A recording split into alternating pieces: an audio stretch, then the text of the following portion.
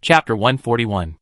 The interstellar empire, with its unique culture, atmosphere, and distinctive scenery, left a deep impression on everyone in the Universal Union.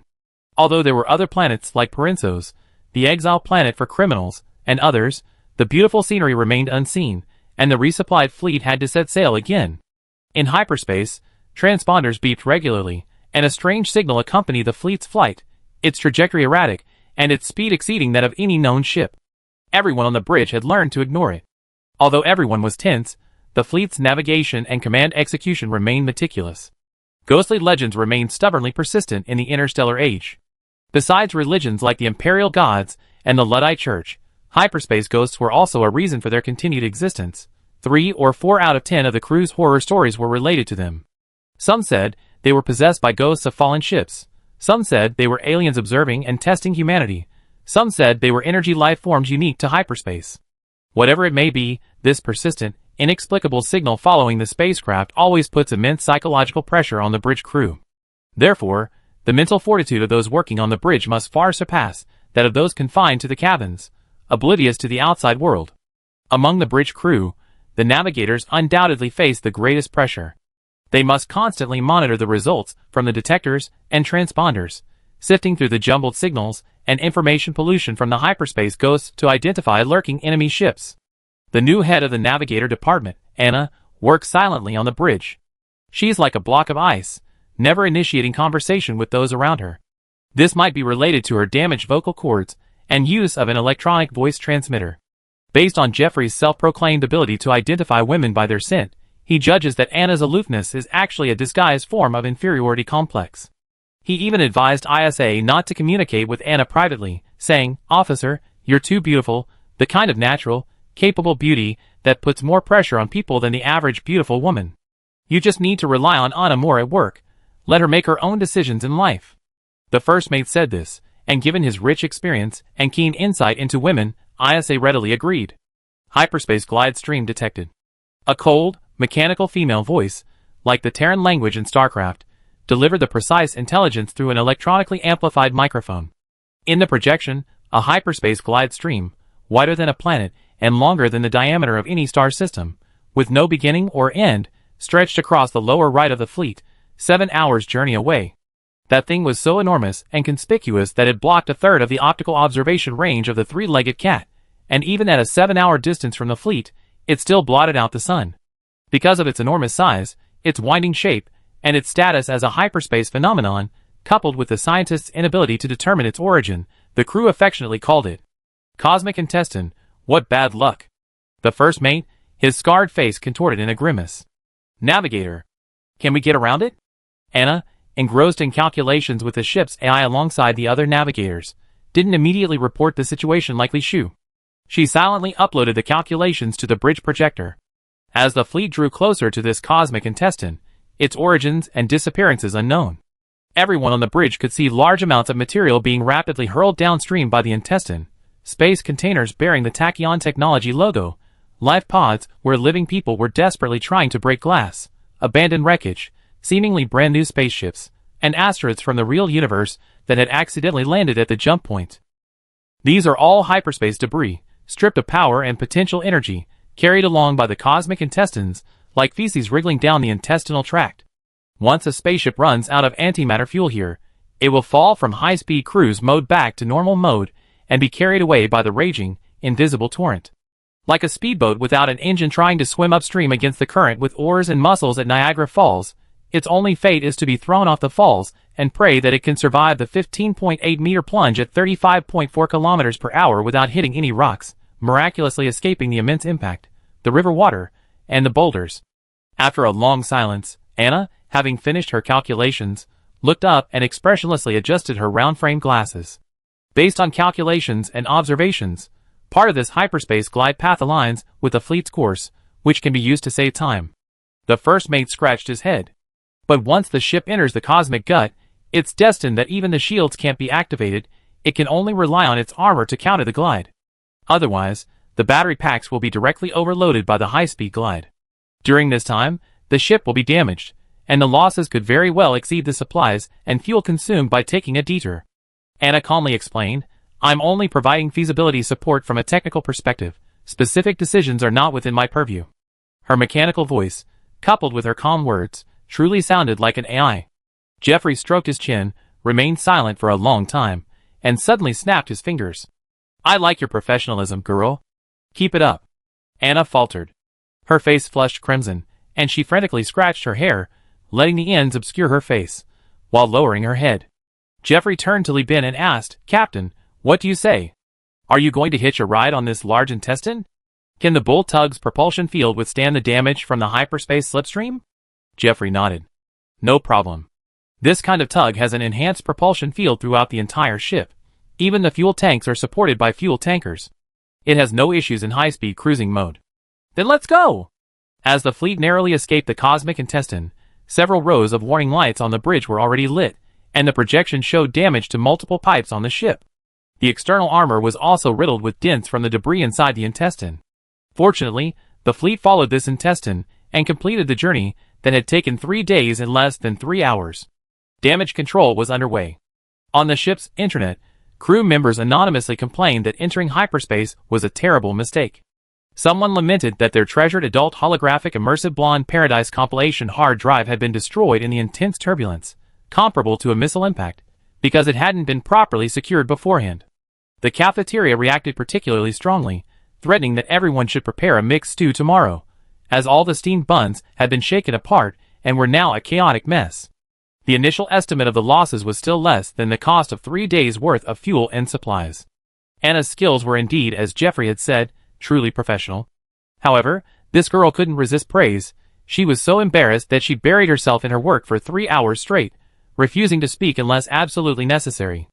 Li Bin, speaking into the microphone, provided the entire fleet with information. Our last stop before reaching our destination is Salamanca in the IMA system. According to intelligence provided by Elder One-Eyed, the IMA system is currently divided between the Interstellar Empire and the Perseus Alliance, and has no nominal master. Parensos, which we are heading to, belongs to the Perseus Alliance, but... Li Bin's voice was serious, and all the crew members focused. They knew that while the CO's jokes might not be entirely untrue, his serious statements were absolutely true. As everyone knows, the Perseus Alliance is a giant corporation jointly established by the major governments of its member planets, so the situation on each planet is different.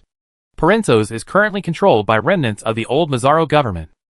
Control, although it has been trying to rejoin the Perseus Alliance, has been resolutely opposed by the vast majority of member states. Li Bin emphasized, this is because this remnant has joined forces with local criminals, and the planetary government is controlled by criminal groups. Gentlemen, I demand that everyone maintain strict vigilance after docking.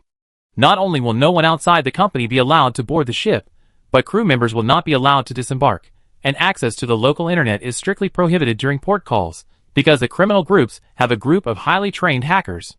This place belongs to the Perseus Alliance in the sector's political landscape, but it is by no means a safe and prosperous place like Kazalan.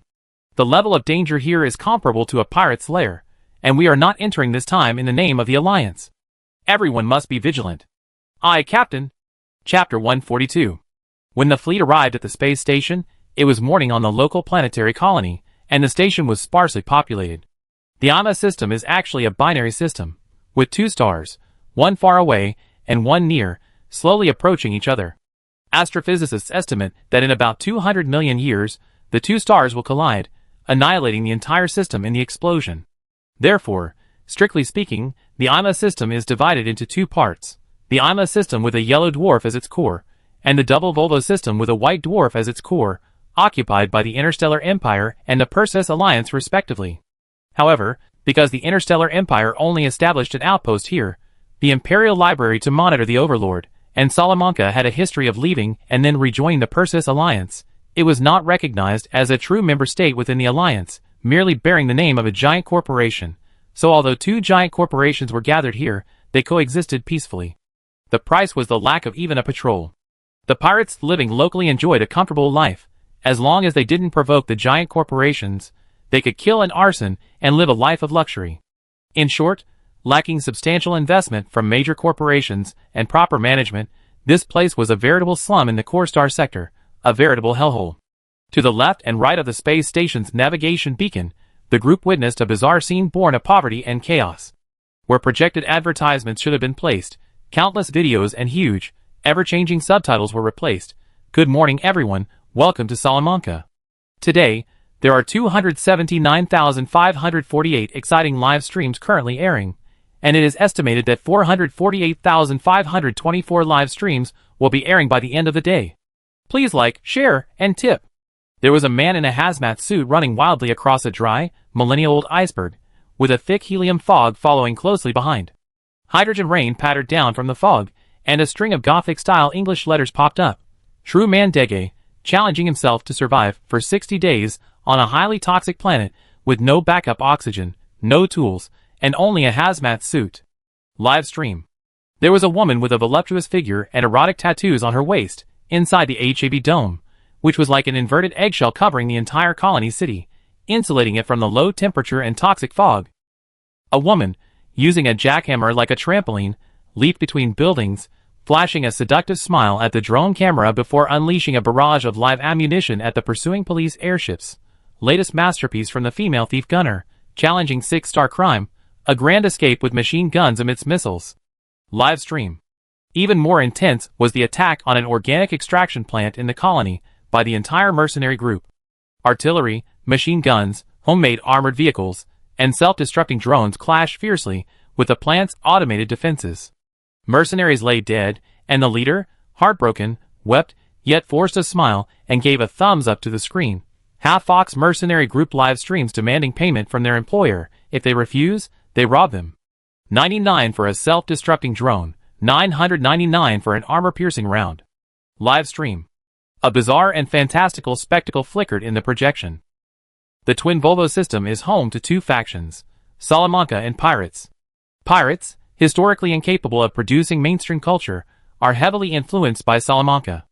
Meanwhile, Salamanca, its political system differs drastically from other Perseus planets, implementing a strange, enlightened monarchy with a tradition of kings rising to fame through live streaming.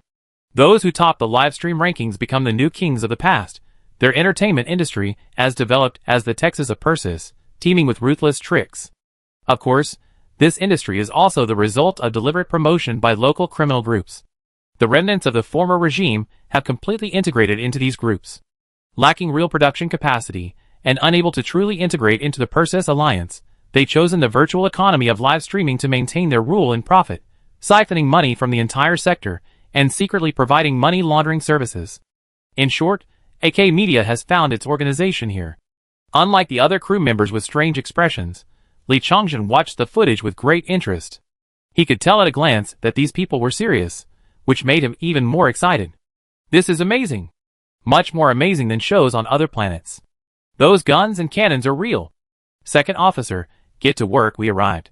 Li Bin, unable to bear his younger brother's dazed expression, as he was engrossed in slicing the footage, finally spoke up to remind him. Oh! Before leaving, Li Chongjin glanced again at the female thief's movements as she operated the impact drill. He thought it was a waste that this woman, with all her skills, was using them for robbery. If she were a crew member, her muscular thighs could practically make her move like a live dancer in zero gravity. Such a beauty, why become a thief? He mimicked his older brother's sigh, shaking his head as he left the bridge, leaving the old one-eyed man looking astonished as if he'd seen a ghost. Little did he know that Li Chongjin wasn't concerned about the person at all, but about the muscles. Salamanca Space Station is extremely dilapidated, partly due to its early construction, but also related to the inaction of the criminal syndicate. Not all pirates are as ambitious as Conda, just as not all regimes can maintain basic livelihoods. After Salamanca was taken over by the Mazzarlo criminal syndicate, the entire space station traversed in just 20 years what other space stations took centuries to achieve. Fluorescent graffiti is everywhere in the harbor and passageways. Apocalyptic illustrations from Ludlow's left, mutilated human figures, and blasphemous religious paintings from unknown cults, various graffiti expressing rebellion and promoting crime, and of course, the most numerous are curses against the giant corporation, many of them filled with venomous curses. Urine and vomit have long oxidized and corroded the metal plates in the corners of the deck, the air reeking of a bizarre, acrid stench. The ventilation system hisses and groans, yet due to poor maintenance, it is utterly incapable of keeping the space station fresh. A businessman carries a large bag full of samples, his shoulder terminal projecting advertisements that sway with his steps, attracting captains from all over. Among them were pimps, dressed in flashy clothes, their projected advertisements showing holographic images of their male and female henchmen, standing there blatantly without anyone interfering. Some streamers, on steroids and using exaggerated expressions to interact with viewers through chat and audio, were broadcasting all night. Others were squatting in corners, wiping away a dark brown substance of unknown composition from an alloy plate and putting it in their mouths. These were all small-time streamers, trying to earn a meager living in this place controlled by live streaming and criminal organizations. It was only morning, and the hard work was already underway. The positions that should have been occupied by security guards were now occupied by several thugs with tattoos all over their faces. They glared menacingly at the passing vendors, and any individual vendors who came to the port to sell goods without paying were immediately attacked and beaten up before being forced to pay. But they turned a blind eye to those in the corners who had paid, setting up tents to solicit customers for illicit activities, affecting the appearance of the space station. Only those who made truly loud noises would be annoyed enough to be kicked by both customers and merchants. "Shut your beak, or I stab you to death." Li Chungjin only glanced at the group of thugs before losing interest. "They're all made of wax. They crumble at the slightest touch," commented his younger brother, who had once been intimidated by thugs, describing the group of burly criminals who were several times more ferocious than the thugs he used to hang out in the factory district. After paying a sum of money to the port management team sent by the Mazzarlo crime syndicate, Li Bin pulled out a few bottles of reasonably good quality wine from the Interstellar Empire, said a few kind words, secretly gave them 2 or 3 star coins, and sent the group on their way. "Brothers, Byzantine wine. It's 99% rare. Watch me show you how to drink a whole bottle in one gulp. If you like it, give me a tip." The customs officer accepted a bribe in the live stream without any attempt to hide it. He took the wine, bit it open with his rotten teeth, and started chugging it straight from the bottle. Jeffrey was completely dumbfounded by this scene. Chapter 143. These customs officers, with their flamboyant tattoos and miniature camera drones flying around them, live streaming their daily work, weren't even worthy of tasting the Byzantine wine in Li Bin's hands. He planned to sell this batch directly to a local powerful mafia family. 60 cases of top-tier wine were an invaluable delicacy for a mafia family. After all, these 60 cases were proper small cases, 12 bottles per case, not some space shipping container. More importantly, these top-tier luxury goods were the ultimate symbol of status for the leaders of criminal organizations. These nouveaux riches, who made their fortunes through illegal and criminal activities, were infamous, looked down upon by other planetary regimes, and yet still possessed wealth, were most eager to associate themselves with the clean and noble old money. This wasn't about money, it was about face. Criminal organizations had money, but no face. Their thirst for fame was insane. In fact, live streaming rare delicacies from the star sector is also a form of live streaming. After Li Bin sells the wine to the criminal group, it will definitely appear in the live streams of the king and top streamers, becoming their capital for attracting attention. Ordinary people live a hard life, but their yearning for a better life is timeless. Even if they may never experience the good life they desire in their lifetime, it's still good to feast their eyes on it in a live stream. Besides, everyone on this planet has brain-computer interface modifications. By paying for VIP access, they can even smell the aroma of Byzantine wine simulated by data in a deeply immersive live stream. Drinking it is impossible. These top-tier delicacies and alcoholic beverages cannot be digitized for taste. This involves the luxury goods trade worth hundreds of thousands of star coins annually. By this time, after Li Bin contacted several families, the port had seen an increase in so-called spies who thought their disguises were flawless, but in Old One-Eye's eyes, they were no different from walking around naked. These are all agents from small families. Their skills are pretty low.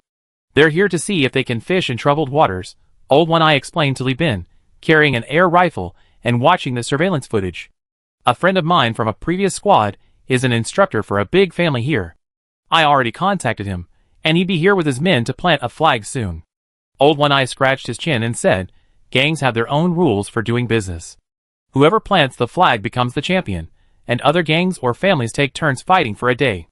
If the flag is still there after a day, the business belongs to them. If the flag is taken down, they go and fight the one who planted the new flag. That's a martial arts negotiation." That sounds a bit like the Hong Kong triads fighting over territory. Li Bin nodded. Li Chungjin was very interested in martial arts and eager to try. "Teacher, let them fight. I want to try too." "Shut up." Old One-Eye glared, puffing out his beard. He had very few old buddies still alive, and now his apprentice was offering to send someone to plant a flag and fight for 24 hours straight. What? You're just planting a flag here to fool the gangs, just to make Li Chongjin laugh. He continued, when Tan is more complicated.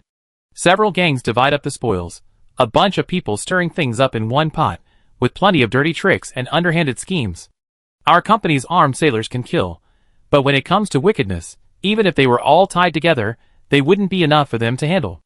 As he spoke, the one-eyed old man glanced at Li Bin, then changed his tune at the last minute. Of course, you're an exception, Captain. Li Bin pondered the one-eyed old man's words, feeling that his last sentence sounded like a compliment, yet it didn't quite seem like one. The Corps members were discussing how to maintain a tight defense, when a massive horde of people poured into the port. Leading the way was a row of convertible hover cars, spotlights shining indiscriminately. The thugs were tattooed, armed, and their prosthetics bulged out in irregular shapes, pointing their middle fingers and sticking out their tongues as they roared. Micro-camera drones swarmed in like bees, following the thugs as they gathered, shouting various greetings like brothers, old buddies, family, XX family, XX clan, XX group in a rapid-fire live stream, creating a chaotic scene. Isha, watching this scene that seemed incredibly cool to the thugs, felt like she stumbled upon a toad farm, a bunch of shameless, rotten-headed toads jumping and croaking, thinking themselves cool. These people were like the street thugs, who used to shout and yell in my past life, the lowest rung of the underworld. The real high-ranking members were either dressed in long robes and carrying Buddhist prayer beads, or in suits and ties, petting cats. They talked about friendship, business, and relationships, appearing very amicable. Even when they did kill someone, they only did it behind the scenes, ordering their underlings to carry out the attack. They themselves never got their hands dirty. To the accompaniment of loud music, a man in power armor, with a striking silhouette of a mechanical viper with its gaping maw tattooed on his shoulder armor, stepped out of the vehicle. He was one of the few in the group who didn't carry a live-streaming drone. In fact, he seemed quite disgusted by the buzzing mechanical flies. "They're here," Old One Eye said, obtaining Li Bin's permission before leaving the spaceship alone. Write a section about an intervening force before or after the arrival of the newcomer. Old One Eye walked out, and the newcomer, seeing him, called out, "Captain!" and happily went to hug him. Old One Eye gave Bourbon a firm hug and chatted with him happily. The two men chatted for a while, the old one-eyed man pointing at the fleet, and the other man patting his chest and saying something. They quickly reached an agreement. "All right, that's settled then. Bourbon, you're coming with me to the ship. The company food is excellent. You might not even get to eat as well as a regular crew member here, as you do here. The man named Bourbon was a straightforward one. He readily agreed, sent a message to his thugs telling them to keep watch outside, and then went to the ship alone with the old one-eyed man. On the way, Bourbon glanced at the bosun's epaulets on the old one-eyed man's uniform, recalling the intelligence he gathered before leaving. He couldn't help but ask, "Captain, are you really going to stay here in the Universal Alliance? How many star coins a year? With your skills, you could even apply for a Marine Corps instructor position in the Persis Alliance. If that doesn't work, come work for me. My boss is desperate for talent. You could easily earn 200 to 300 star coins a year. The volatile matter collection station in Salamanca desperately needs elite troops. Don't underestimate me just because I have a bunch of useless idiots here. My students are all over the planet, the kind of heroes who dare to raid collection stations using gliders. You'd definitely be more comfortable here than as a bosun. Let's unite, and build up our strength over a few years. Establish your own household and family, you could become the future leader of Salamanca." Old One Eye remained unmoved. His steps were light, but his tone was stern. "Of all the Marines, you're the most useless. Not only have you ended up as a henchman for a criminal organization, but you also dream of becoming a crime boss yourself. Your mind is still trapped by the Marines' ways. I won't stop you from wanting to be a criminal. Everyone has their own ambitions. But can't you have some aspirations? What's the use of just training a bunch of Marines? This is the interstellar age. Spaceships are the most important thing. I'm scolding you because you lack ambition. Why don't you become a pirate? Hide in Salamanca, working for a bunch of useless licks, the hemorrhoids of the Persis Alliance. Aren't you ashamed to admit it?" Chapter 144. Old One-Eyed said wistfully, "I still remember when we were serving, we talked about fighting for freedom and for humanity. But along the way, we killed more innocent people than fought crime, drowned justice more than upheld freedom. We all retired because we couldn't take it anymore, and now you come to be an accomplice. Bourbon, you've been blinded by the stars." Bourbon fell silent upon hearing this. After a long while, he opened his mouth to speak, but Old One-Eyed only patted him on the shoulder, losing interest in further conversation. "It's not easy for us brothers to get together. Let's not dwell on our ideological differences. Anyway, let's not waste our brotherhood. Come aboard and have a good meal. Since it's my treat, help my boss with this. Bourbon's face flushed red, seemingly angry that the old one-eyed man had doubts about him. If my brother is in trouble, then I'm in trouble too. There's no need for further explanation. Bourbon's resentment was genuine, but he also thought to himself, since Salamanca separated from the Perseus Alliance decades ago, business has deteriorated, and organized crime has proliferated. Live streaming has driven these people crazy. Merchants willing to risk selling Byzantine wine are becoming increasingly rare. My boss would love to devour all 60 cases. If it weren't for having to give face to a few allies, I would have planted my flag right here today. And then, I wouldn't have brought these live streaming thugs, but my own carefully trained, legitimate henchmen. 300 men trained to Marine Corps standards, fully equipped with power armor, chainsaw swords, and large-caliber air rifles. This formidable force was, in impoverished Salamanca, an undeniably powerful army. If Bourbon had a few dozen more mechs, he could easily have established his own independent faction. The so-called criminal organization was actually just a large council composed of underworld families. Salamanca was a highly toxic planet, with a population of only about 600,000 including the space station. Such a small population, divided into factions, couldn't possibly support a large army. In Salamanca, the professionalism of a group was generally judged by two standards: those who carried live-streaming drones and those who didn't.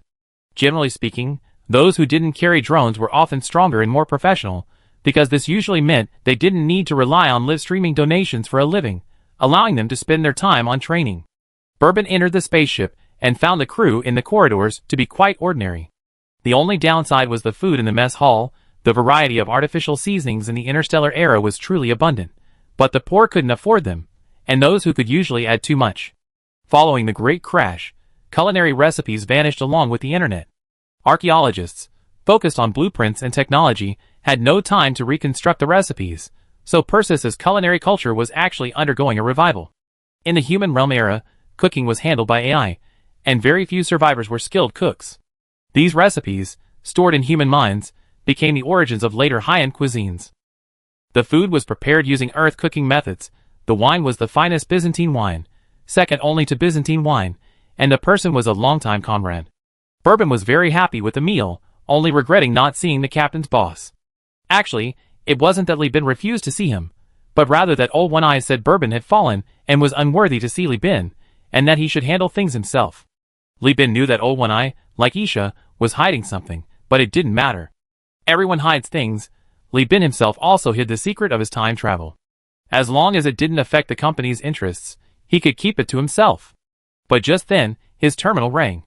Bourbon, his mood ruined, answered the call, his face darkening. "You better have something important to say." "What?" "He dares." His expression changed drastically.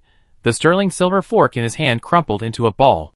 Bourbon, like a chameleon, first turned black, then red, then white, and finally black again.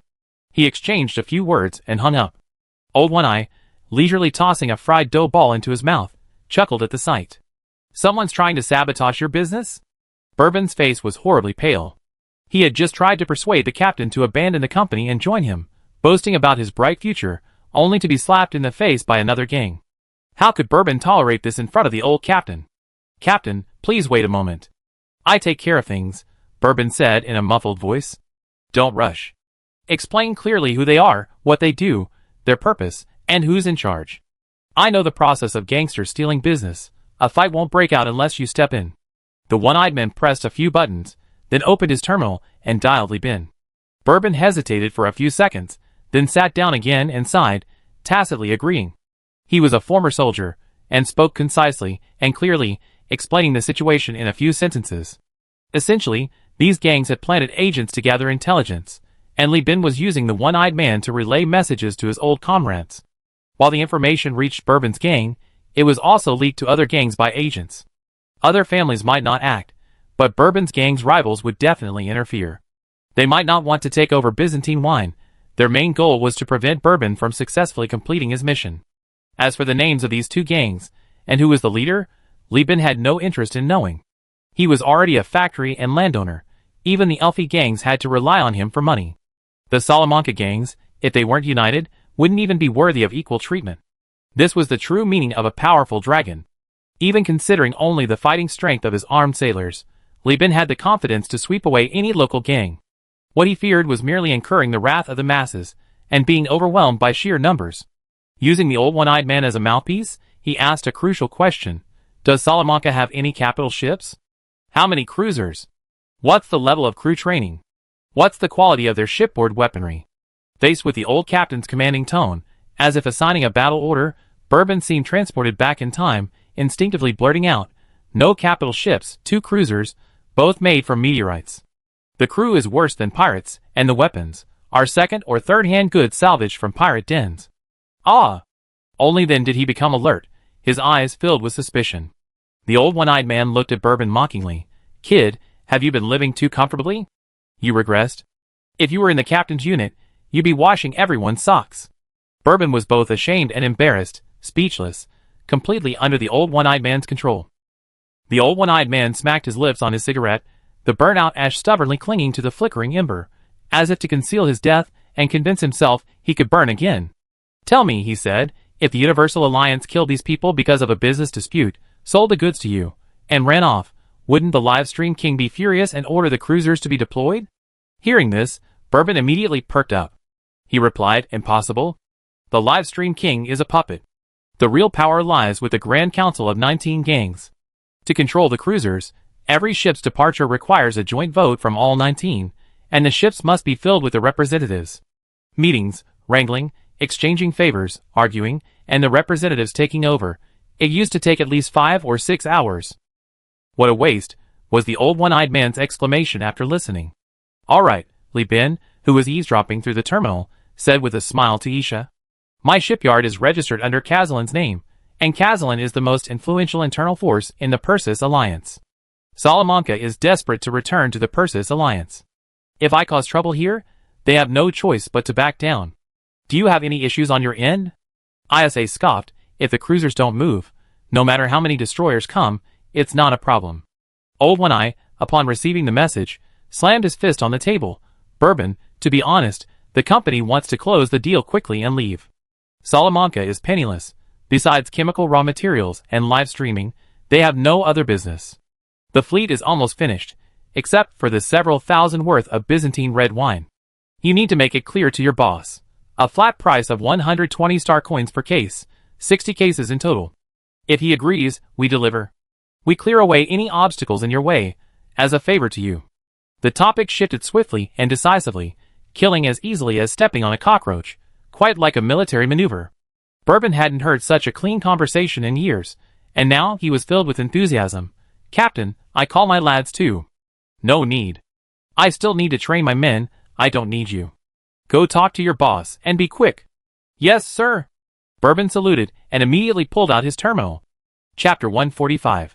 Sky rubbed his neck, the mechanical-style vertical pupils on his forehead changing with the furrowing and relaxing of his brows, giving him an air of extraordinary presence, like a three-eyed stick insect. 3 live-streaming drones circled around him, capturing the port, himself, and his underlings in their lenses. He carried a chemical-powered spear, a live-fire weapon slung across his waist, rode a convertible painted motorcycle, and wore a polymer fiber jacket that revealed the dense tattoos on his arms. He was loudly proclaiming in the live stream, "I heard Bourbon is a double-flowered red pole of the Mercury Gang, known as Quick Knife Bin. Today, I, Sky, representing the Tusa Society, will meet you." After this boastful monologue, he raised his powered spear, striking a pose similar to Aquaman. "Family, put up the bounty." A huge bounty screen immediately appeared in his live stream. Sky continued to eloquently explain his plan, while the bounties in the live stream rapidly rotated, quickly reaching 40 people on his kill list for the day. This means 40 wealthy individuals tipped him 1 star coin.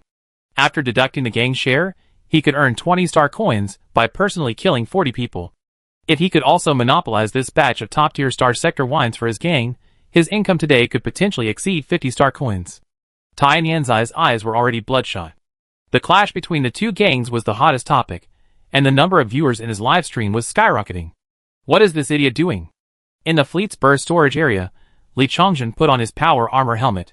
Tai Nianzai's live stream popped up on his interface.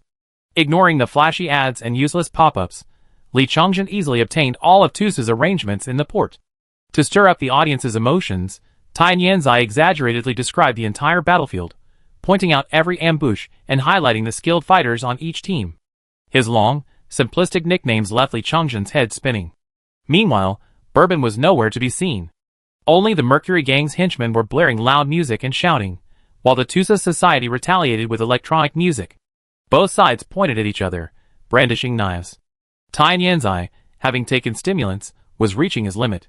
He was now incredibly agitated and started gesturing wildly into the live stream. "Quick knife Bourbon, where are you? You're not even at the port. Where are you hiding?" Sizzle. A pneumatic grenade launcher fired over a dozen tear gas canisters. Tactical shields emerged from behind the warehouse shelves, drawing up a defensive line to protect company property. Armed sailors in power armor, led by their respective Marine Corps transferred captains, boarded the launch pads. Electromagnetically charged launchers propelled the sailors forward. Under the cover of tear gas, the space station, with its weak gravity, required minimal force to launch them.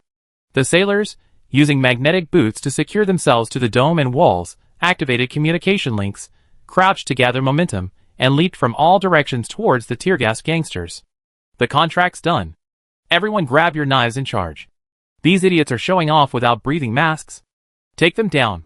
Li Changzhen was the first to land in the dust, surrounded by coughs and curses. This gangster group had extremely poor tactical awareness. Prioritizing the live stream's effect, they rarely used tear gas or flashbangs, tools that disrupt the broadcast, and avoided masks whenever possible to enhance their image. They were easily bypassed. If it weren't for some hesitation, Li Changzhen would have directly used the individual artillery. Buzz, the chainsaw sword hummed excitedly as it powered on. Tai Nianzai, tears streaming down his face, heard the nearby chainsaw and instinctively swung his power spear, activating the chemical explosives. A deafening explosion followed, the explosives at the spearhead detonating, killing several henchmen, but simultaneously blasting away the tear gas smoke. Through the ringing in his ears and the blast wave, Tai Nianzai vaguely saw that there were no survivors at the spearhead's location, and couldn't help but chuckle softly. He was about to summon a drone to show off to his viewers in the live stream when his vision spun. He instinctively reached out to brace himself, only to find himself kneeling on the ground, his lower body inexplicably out of control, and feeling immense pressure on his shoulders. He struggled to turn around and saw a figure over 2 meters tall, clad in power armor, standing with one foot on his shoulder. A chainsaw sword spun bloodily in the hand, its cleaving gears revealing fragments of internal organs and bone. In a crisis, a surge of hormones is released, boosting physical abilities and suppressing pain. However often, the moment a person sees a wound, the pain bypasses the hormonal defenses and stimulates the brain. The boy's third eye was closed by his furrowed brow. His pale lips moved slightly, and his fingers trembled as he raised them. "Give me back my kidneys." His voice was barely audible, like a mosquito flapping its wings. "Your kidneys are on the chainsaw. They're gone now. I send you to see your kidneys." Li Changzhen's expression remained unchanged, and without wasting any words, he kicked Tai Nianzai over, and the chainsaw sword cleanly pierced into his heart along the gap between his ribs. The motor spun wildly, shredding the strong heart muscle. He then stomped on Tai Nianzai's forehead, crushing the tattoo and skull together, ensuring that the enemy leader was beyond saving. The 6 eyes of the power armor began searching for high-value targets on the battlefield. The battlefield was a scene of carnage. Li Bin's armed sailors, all clad in power armor, sold as spoils from the Mega Galaxy War, had their identification codes and markings washed away. The technological superiority of their high-tech equipment, coupled with the sheer quality advantage of their armor over the unarmored, allowed the less than 100 sailors to rout the pathetic Tusa gang. In the era of cold weapons, armored soldiers held the advantage against the unarmored. Now, with power armor against the unarmored, and the aid of smoke, the battlefield was utterly one-sided. The power armor visors featured 6 eyes, incorporating thermal imaging, night vision, and a 270-degree wide-angle lens, allowing for unimpeded movement even in smoke. The Tachyon technology power armor also featured disposable energy weapons mounted on both shoulders, capable of firing 2 sweeping lasers, a game-changing weapons even in a marine clash. Moreover, these armed sailors were skilled fighters personally trained by Old One-Eye for several years. In the time it takes to smoke 2 cigarettes, only the members of the Universal Alliance remained standing. The Tusa gang thugs fell dead, naturally pulled to the ground by the magnetic boots. Those still alive were terrified by the bloodshed, dropping their weapons and collapsing to their knees. They had never seen anything like this before. In the past, Fights were always fought with live streaming drones, each person showing off while hacking and slashing, leaving the wounded alive to utter some threats, building their persona and generating hatred, saying things like if I don't die, I kill you, or I can't sleep until you're dead, to generate buzz and viewership. But these people didn't play by the rules. If you're going to kill, then kill. Why use tear gas to suppress them? This way, the live streamers couldn't see anything, and the victims died without uttering a single word. They were hacked for nothing. Those who survived couldn't even earn back their medical expenses. This outside gang was incredibly rude. That day, iBoy's livestream had tens of thousands of viewers. Now that he was dead and his account was deleted, even if he had failed the challenge, the gamblers who had bet on him winning were still cursing and hurling insults at him in the now blacked out live stream, making life miserable for the dead man. He killed people like chopping vegetables. Lee Chungjin glanced at the group of thugs watching the spectacle. The thugs, intimidated by his imposing presence, retreated timidly, afraid that their master would kill them on a whim. They handed over the pre-prepared goods, and Lee Chungjin called for the armed sailors to board the ship, shouting before they left, "Security, come out and clean up the mess." He then quickly received the goods, took photos, collected payment, and boarded the ship in one smooth motion, leaving behind a pile of dead prisoners. Bourbon, with an e-cigarette dangling from his lips, silently inhaled the stench of blood in the air, looking at the dismembered limbs with anger. Even if he was unwilling, he had to admit that in a ground battle, his carefully trained henchmen couldn't beat the armed sailors trained by Old One-Eye. The only advantage lies in airborne operations on highly toxic planets, where they might gain a slight edge. I wonder who the old captain is working for now, the Universal Alliance. Raptors, I hope the old captain has a safe journey. On the ship, Lee Chungjin took a quick shower, rubbing his hair with a towel as he walked onto the bridge, only to hear the first mate's mocking laughter. I'm truly impressed. That leader of the Tusa Society is even broadcasting live, crying and making a scene, revealing that he's seeking help from pirates to take revenge. Isn't that just a free kill? Chapter 146. The various preventative measures discussed by the company's core members ultimately proved useless, as no one anticipated the situation would escalate so quickly to the point of a complete breakdown. The company launched the first attack, rendering hacking, infiltration, and smuggling efforts futile. Lee Chungjin led his team in a boarding-like assault, diving into the enemy lines with swords drawn and slashing. The group barely fired their guns, their sheer force intimidating the gang. Their actions were swift and decisive. They had been operating the smuggling operation for years, so they could do it blindfolded. Furthermore, the Mercury gang, behind Bourbon, secretly obstructed their plans. Other gangs, wary of the Universal Union being affiliated with the Perseus Alliance, saw their plan to use the space station's defensive firepower for revenge fail. The gang leader slammed his fist on the table in the council, his glare confirming Li Bin's earlier predictions. Weak nations have no diplomacy or principles. They are like fragile yet resilient weeds, bowing to the wind and rain.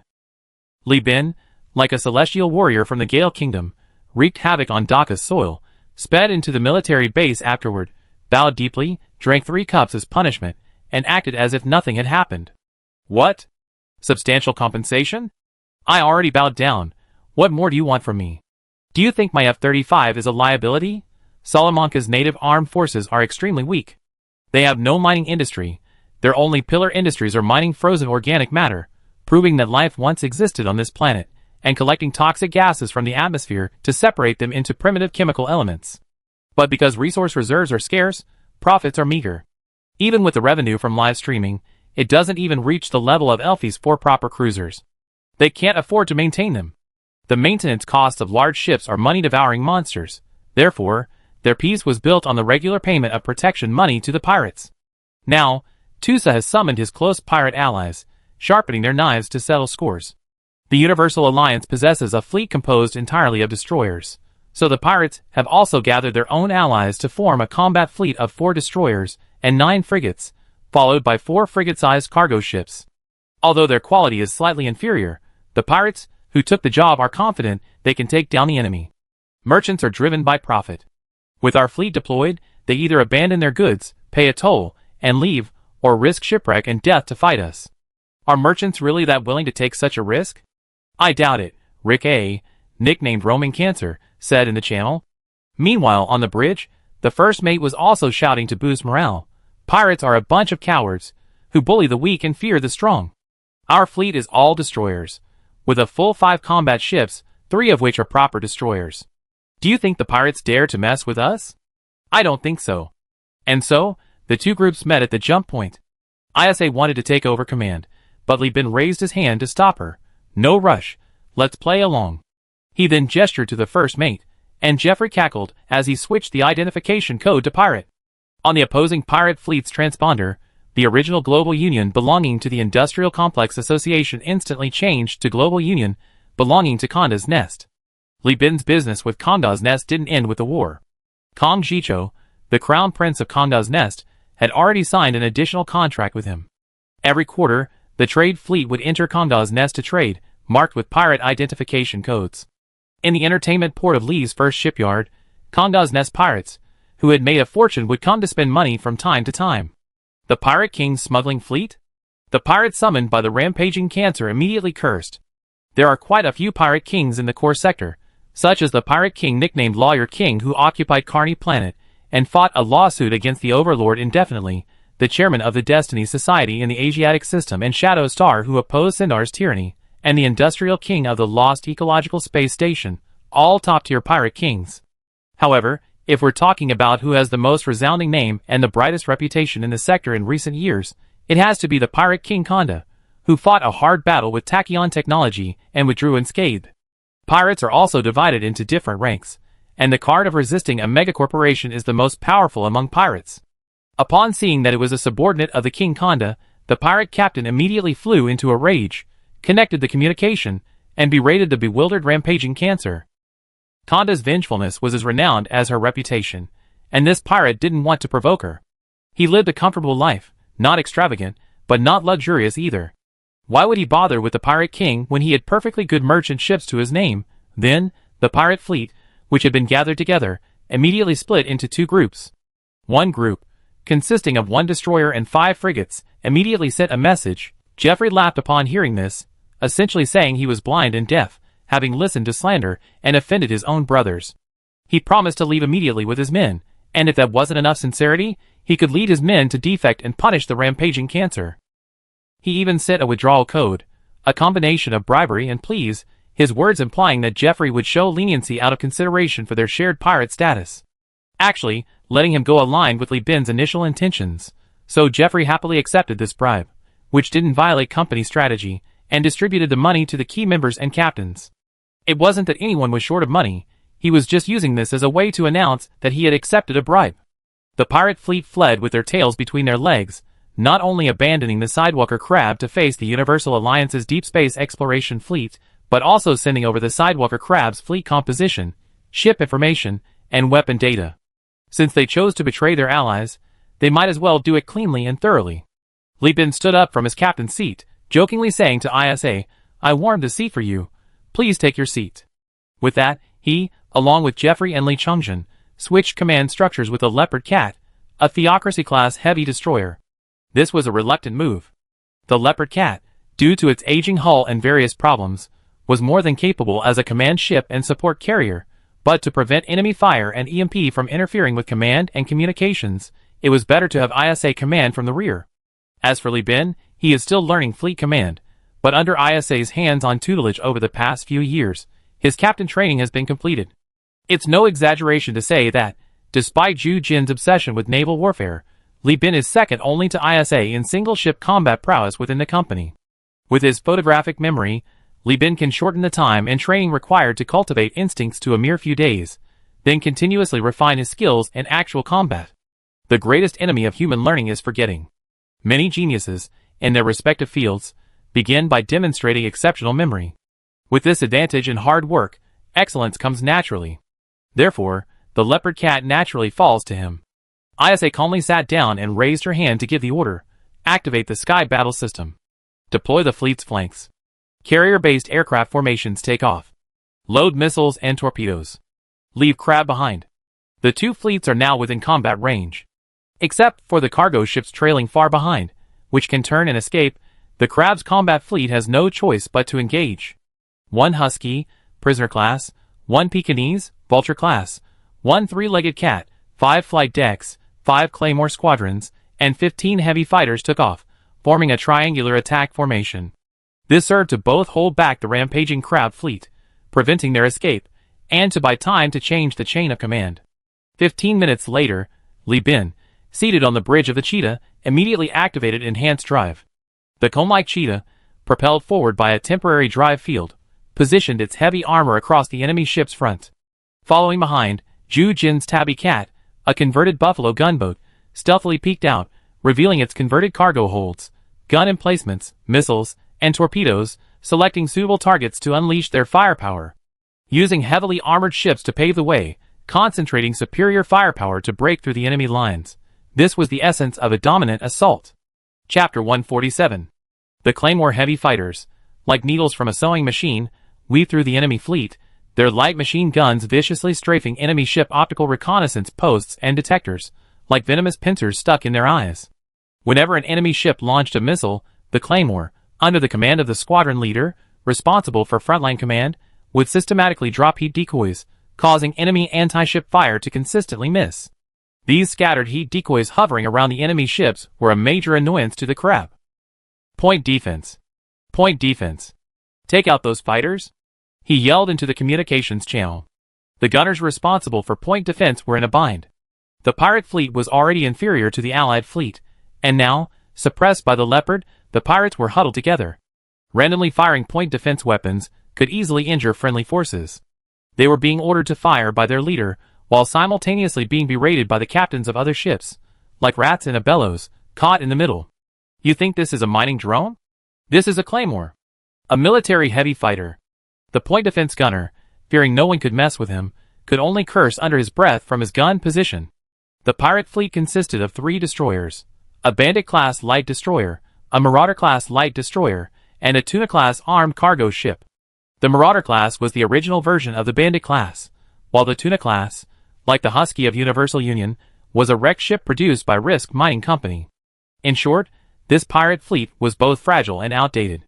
The crab-like ship attempted several breakouts, trying to sacrifice the Tuna-class to absorb fire and preserve its most valuable Bandit-class and Marauder-class destroyers, but under the overwhelming firepower of the Cheetah and the Tabby Cat, which dominated conventional destroyers, it was utterly futile. Left. Hold them off, frigates advance. The monstrous crab frantically maneuvered, drawing various routes through the Sky battle system. But ISA's response was to ignore them, leaving the main battle to Li Bin. The Cheetah, with its heavy military armor and additional heavy armor, stood facing the enemy fleet. Its shields opened and closed intermittently, its frontal missile slots unleashing a barrage of missiles, combined with the hammer torpedoes, harpoon missiles, and hornet missiles fired by the Cat, creating a missile barrage that blocked the enemy ship's movement. The gunners roared, unleashing their firepower. Neither the Bandit class nor the Marauder class had missile slots, lacking the destructive power to penetrate the Cheetah's armor in a short time. Under Li Bin's command, the Cheetah frequently adjusted its posture, using its long, curved side armor to absorb shells from heavy automatic cannons and high-speed strikers. The detectors detected a significant accumulation of uranium alloy radiation shells on the outer edge of the armor. These weapons, which originally caused considerable damage to the shields, were rendered ineffective after Li Bin deactivated the shields. Intelligence, quality, and crew strength were all superior to the Allied forces. The pirate ships had less and less room to maneuver. The Pirates' Pest-class and Hound-class frigates were being targeted one by one. Under the saturation bombardment of Hornet and Rainstorm missiles, these frigates were hit, overloaded, and subsequently destroyed by more than a dozen missiles. Using the Cheetah as cover, the Tabby Cat would occasionally advance to launch all its missiles, then retreat to evade.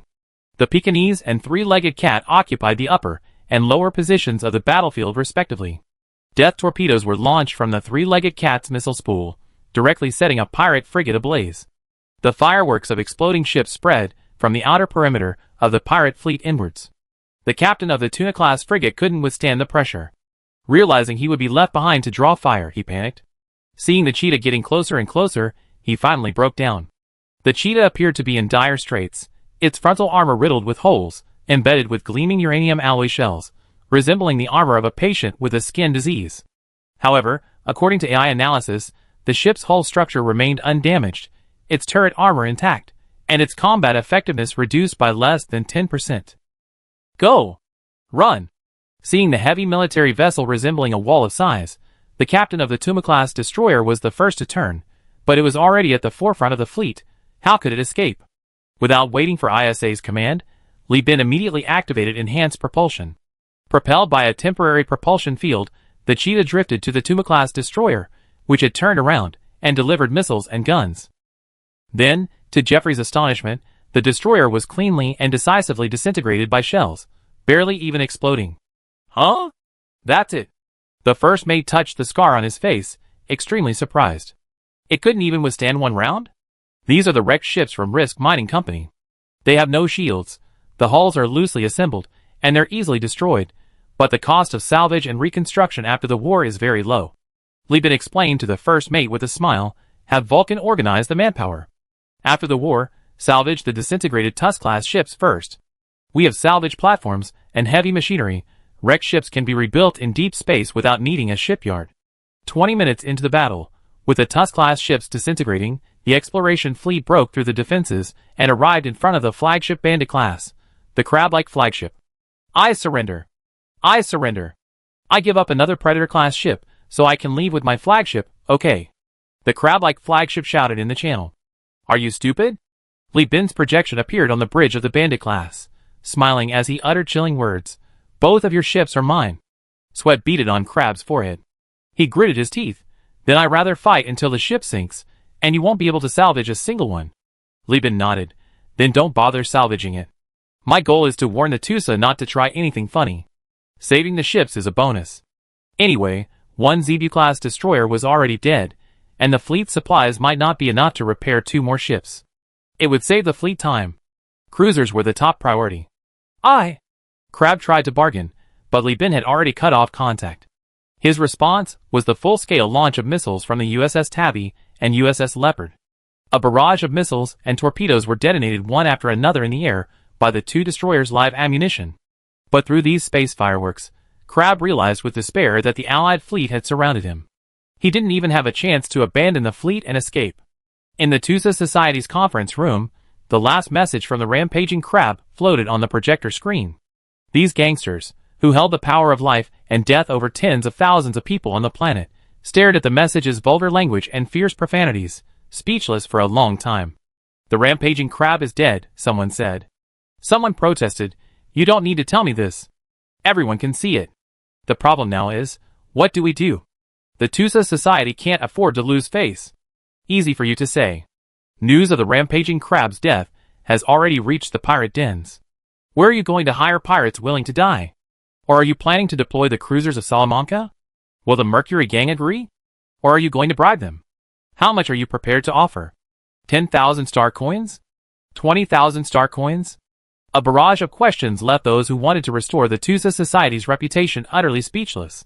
On the battlefield, a salvage platform stood vertically in front of the Cheetah. Crew members in spacesuits were using hydraulic shears to dismantle the ship's armor. Fortunately, the Theocracy class's heavy armor was multi-layered, removing the shallow layer, inlaid with uranium alloy, and dropping it into space, followed by heavy machinery riveting in new armor, would complete the repair. However, the hydraulic shears and spacesuits were no longer usable. The high-speed Striker's uranium alloy shells would release large amounts of radiation in a short time, infecting everything in the surrounding area with lethal radiation. Even through their spacesuits, the crew had to take anti-radiation medication before starting work. These loyal crew members, tested and proven over several years, were someone Li Bin didn't want to see die during post-battle salvage operations. Across from the salvage platform, a ship, 1/5 complete, lay grotesquely wrecked, resembling a beast's skeleton. This was the Zebu class. The person who invented the wrecked ship series is a genius. Vulcan, sweating profusely as he welded steel with heavy machinery, his eyes gleaming, told his men, we deliberately made the ship's structure loose, using expanding foam and colloids as seals. The external armor serves as both protection and an exoskeleton to hold the hull together. Under severe attack, the ship begins to disintegrate, facilitating post-battle reconstruction and preventing the possibility of a catastrophic explosion. Using inferior technology, yet achieving the reuse of the ship, ingenious. The first mate, picking his nose, scoffed, genius my foot. If this Zebu class hadn't disintegrated first, we would have fought for another 10 minutes or so. Vulcan shook his head, that's a trade-off. This kind of ship sacrifices sustained combat capability. The technology it uses is too outdated, this is the only way. Li Bin's voice cut through the channel. The Tumor class only needs basic repairs. We just need to verify our deep space self-sufficiency capabilities. Further repairs can wait until the Brighton Alliance. How's the salvage progress on the other ships? Yes, Captain. Vulcan immediately replied loudly. The frigate's hull is too fragile. Under the company's saturation attack, there's no possibility of repair except for dismantling alloy plates and some equipment and cargo.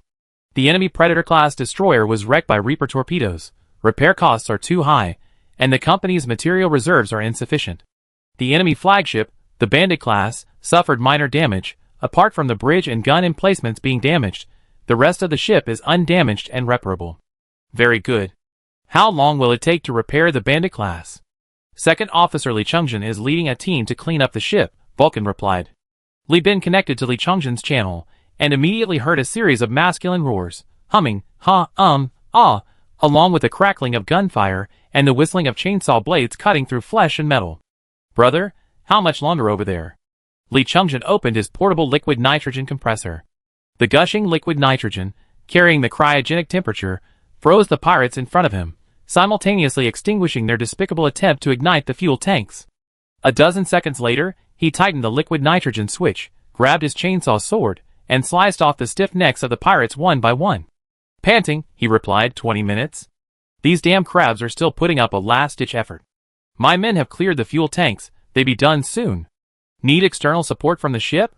That wouldn't be fun. Li Chungjin shouted, charging forward with his chainsaw sword raised. His subordinates raised tactical shields to deflect bullets, and he and the second mate sprinted together. Big brother, wait for my good news. All right. Li Bin rubbed his nose, looking at the bridge of the Bandit-class destroyer, blasted apart by Storm and Hornet missiles, grabbed his captain's hat, and headed towards the three-legged cat. He also needs to participate in the debriefing of this battle hosted by ISA, and watch ISA's command videos to learn more about the art of fleet battle command. Chapter 148. The naval battle lasted less than 40 minutes, but the subsequent suppression of the remaining pirates, salvage, and repairs took 8 hours. Venture Capital's wrecked ship series also demonstrated its unique magic at this time. The repair cost of the abandoned Marauder-class light destroyer was approximately 3,600 star coins, while the salvage Bandit-class repair bridge, cleaning the hull, and replacing the external armor required 2,000 star coins. Even considering the presence of a Bandit-class ship of identical design nearby, albeit with a technological gap, dismantling the Bandit-class for repairs only reduced the cost by a mere 600 star coins. And what was the reconstruction cost of the Tusselox-class ship, whose armor was blown apart? 320 star coins. Yes, after using salvage parts as replacements, it only cost a mere 320 star coins. This is why the wrecked ship series, despite being unremarkable and even lacking shields, remains incredibly valuable. Each wrecked ship is the result of a collaborative effort by elite ship designers and master repairmen selected by Venture Mining. After the ships are dismantled, the salvage fleet can effortlessly find repair guides and material replacement suggestions in every hidden corner. Furthermore, the use of common components significantly reduces both reconstruction costs and time. Some might ask, what is the purpose of Venture Mining's extensive efforts? The reason is simple. Venture Mining is accumulating technology. Through iterative design and construction of unique wrecked ships, it has rediscovered long-lost construction capabilities previously only achievable through automated factories. This is a unique, practical approach to technology, distinct from tachyon technologies. The war across the core sector varied greatly due to the differing philosophies and technological approaches of the various giant corporations. In the northeast of the core sector, tachyon technology and the Interstellar Empire dominated, their battlefields filled with high-speed ships, energy, lasers, and electromagnetic weapons. In the central and southeastern sectors, the Sinar power and hegemony reigned supreme, employing meticulously planned battle lines. Elite officers commanded heavily armored, rigid warships, tearing through enemy defenses with missiles, torpedoes, and artillery, crushing the enemy like a giant millstone. In the southwestern sector, Venture Mining Corporation reigned supreme, its battlefield filled with a vast array of crudely built, wrecked ships, salvaged and modified vessels, and a massive auxiliary fleet. While ships at the front exploded, the auxiliary fleets frantically salvaged and rebuilt them. Any wrecked ships that were destroyed upon deployment were repaired within 2 hours in massive, kilometer-long industrial ships, ready to be deployed again. Wherever Venture Mining Corporation fought, a loss left behind a massive amount of space debris and wreckage, forming a sprawling, enormous junkyard. If they win, They sweep away all debris, asteroids, and meteorites in the surrounding space, allowing them to repair and rebuild the fleet on the spot. Furthermore, this repair, thanks to the vast amount of spacecraft modification technology accumulated by Risk Mining Corporation, doesn't require nanoforges. In battlefield repair, Risk Mining Corporation is arguably the best in the sector. Looking at the fleet's daily losses and repair data, Li Bin recalled ISA's descriptions of the various giant corporations' war preferences and common tactics. He couldn't help but feel fortunate that these giant corporations had been too busy fighting and expanding to miss the opportunity to restore technology in the early stages of the Great Collapse. The data and technology stored on hard drives would have been corrupted in just over 10 years. Because no one anticipated the Great Collapse, the Perseus sector lacked paper backups. In the dark ages before the early giant corporations were born, countless precious documents were lost in the flames of war and the passage of time. This led to the later established megacorporations developing their navies based on their respective technological capabilities, resulting in a chaotic environment in the current core star sector where various tactics and strategies can thrive. This also means that even though the Universal Alliance arrived more than 200 years later, it still had a chance to become independent. There are 3 prerequisites: colonies, an AI core, and a nanoforge, he muttered to himself. Without colonies, everything is meaningless. Without an AI core, it's impossible to quickly integrate resources, reverse engineer technology, and defend against megacorporations hacking. Without a nanoforge, it's impossible to convert technology and resources into production capacity. The Brighton Alliance, with its high morale and its people locked in a fierce battle with the Afterglow, is arguably the most spirited regime in Perseus. The reason they haven't been considered megacorporations is that they only have one damaged nanoforge, whose production capacity is severely insufficient to meet demand. Furthermore, the ships, equipment, and space station materials produced by the damaged forge have various problems, and will permanently pollute the planetary environment. However, this planet lacks an atmosphere and ecosystem, so environmental issues are irrelevant.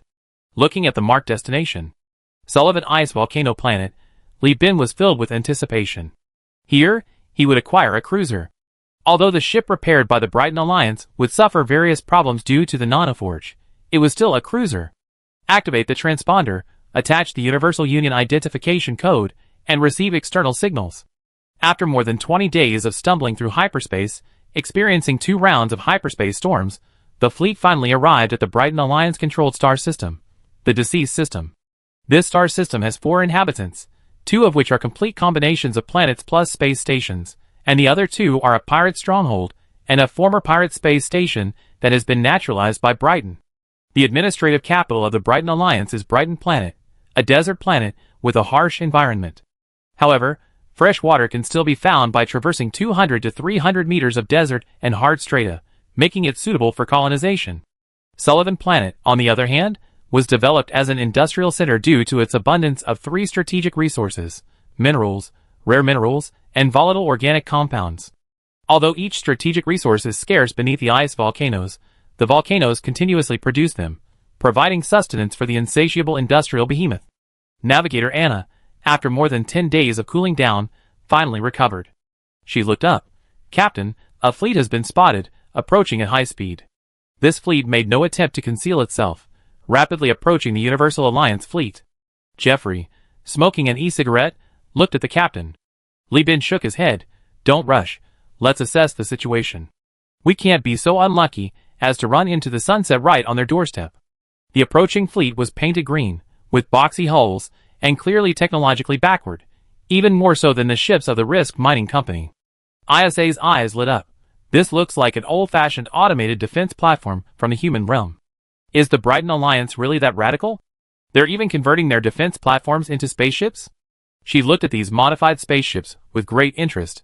Each one was different. Aside from using the same cabins, portholes, and gun emplacements, they looked like Lego bricks. "My fleet has received the identification code you sent, but to prevent Hui from impersonating humans, please send 1 ship from your fleet to the designated coordinates for inspection." Jeffrey was stunned. "What does that mean? We have to queue to check for contraband?" "No," Li Bin explained, reading the long string of regulations sent by the other side. "These are Brighton Alliance regulations. Hui AI has been fighting them for so many years, and both sides have accumulated many deceptive tactics, including impersonating humans and impersonating AI. The current inspection is only to check if we are human. Contraband inspections will be conducted at the port. But you don't need to send a whole ship, do you? The first mate scratched his head. The main concern is that we might be AI. If the fleet docks, the afterglow might catch us off guard and send only one ship for inspection. If it's AI, this fleet could send a message to the rear before the afterglow's fleet destroys them. This means the fleet could be destroyed by the afterglow at any moment, and the fleet commander and crew are carrying out their daily patrols with a death wish. Li Bin's words silenced the first mate, who simply smoked silently. The crew on the bridge also felt immense tension. The departed star system, a full 15 days' journey from the core star region, far from human glory, is the bridgehead in the northeastern part of the star region facing threats from outer space, resisting the tidal wave of the afterglow, ancient automated defense platforms, and possibly alien attacks.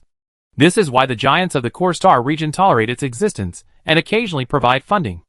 It's stuck here, like a reef on the beach futilely resisting the tides. Its mission is to send a message before it dies, just like the fleet before them. Chapter 149. As the Brighton Alliance's hyperspace patrol had stated, Li Bin dispatched the Cheetah for inspection. The patrol boarded the ship, glanced at the cabins and crew, and left. This seemingly wasteful activity was actually the fastest and cheapest way to identify humans and the afterglow. The patrol cleared the way, and the fleet entered the jump point. In a familiar, almost drug-induced hallucination, the fleet's optical observation posts and detectors blurred, as if they had undergone a complete intestinal process and were finally expelled with a plop from the anus. Everyone showed discomfort, but years of experience navigating jump points had made the crew skilled. They quickly adjusted and got back to work. Very close range, detecting numerous ship and space station signals. As Anna spoke, a towering space station almost touching the jump point came into view. This space station, an early structure of the human realm, is similar to the Elf space station, but more fully equipped. 3 massive weapon modules, with their chillingly sharp cannons, are aimed at the jump point. There are no holographic advertisements, no bustling commercial fleets. The fleets here mostly conform to the Brighton Alliance's standards, their public channels filled with loud, vulgar language, exuding a fierce aura. Endeavour Station, originally a pirate base, was later naturalized through the influx of refugees and the relentless efforts of the Brighton Alliance. It was built with immense effort from the Brighton Alliance, practically squeezing resources from the funding of numerous giant corporations. Due to the Brighton Alliance's lack of industrial power, this space station isn't as powerful as it appears. Among other early human realm space stations, it's among the weakest. Despite 3 module enhancements, it can only rival early space stations in the core sector that have undergone 2 enhancements. Continue onward. Ignoring the militarized fortress, the Allied fleet sailed through the vast expanse of space. The Lost One system possessed a massive asteroid belt, providing abundant mineral resources for the Brighton Alliance's military-first strategy. However, along the way, Li Bin discovered that many asteroids had been reduced to dust. This was the result of the war with the afterglow and the exploitative mining practices. Passing the orange dwarf at the star's center, this star was smaller than the old Earth star, but due to its suitable light and temperature, it was still considered by scientists to be the most suitable planet for the birth of life.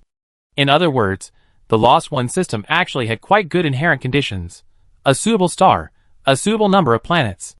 If the human realm hadn't collapsed, this system would certainly have been chosen by the Celestial Garden for Utopia Group as a site for landform modification.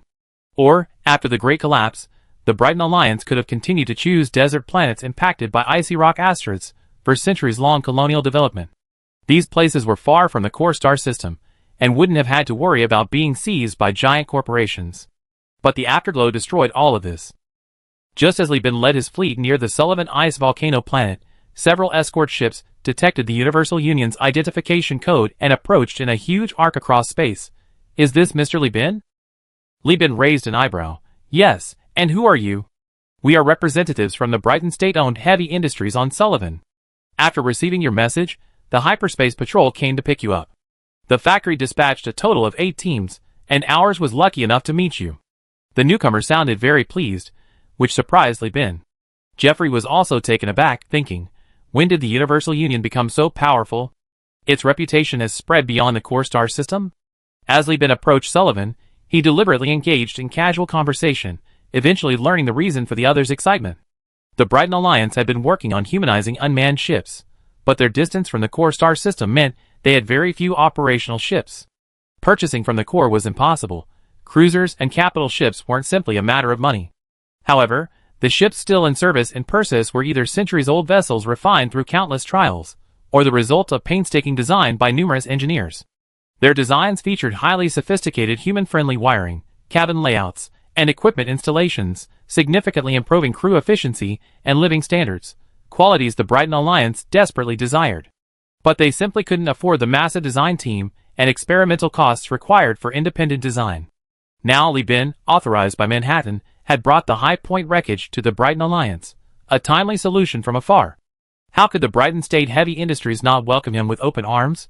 Their enthusiasm wasn't directed at Li Bin, but at the wreckage itself. While Tachyon Technologies created the monster that is Afterglow, it's also Brighton's biggest benefactor. Brighton's attitude towards Tachyon Technologies is quite complex. Once we disembark, tell the crew not to mention Tachyon Technologies, Li Bin emphasized repeatedly to Jeffrey before disembarking at the Sullivan Space Station. Don't worry, Captain, I hold them to the strictest rotation standards, Jeffrey assured him confidently. The High Point wreckage has been handed over. The specific repair costs are still being assessed.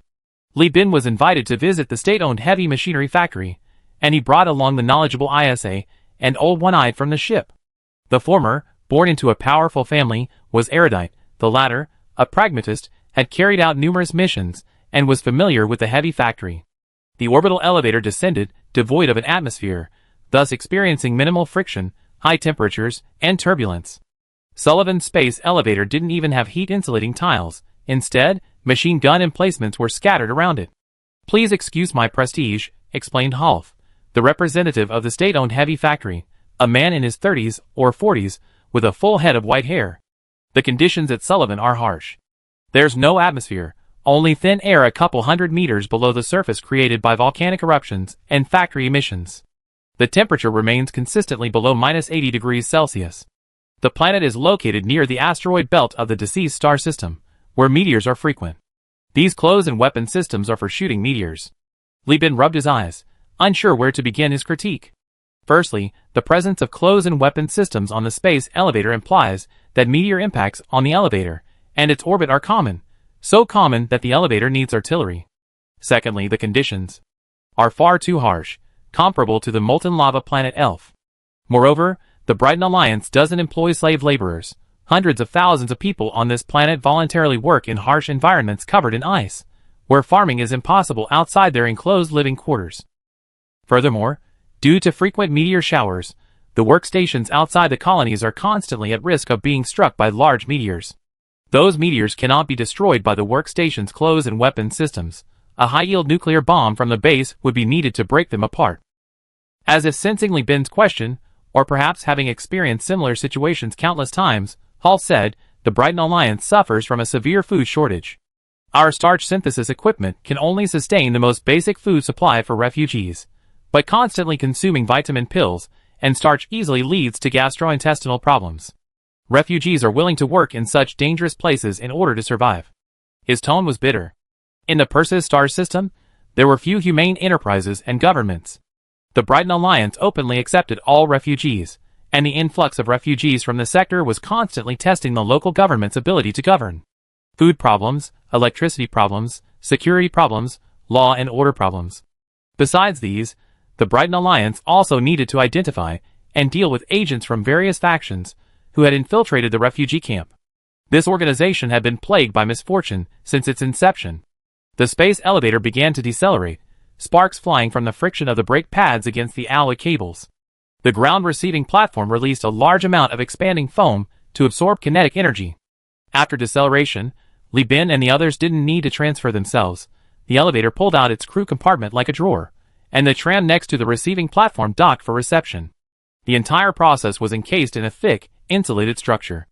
The tram swallowed the crew compartment, warm air was supplied by the central air conditioning, and signals and electricity were all connected.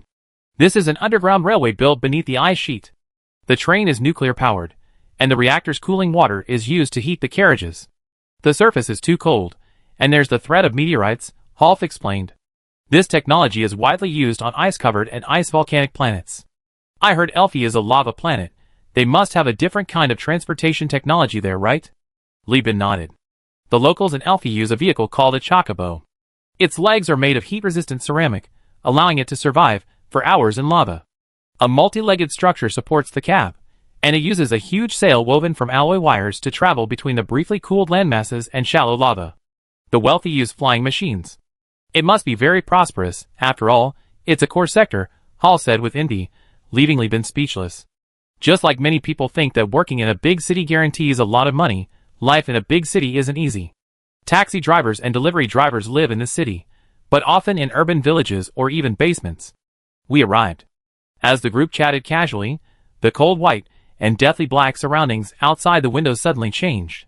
A reddish brown and dim yellow became the background colors, and an irregular, heavy thud came from afar, as if an invisible, colossal deity was wielding a hammer, forging and hammering. The ice crystals that had formed on the surface of the nuclear-powered train began to evaporate, exposing large areas of skin. Men and women, their skin barely covered by a limited amount of insulating fabric, wearing goggles and carrying equipment, crossed the bridge above the train. Trusses, steel bars, gears, robotic arms, safety signs. Li Bin entered the body of this towering industrial giant, looking at these organs made of steel. Molten iron was its blood, various conveyor systems were its veins, and the enormous furnace hundreds of meters away was its heart, pumping out dozens of streams of molten steel. Compared to it, Li's first shipyard seemed like a dwarf. Chapter 150. As the hatch opened, hot, humid air rushed into the cabin, making Li Bin, accustomed to the dry, recirculated air of spaceships, feel somewhat uncomfortable. Like a Xinjiang native arriving in Hainan, feeling as if their lungs were stuffed with damp cotton the moment they stepped off the plane, their face becoming oily. Fortunately, the crew suits were well sealed, otherwise, Li Bin would probably feel like his clothes were clinging to his body. The designers and modifiers have all gone to the space station to examine the wreckage. Right now, the entire heavy equipment factory is adjusting its production lines, Hall said apologetically. This is the first time Brighton has officially acquired cruiser wreckage, and it's the Supreme model, which is relatively common among the Twilight unmanned vessels. Everyone is very excited and preparing to replicate the entire cabin structure. From Hall's words, it was easy to tell how seriously Brighton took this matter. After inquiring, Li Bin learned that this heavy equipment factory was responsible for producing all the large alloy plates and complex mechanical equipment for the entire star system. Stopping production meant that the Brighton Alliance was depleting its inventory of equipment. Outside the core star sector where Twilight and pirates were rampant, this was undoubtedly a gamble. Hall led Li Bin to view the giant furnace from afar, but it's all worth it. Brighton's warriors endure the torment of outdated cabins and wiring and cruisers designed with outdated principles, fighting against the Twilight AI and pirates to protect their homeland. We also have an obligation to improve our own capabilities and provide our warriors with the best possible environment. Inadequate technology and poor industrial standards are not excuses. The Brighton Alliance's most important asset is its people, and we must continuously improve. Mr. Li Bin, your arrival is perfectly timed. Rest assured, we will use the best materials and technology on your ship and do our best to ensure it doesn't have any major problems. However, our forge is damaged after all, so defects are inevitable. Hall's sincere attitude moved the old one-eyed man. He looked up at Half, then at the factory, his eyes somewhat unfocused. Finally, he shook his head, resuming his lazy, indifferent posture. Inherent deficiencies, acquired deformities, he mumbled, his voice barely audible, as he inhaled the viscous vapor from his e-cigarette and exhaled a cloud of smoke. Isa followed Li Bin with her back straight. She noticed Li Bin's lack of interest in the factory itself, but rather in the measures taken to construct this massive, thermally explosive factory beneath a thick layer of ice. The factory must generate a lot of waste heat every day. Aren't you worried about the ice melting? How did you solve the waterproofing problem? We laid out many pipes and ventilation fans throughout the factory. These pipes lead to the settlements, delivering high-temperature steam for heating and drawing in cool air for ventilation. The entire Sullivan colony is connected by these pipes, wrapped in heavy insulation. What about food? We can't rely solely on synthetic starch, can we? We have insect farms, sterile cultured cockroaches, and some reptiles to provide protein. Besides that, we have several hydroponic farms near the heavy factory, enjoying priority access to the heat, but they're too small scale, and the giant corporation refuses to sell them, so they can only supply officers and some workers. In addition, we have contracts with some trading companies, and food is regularly transported here. Li Bin's questions came like a machine gun. Isa knew he was preparing for future colonies. There are indeed many colony building guides online, such as the Universal Colony Development Handbook, colony building even a fool can understand, and small and beautiful, colonial development based on family units, etc. But there's always a gap between book knowledge and practice. Many seemingly common sense tips, so simple they don't need writing or filming, can stump many people. This is the curse of knowledge. Those who know find it easy, while those who don't stumble in these unseen corners. Li Bin is treating people like AI, bombarding them with questions. Rolf quickly couldn't take it anymore.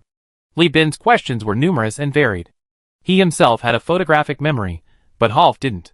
Sometimes, when he misremembered or made a slip of the tongue, it would appear in other questions, and Li Bin would seize on it relentlessly, determined to get to the bottom of it. But Hall's real purpose in inviting Li Bin to the tour was to inflate shipbuilding prices. He was telling Li Bin about the harsh conditions at Brighton Union, yet their unwavering perseverance, praising the organization's humanity, showcasing the factory's scale, playing the victim, pleading, and emphasizing service. It was all the same sales tactic. But Li Bin's barrage of questions had left Rolf completely bewildered. His mind was a jumbled mess. His thoughts weren't on how to raise prices, but rather on what significant advantages hydroponics offered over algae cultivation, and why the colonies weren't more tightly integrated. Li Bin's unpredictable approach was undoubtedly making things difficult for him.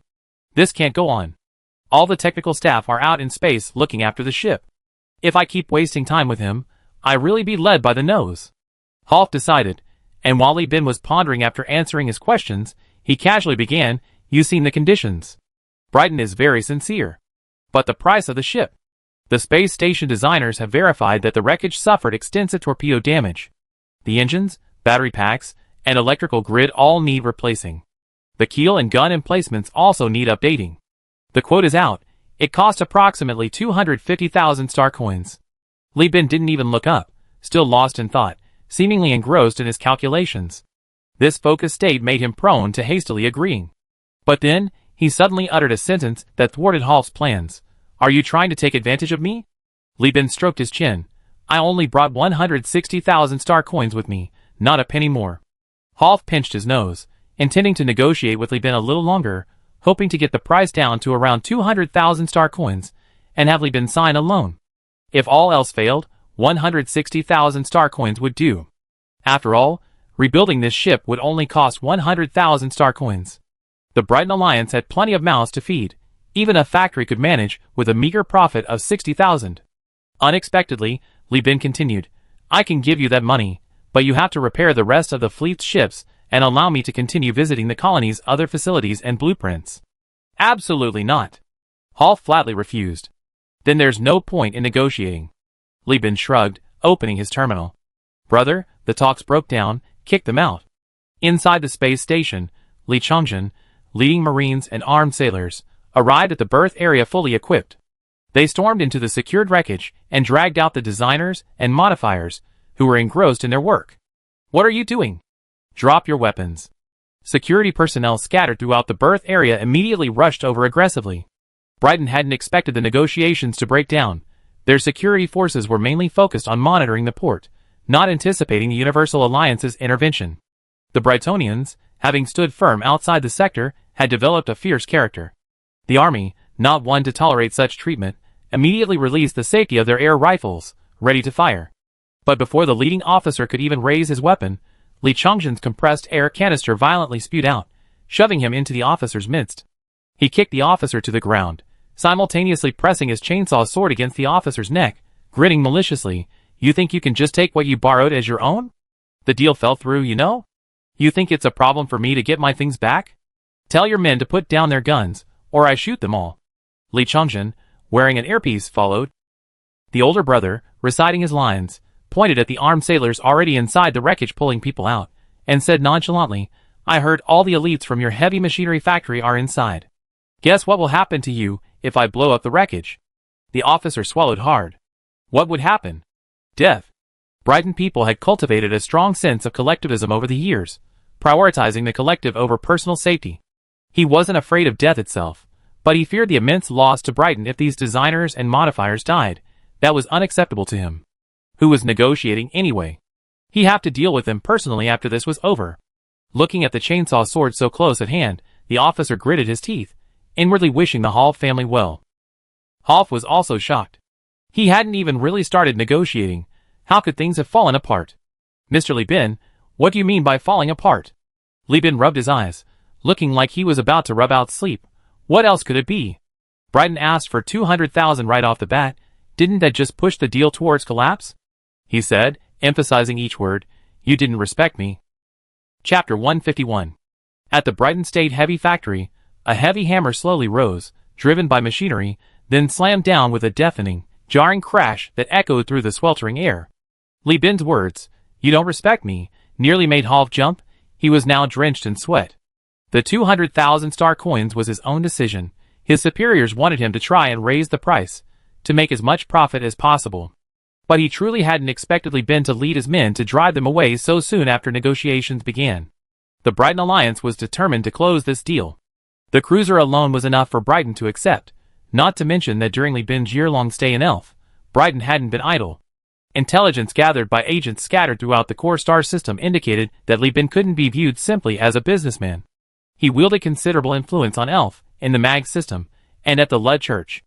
I heard that his shipyard and entertainment port offer very low prices for fresh vegetables and grains, and with so many refugees from the Brighton Alliance occupying armed modules, their demand for food is practically endless. Brighton's higher-ups plan to use this business to connect with Li Bin and secure a food contract. However, some superiors are greedy, wanting the wreckage, the contract, and even star coins, making it impossible for Half to get anything done. He was even startled by Li Bin's outburst. I sigh. Knowing that his superiors were already kicking him out, his fate was unavoidable. Fine, let whoever wants this lousy job do it. I just step aside. Half, in despair, simply spilled the beans. Li Bin snapped out of his daze, narrowing his eyes. You mean, you're still planning to sign a grain contract with One United? Yes, but with your interference, it's all over. Half, his hair white, head bowed, looked like a child despite his age. Brighton people are known for their ruggedness and straightforwardness, their emotions flowing freely. Anger flares up, sorrow brings tears, a style reminiscent of the preaching era. Upon receiving confirmation, Li Bin burst into laughter. He happily helped the dejected Half to his feet, patting his back gently. Who said it's all over? How can we negotiate this deal? We both need mouths. If we agree on something, we can do it anywhere. Huh? Li Bin's dramatic change of expression left Half utterly bewildered. Li Bin smiled like a benevolent Buddha, but inwardly he cursed. Where did the Brighton Alliance find such a clueless negotiator? Instead of mentioning the lucrative grain contract, a huge, highly profitable deal, he immediately demanded 200,000 star coins. He definitely think the guy was trying to extort him. Why didn't you just say you had something good to offer? Did you really think I only brought 160,000? I'm all in this business. I have plenty of money. Damn it, next time I do business in Brighton, I definitely avoid this terrifying whale, harmful devil. Isha, on the other hand, was already used to Li Bin's quick temper. She suppressed a laugh, knowing Li Bin was furious about how to handle the situation. She turned to look at the nano-forging furnace in the distance, its multicolored indicator lights flashing, seemingly oblivious to everything that was happening before her. Li Bin wiped his face, removing the oily sweat from the high temperature and humid air, flicked a few drops of sweat onto the ground, and placed his wet palm on Half's shoulder. The oily sweat seeped into Half's clothes, leaving clear handprints. Don't blame me for being impatient, brother. I started from humble beginnings, and have seen plenty of deceit and treachery. I'm really scared. I'm afraid of being cheated. Please be magnanimous, and don't hold it against me. Shall we continue our conversation about the cruiser? Mrs. Hall was nearly fainting.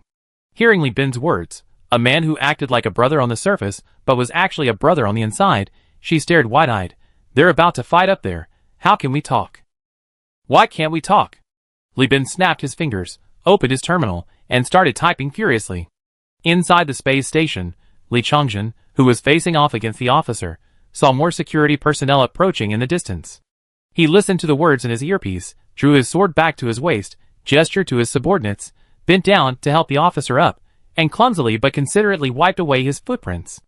The officer was also bewildered, but seeing the people from the Universal Alliance shouting, "It's all an act! It's all an act! The act is over, everything's fine. Everyone, continue your research." They respectfully ushered the designer and modifier back to the ship.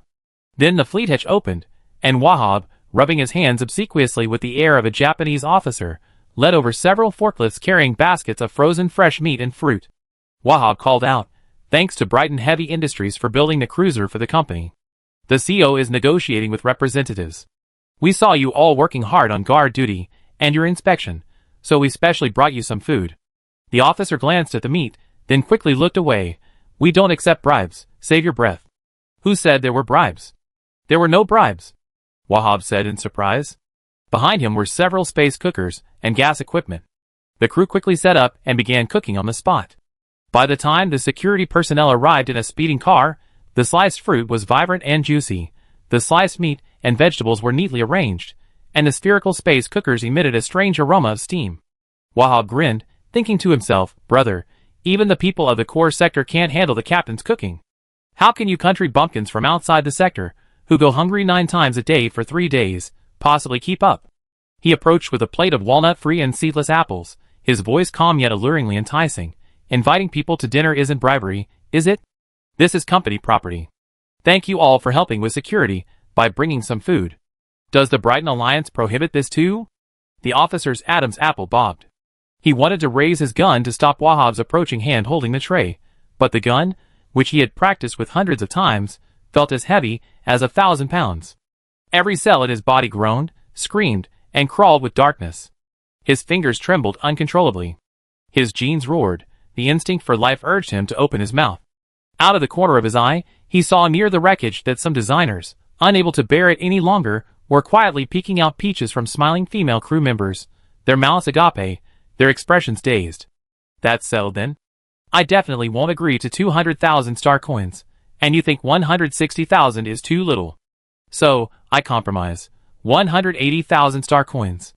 Plus, you help Universal Alliance repair all their ships, and provide a batch of alloy plates and fuel. The supplies will be at market price, and that be considered a deal. How about it, old Hua? Some things are weighty until they're weighed, then they can be incredibly heavy. Think about it carefully. If you don't say anything, I take that as a yes. Then you should write a report to your superiors, saying that the business continues to be negotiated, release some positive news, make it seem like you're fighting for the Alliance's profits, and make the situation sound a bit difficult to highlight your contributions. Then you take us around, chat casually, buy enough time, and also talk to the higher-ups, asking them to calm things down. You don't make any mistakes, I don't make any mistakes, so everyone benefits, right? Lieben put his arm around Half's shoulder, whispering enticingly. Sweat beaded on his forehead as Half wiped his brow with his sleeve, shakily picking up his terminal and muttering something under his breath. Lieben patted Half on the back with satisfaction. Good, very good. Now let's talk about colony construction. I still have many questions. At the space station, more and more designers and modifiers were lining up for lunch, the soldiers staring intently at the fragrant steaming pots, their mouths watering. Wahab continued to coax, they all eaten. Now that things have come to this, let's eat first. Just as the officer was under immense pressure, he received a message. A single glance was enough to completely relax his tense nerves. He lowered his gun, took the fruit platter from Wahab, and began to savor the fruit, a blissful expression on his face. Noticing the soldiers around him swallowing their saliva and staring, he forced a smile. What are you looking at? Those who want some, get in line. Hooray! The soldiers took off running, scrambling to get to the front. The officer turned around and bumped into Wahab, who had his hands behind his back. Slightly embarrassed, he scratched his head. It's quite delicious, isn't it? What's this? Wahab received a message from the captain on his terminal glasses. The deal is done. 180,000 star credits for the entire fleet's repairs. Cruisers will be delivered in 20 days. See the attachment for details. Inform the fleet to pack and prepare to move the flagship. He adjusted his glasses, his smile becoming even more genuine. This is called a peach. It was picked from the top peach trees of the Lud Church. No pesticides were used. It's all thanks to the excellent variety. This is something only clergy members of the church, above the rank of priest, are qualified to taste. I guarantee you're the first person in Brighton to have it. The officer savored the sweet and sour, refreshing taste in his mouth, realizing for the first time how sensitive his taste buds could be, and how refreshing food could be. Truly a delicacy, he nodded in approval. The steamer lid was suddenly lifted, releasing a burst of rich aroma and steam. The broth had transformed into a shimmering, floating ball, bubbling and splashing with flavorful liquid. Pork ribs and legs tumbled in and out of the ball, a sight to behold. The soldiers, oblivious to the scalding hot water splashing from the bubbling broth, crowded around the stove. The cook, ladle in hand, scooped meat and broth from the ball and served it to the soldiers. The officer sniffed the air and strode over. Chapter 152. The 20 days spent waiting for the refit at the High Point were arguably the most agonizing 20 days of Mrs. Hall's life. The CEO of the Universal Union was like a curious child, constantly asking questions, forcing Mr. Hall to point out the location of the colony's holographic archives. Only after getting rid of this troublesome figure could Mr. Hall have time to write a report on the negotiations for his superiors. Although the conflict at the space station had subsided, the superiors were only feigning ignorance, not truly deaf. These things still needed to be explained. Having lost the humanoid interrogator, but gained access to the Brighton Alliance's archives, Li Bin excitedly immersed himself in them, absorbing the information like a scanner, until his eyes were red and sore. He sat there reading, while Old One-Eyed leaned against him, dozing off. Although this veteran had had a brain-computer interface implanted during basic training, like Li Bin, he refused to let his brain connect directly to any device after graduation. Being hacked is no joke. Connecting to a holographic network means someone several star systems away could remotely turn you into a botnet. Given Old One-Eye's numerous prosthetic limbs, it's even possible the hacker could turn him into a puppet. With 3 limbs prosthetic, how can the remaining fleshy hand struggle? So Old One-Eye can only idly smoke his e-cigarette, curled up like an old cat in winter, sleeping. Li Bin, however, is enjoying it immensely. The expansion of Universal Union has been so rapid that the company hasn't prepared its own archives and databases.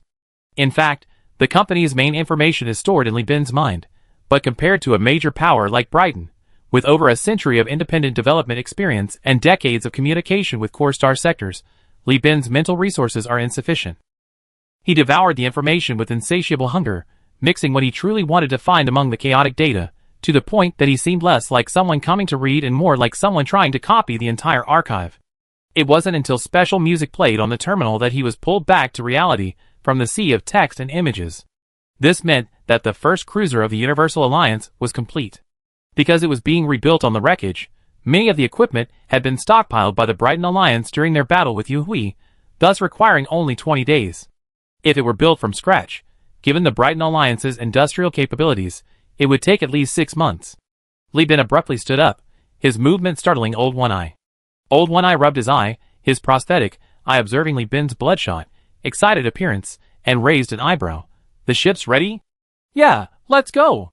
Li Bin decisively tossed aside the data and strode away. Brighton Alliance, outside Sullivan Space Station, Asteroid Belt. The High Point BRV, bearing obvious signs of repair, resembled a space palace as it slowly passed the asteroid. This ship, modified from the High Point model, is 1.8 kilometers long, 650 meters wide, and even at its narrowest point in the middle, it is 360 meters wide. In other words, even though the High Point BRV is top-heavy like a dumbbell, its narrowest point is still longer than the Trishula. This is a truly massive ship. The ship's central axis integrates all the forward and aft wiring, while still providing ample space for the crew to live and work. The largest and longest passageway is the Central Passageway, located on the central axis, which is a full 1.2 kilometers long. It connects all the cabins of the ship and has several levels, each connected by elevators and stairs. This central passageway is long enough for a horse race. This spaceship can accommodate a crew of 450, and also has a cargo hold large enough to hold 400 space containers, only 100 containers less than the Buffalo class. Furthermore, as a BRV modified by tachyon technology, it inherits the excellent electrical grid system of this process energy technology giant. Compared to ships like the Triple Cat and Cheetah, its grid can fully utilize the energy of the nuclear battery packs.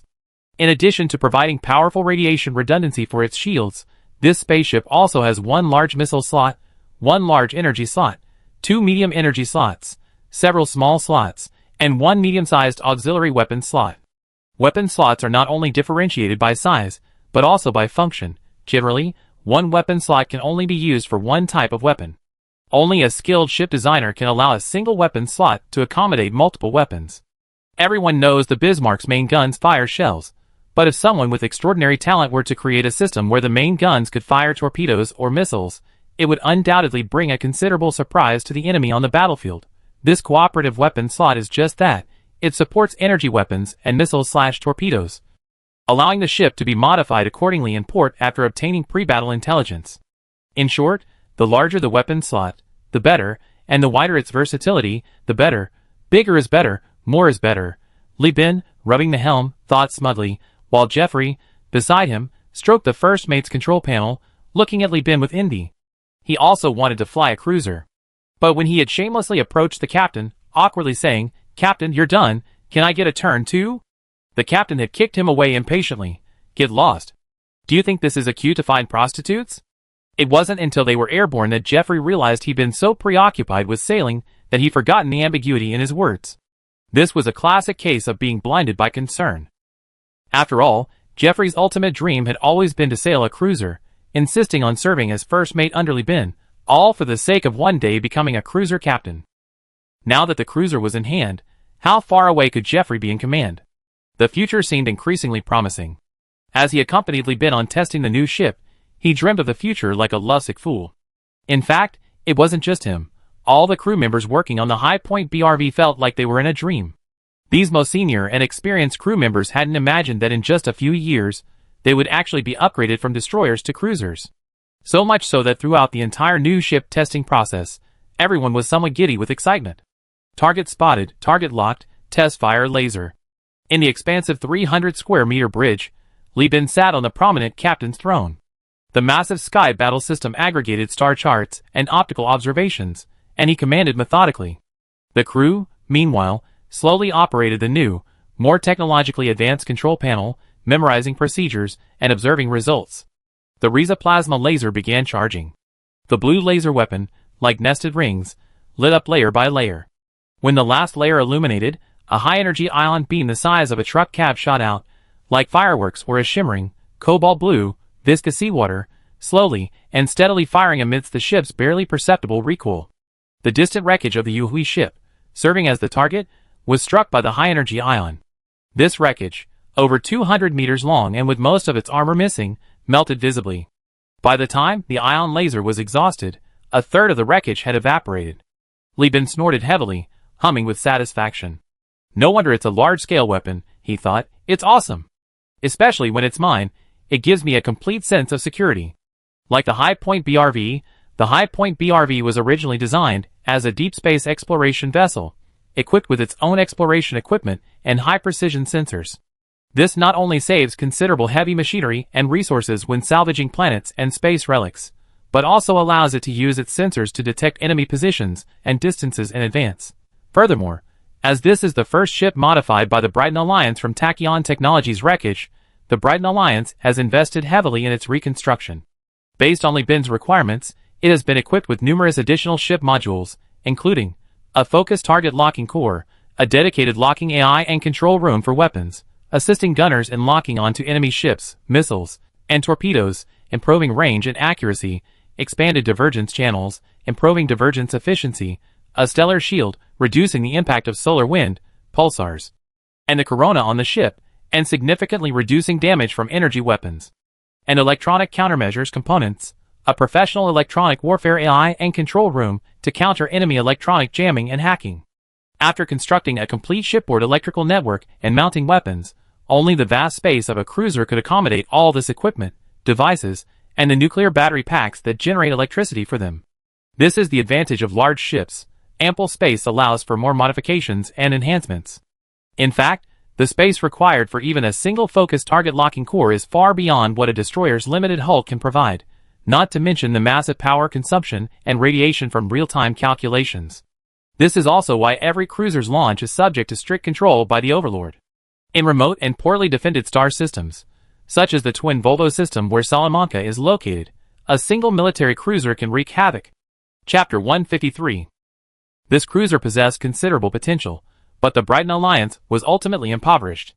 While they had indeed acquired many high-value spoils from their battle with the Afterglow, including even captured Tachyon lances, these items, aside from equipping their main fleet, were sold to Tachyon Technology and other large corporations to maintain their regime. Therefore, the Riza plasma laser, a large energy weapon that, despite numerous design iterations and upgrades, still maintained decent output capabilities, was, even in the Perseus star system, considered obsolete by its special type and age.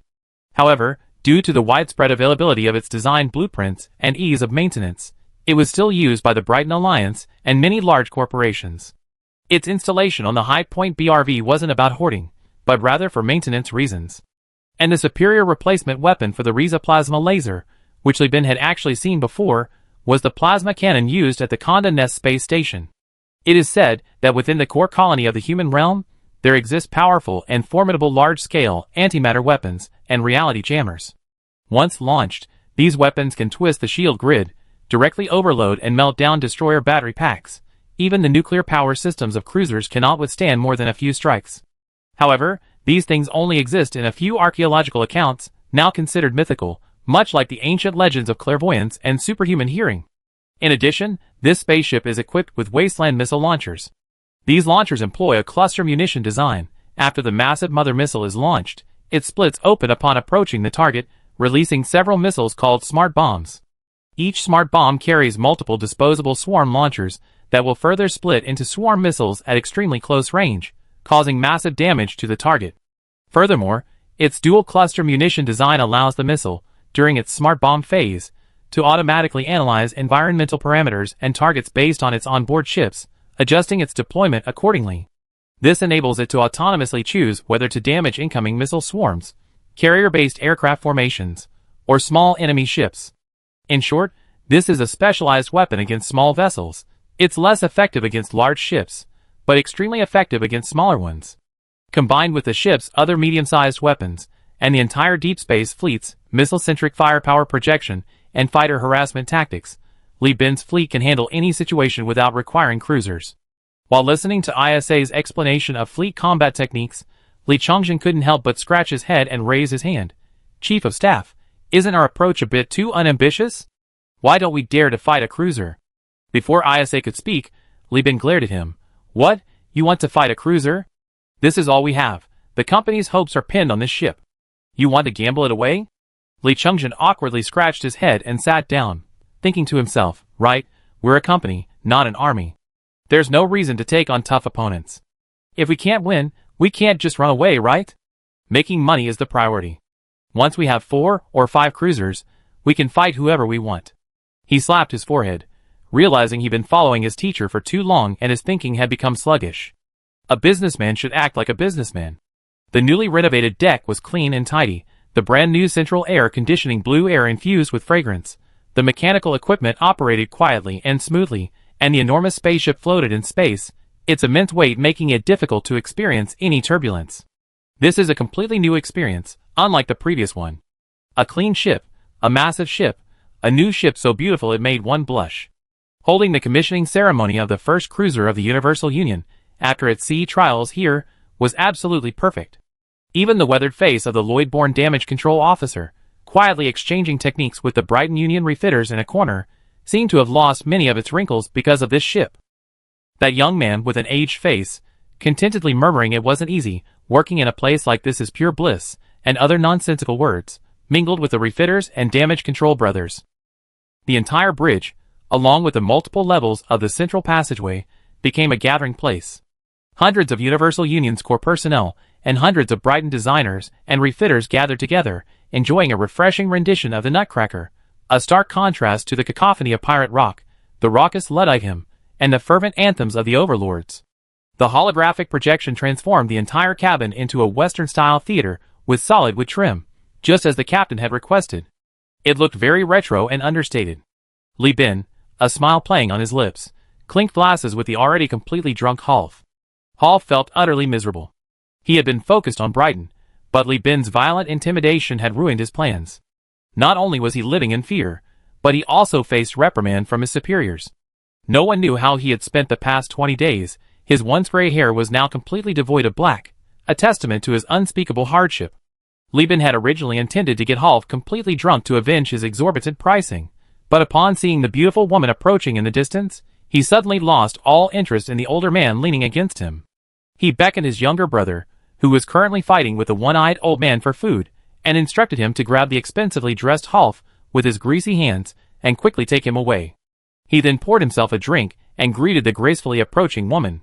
Isa was dressed in a military uniform, a form-fitting midi skirt that covered her knees, her slender legs concealed by tall military boots.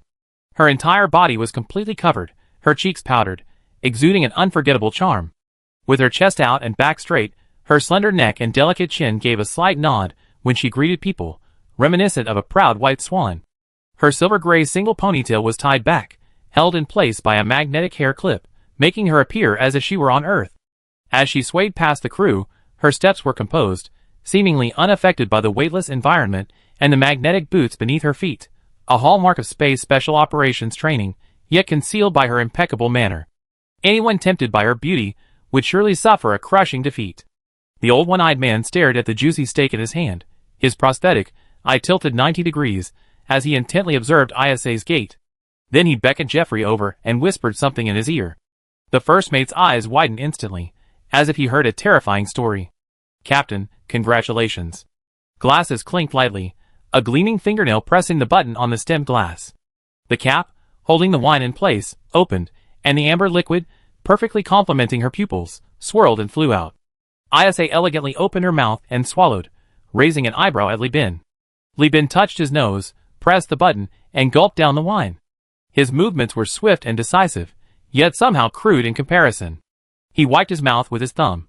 "I must say, that was impressive." Those brightened eyes were all impressed. Isa glanced sideways.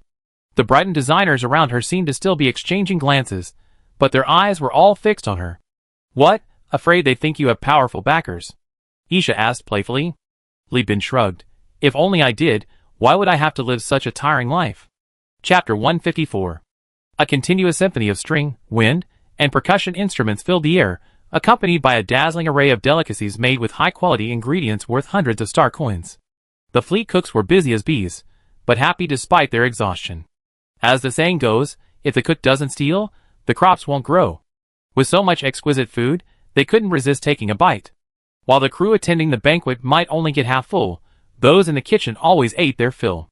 Isha listened to Li Bin complain about his lack of connections, and chuckled lightly. Having acquired a cruiser in just over 3 years, what need was there for connections? Wasn't she the biggest connection? Having followed Li Bin for years, she knew that Governor Elfi's covert control of Quartz society was a calculated move to seize power. But even with the entire industrial complex association bound together, it only had 4 cruisers. Now that Li Bin had acquired a Supreme Point BRV, even with limited resources, becoming a new powerful member of the association after returning to Elfi wouldn't be difficult. What kind of background or backing does this need?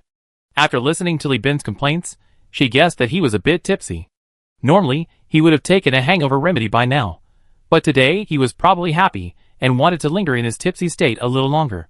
So she gently asked, "Have you thought of a name for the ship?" "It's the company's first flagship. You're not going to name it after a cat or dog, are you?" "No way." Li Bin waved his hand. "I want to find a powerful name from the classic of mountains and seas, or some mythological stories." Isha was stunned. What's the classic of mountains and seas? This question caused trouble, opening up a floodgate of Li Bin's rambling. He started talking incoherently about you the great controlling the floods, passing his home 3 times without entering, and the story of the waiting for husband stone, getting more and more off topic, completely forgetting about the classic of mountains and seas. These stories were utterly absurd to interstellar humans, leaving Isa completely bewildered. Just as she was trying to figure out how to change the subject, Jeffrey, sporting a scarred, ugly face, staggered over, his eyes gleaming with barely suppressed excitement, and reeking of alcohol. He embraced Li Bin. "Captain, my good captain, now that you're successful, you can't forget my cruiser. Once the company buys a capital ship, you must make me the cruiser captain." Li Bin was held tightly by Jeffrey. Already slightly drunk, his thoughts were blurred by the forceful pressure on his chest. He couldn't help but groan. "Don't be so silly, I can't forget." "Get lost." "Hey! Okay, good that you haven't forgotten." "Haha, I'm going to be a cruiser captain." Jeffrey was overjoyed. Before leaving, he gave Li Bin a tight hug and left amidst the unfazed gazes of the brightened designers. Jeffrey's drunken state was considered mild in the eyes of the tough and straightforward Brighton people. After every major battle with the Afterglow, the surviving crew members would drink heavily, and many would die of alcohol every year. Although there were hangover cures, people just couldn't resist drinking to the point of exhaustion. There was nothing they could do. Isa noticed that Jeffrey, using his body to shield his fingers, was sprinkling something into Li Bin's glass. The angle was in Li Bin's blind spot, but she could vaguely see it. While Li Bin was catching his breath, drinking to soothe his throat, and cursing the first mate, she subtly turned her head and saw Jeffrey standing next to Old One Eye, muttering something under his breath. Old One Eye impatiently said something about good acting, while Jeffrey's face turned a deep purple as he cursed, "That's real nervousness, and I hope this actually works out," among other nonsense. Noticing Isha's gaze, the old one-eyed man remained still, his prosthetic eye darting out and turning a corner, nodding at Isha while silently mouthing, "That's all I can do for you." The captain's incredibly rigid in this regard, good luck. Isha couldn't help but chuckle. Li Bin, seeing the upturned corners of Isha's mouth, tilted his head to look. "What's so funny?" Isha lowered her gaze. "No, you must be mistaken." "No, I saw you laughing." Isha shook her head, then laughed. "You must be drunk." Li Bin rubbed his temples, trying to recall, still shaking his head. "No, I'm sure I wasn't mistaken. Drunkenness is all in the brain. What does it have to do with my cheat code?" Li Bin thought to himself. "I don't believe you weren't laughing. Let me get a couple of injections of hangover remedy to clear my head." He reached for the box, but when Isha saw the mark on it, her smile vanished. She pursed her lips, her cherry-red lips pressing a deep crimson, and grabbed Li Bin's wrist. Li Bin tried to pull away, but her well-trained wrist was as unyielding as steel. He looked up and saw Isha's champagne-colored eyes, a strange, unfamiliar brilliance swirling within them, a mysterious light that seemed to surge like a raging river. Isha stared intently at the man who had recruited her, the man who had started from debt and built a successful business in just a few years, the man who now owned a cruiser. To be fair, Li Bin wasn't ugly. In fact, he was quite handsome. Even in today's world where everyone's genes are manipulated, his looks were striking. Coupled with his business success, and the endless flow of star coins, and his experience of war and business disputes, Li Bin possessed a maturity beyond his years, making him increasingly attractive the more you looked at him. In this interstellar era where marriage has dissolved, even the wealthy and noble have a much freer attitude towards relationships compared to her previous life. It's not uncommon for people who like each other to sleep together. Isha, having received a military-style education, had never had the opportunity to experience that kind of thing. After graduating from military academy, she continued the strict upbringing of her family. Before she could even enjoy her freedom, her family collapsed. For 6 months, she lived a life of constant displacement and anxiety. Then she joined Li Bin's company, constantly busy with battles, debriefings, meetings, and lectures. As the company's only highly educated employee, she was never idle, no matter how much Li Bin did. Furthermore, over the years, she observed that his views were remarkably similar to her own. They frequently exchanged combat experiences and conducted scenario drills. She also occasionally participated in Li Bin's business negotiations. It could be said that Li Bin was the person she knew best over the years. With such a capable and ambitious man constantly hovering around her, it would be a lie for Isabella to say she wasn't tempted. She wasn't a lesbian, she was human, and she had her own needs. Isabella, who had long harbored feelings for him, recalled the old one-eyed man's hypocritical behavior under the influence of alcohol, and realized she had probably, perhaps, possibly been mocked by that old man. He wanted to help. Was he underestimating her? Or did he think she lacked the courage? This wasn't just underestimation, it was blatant ridicule. As a powerful military officer, as the top student in her class, what was there that she wouldn't dare to do? This was her own idea. How could she be swayed by mere provocation? She took a deep breath, her breast swelling, Isabella's breath sweet as orchids, her grip on Li Bin's wrist unwavering, and said to the puzzled Li Bin, "Too many hangover cures can damage your kidneys. Since you're drunk, and there's nothing else here, why don't you just go to sleep?" "Is really? It can damage the kidneys?" Li Bin blinked, appearing very concerned. "Of course, as you said, every medicine has its side effects." Isa led Li Bin out of the banquet hall, her smile impeccable as she dealt with the crew and attendees, though the blush on her cheeks grew even more vibrant, like 2 crimson peonies blooming on a jade maiden's head. On the way back to the captain's lounge, they happened to run into Li Chongjin, who had just returned from seeing Half off. Seeing Li Bin slumped over, about to fall asleep, Li Chongjin asked curiously, "What happened to my brother? He was in high spirits today, and got drunk. I'm taking him home to rest." Isa looked at the unyielding Li Chongjin, feeling somewhat troubled. Li Chongjin nodded and smiled. "Then I won't trouble you, Chief of Staff. I take my brother home." As he spoke, his outstretched hand paused, and Isa gracefully stepped aside to block it. Li Chongjin's honest smile froze instantly. His mind was filled with thoughts of betrayal, his sister's dying wish to protect his older brother, and a flicker of reluctance and ruthlessness crossed his eyes. Isha remained unmoved, raising her terminal and displaying a string of contact information. "Your sister and I are sisters. So what should you call me?" out of courtesy and propriety. Li Changzhen's brewing murderous intent faltered. Looking at his sister's contact information, he hesitated for a moment before struggling to speak. Isha, sister? All right, then I accept you as my brother. Hurry up and find your teacher, he's almost finished all the food. With that, Isha led Li Bin past the towering man in front of him, and deeper into the ship's cabin. Li Changzhen was stunned, not by Isha's military skills, but mainly because she had his sister's private contact information, not a public account. His sister rarely gave out private contact information, which meant she trusted him. He didn't trust others, but he wholeheartedly trusted his sister and older brother. He shuffled towards the banquet center, wondering if he should go back and check again. Just as he rounded the corner, a greasy prosthetic arm pressed down on his head. A familiar voice, filled with exasperation, almost gritted its teeth as it cursed, "You idiot. You almost ruined my plan. Luckily, it was a belligerent one, or I skin you alive." Through the fingers, Li Changzhen saw two ugly faces. Bang! The hatch slammed shut, locked from the inside, and the internal communications were switched off, leaving only the emergency contact on the terminal active. Isa helped Li Bin lie down on the bed. She quickly took a shower, wrapped herself in a towel, and sat on the synthetic sofa. Without turning on the light, she stared blankly at the digital clock, seconds ticking from 0 to 9, and back to 0. She didn't know how many times this cycle repeated, until Li Bin started tugging at his collar, complaining of being hot. Finally, she stood up. The night was filled with light rain and a sudden gust of wind. Neither deep sleep nor lingering wine remained. Chapter 155. The space station hung high in the sky, slowly and steadily rotating. The alloy rubbed together every second, a dull rumble spreading throughout the station.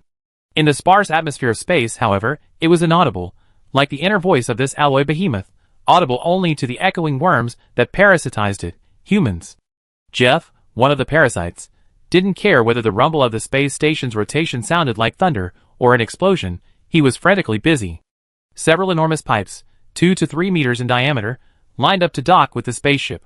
This was the company's first time handling the logistics of such a massive vessel. Resupplying this 1.8-kilometer-long behemoth, comparable to a void town, was astronomical. Nuclear fuel rods, spare hull components, fresh water to sustain the entire voyage, fuel, food reserves. Above, pipes gurgled as fresh water flowed in. Below, forklifts unloaded supplies of all sizes from a railcar. This task was assigned to Jeffrey, ostensibly to train the first mate in preparation for taking command of the cruiser later. But Jeffrey knew it was punishment for following the Old One-Eyed captain's instructions last night. Old One-Eyed, you ruined me. Jeffrey gritted his teeth, staring at the seemingly endless requests on the terminal. He'd even been excluded from the route planning meeting for this voyage. He'd lost everything. I hope things really go as you say. The Old One-Eyed captain, being cursed by the first mate, was now wearing waterproof magnetic boots and a respirator, cleaning the ship's life support systems with the crew. They opened the wastewater treatment tank. The pungent stench and the overwhelming filth were nauseating. Automatic cleaning machines have their limits. To thoroughly clean the ship's life support systems, the ship needed to dock, halting all waste treatment and circulation, and then requiring manual and mechanical cleaning. This kind of arduous work was only done by crew members punished for misconduct. Even with spacesuits and respirators to protect them from the smells during the work, the spacesuits would eventually be removed, leaving behind years of accumulated odors and unseen residue that couldn't be removed by a mere disinfection room. Therefore, cleaning the life support equipment was also known as sweeping the latrine by the crew, and the crew members who did the cleaning were temporarily nicknamed maggots of the latrine sea, and were despised by everyone for almost 2 weeks. The crew members punished to clean the life support equipment watched the bosun cleaning, secretly wondering what the Old One-Eyed Man had done to be punished here. But no matter how much they guessed, they couldn't guess the truth. The Old One-Eyed Man operated the machine, his face calm, even humming a little tune. Being punished meant he had succeeded. Given the captain's old-fashioned and pedantic nature regarding relationships, he would definitely do everything in his power to win over the other person. Old One-Eye pondered. With the captain's strength, ambition, and the help of the powerful family, once the colony was established, it would only take a few decades to grow to a level comparable to the Brighton Alliance. After another 100 years of development, together with the Overlord, they could wipe out the various separatist forces in the Star Sector, restoring peace to the Perseus constellation. In that case, he would have fulfilled the oath he made with his old brothers. Thinking that the captain had been captured, a hint of relief appeared in Old One-Eye's smile. Originally, he had only intended to find a dead-end company to work for, hoping to die in battle while being robbed by pirates or some shady company. However, over the years he had followed Li Bin, he had gradually discovered that the captain was capable, ambitious, and, crucially, lucky. Thus, his once dormant heart had been rekindled with unwarranted hopes.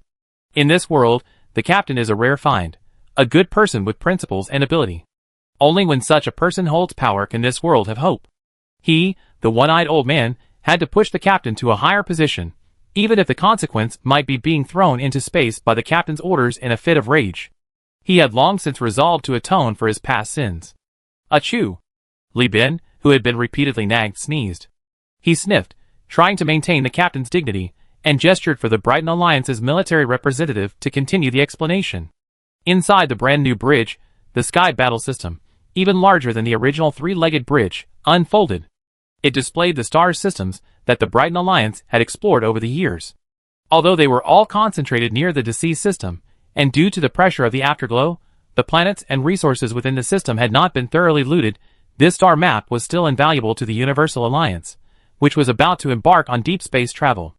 This is because it marked the safe and dangerous locations in over a dozen nearby star systems, along with the system sizes, number of stars and planets, and even safe hyperspace routes to these systems. The Brighton Alliance was willing to share it, naturally because of Li Bin's 180,000 star coins. Furthermore, if Li Bin discovers any traces of the afterglow in other unknown star systems, he must inform the Brighton Alliance. It can be said that the 180,000 star coins were well spent. Without this star map, this newly commissioned ship would likely have been destroyed by the afterglow during this voyage. After all, unlike manned ships that require air and living quarters, unmanned ships can save a significant amount of space and technical equipment for loading weapons and batteries. In other words, between manned and unmanned ships of the same class, the latter overwhelmingly surpasses the former in firepower and radiation. As for other aspects, the merits of ship design must be compared. The military representative continued speaking, and Li Bin tried his best to maintain a serious demeanor. Once all the data was handed over and the Brighton Alliance personnel left, Li Bin finally collapsed in his seat, his previous composure gone. Anna sat in the navigator seat, carefully recording the key information from the star map of the outer star sector. The crew on the flagship's bridge were all heads of various departments within the fleet. After receiving the star map and the captain's route plan, they would issue tasks to other ship departments and keep personnel and monitor progress.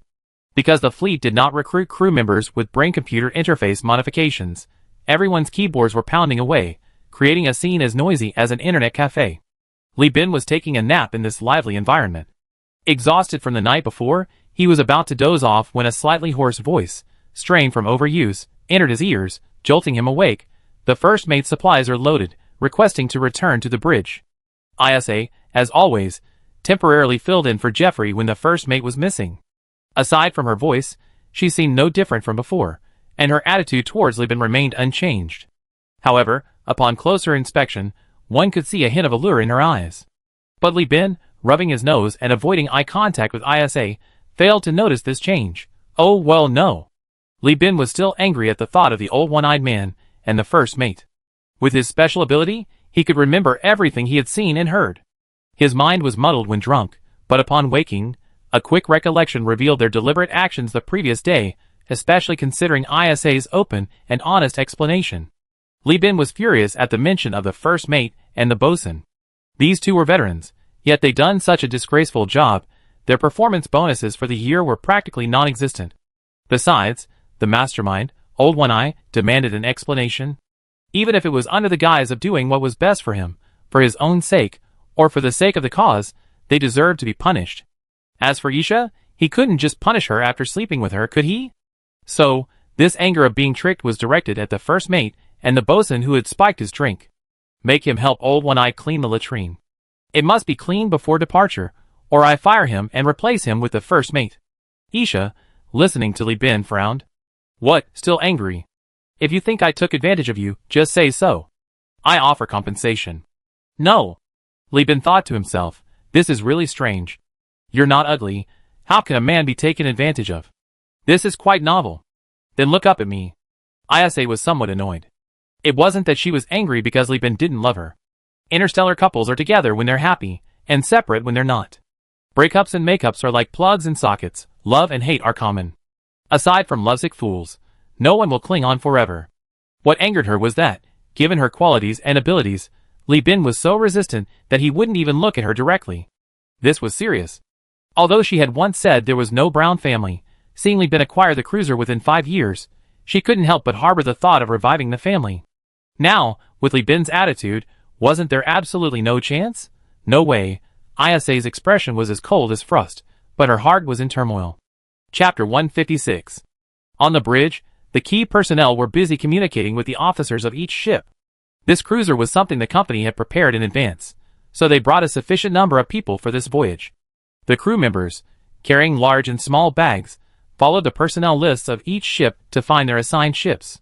Those selected for the new flagship were overjoyed because from today onwards, they no longer had to call Li Bin commander, but could call him captain.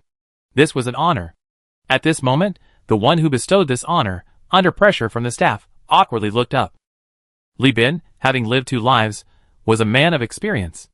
In his previous life, he lived to his 30s without marrying, but he had dated girlfriends. He was simply conservative like in the 21st century, not as open-minded as in the interstellar era. Mentally, he could calmly face relationships with women he had been intimate with. But unfortunately, his younger brother wouldn't listen to him. This body was now at the age of a young man sleeping on a cold bed, relying entirely on his abundant sexual energy. The saying once you tasted the marrow, you crave more isn't just a figure of speech for this body. Xian Zhongshu had a sharp observation about boys of this age. An 18 or 19-year-old boy's heart probably holds more women than an emperor's harem, and his thoughts about women are dirtier than a toilet. Yet, at the same time, he yearns for the purest and most beautiful love. Unfortunately, Li Bin has a special ability. Yesterday's events are vividly etched in his memory, down to the smallest detail, even in his drunken state. Now, in his sober state, everything is crystal clear. Just seeing Isa's pretty face makes him lose control. That's why he can't look people in the eye. Isha pressed closer, forcing Li Bin to look up. His reaction was immediate, and Isha, seeing this, chuckled, just because of this? She reached out and grabbed Li Bin's shoulder, saying frankly, just say what's wrong. It's nothing. Come inside with me. Li Bin waved his hands frantically, his insatiable gaze tinged with fear. No, wait. The beauty tilted her head, looking confused. Li Bin hesitated for a moment, then awkwardly squeezed out a sentence. My hip is injured. I need to rest. After all, he was an officer trained by the Overlord, his glutes powerful enough to split a watermelon. Meeting such a beauty was a challenge, and it came at a price. But saying it aloud was still somewhat embarrassing. Li Bin covered his face with one hand, and waved his other hand in refusal, vowing that from this day forward, he would become a regular in the training room, practicing the entire dragon spine and hip opening routine. Isa smiled, thinking to herself, I thought it was something serious. I was worried they'd fallen for each other, but it turns out it's just this. She patted Li Bin on the shoulder, gently skipping over the matter.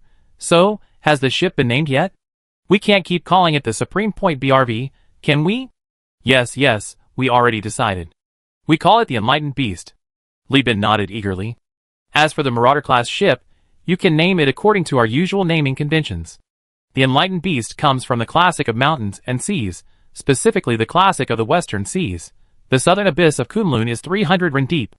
The Enlightened Beast has a large body, resembling a tiger, with 9 heads, all human faces, standing facing east on Kunlun. The Enlightened Beast is both a divine beast and a mythical creature guarding the gates of heaven. Passing through it allows one to meet the gods.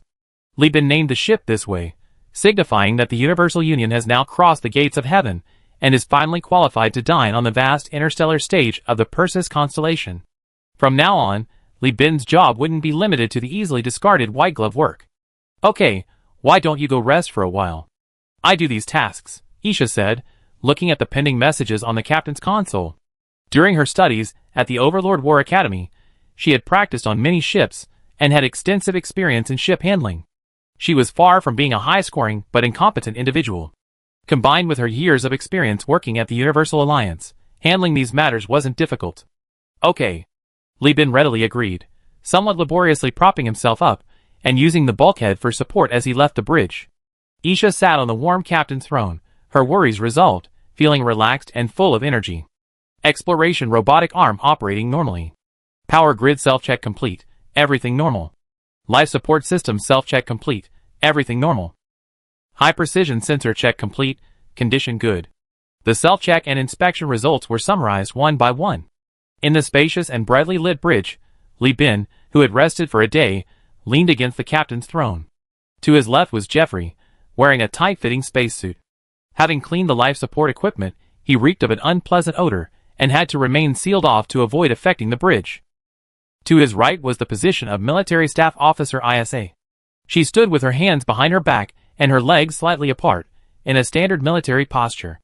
Behind her was the escape pod, allowing her to be transferred to other ships to rebuild the command network in the event of an evenly matched or unfavorable battle.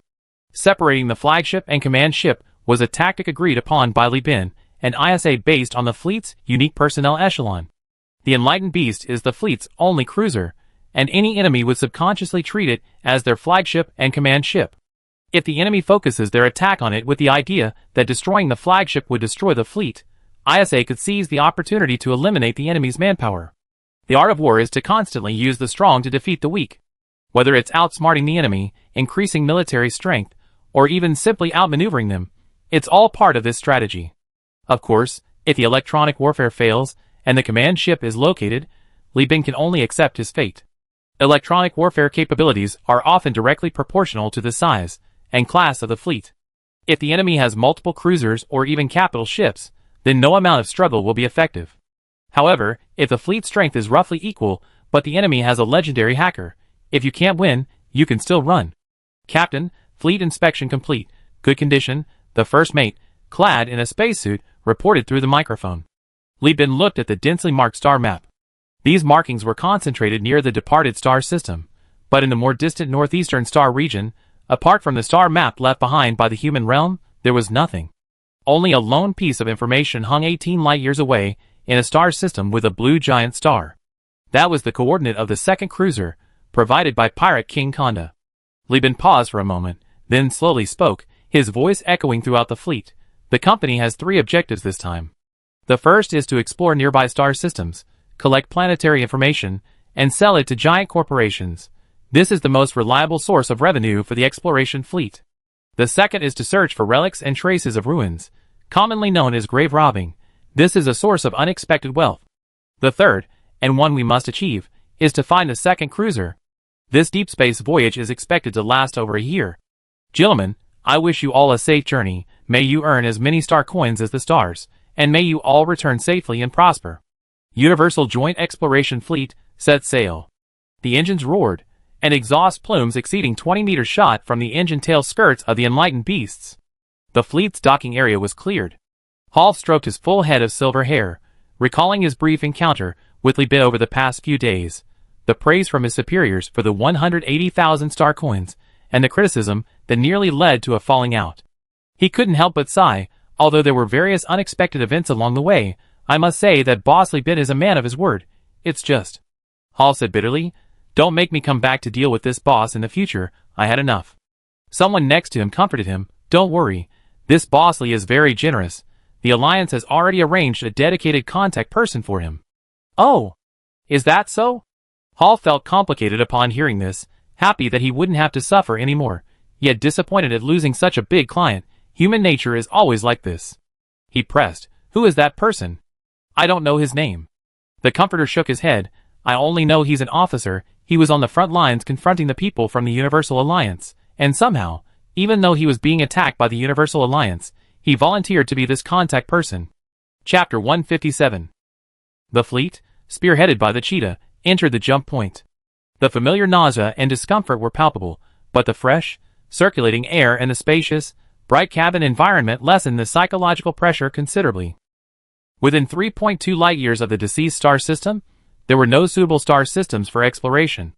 The only 2 existing systems, explored by the Brighton Alliance fleet, had confirmed the presence of numerous unmanned fleets with lingering glimmers of light.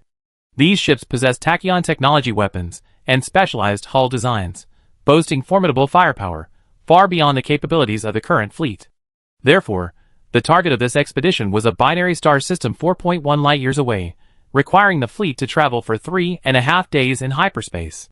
Handing over fleet command to ISA, Li Bin, rubbing his still sore back, led his younger brother along the spacious central aisle of the Enlightened Beast, nearly a 2-way street, to the captain's cabin. He stretched, straightened his clothes, adjusted his facial expression, his lips twitching, his eyes narrowing to appear serious, before opening the door. With a hiss as the door opened, the spacious captain's cabin was revealed. It was still divided into two parts. The front section was a nearly 100 square meter LDK, living dining kids, lounge area, including a work area, kitchen, and living room. The toilet, as Li Bin had always preferred, was located in the bedroom. Luxury items collected over the past few years, items difficult to sell, were displayed in the captain's cabin. Against the backdrop of the wood-painted floors and furniture, they possessed a retro style and looked quite sophisticated.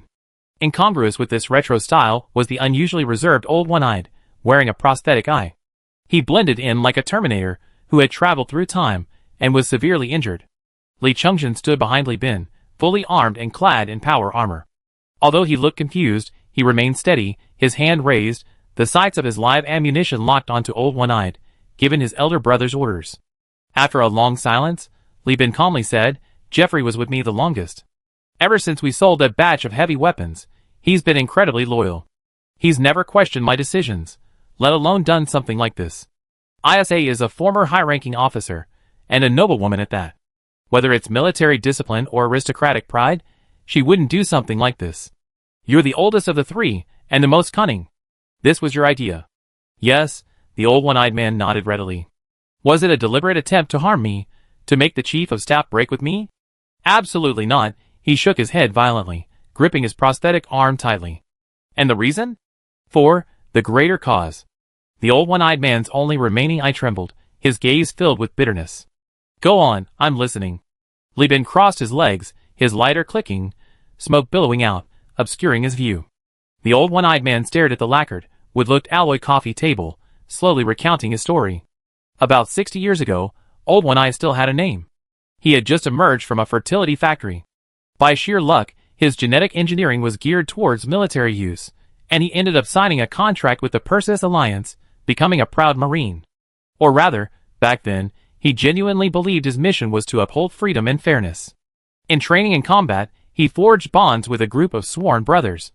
They were all young, full of hope for the world, believing that under the leadership of the giant corporation, humanity would regain its glory as the leading human race and become the great race that ruled the galaxy.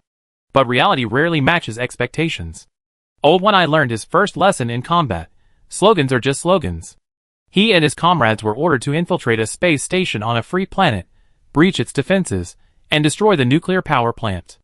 The resulting nuclear leak killed hundreds of civilians, and brought the space station's mining and manufacturing industries to a standstill. The free planet, whose economy was based on manufacturing, unsurprisingly defaulted on its contract, attracting the debt-collecting fleet of Tachyon Technology.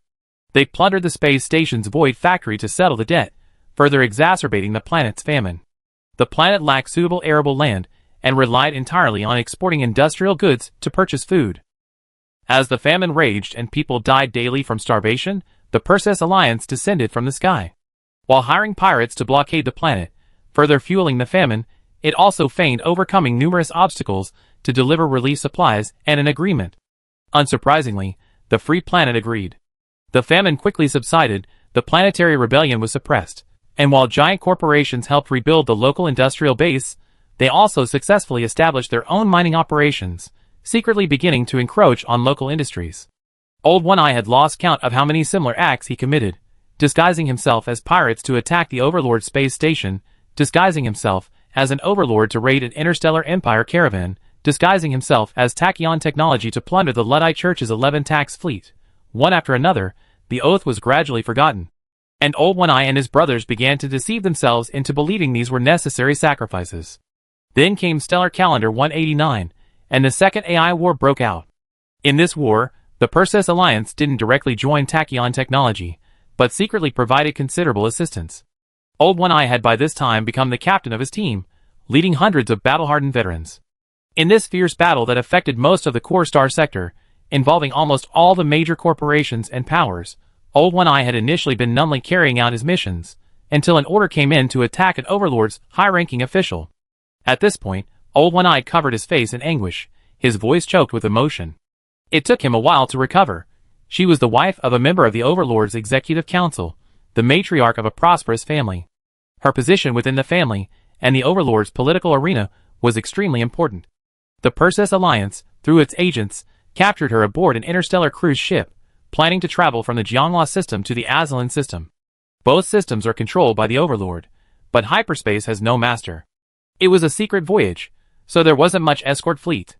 We received orders to follow the task force, defeated the escort fleet, and discovered 3 interstellar cruise ships. Everyone used boarding torpedoes to search for the matriarch of prosperity. It took 3 hours. We didn't find it. The old one-eyed man said dejectedly, the Overlord's rescue fleet received the news and is on its way. We have limited time and can't continue the search, so the fleet commander ordered the ship destroyed. They used Reaper torpedoes to blow the ship into wreckage, and then repeatedly used torpedoes and missiles to reduce the wreckage to dust. But in the end, the intelligence agency said that the intelligence the agent stole was wrong. He failed, he stole false intelligence. The Prosperity matriarch wasn't on that ship at all. He closed his eyes in anguish. The scene of landing on the cruise ships and searching years ago flashed before his eyes. The panicked people, the pale-faced fathers reaching out to protect their children, the elderly wives with white hair holding their frail husbands, and the large number of young, healthy men and women who once had countless possibilities. 3 interstellar cruise ships, more than 4,500 people, more than 4,500 vibrant lives he had once witnessed, all dead because of a single false intelligence, not even ashes left, shredded into carbon dust by torpedoes and missiles. This wasn't a sacrifice, this was a massacre.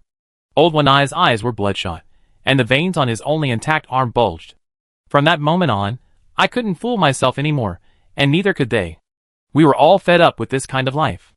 We joined the army to revive the people, we killed for our ideals, we swore to bear the blood and sins.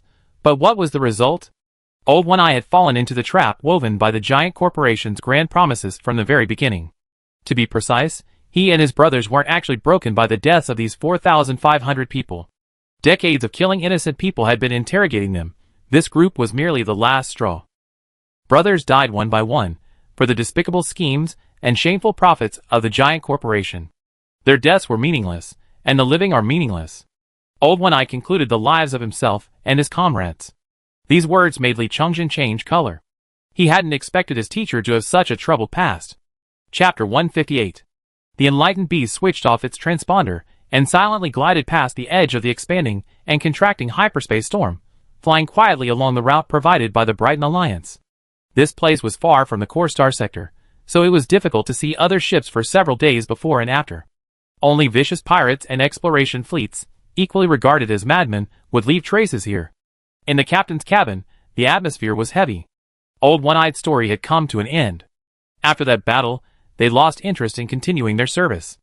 After saving enough money to redeem their lifetime contracts, they collectively withdrew from the Perseus Alliance Marine Corps, refusing invitations to become instructors or even higher positions. To avoid being recalled due to their past achievements, he even canceled his identity information, buried his name, and adopted his nickname as his new name. Perhaps for easier communication, or perhaps for psychological comfort, they formed a secret society called the Revival Society. The organization's purpose was to find a new force that could potentially revive humanity. Upon hearing this, Li Bin frowned and interrupted, then why not just join the Overlord? The Overlord is a legitimate leader of the army, transformed from a legitimate force. It's different, Captain. The old one-eyed man shook his head, bitterly saying, as you know, the Overlord has already changed. In fact, all the major corporations and regimes in the Perseus star system have changed. You can't change the situation from within these corporations. He looked at Li Bin, a glimmer of light in his pained eyes. I originally thought I'd never find a leader I liked in my life. In the years since I retired, I worked in many companies and organizations until I met you. After all that build-up, old one-eyed spoke earnestly, almost pleadingly, you're old-fashioned, principled, moral, and ambitious, exactly the leader we've been looking for. I acted without prior notice because I couldn't bear to see you miss this golden opportunity to rise. Li Bin leaned back on the sofa, silent. Old One-Eye continued his plan. Universal Union is expanding rapidly, but no matter how many star coins we earn, it can't compensate for the company's short history. Every official employee of this giant corporation has been recruited after 2 or 3 generations of outsourcing assessments. Their loyalty and ability are guaranteed. I've seen your difficulties over the years. In the years since the factory opened, the company has had money, yet you hesitated to expand and buy ships. It's because we lack trustworthy people under our command. Although the crew recruited from outside have lifetime contracts, there are plenty of people in space who kill captains, rebel, and become pirates. You taken many measures, training programs to build a core group, providing benefits, raising salaries, recruiting from multiple locations, and intentionally fostering healthy competition between the Elf and Neo-Magnus factions. These methods aren't bad, they're just too slow. His eyes gleamed. These aren't enough. To compete in the star system, you need a large enough pool of reserve talent and a robust training system. These things require long-term loyalty education. But taking down the chief of staff is a different story. Li Bin was moved. Although the old one-eyed man was blind in one eye, his insight was indeed sharp. He had seen through the reason why Li Bin's fleet had been hesitant to expand. Reality isn't a game, there's no visual ability panel. Subordinates' abilities and loyalty need to be verified. Who knows if there are spies or agents among newly recruited subordinates? Personnel screening and mutual defense are necessary. Whether it's old one-eyed or ISA, he never pries into their past. This is both a way of showing trust and winning people over, and also a way of keeping a distance and being on guard. Otherwise, he wouldn't have sent his younger brother to be old one-eye's apprentice to learn his Marine Corps skills, nor would he have constantly seized every opportunity to learn fleet command from ISA. Before the other party opened his heart to him, Li Bin naturally couldn't completely trust him. However, these words this time gave Li Bin a completely new understanding of this usually lazy old man. Some people become senile with age, but old one-eyed was clearly shrewd and experienced. Such a person, so knowledgeable about the Universal Alliance, if he couldn't be subdued, he would have to be killed. He controlled his tone, not letting his words betray any emotion. What does this have to do with Isha? I know she has an extraordinary background, but the Overlord's family would never allow an outsider like me to take over.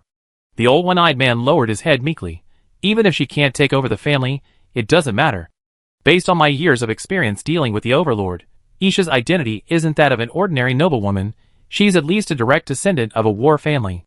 During her upbringing, the family will exchange her peers with other prosperous and dominant families through marriage alliances, forming a talent pool encompassing the war, dominance, politics, and prosperity, industry, families for her to command. These people are incredibly loyal to their families. After you marry her, you can directly control these talents in her name, serving the Universal Alliance. Li Chungjin was completely bewildered, but Li Bin didn't need the old one-eyed man to say anything more. He already understood his meaning. Historically, most rebels cooperated with powerful families and clans. A typical example is Lu Xiao and Guishengtong. However, Emperor Guangwu played a quick-push game, relying too much on the power of powerful clans to pacify the country. Without external threats, it was difficult to force powerful families to make concessions. He was both a beneficiary and a victim of this model. There's a limit to leveraging resources. Always relying on yourself makes it hard to rise to prominence, while constantly depending on others hinders autonomy. But historically, no one has ever achieved greatness solely through their own efforts.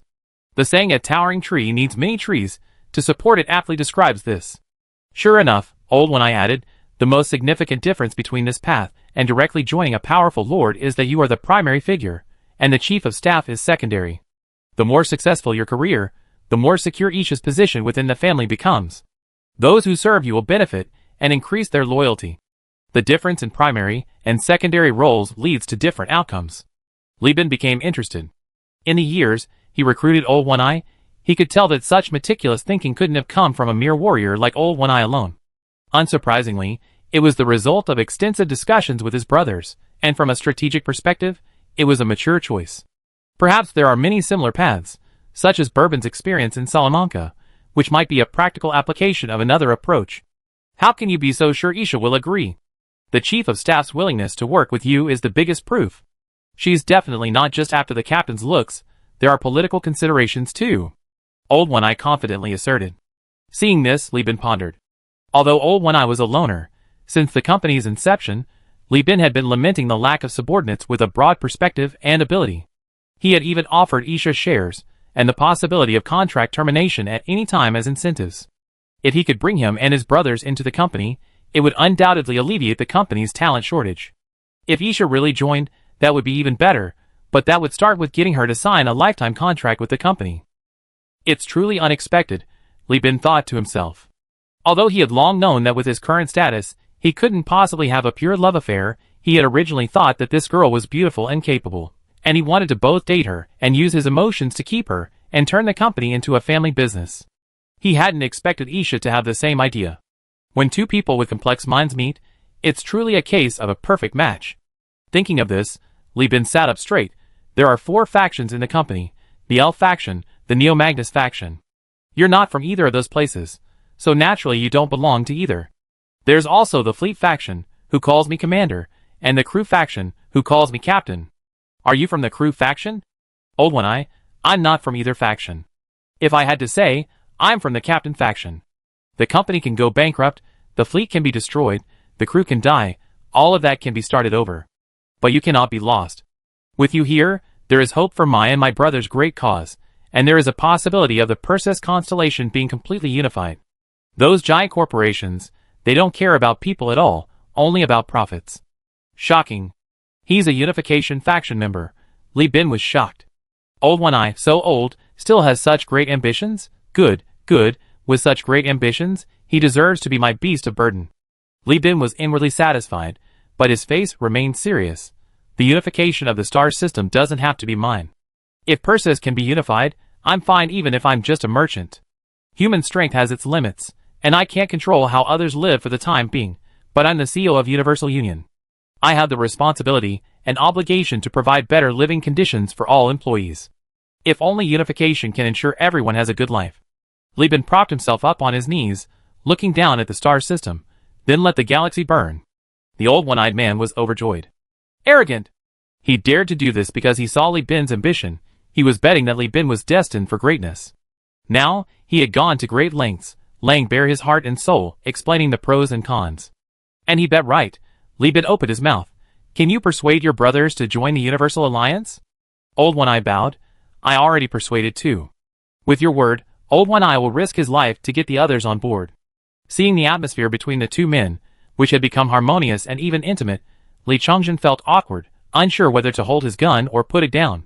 His elder brother had clearly told him to prepare to kill their teacher, but after talking for so long about women and power, was he just going to let him go? Seeing his elder brother chatting with their teacher about the future and development, he figured he couldn't kill their teacher anytime soon. Assuming he wouldn't be noticed, he quietly reached out and scratched his armpit through his power armor. Chapter 159. After obtaining the Brighton Alliance's star map, the Universal Joint Exploration Fleet sailed smoothly without hindrance. To guard against a potential afterglow fleet, the navigators, captains, and first officers rotated shifts very frequently, ensuring that those in key positions were always at their best. The voyage, originally planned to take 3.5 days, stretched to almost 5. When the fleet re-entered the jump point, everyone breathed a sigh of relief. Jeffrey, as usual, briefed the entire fleet, explaining the current star system situation to the crew. This star system is a binary star system with 5 planets and several asteroid accumulation zones. There is no asteroid belt.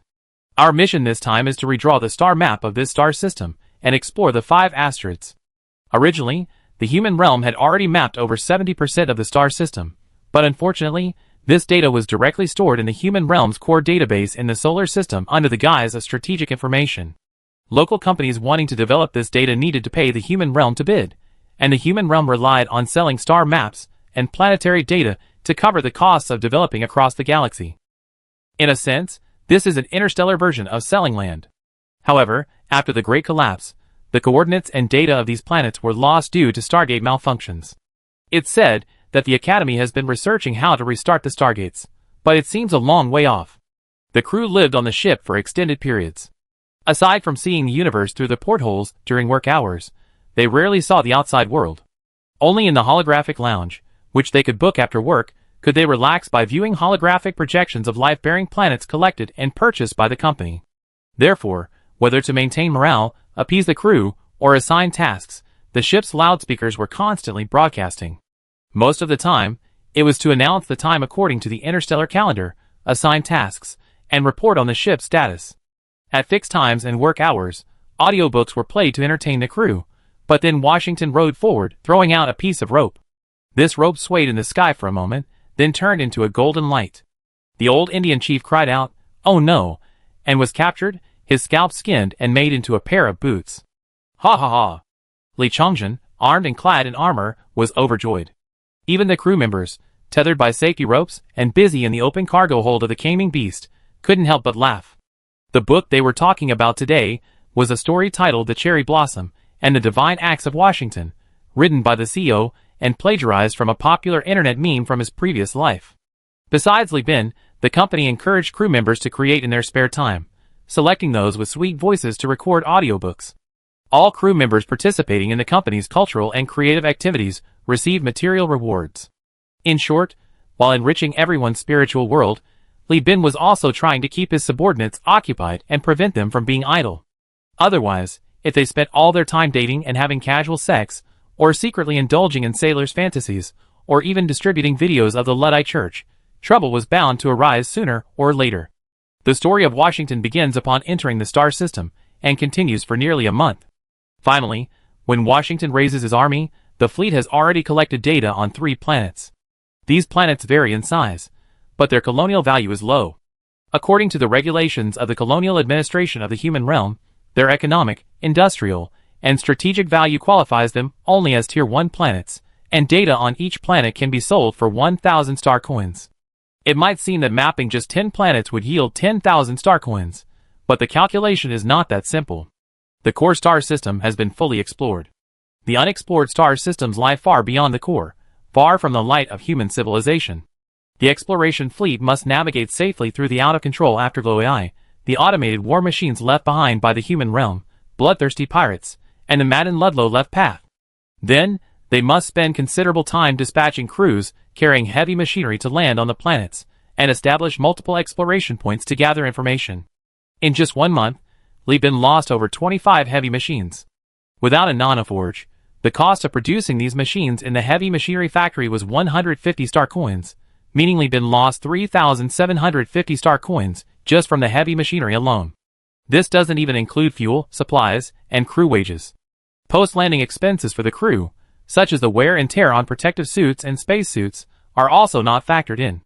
Currently, the exploration fleet is operating at a loss. And this is even with the 2 ships, the 3-legged cat and the enlightened beast, equipped with their own exploration equipment to assist in exploration. The gains from cruiser-class exploration equipment are considerable. If a destroyer were to conduct exploration, the losses would be even greater. Insufficient revenue is the norm for the exploration fleet, and it's also the reason why various companies and private salvage companies are unwilling to leave the core star sector. Exploration is like gambling. You can lose hundreds or thousands of star coins in a minute. It's all about the thrill. Jeffrey gazed at the glacier stretching across the planet beneath his feet, praying for good fortune. He said to Li Chongjin, who was leading the team to land, "The giant corporations buy level 1 planet data for 1,000, but it gets more valuable as you go higher. Level 2 data is 3,000, level 3 is 5,000, level 4 is 10,000, and level 5 is 30,000. So many?" Li Chongjin's eyes practically watered. "If we map 10 level 5 planets, we could make as much as we earned in the last few years." Jeffrey couldn't help but laugh at Li Chongjin's words. "If we could find a level 5 planet, even just one, believe me, the captain would definitely hoard it, and wouldn't sell it to the giant corporations. A level 5 planet means it has all 5 elements: minerals, volatiles, organic matter, fertile land, and a favorable atmosphere, with at least 2 of them being extremely abundant. Such an undeveloped planet is enough to drive any power crazy. They would spare no expense to acquire the data, and then dispatch colony fleets and escort fleets to dominate the system. Fully operate the fertility factory, drawing manpower from it, modify the production lines in the heavy industry factory, arming the local area as quickly as possible." The old one-eyed man nudged Li Chongjin. Being far from the core star system means inconvenient transportation, which is bad for trade. But if a giant corporation uses such a planet as a source of inspiration and a refuge for its comeback, it's a great thing. Being undeveloped also means being unclaimed, which legally and diplomatically avoids hostility from neutral forces. Different objectives lead to different conditions. Jeffrey sighed. Let alone data from a level 5 planet, even data from a level 4 planet would be enough to make a giant corporation's heart willing to pay far more than the market rate. The value of the 3 planets we mapped is negligible. To the giant corporation, they're just big rocks and gas clouds. After inspecting the engineering team, Vulcan tapped Li Chongjin's helmet and interjected, "This planet is different from the previous ones. According to the scan, it's a tundra planet with a fragile ecosystem, and may have other value. Second officer, let's try our best to find its selling point, so the captain can recoup his investment." Hearing that he was going to make money for his boss, Li Chongjin cut off the conversation, waved to the armed sailors, and decisively boarded the drop pods to act as the vanguard. A dozen drop pods, adorned with alloy cables, fell from the open cargo hold of the gaming beast, landing on the planet like fish roe clinging to rocks. The fleet surrounded a small asteroid filled with thrusters. A salvage platform stood upright near it, and the crew deployed heavy machinery to continuously cut and mine minerals, sending them into the flagship's automated factory to continuously produce high-strength alloy cables for temporary space elevators. Cruisers are larger and more powerful, and their onboard industrial equipment provides greater assurance for the fleet's deep space self-sufficiency. If Li Bin were to discover the blueprints for shipborne forging components in the future, or if he had surplus spaceships, he could easily commission a major corporation to convert several ships into industrial vessels. In this way, the fleet could even produce supplies, fuel, and alloy plates locally in remote areas. The value of cruisers goes far beyond just being able to carry and fight. Chapter 160. Tundra planets are too far from their stars. Most of their surface is frozen solid. Only when the planet's orbit approaches its star, and is directly exposed to its light, do they experience periodic high temperatures. In the human territory colonization regulations, such planets are classified as extreme environment Earth-like planets. Their helium-oxygen atmosphere is maintained by a fragile ecosystem primarily existing in periodically thawing oceans. When the seawater in the directly exposed areas melts, cold-resistant algae and mosses frozen within the ice layer can thrive, while the ecosystem migrating with the melting ocean can reproduce within it. Once the planet reaches its farthest orbit, during what is known as winter, the extremely low temperatures can even freeze carbon dioxide at the poles. With proper protection, such planets can still be colonized, albeit with some difficulty. Just like in the game The Abyss, where they drilled through several kilometers of ice on Europa to establish an underwater colony in the ocean beneath the ice, melted by submarine volcanoes. Li Bin pondered that even in the world of Stellaris, a planet like this would probably only have a 10% habitability rating. The human realm must be really hungry. Labeling such a planet as terrestrial suggests it's some kind of periodic tundra near the Arctic Circle. Compared to the truly terrestrial planet Byzantium in the Thrace system, this place is even more frigid than Ninguda. Humans raised in such a place would be ready-made conscripts. People say the environment inside the spaceship is harsh, but compared to the human realm's haphazard colony setup, the spaceship's stable environment is practically paradise. Now, Li Chongjin and his armed sailors are crashing into the ice field like a meteor shower. The kinetic energy and impact create ugly, freckle-like craters of varying sizes. Water that has just melted is immediately frozen again, and the remaining vapor is sublimated and blown away by the wind. Radio communication was poor in the harsh weather. On the bridge, Li Bin, nestled in his captain's chair, comfortably munched on a frozen pear, listening to his younger brother's storytelling like complaints. This is terrible.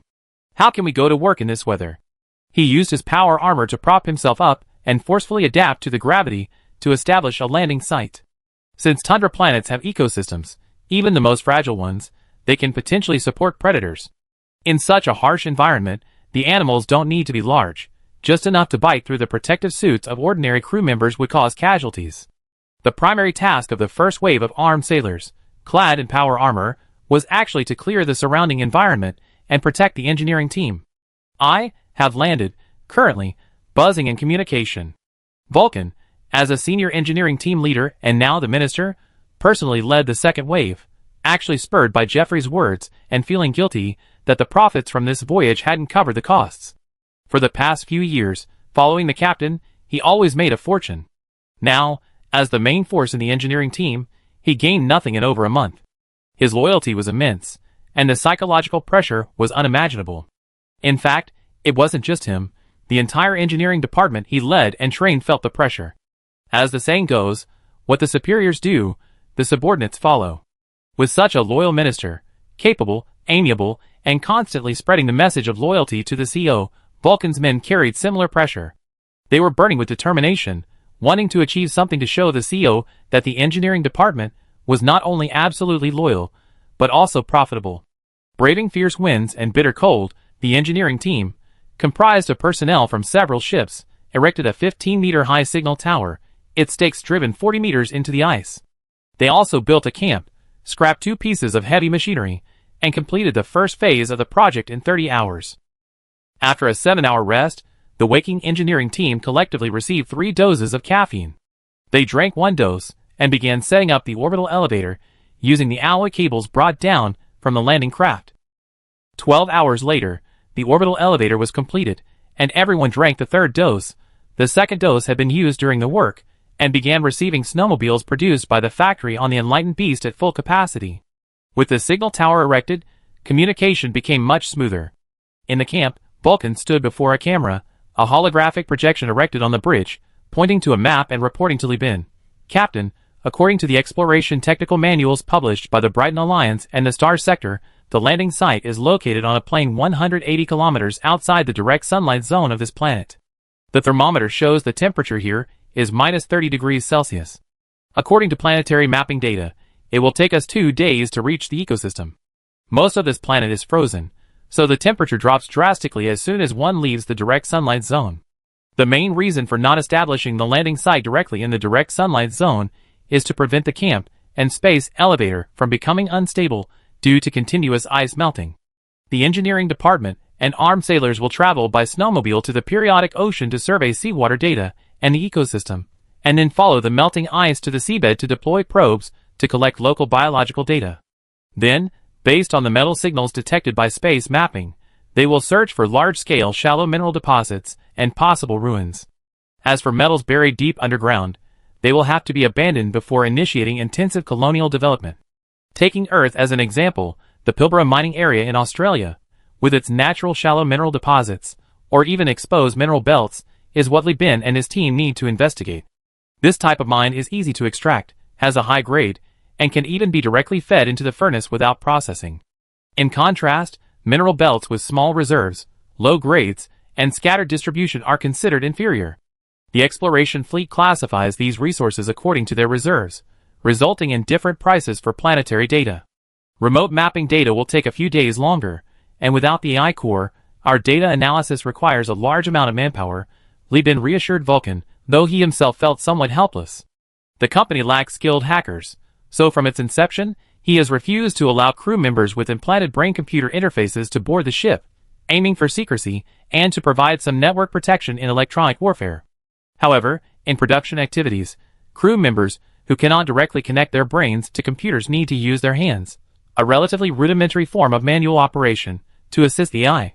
ISA's neural network modification represents a different technological direction.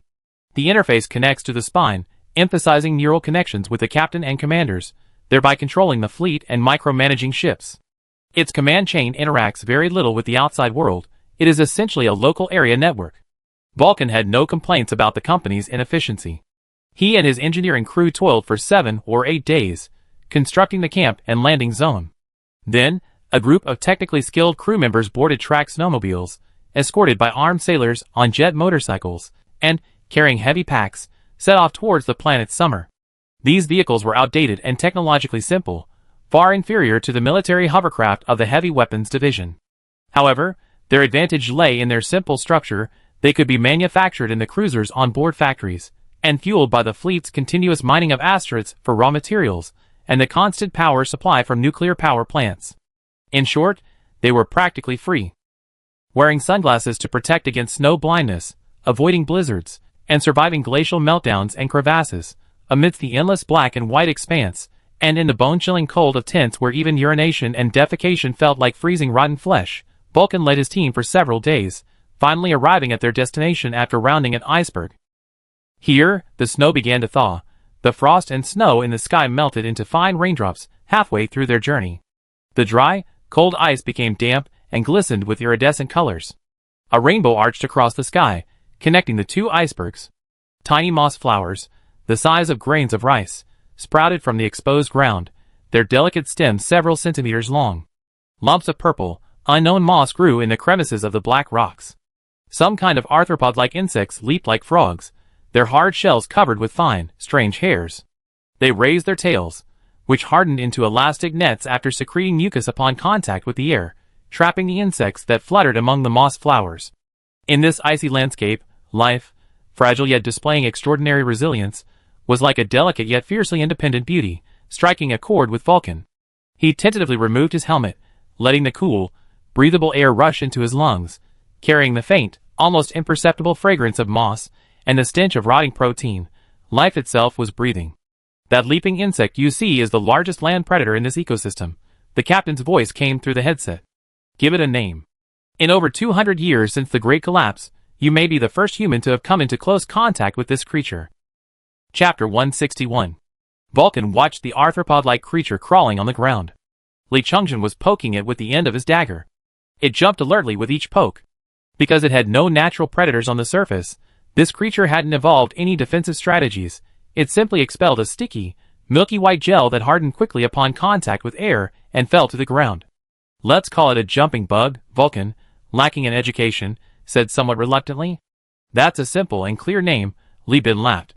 But you shouldn't take off your helmets. The ecosystem here is too fragile. You can take turns taking them off and breathing in a little. The remaining oxygen was produced by the tundra over thousands, even tens of thousands of years. Human oxygen consumption is far too efficient compared to their primitive structure. These mosses were all purple, absorbing light more efficiently than Earth's predominantly green vegetation. As everyone knows, green is the most abundant color in sunlight. Earth's leaves, shrubs, grasses, and even mosses are mainly green because they reflect green light. In other words, Earth's vegetation actually utilizes very little light and heat, hence the purple Earth hypothesis, which states that in ancient times, Earth was covered in purple algae. The purple color of these mosses indicates that they absorb green light. On tundra planets far from their stars with short summers, the thin oxygen environment created by these mosses owes much to their extremely high solar absorption capacity.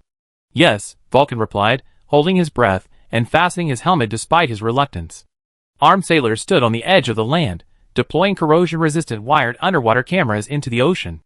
The purple aquatic vegetation clung to the coastal rocks, its strange appearance far exceeding Li Chungjin's limited knowledge.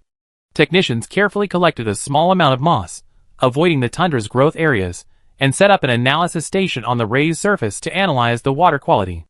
Once the camp was completed, a second batch of track snowmobiles roared in, their cargo compartments carrying unmanned submersibles equipped with metal detectors. These submersibles could penetrate to depths of 800 meters to detect underwater veins and upload recorded video. Meanwhile, crew members carried scanners to scan the surrounding environment, inputting new background data into the holographic cabin. People came and went, helmets on, stepping over the heads of bewildered and wary springtails. The only sounds were the rustling of tents in the wind and the clanging of instruments and protective suits against the hard ground. A scene that appeared desolate and indifferent. But in the world of radio, it was bustling with activity. Has the water quality test report from the 300-meter depth come out yet? My God! There are so many microorganisms in this ocean. The submersible even photographed a fish over 1 meter long. This thing is active in shallow water. Of course. In this planet's environment, the closer to the surface, the more sunlight, the higher the temperature, and the richer the nutrients. Why would a big fish stay at the surface? Are they going to freeze and starve in the pitch-black deep sea? And is that even a fish? You call it a fish? Did you get a sample of its excrement? Everything in the water is a fish. What's wrong with me calling it a fish? Come on, let's go! Hey! These bugs are clinging to the tent's insulation. They're about to collapse. Damn! This flea stole my compressed biscuits. Is it going to eat itself to death? Wow, you're doomed. How did you drive that car? You crushed a head-sized moss. It would take 100 years for that thing to grow that big. Get ready for your bonus to be docked. Ahua, don't die. Just try a little harder. I swear I feed you all my shit and pee here. Please don't die. I'm still waiting to use my performance bonus to get married. I'm begging you. Minister. Metallic signal detected 600 meters from the coastline, 160 meters deep. The shape doesn't look natural. Amidst the chaotic communications, a particularly excited voice suddenly rang out. Vulcan, who was filling the tent with oxygen, nearly lost his footing upon hearing this. He braced himself with his hands, continuing to inflate the tent while swallowing a dose of caffeine. Continue the probe, wait for me. Only after finishing his work did he slowly stand up, addressing the low blood pressure caused by prolonged squatting. Wearing his bulky protective suit, he trudged into the research station's ventilation system, removed his helmet, and, without bothering to wipe his damp forehead, opened the second valve in the sweltering heat. He crouched down and squeezed into the small research station, pushing aside the huddled group of technicians, and stood before the screen. Ground power was limited, and the tracked vehicles had limited space and load capacity, preventing the prolonged use of holographic technology as in spaceships. Portable nuclear battery technology had been lost after the Great Collapse. In the early days of colonization, Everyone on the surface could only use traditional screens. The technician excitedly tapped the screen with his finger. Here, here. This outline is definitely man-made. Before you came, I compared it with the Human Territory Colonial Management Regulations, and this thing looks very similar to the Chorus Tortoise Polar 2 model land-based mobile living station. Vulcan stared intently at the raised, semicircular structure. According to the comparison, its diameter was definitely no less than 12 meters. This thing is definitely not a crash space station or spaceship, only colonies would use it. Yes, the technician exclaimed, the seasonal ocean here moves with the sun. The Chocobo, as a mobile living station, provides life for colonists and families and groups, and it can precisely follow the sun. There must be human colonies on this planet. Vulcan immediately shook his head. Since we discovered a land tortoise, it means other colony families or groups can also roam freely. This planet might not even have a centralized city. He confidently stated, contact the flagship, report to the captain, and say we may have found a Class 2 planet. Ask him to order the exploration department to look for industrial bases and radiation points, not city signals. A colony may not have cities, but it must have industrial sectors. Yes, sir. Connected to the space elevator and situated in near-Earth orbit was the destroyer three-legged cat, equipped with exploration equipment. The much larger enlightened beast, fearing the planet's gravity well would warp its hull, roared into action, its massive mechanical arm, its head now equipped with a huge probe, circling the planet, scanning inch by inch. Any planet where a human-controlled territory had ever colonized was at least a Class 2 planet, capable of supporting the development or production of at least one economic commodity. Therefore, traces of human-controlled territory were a signal, and the exploration fleet on its long voyage would be happy to see these ancient traces from hundreds of years ago. About 5 days later, the first mate, stationed on the bridge, finally saw the intense signal and analysis results.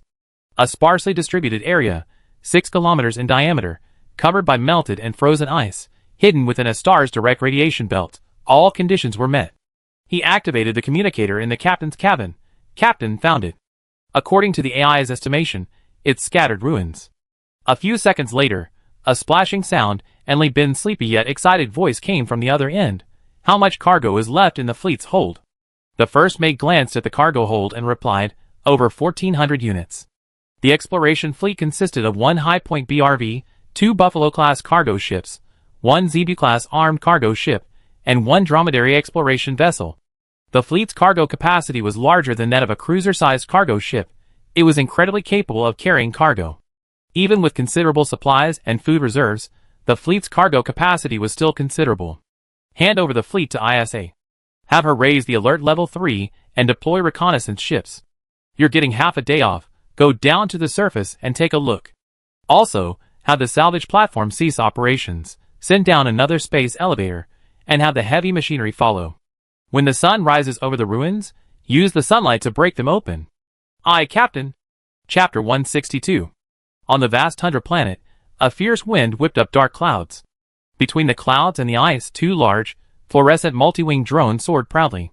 Using the multi-wing drones as relay stations to transmit navigation information from the spaceship, the jet motorcycle sped through the ice fields, icebergs, and crevasses.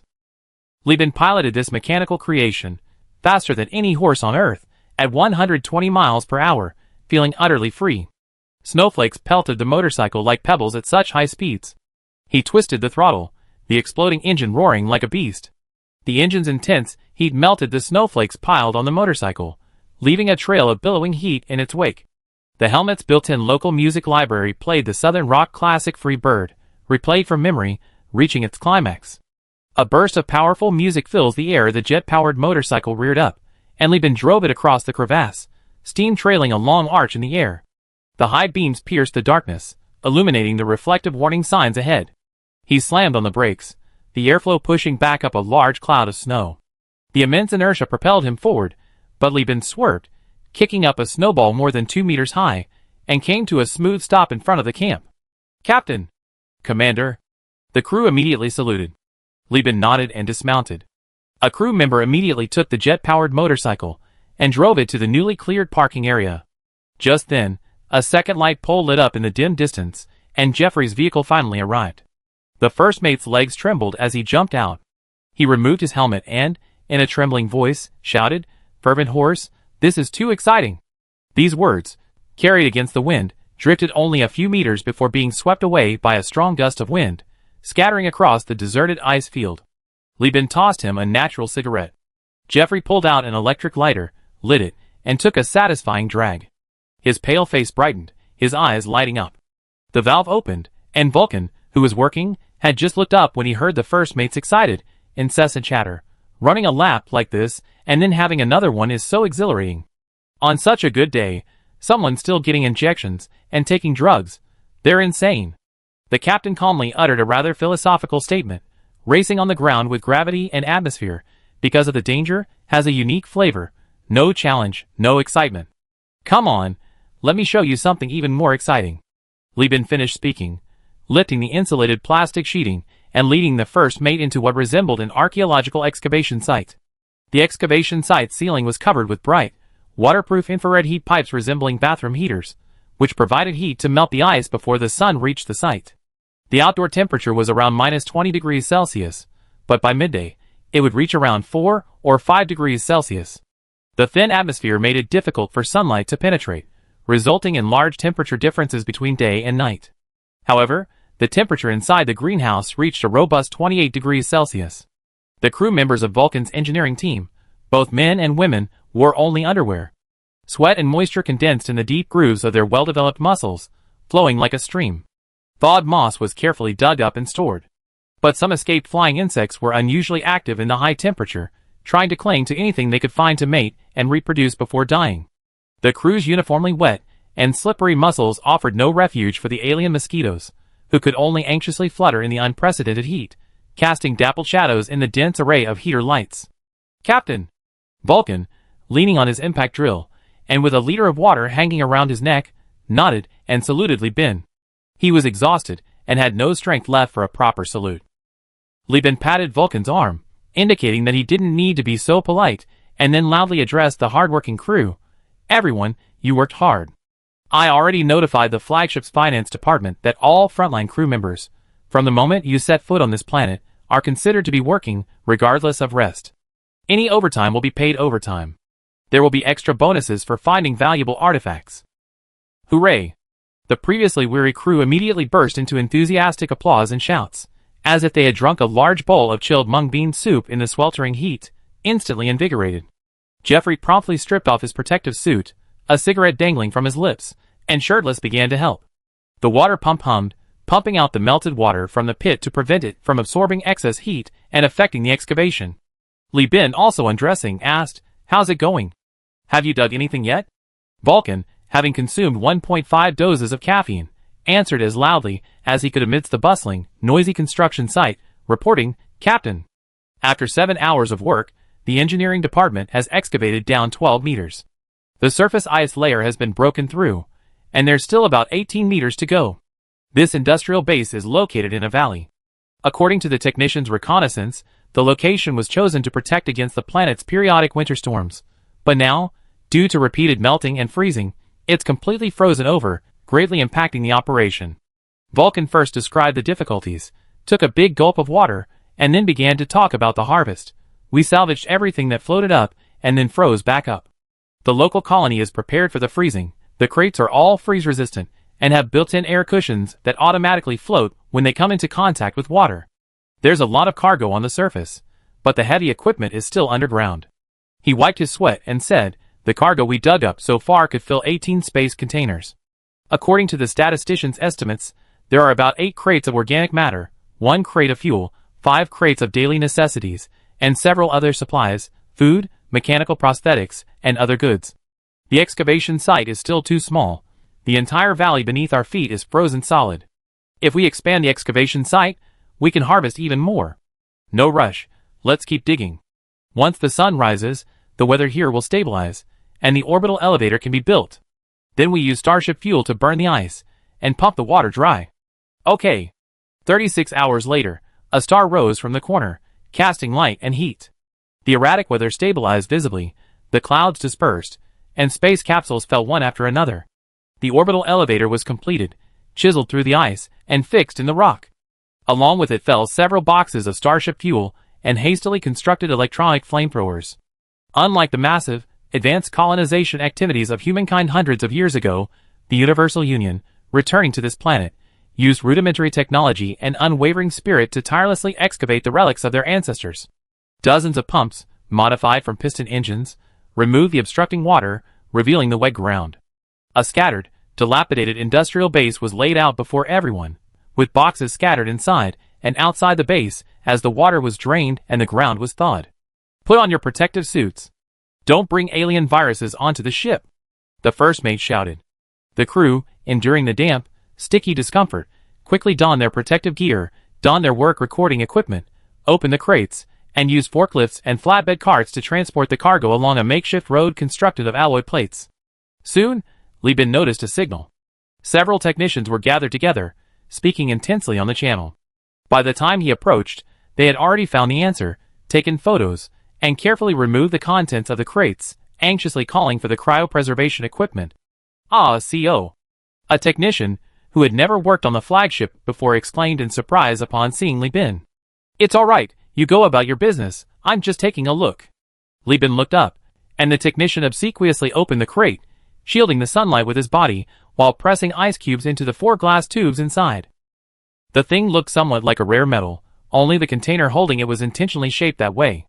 The base of the glass tube was metal, but upon closer inspection, it actually resembled a capacitor. However, the transparent glass contained a psychedelic, viscous liquid, like a product of hyperspace, colorless yet subtly shifting colors under light. "Holy crap," Li Bin couldn't help but curse. "Is this a quantum solution?" The technician pursed his lips, speechless, only nodding repeatedly. Li Bin took a deep breath and pressed the fleet-wide communication button. "Attention everyone. Attention everyone. Activate Level 2 alert. Cease all destructive mining at the base. Temporary Fleet Commander, gather the crew. Release 800 men." ISA, the Temporary Fleet Commander, didn't hesitate or question, simply saying yes, and immediately began operations. Looking at the crew members who had stopped work and looked utterly bewildered, Li Bin couldn't help but remove his mask and rub his face, letting the biting cold wind stimulate his overheated brain. This luck is just too good. Chapter 163. Quantum Solution, in and around the core region of the Perseus constellation, is only produced on the Galena planet under the control of Risk Mining Corporation. This planet is a true miracle of life and nature. A complex biosphere based on silicates exists on this planet. The planet's surface is covered with tall, seemingly breathing crystalline masses capable of a series of complex neural activities. Risk Mining Corporation has gone to great lengths to find a way to develop the local natural resources. These crystals, as a special silicon-based life fluid, can replace many technological products, but so far, the most powerful and potent product is the quantum solution. Before the Great Collapse, the human realm had found a way to synthesize the quantum solution, but after the collapse, this technology was unsurprisingly lost, or perhaps its formula was never even transmitted to Perseus. However, with the development of the Galena planet, the humans of Perseus, through the local unique ecosystem, have indirectly regained mastery of this advanced technology, replacing synthesis with aquaculture. Its applicability is very narrow, but within its effective range, it maintains an advanced status. The effect of quantum solutions is simple. They fundamentally improve computer circuitry and connectivity. It's said to force low-level computers, AIs, to output calculations before formulas are even input. Of course, everyone knows this is boasting, but it doesn't diminish the urgent need for it among computer engineers worldwide. Tachyon technology, in particular, craves it. If it weren't for the entire Perseus star system separating venture mining and tachyon technology, and the fact that the dominant power has always coveted tachyon technology, the two forces would likely have already gone to war. Its value is also reflected in another aspect. It's an essential material for manufacturing AI cores. On the planet Galena, its production is strictly controlled. It's sold in 1 cubic meter cryogenic safety cases, each containing 12 glass jars, priced between 360 and 410 star coins. However, if a captain is willing to risk bypassing other powers, especially the Overlord searches and forced sales, and bringing it to tachyon technology, they can sell it for 600 to 700 star coins per case. While the profit margin isn't high, the actual returns are undeniably exorbitant.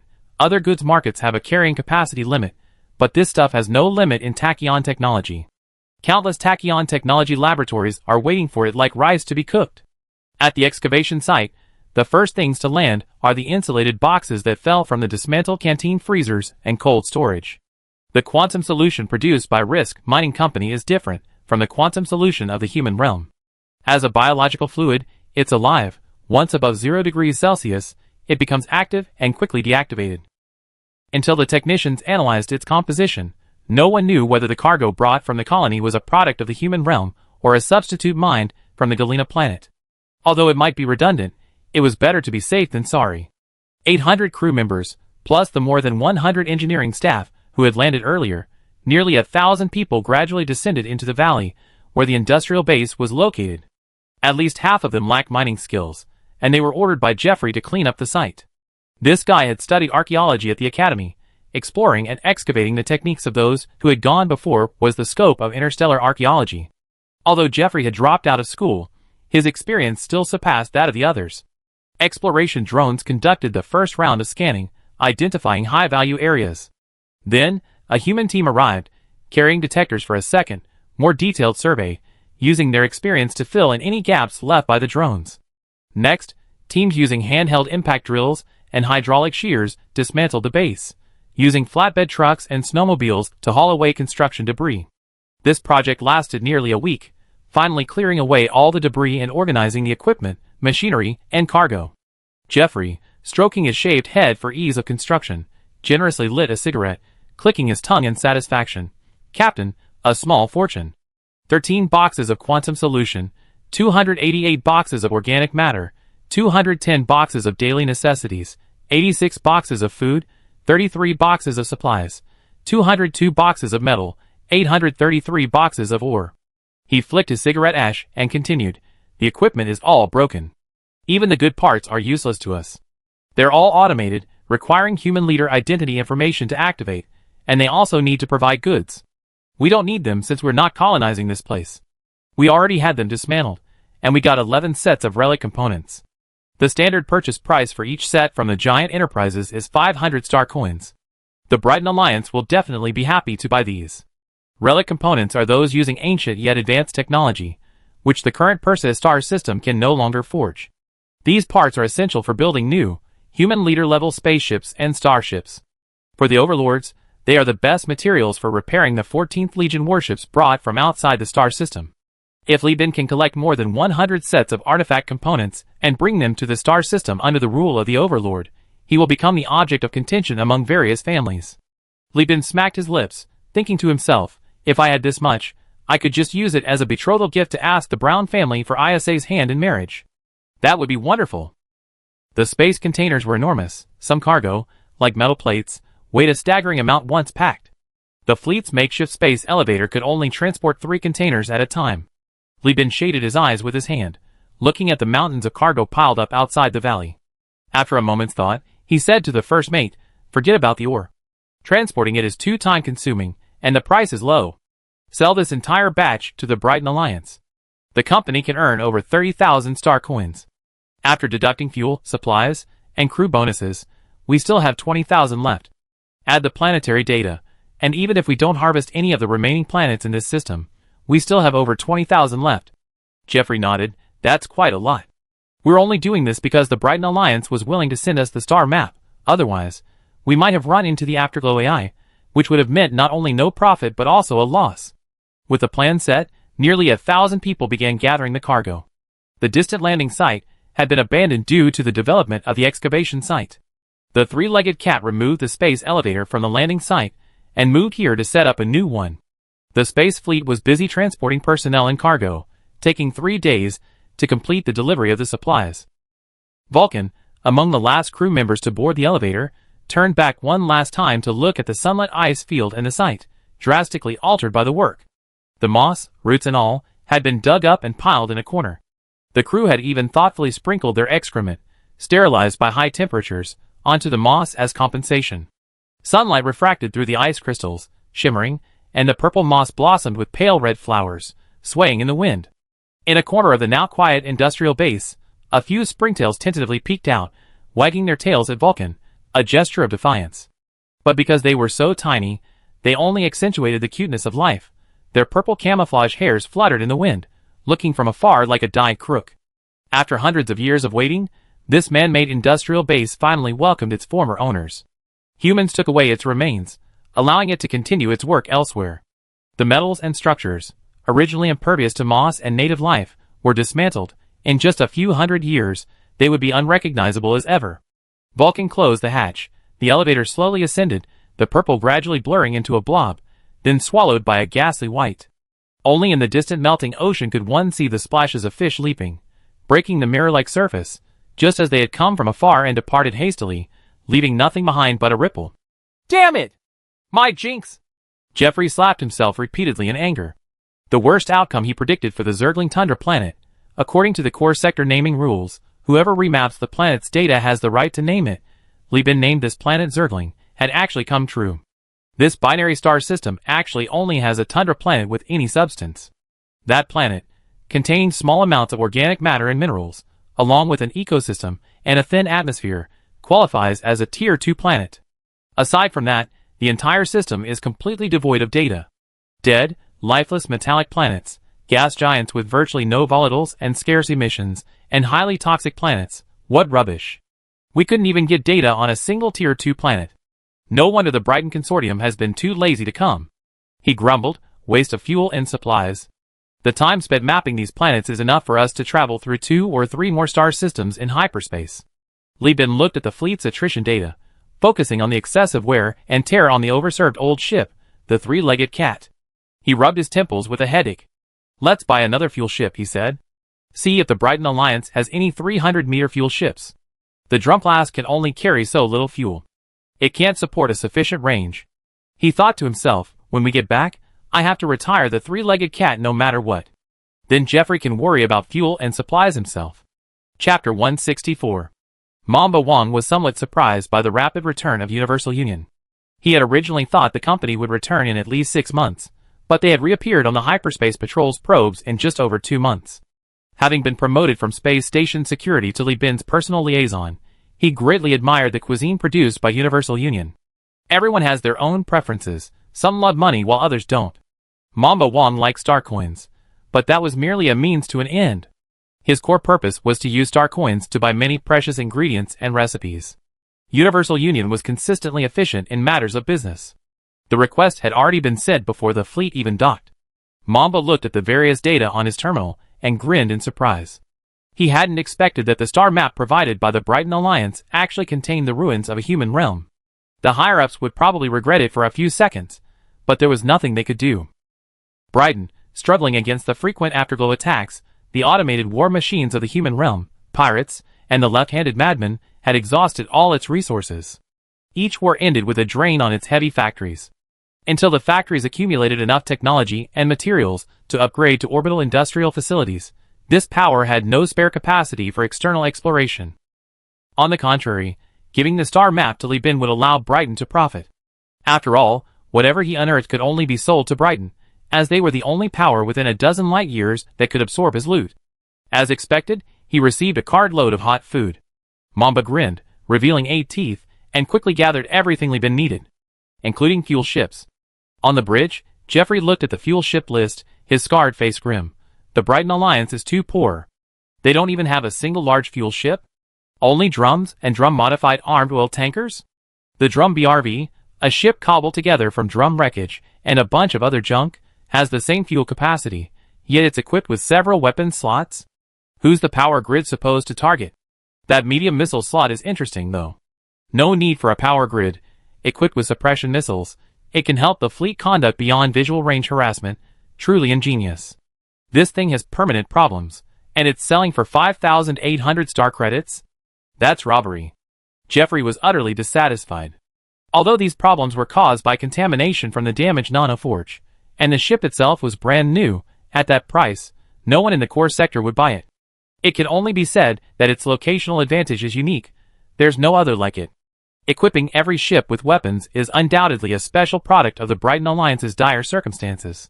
Being a jack of all trades often comes at the cost of being a jack of all trades. A fuel ship is a giant mobile bomb. Sending this thing to the front lines is like placing an ammunition depot on the front lines, and then stylishly raising colorful flags.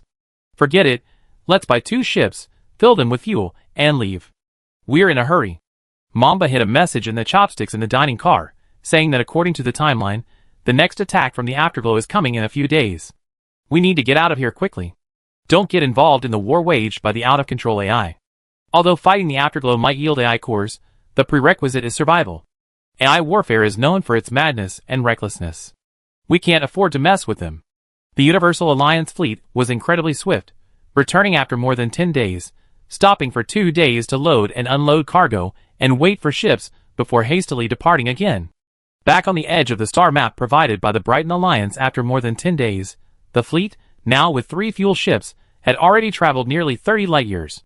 This time, Li Bin vowed that unless he filled the cargo holds or found a cruiser, he would never return. On the unfamiliar star map, the names of the lost human-owned star systems and planets were rewritten one by one.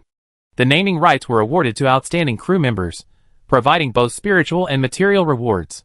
Coupled with continuous cultural activities, the crew's morale remained remarkably stable during the months of voyage. Even the ship's doctor, Amanda, regularly reported that fewer crew members were coming to have sex.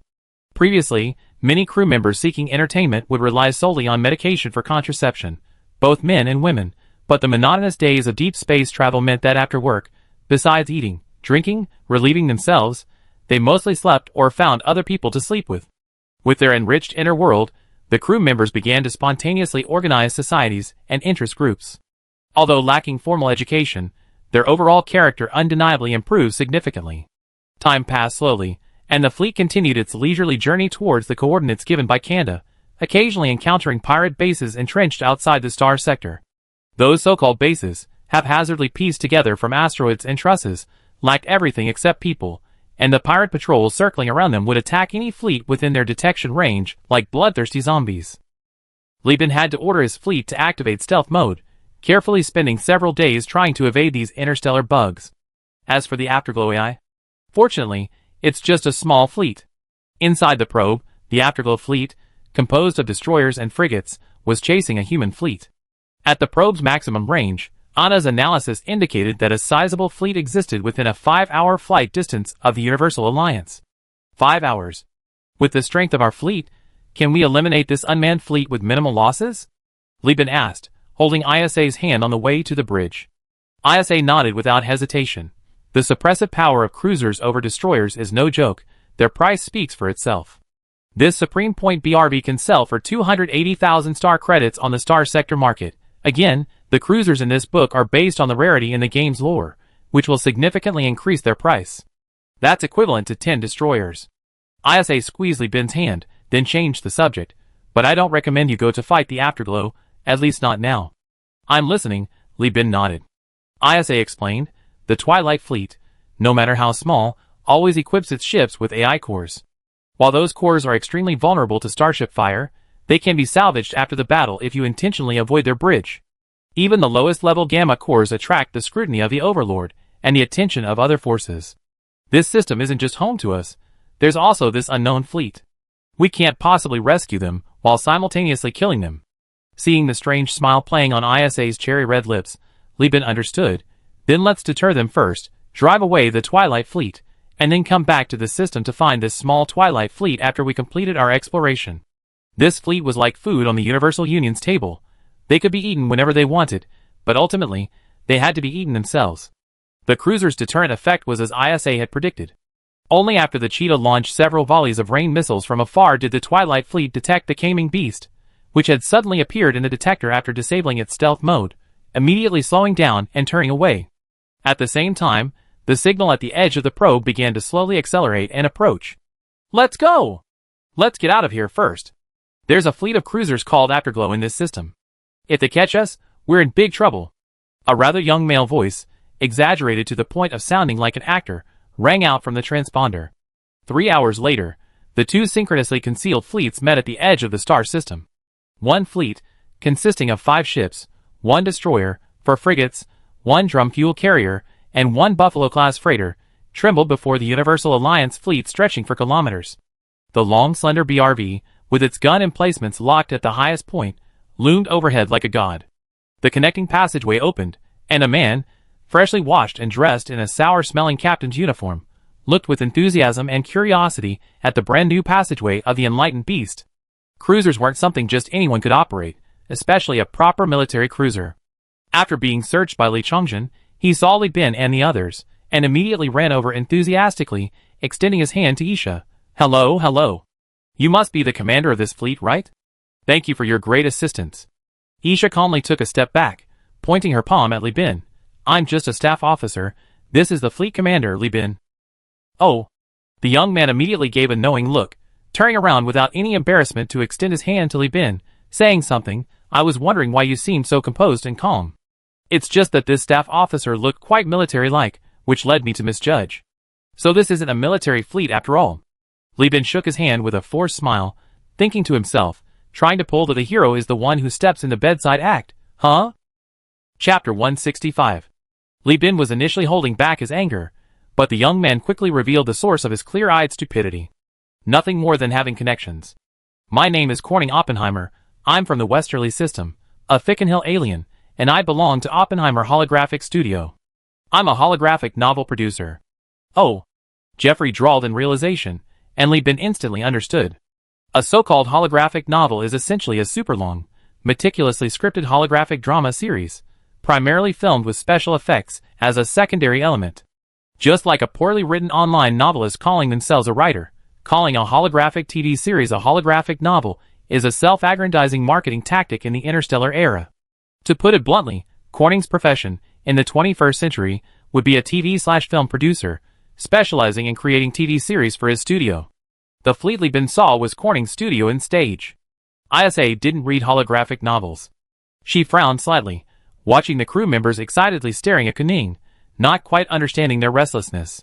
Li Bin, exasperated, explained softly, everyone downloaded a lot of holographic novels before setting sail to pass the time.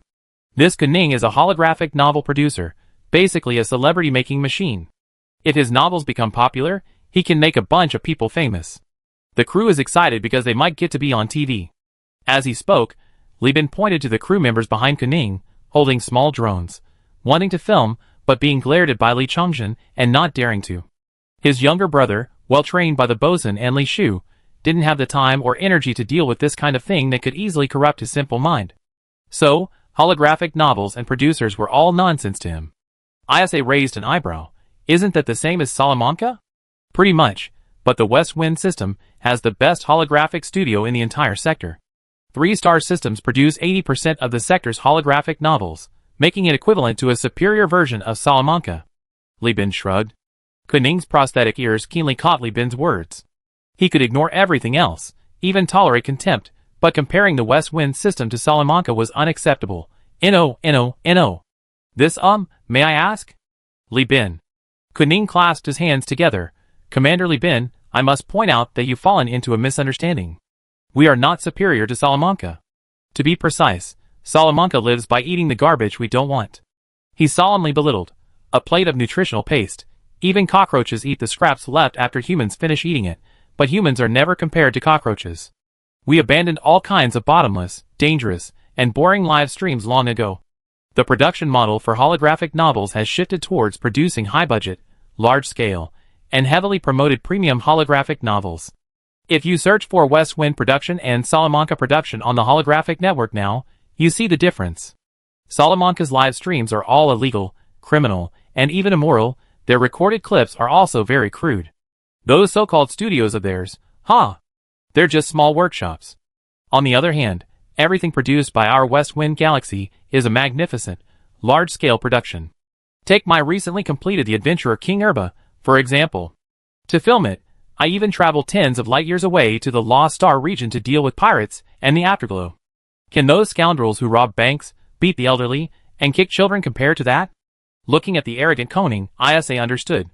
No wonder Salamanca's attempts to rejoin the Perseus Alliance had been stalled. It had followed the same path as other member states, and was even looked down upon by the now whitewashed West Wind system. She glanced at Li Bin, who had shown interest, and wisely kept quiet. Li Bin slowly asked, now that your holographic novel is finished, are you going back to the West Wind system? Of course not. I already transmitted the holographic novel back. While resources are still plentiful, I plan to finish filming the second part before going back. Good, just as expected. Li Bin was thrilled. Without a relay communicator, information couldn't be transmitted across star systems, so Koning must have the coordinates of the lost relay communicator. With it, Li Bin could not only contact Li Shu to get the latest information on the shipyard, but also update the market prices and intelligence in the star sector. This was extremely important. In business, Li Bin prioritized relationships, followed by information. In the lost star sector, far removed from his network of connections, information was paramount. Moreover, being able to contact headquarters and confirm his sister's whereabouts at the shipyard was an unexpected bonus. He thought to himself, this Kuning is probably just a rich kid experiencing life. He's proactively revealing all his information. I better treat him well. The West Wind system isn't far from the Tulier system. He might even patronize my business in the future. With this thought, Li Bin's anger vanished. He smiled kindly. It's truly remarkable. You holographic producers endure wind and rain, working tirelessly to produce and edit content, all to enrich the spiritual culture of the people in the star sector and improve everyone's literacy and aesthetic sense. Although I haven't read many holographic novels, I'm also a person who appreciates culture. My fleet is also heavily involved in spiritual and cultural development. The crew has created quite a few audiobooks. Oh, you like creating art too? Kuning asked, still somewhat skeptical. Hey, verifying this is easy, isn't it? Li Bin waved his hand. The broadcasting cabin is on the ship. You know for sure whether it's true or not at first glance. If you don't believe it after you see it, just compare it with an intermediate level communicator and some literary works on the market, won't you? That makes sense. Kuning nodded. Li Bin had already walked over, ignoring the sour smell emanating from Kuning, and put his arm around him. My spaceship is quite large, brother Kuning. As the saying goes, meeting is fate. For two art lovers to meet in the lost star sector, isn't that a divine coincidence? Why not let your older brother treat you to a meal to welcome you home? We can eat and appreciate the art together. You look at mine and I look at yours. How about that? Li Bin's words, spoken in a refined and slightly strange, retro tone, were not something an ordinary captain or commander would utter. Kuning immediately believed him to a certain extent and nodded, saying, all right, my fleet is too small, the air circulation and water purification equipment are inadequate, and I smell strange. Could you lend me and the people in my studio a few bathrooms? Let me go wash up first. Hey, look at you, we're all brothers, it's no trouble. Since switching to a cruiser, Li Bin hadn't smelled this kind of sweaty odor in a long time, enduring the discomfort. After seeing them off, Li Bin gestured to his younger brother, brother, you personally prepare 2 tables of good food, and get 2 bottles of second-class Byzantine wine. You and the core crew can eat at one table, and I take the staff officer and the first mate at the other. Hearing that he wouldn't be forced to sit at the table listening to people spouting nonsense about elegance and culture, Li Chongjin happily nodded and left. After dismissing the crew, Isa rested her chin on Li Bin's shoulder and whispered in his ear that Guy's surname is Oppenheimer. He works at Oppenheimer's studio. No wonder he's so naive. Li Bin, with his arm around Isa's waist, said helplessly, although the West Wind Galaxy has 3 planets, they are all under the control of an enlightened court led by the king. Well, calling it a court is really just a capitalist parliament disguised as a feudal system. This Oppenheimer holographic studio is one of the 15 most influential studios, a representative of the galactic holographic novel production industry, and has placed many people in official positions within the court. Isa snorted, then the Oppenheimer family only sent such a small fleet? Even the richest family doesn't have surplus grain. I heard that Oppenheimer actually married 12 wives and 5 husbands to film 108 heroes of the family, and the whole family had a huge party. He had 108 babies, so many that he couldn't possibly take care of them all. I reckon this Kuning is a holographic novel fanatic. He's very popular with his fathers and mothers in the arts, otherwise, he'd be living the life of a rich young master in the West Wind star system, not qualified to organize a fleet-based long-distance filming expedition. But as for his interpersonal skills, well. Isha tilted her head and looked at Li Bin. How old is he? Do you think everyone's like you, so young yet so cunning, acting like an old man? Li Bin picked up Isha and headed towards the captain's cabin. I'm not only cunning, but everything else is too. Today I show you what I'm capable of. A small horse pulling a big cart. Chapter 166. Corning Oppenheimer is the most talented in holographic novels among the 108 new generation members of the Oppenheimer family. Although his biological father is not Rusbin Oppenheimer, but Rusbin's brother, according to the well-known ethical holographic novel 108 Heroes and the Family Genealogy, he is indeed under Rusbin's name. Yes, all 108 children have Oppenheimer blood, because the current family patriarch, Rusbin, married 5 of his own brothers and uncles, and his 12 wives are naturally his sisters-in-law, sisters-in-law, and aunts. Of course, in the celebrity families of the Interstellar era, this is not important. Corning, as a child born naturally, has a family, a biological mother and father, and several stepmothers and stepfathers, and the whole family is harmonious, which is quite rare.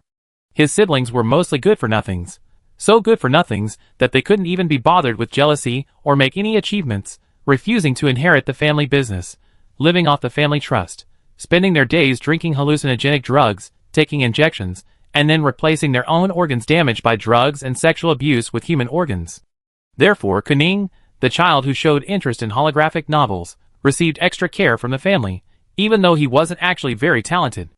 However, as the Soviet joke goes, generals have sons, marshals have sons, and the Oppenheimer family, which controlled the holographic studio, also had a son like him. Every time he sent home a holographic novel, he would include complete source material, allowing the family studio to make slight additions and deletions before releasing it with a bang. But the routine life was too boring, so the usually well-behaved young man, for the first time ever, rebelled, leading his team to the Lost Star sector to try something big.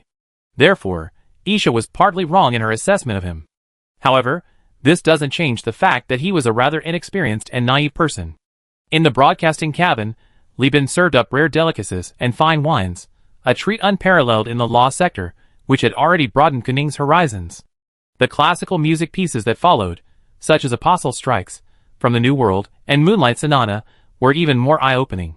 These works, thousands, even tens of thousands of years old, even Apostle Strikes, despite the mere few hundred years difference in modern times, wouldn't diminish their true classical status. Wonderful, absolutely wonderful, Kuning exclaimed, nodding his head. The ancient feel and imperfections of human composition in these pieces were undeniable. The Lost sector of Persis was multifaceted, encompassing not only technology but also culture. Even AI-trained works differed stylistically from these pieces. In a modern world where technology relies on archaeology, and even the most extravagant corporate tycoons' lifestyles can't compare to those of ordinary wealthy merchants in the early human era, a fervent pursuit of retro style has become a common aspiration. No matter how rich you are, can you eat king crab? Can you eat a Chilean watermelon? Can you eat sori? No, because these things left not a single trace of their genes in the Perseus constellation, making restoration impossible. The difference between the rich and the poor, besides food and clothing, even extends to cultural labels of superiority and inferiority, which is quite advantageous for Li Bin. So it's true that modern people are far inferior to the ancients. Kuning listened to American romance with a swaying head, slapping the table and sighing, tears streaming down his face, while simultaneously feeling immense satisfaction. Although the fleet was cautiously approaching the mid-level communicator in the star system, Kuning already believed Li Bin's words. A good holographic producer must dare to make definitive judgments. Li Bin was indeed a cultured man. Kuning was being relentlessly pursued by Yu Hui because he had secretly infiltrated the system and sent a hacker to seize control of the intermediate communicator, severing communication between Yu Hui and its mothership in this star system, thus attracting the pursuers. Li Bin had absolutely no interest in engaging in a university debate with Kuning about whether modern people were as good as the ancients. He and Kuning talked at length about creation, history, and the two AI wars.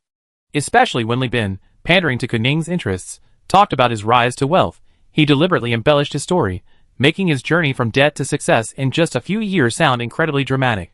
He recounted being chased by factory owners for debt, shouting don't underestimate a young man's potential. He described how two forces clashed, shattering the planetary ecosystem, and even obliterating space stations. He described how he single-handedly stormed the battlefield, fighting his way in and out 7 times, forcing pirates to desert their master. He described how the enlightened bee single-handedly destroyed jump points, causing the demonic naval systems to bow down in submission, and the left-handed madman to retreat in fear. He boasted of meeting the pirate king, using his silver tongue to analyze the situation, explain the situation, and persuade the pirates to form an alliance against the giant corporation. With a wealth of practical experience and knowledge as a foundation, coupled with the formula of online novels, Li Bin's story was incredibly convincing. Even Isa was taken aback, secretly typing to Jeffrey, "Wait, is all of this true? It feels completely different from what I heard and saw when I joined the company." In Li Bin's story, Jeffrey, captivated by his domineering aura and given a family heirloom ship for free, playing a supporting role with many memorable moments, felt Kuning's admiring gaze and replied rather reservedly with a 2-finger gesture, "Sigh, Captain, that's a bit much. It's not that far-fetched." 70% true, 30% fiction. Kuning's legs trembled uncontrollably, his eyebrows twitching rhythmically. He only regretted not meeting Li Bin sooner to witness these legends with him. He never imagined that such a young hero would emerge from the Tulir galaxy, less than 4 light-years from his home, and also under the Persis alliance. Compared to his legendary story, what a load of rubbish, as the adventurer King Erba was just toilet paper, because Li Bin refused to record audio or video, and wouldn't participate in the filming of the holographic novel. He could only regretfully type it out on his terminal. Li Bin generously authorized Kuning to create a series of holographic novels based on the Universal Alliance. Kuning was now bursting with inspiration. He had already decided on the title, Good Boss, Handsome Guest, telling the story of a protagonist who is nothing, burdened with 10 siblings, the death of his father, a seriously ill mother, and a huge debt to gangsters, as he fights his way up from the bottom. Yes, it needs to be repeatedly emphasized that the plot of this drama is based on true events. The plot must be melodramatic, the family members must be a hindrance, utterly useless, to highlight the protagonist's greatness. Incidentally, when there's a tight schedule, shoot some low-budget interior scenes, using melodramatic family conflicts to pad the runtime and make money from the audience. Jeffrey, who was initially very interested in holographic novels, felt nauseous after hearing comments like melodramatic, filler length, and movie audiences like to eat shit. His previous fanboy image shattered, and he found Koning, whom he had once considered like-minded, utterly blustering. Meanwhile, the fleet approached the relay communicator. The patrolling AI, Yuhui, hadn't returned yet. The enlightened beast decisively deployed its exploration robotic arm, grabbed the communicator, and extended the signal needle. Koning's hackers skillfully navigated the pre-installed backdoor and took over this intermediate communicator, a remnant from the human realm era. Because Li Bin had to contact headquarters, Kuning, regretting that they couldn't continue their conversation, clicked his tongue and said with lingering interest, "Boss Li, don't be fooled by these relay communicators." After the Great Collapse, even tachyon technology could only produce temporary models. The blueprints for the genuine human leader models are kept at the original tachyon technology headquarters, not by this stupid tachyon technology that crawled out from some corner of Persis and pretended to claim the headquarters. Chapter 167. You don't like tachyon technology? That's unusual. Isn't the Persis alliance closely related to tachyon technology? Isha asked, keenly seizing the opportunity. Seeing it was a beautiful woman speaking, Kuning's previously interrupted mood improved somewhat. He said nonchalantly, "It's all because the overlords are pushing too hard. Otherwise, why would the West Wind system get involved in this mess? Wouldn't it be better if we just took the money and manpower to subdue the freed planets in the system? Besides, those bastards at Tachyon Technology, I can't even borrow their AI core to film an unprecedentedly cool holographic novel. A bunch of stingy people. Asking for an AI core is as difficult as asking them to die," Kuning said indignantly. While he was complaining, Li Bin had already driven the in-cabin powered vehicle into the bridge, and used the human realm relay communicator to contact the Li's shipyard, 60 light-years away.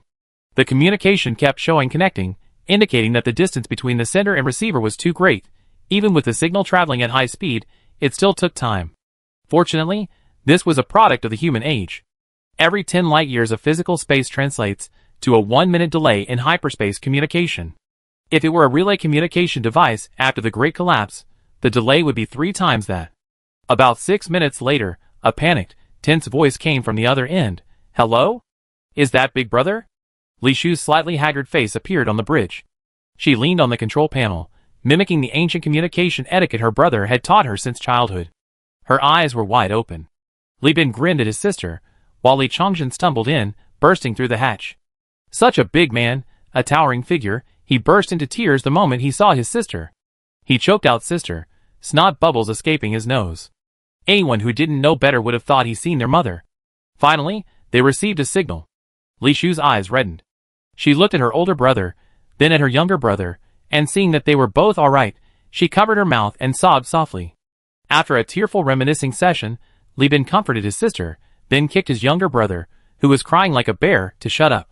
He immediately asked his sister to report on the intelligence from Li's first shipyard, and the situation in the Tulir system. It wasn't that he didn't want to chat with his sister more. Deep space exploration was most time-sensitive for the company, but for an individual, time was never an obstacle. However, seeing his sister's haggard appearance, he understood that the heavy workload had brought her considerable pressure. Only after Li Shu truly took over the shipyard and the entertainment port did she realize that her older brother had shielded her from all the storms. Every day, there were disturbances at the entertainment port, either customer disputes or people bringing in conflicts from outside. Besides that, court society, Conda's Nest, New Magnos, Bishop Pucci, and people from all walks of life frequently made various demands. In addition, there's maintaining the loyalty of the company's various branches, and investigating spies and bribe traders. Occasionally, those Starlight Pirates scum would sneak in, trying to set up some kind of XDH society outpost every now and then. And some hotheads among the Tulier Star System pirates also resent the shipyard's low status, and want to cause trouble. She also has to maintain relationships with various parties. For one thing, the patrol team with Boncharev is indispensable. His attitude directly affects the shipyard's safety. Li Shu felt like she was dancing on 7 or 8 eggs. Crushing any one of them would cause the family's hard-earned foundation to crumble. This sudden communication will undoubtedly allow Li Shu to sleep well for the next week. In short, with the arrival of the eldest brother, peace was restored to Li's first shipyard. With the eldest brother's arrival, justice was served.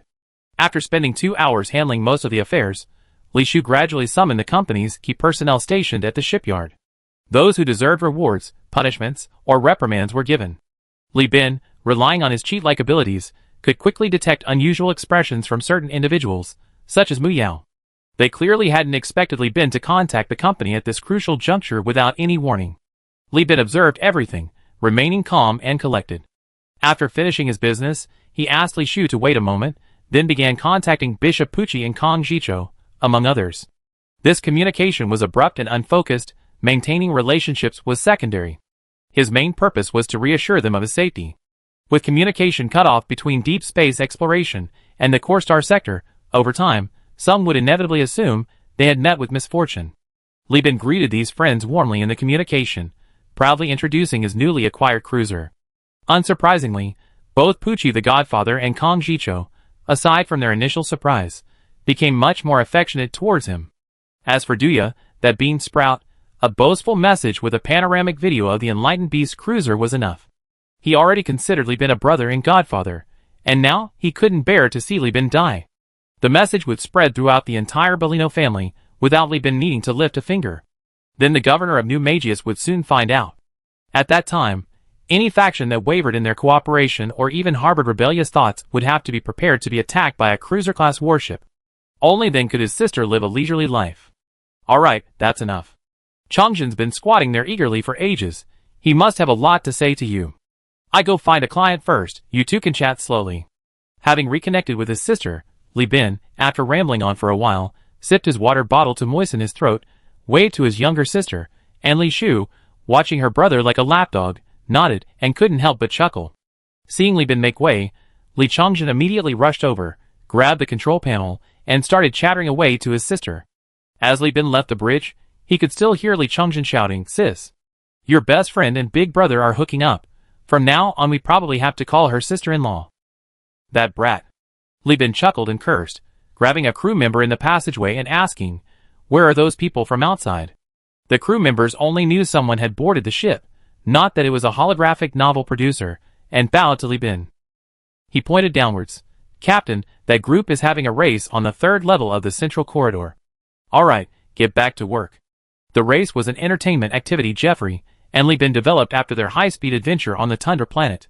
The central corridor was so long it could run a horse across, with 6 levels. The lowest level connected to the cargo hold, the 2nd level connected to the ship's various equipment and devices, and the 3rd level housed the crew quarters. Here, after Jeffrey changed shifts, he would always gather a group of friends for a race in the wide, straight corridor. The elevator Li Bin was riding and opened its doors, and a cacophony of cheers and curses rushed in like a spring garden, a mix of pleasant and unpleasant smells. With powerful shouts of hee-ho, the crew members, dressed in vests and shorts, barefoot, stood in groups of 4, their magnetic boots swaying in a wide stance, steadily on their vehicles. The vehicle was quite rudimentary, a human-powered track car 3D printed from the cruiser factory. In a spacious cabin wide enough for 2 cars, 3 magnetic tracks ran along the floor. Contestants swung their arms up and down, muscles tensing, shouting and taunting each other, making the human-powered track car spark.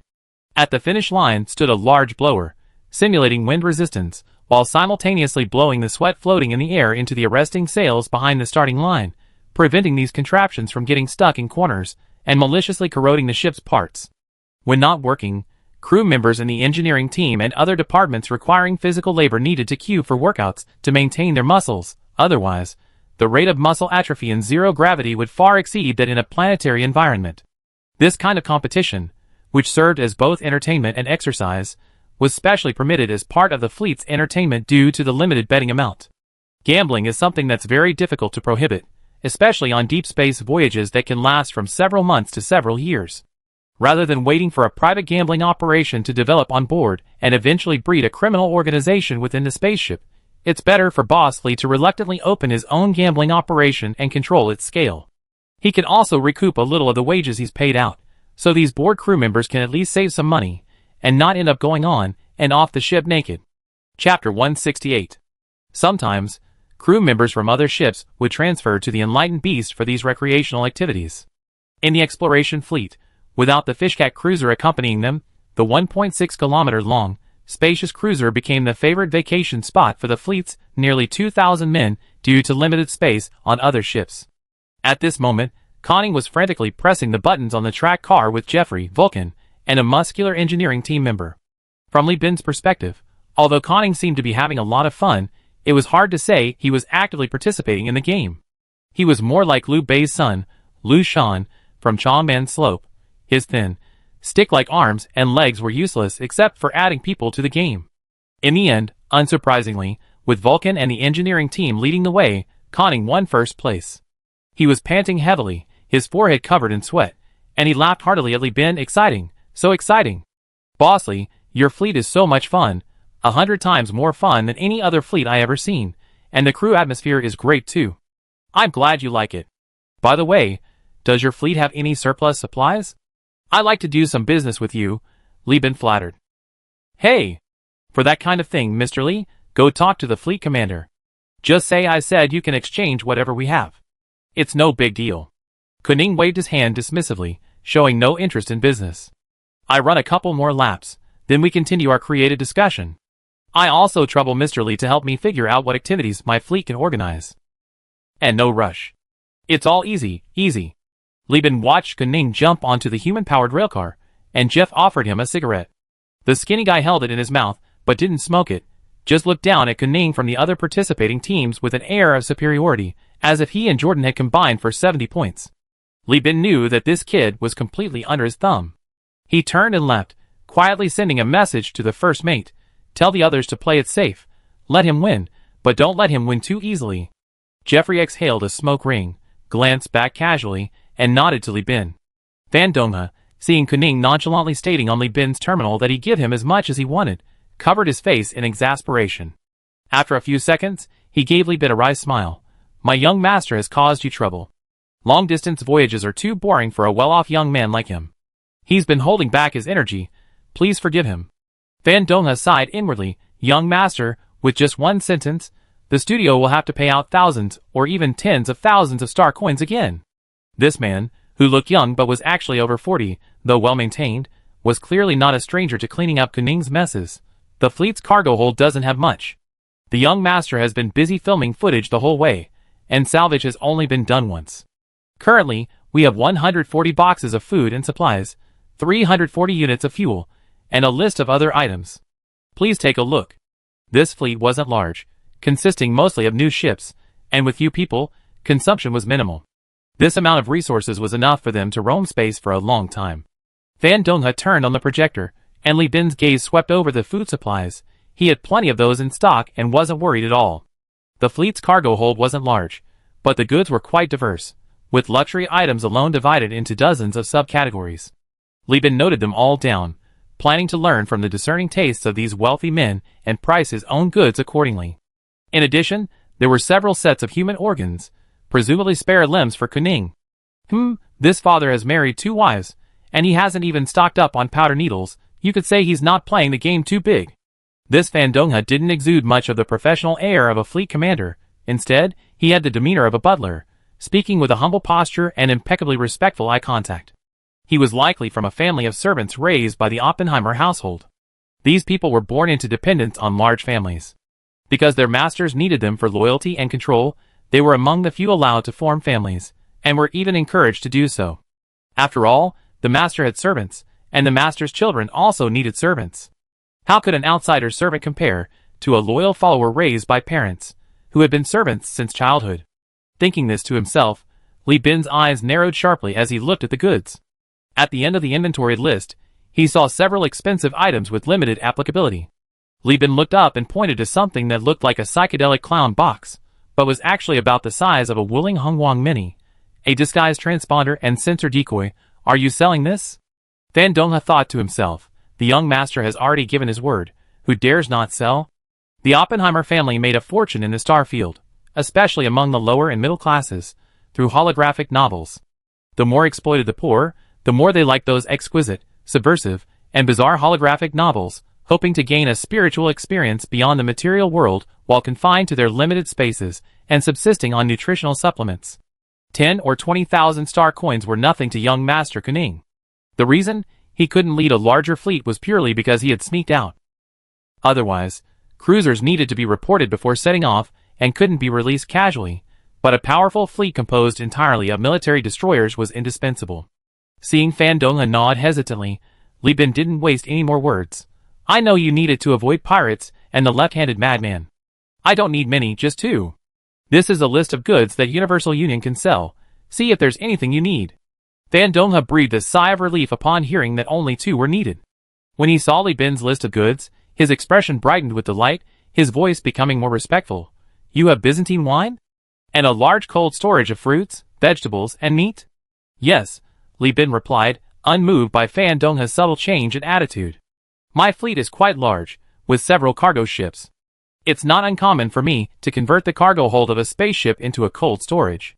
Fan Donghe happily grasped Li Bin's hand, earnestly saying, please sell us one. The young master's companion keeps complaining about the food on board, but the fleet is too small to hold it all. Li Bin thought to himself, what companion complaining? It's probably Kuning himself who's always grumbling. At the previous meal, none of my men touched much, while the young master ate the most. It was all just nutritional paste, vitamins, and dough made from industrial starch. Calling it pre-cooked food would be an understatement. His mouth was practically tasteless. He nodded, then you can choose first. The prices are all here. You can get a discount on whatever you can, and I cover the rest. Fan Donghe smiled and shook his head. You're being too polite. You're a new friend of the young master's, and he always gives gifts to new friends. If he knew I was taking money, I'd be fired. Please just consider it helping me out, and accept it. Okay, just a moment ago, he looked like he'd eaten a bitter lemon juice, and now we're friends, right? Li Bin was truly impressed by this guy's ability to change his tune. If he went out on his own, he might actually make a name for himself. Fan Donghe's expression was lively, but his thoughts remained consistent. All his actions were for the Oppenheimer family's benefit. His hesitation stemmed from the fact that the fleet's cargo was different from what Kuning used to spend with his friends on the planet. Here, a single item could easily cost thousands or tens of thousands of star coins, so he naturally had to be cautious. But Li Bin providing the cold storage was different.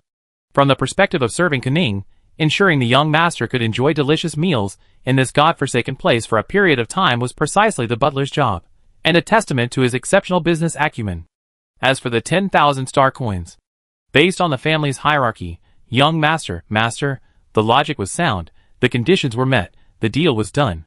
The only recourse was to fabricate a story for the young master to appease the situation, and then secretly relay the true destination to the master. Spending 10,000 star coins to befriend such a young talent, the master would surely be happy.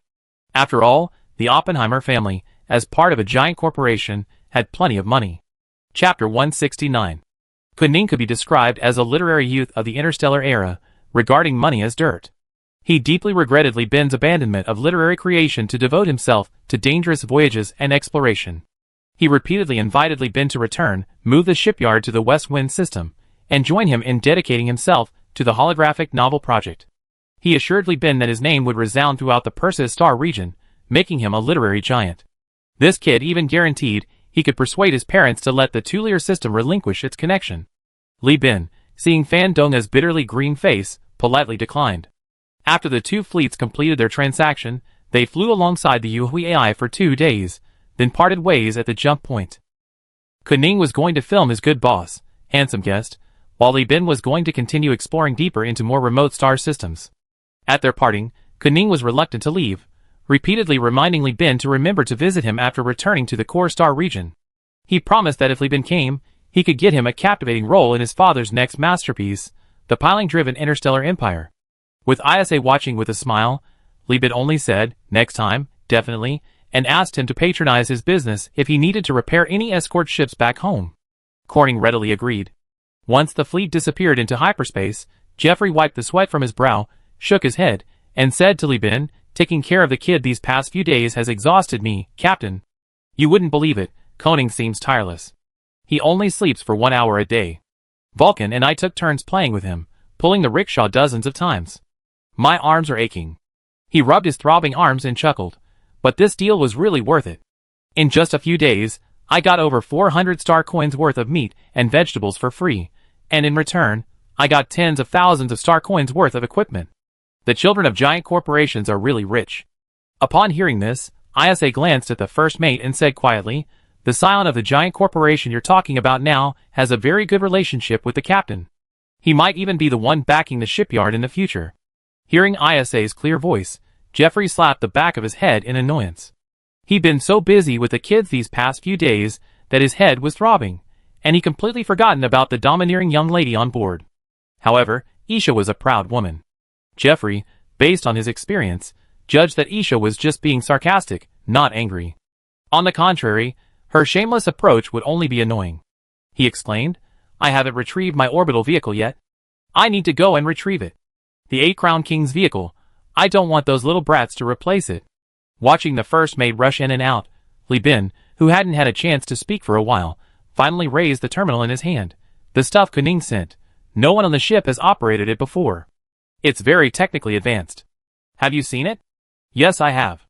We captured quite a few." Isha nodded. "They're things pirates like. Occasionally, small special operations fleets from large corporations also use them. Disguised transponders have limited effectiveness, especially on more famous ships. They're easier to detect with an optical detection range." "Okay, I assign you a group of technical crew members. You can teach them. The lost sector is too dangerous, you might need them later.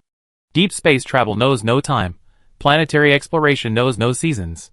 The fleet hovered over scorching lava planets at times, and soared over frigid, desolate ones at others, sailing for over 3 months, their sights set on barren, uninhabited star systems.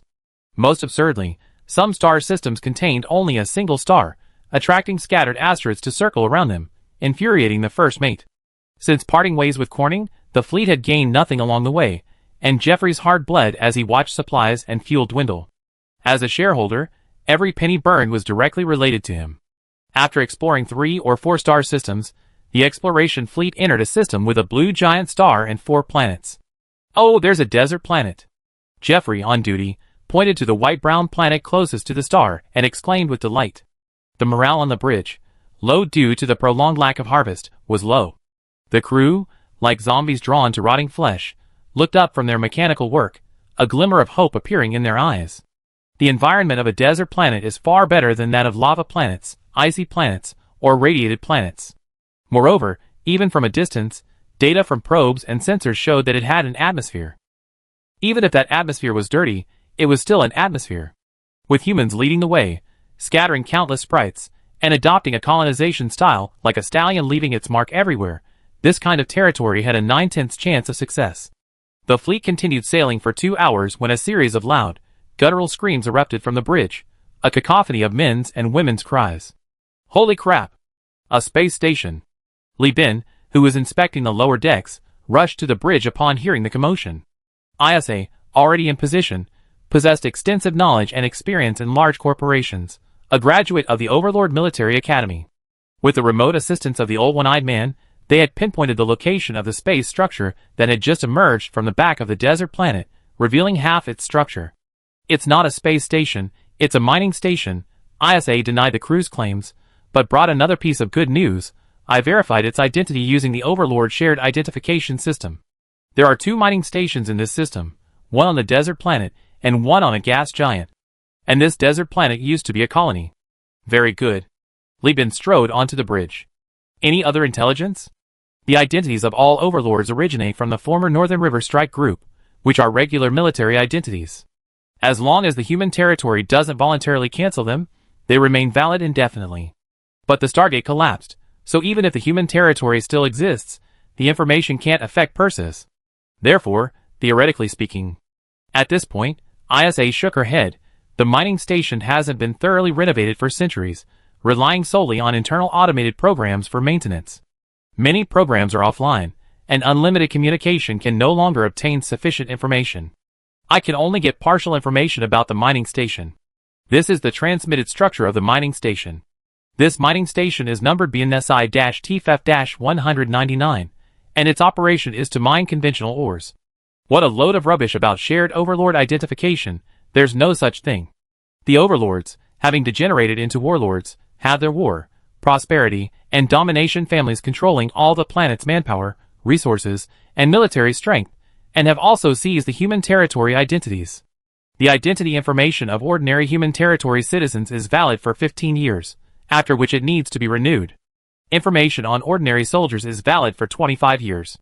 Only the information of officers is directly under the jurisdiction of the human realm, and never expires, until the officer retires, and their information is cancelled.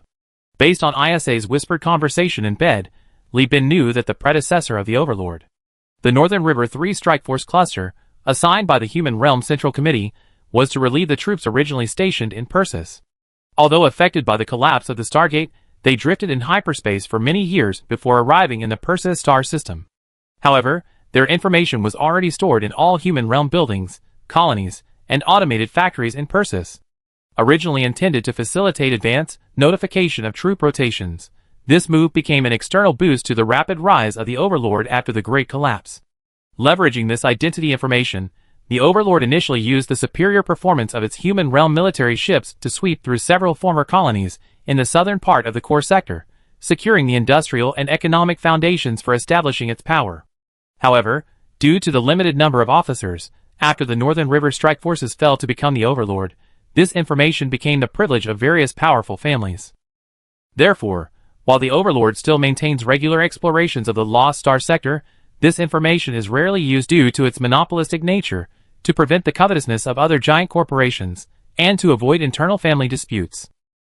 ISA, born into a war family, graduated first in her class, and thus given the surname Brown, naturally inherited a Human Realm officer rank of considerable stature. With this identity, Li Bin could open many Human Realm ruins without having to fight tooth and nail with the automated machines protecting them, provided those machines didn't malfunction. Under the blue light of the projector, Isabella stood with her legs together, back straight, speaking fluently and naturally. Looking at the confident and radiant girl, Li Bin felt that dating her would be a double win in both career and love. He had always liked Isabella, but now, Li Bin had to admit, he was absolutely smitten with this silver-haired beauty. He was so infatuated that his head was spinning. Chapter 170.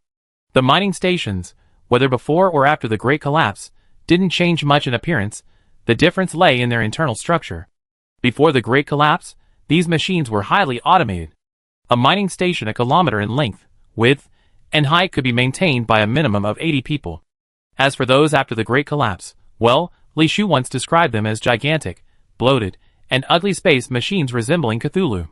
Without AI cores, various factions weren't even keen on building those things. With the alloys and star coins, wouldn't it be better to order a batch of starships that could be moved at any time? Enlightened Beast, welcome to BNSI-TFF-199 mining station.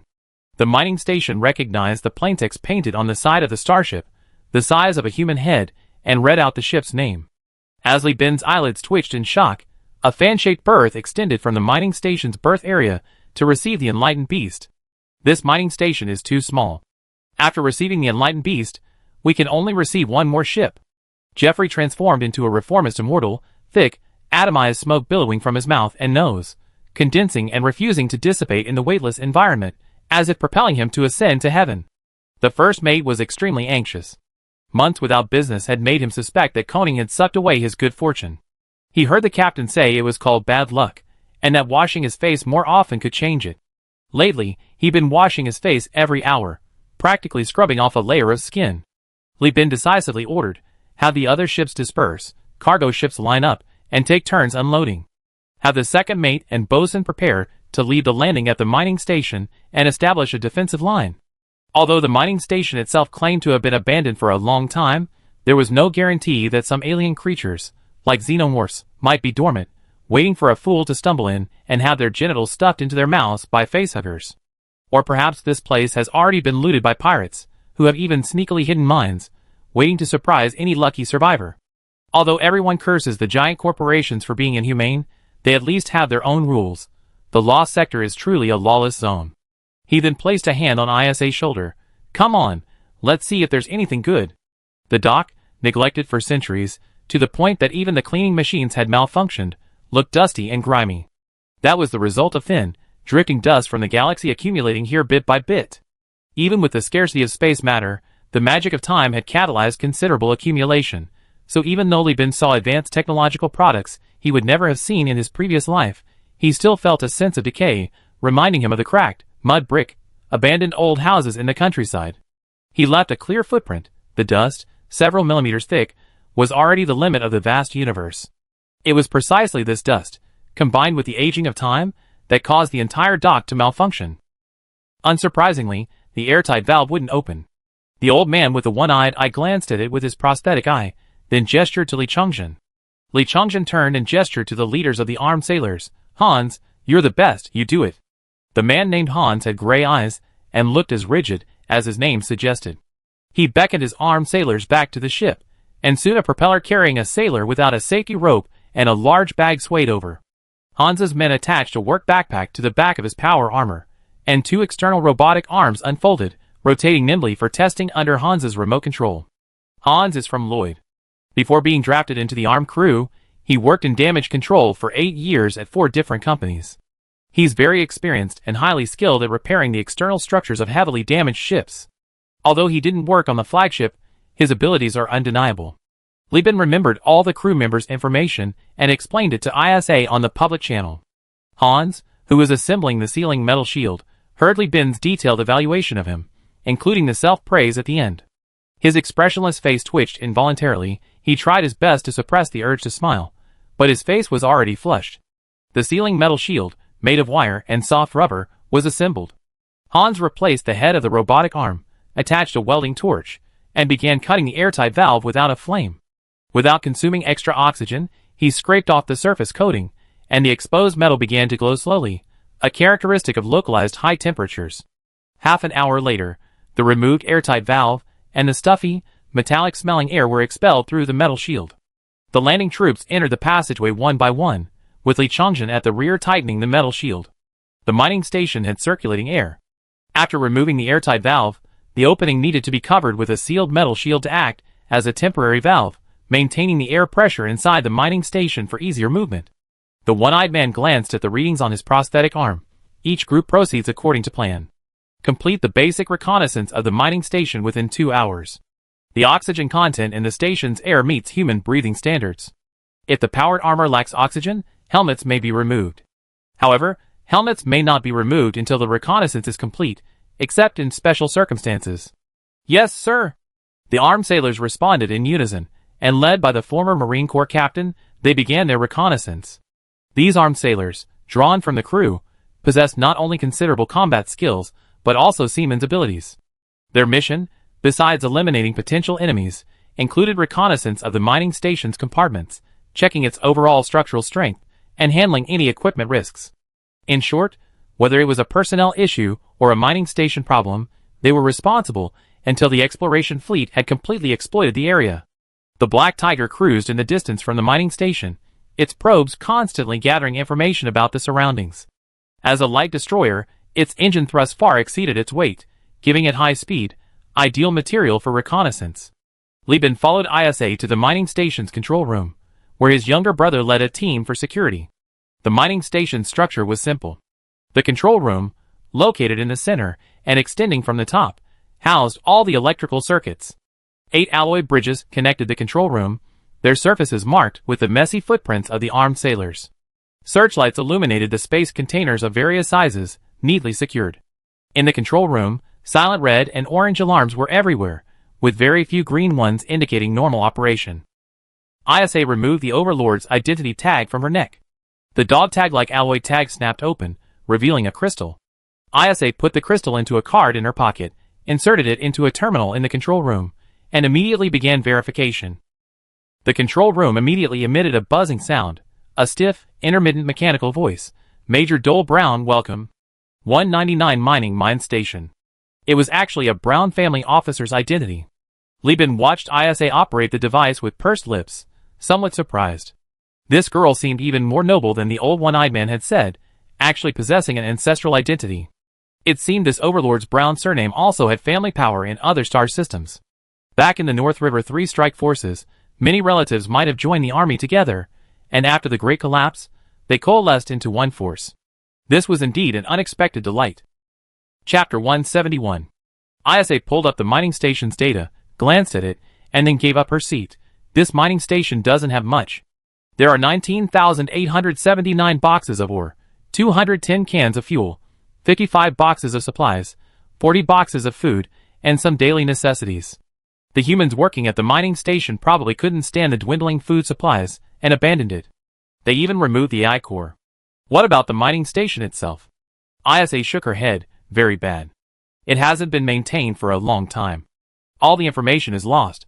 Even the officer identification files of the human leader have been moved from the classified database to the general database. This means too many hard drives are damaged, and the system only saved the most important parts. This is even with the mining station having an automated printing plant that has been producing hard drives. However, according to records, since the printing plant responsible for the computer hardware completely, it broke down, and the hardware hasn't been replaced. Nearly 20,000 crates of ore. Even if the ore itself is cheap, such a large quantity could fetch around 70,000 star coins on an industrial planet like Kazalan. Even after deducting the transportation costs of the massive fleet carrying them, a profit of over 50,000 star coins would still be made. No, this amount could even temporarily drive down the price of ore on an industrial planet, forcing mine owners with insufficient capital reserves into bankruptcy through dumping. Or it could become a ballast for industrial giants' plans to seize control of the market, or a bloodthirsty shark nurtured by financial behemoths to tear apart the financial futures market. Unfortunately, such astronomical cargo space requirements require a massive transportation fleet composed of multiple Atlas-class supercargo ships. If it were Lieben's fleet, the cargo space would barely cover the travel expenses. The remaining few hundred boxes of ordinary goods were hardly worth such a fuss, but Lieben showed no dissatisfaction. He nodded. All right, at least there's something. I didn't have high expectations for something as valuable as the AI core, otherwise, I would have been utterly disappointed after all this exploration. Let's wait until the armed sailors finish their search. If there's no new find, we dismantle the mining station. A mining station in the land of man, even if we just put together a few pieces of metal and relic components, it'd be enough to fill our stomachs. Isha chuckled. Hearing you say that, it makes us sound like ghouls. Lieben helplessly shrugged. And Persis, who isn't a ghoul? Satsuko. Technology may seem transcendent and otherworldly, but they're actually most enthusiastic about digging up graves. If it weren't for other giant corporations secretly sabotaging them, Speetronics might have already excavated the entire star system. Since the Stargate collapsed, everyone is nothing more than maggots wriggling on the corpses of the human realm. Some have become flies, buzzing smugly, unaware that if ordinary humans were to see them, they would be disgusted to the point of vomiting. The maintenance platform, the enlightened beast, and the three-legged cat each extended their mechanical arms, the point defense laser weapon PD laser cannon hissing, carefully opening the heavy outer shell of the mining station from the angles provided by the technical team after meticulous investigation and 3D modeling analysis. There was no way around it. The mining station was too old, its overall structure decaying like prose, possessing a loose form, but a cohesive spirit, maintaining a strange balance. The biggest challenge in dismantling it now is not cutting up the mining station, but how to dismantle this huge, empty, and dilapidated building in a categorized manner without causing it to fall apart, and how to transfer the valuable equipment and artifacts inside intact. The mining stations of the human realm possessed highly advanced operational concepts. They were only deployed on resource-rich planets, for things like ores, organic matter, volatile organic compounds, and, more unscrupulously, even fertile land could be mined and sold to planets lacking arable land. It was once part of the human realm's vast, sprawling industrial network, with massive amounts of ore and resources traversing hyperspace and stargates daily, sustaining the enormous appetite of the true interstellar empire. Now, its only value is to be dismantled, turning into fertilizer for future generations. The entire dismantling process resembled the decay of a whale fall. The ships were like sharks or other large fish, tearing large chunks of metal and modules from the massive carcass, which were then digested bit by bit by the reptilian crew, aided by boosters, hydraulic shears, and cutting guns. The excess fragments drifted in the void, steadily increasing the material content of that space. This kind of meticulous work requires quality over quantity. With so many crew members, the fleet couldn't afford to wait for the engineering department to dismantle everything. The other mining station was over a day away, and its condition was likely similar to this one. They needed to dismantle this one first. Therefore, the remaining ships began to approach the desert planet, surveying its environment and preparing to establish a landing site. Just as Li Bin was overseeing the dismantling work on the bridge and personally calculating the profits, Anna's emotionless mechanical voice rang out. The transponder has received a distress signal. The signal originates from, Tonfa planet, the desert planet the fleet is preparing to land on. Even in her mechanical voice, Li Bin could hear Anna's unprecedented surprise. He asked doubtfully, "You mean there's a distress signal on this desert planet? And we've been in the system for so long without any signal, only just now." "Yes," Anna answered affirmatively, also voicing Li Bin's unspoken conjecture. "This means the signal couldn't have been transmitted by a machine. Humans must have discovered our fleet's presence and sent this signal specifically to them." Li Bin stiffly turned to ISA. "ISA, you've seen a lot. Tell me, is this even possible?" ISA, who was conducting a sand table simulation, also looked astonished. Human activity in the lost sector is inevitable. After all, some oceanic and grassland planets are inherently more suitable for human habitation. But the Overlord and other giant corporations have also dispatched exploration teams and acquired exploration information over the years, discovering former colonies.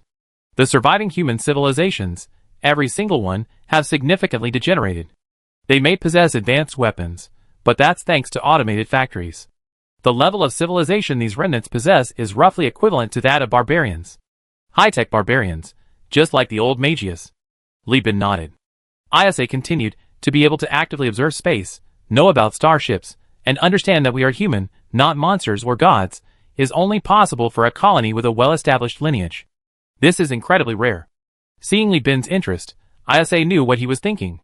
The ability to maintain civilization from decaying into high-tech barbarians meant that this planet still possessed basic industrial capabilities, food sources, and a stable political environment. This also meant that Li Bin could trade for even rarer things here. For example, a vast amount of artifact components, or perhaps AI cores, nanoforges. Speaking of which, the AI core of this mining station had been removed. Li Bin's eyes gleamed.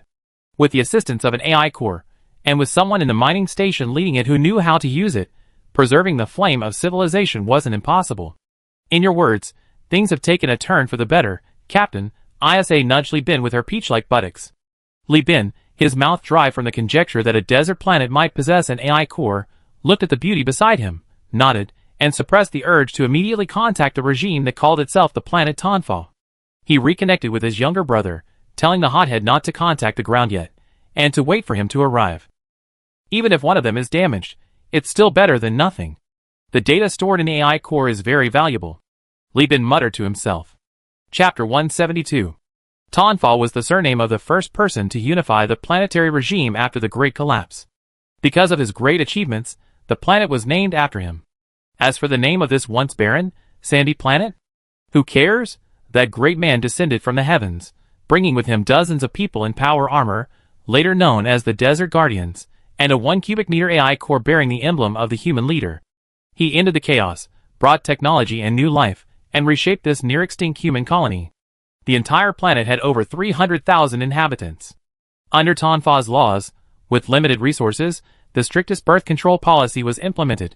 Only when one person died could a new life be born. Jaya Tonfa was awakened by the timekeeper's booming voice. Rubbing her sleepy eyes, she propped herself up in her ancient, defunct hibernation pod. This hibernation pod was the original bed of that great man. After his death, it became the bed of successive planetary governors. Jaya's room was spacious and luxurious. The hibernation pods were adorned with delicate lace flowers woven from synthetic fibers, and natural crystals embedded in the light bulbs lit up sequentially as the hostess pressed the power switch. The bedroom was a soothing purple, the bathroom a warm orange, products from the depths of the desert. Each crystal, the size of a human head, was incredibly valuable in Tonfa. No clothing was provided, manpower was the most precious resource. Jia herself used a handkerchief to dampen water from her jug and carefully wiped her face and neck. Her skin, like that of other Tonfa people, was slightly dark, a tan from working under the scorching sun. In the light of the crystal chandelier, it shone with a warm, healthy glow, like a beauty on a Hawaiian beach. Water is precious in this desert. Even the moisture from corpses must be extracted for reuse. Even as governor, Jia cannot waste water, a lesson instilled in her by her parents from a young age, and the result of her experiencing the thirst of labor firsthand. She donned a multi-layered, breathable gauze dress, donned the headdress symbolizing her governorship, and styled her hair into a flower shape before leaving the room. A tall, magnificent, massive rock dome came into view, with dense pipes extending along its length. Caves were carved into the rough rock walls, their outer surfaces connected by a 15-meter-wide circular walkway made of alloy. Several cranes were embedded in the dome, serving as both elevators and freight elevators. A signal tower stood atop the factory at the bottom, broadcasting the timekeeping to those who kept to the hour. The entire city was required to strictly adhere to the timekeeping system: what time to wake up, what time to work, and what time to rest. In resource-constrained Tonfa, only by everyone following a single voice could resources be conserved to the greatest extent possible. As the governor of Tonfa, Jia could persuade the council to change the daily schedule, but once it was set, even someone as noble as her had to abide by it. Being late and wasting time were considered unethical. Repeated misconduct by a planetary governor could lead to impeachment, or even a council vote to remove him from his governorship, with a replacement chosen from among the most outstanding descendants of the Tonfa family. Therefore, Jia had to uphold her virtues. As the supreme leader of the planet Tonfa, she had to be the most punctual, the most frugal, and the most selfless. Only in this way could she enjoy the privileges reserved for the planetary governor. The entire city was built within hollowed-out mountains. The top floors were the hottest, and only the distinguished leaders were entitled to live in the cool, clean lower floors. She rode her four-wheeled bicycle down the boardwalk, and all the pedestrians and vehicles made way for her. People respectfully stopped what they were doing and bowed to her, regarding her as a leader and an object of spiritual worship. Every now and then, small packages were tossed into her open bicycle. These were offerings squeezed from their meager rations, sacrifices filled with fervent hope for life. Even with their frugality, the planetary governor would never go hungry. Welcoming the pilgrims, Jia rode her bicycle into the factory. The factory, as it always had, emitted a reassuring roar, interspersed with the gurgling sound of water being pumped from the underground reservoir. That water, the lifeline for everyone, accumulated by generations of adventurers who had crossed the desert to find it, traveling thousands of miles back to its source. The factory was not yet operational, but the planetary governor and the 80-member council were already in place. Jia listened to the councilor's report on yesterday's data and today's production plan. Whenever news of equipment failure reached them, a sigh of dejection would escape their lips. Upon hearing of the production of a new tool, they would be filled with jubilation. The sand-pushing shovels at the Tonfa colony experienced a 0.09% power decrease. The fault has been ruled out. The problem was determined to be equipment aging. 3 more people have died. Families of suitable reproductive age will be selected, with priority given to those with meritorious service to be granted the right to have children. The adventure team discovered a source of fresh water in the Gobi Desert 715 kilometers away. A pumping team will be dispatched immediately. Amidst worry and joy, one problem after another was solved. Those that couldn't be solved were shelved. This city had far too many problems left unresolved. At first, Jia worried about them daily, but now she had learned to ignore them. This wasn't a problem they could solve. A colony that had survived for centuries, rising from chaos to unity and maintaining independence despite being cut off from communication, was already the result of extreme restraint by all Tonfa people. Now, without external assistance, the Tonfa colony could only delay its demise. According to the latest data, the colony would lose its self-sufficiency in 89 years, primarily due to the aging and deteriorating nuclear power plant. As the agenda progressed, just as everyone was working together, the closed doors of the parliament were pushed open, and all the members frowned. Order was the cornerstone of Tonfa's survival. The daily morning parliament was crucial to Tonfa's administration. After the meeting, the members had to rush back to work. Delaying production was tantamount to murdering 300,000 lives in the colony. Communication devices were not allowed during parliamentary sessions, and barging was strictly prohibited as a sign of respect for the colony's life-or-death situation.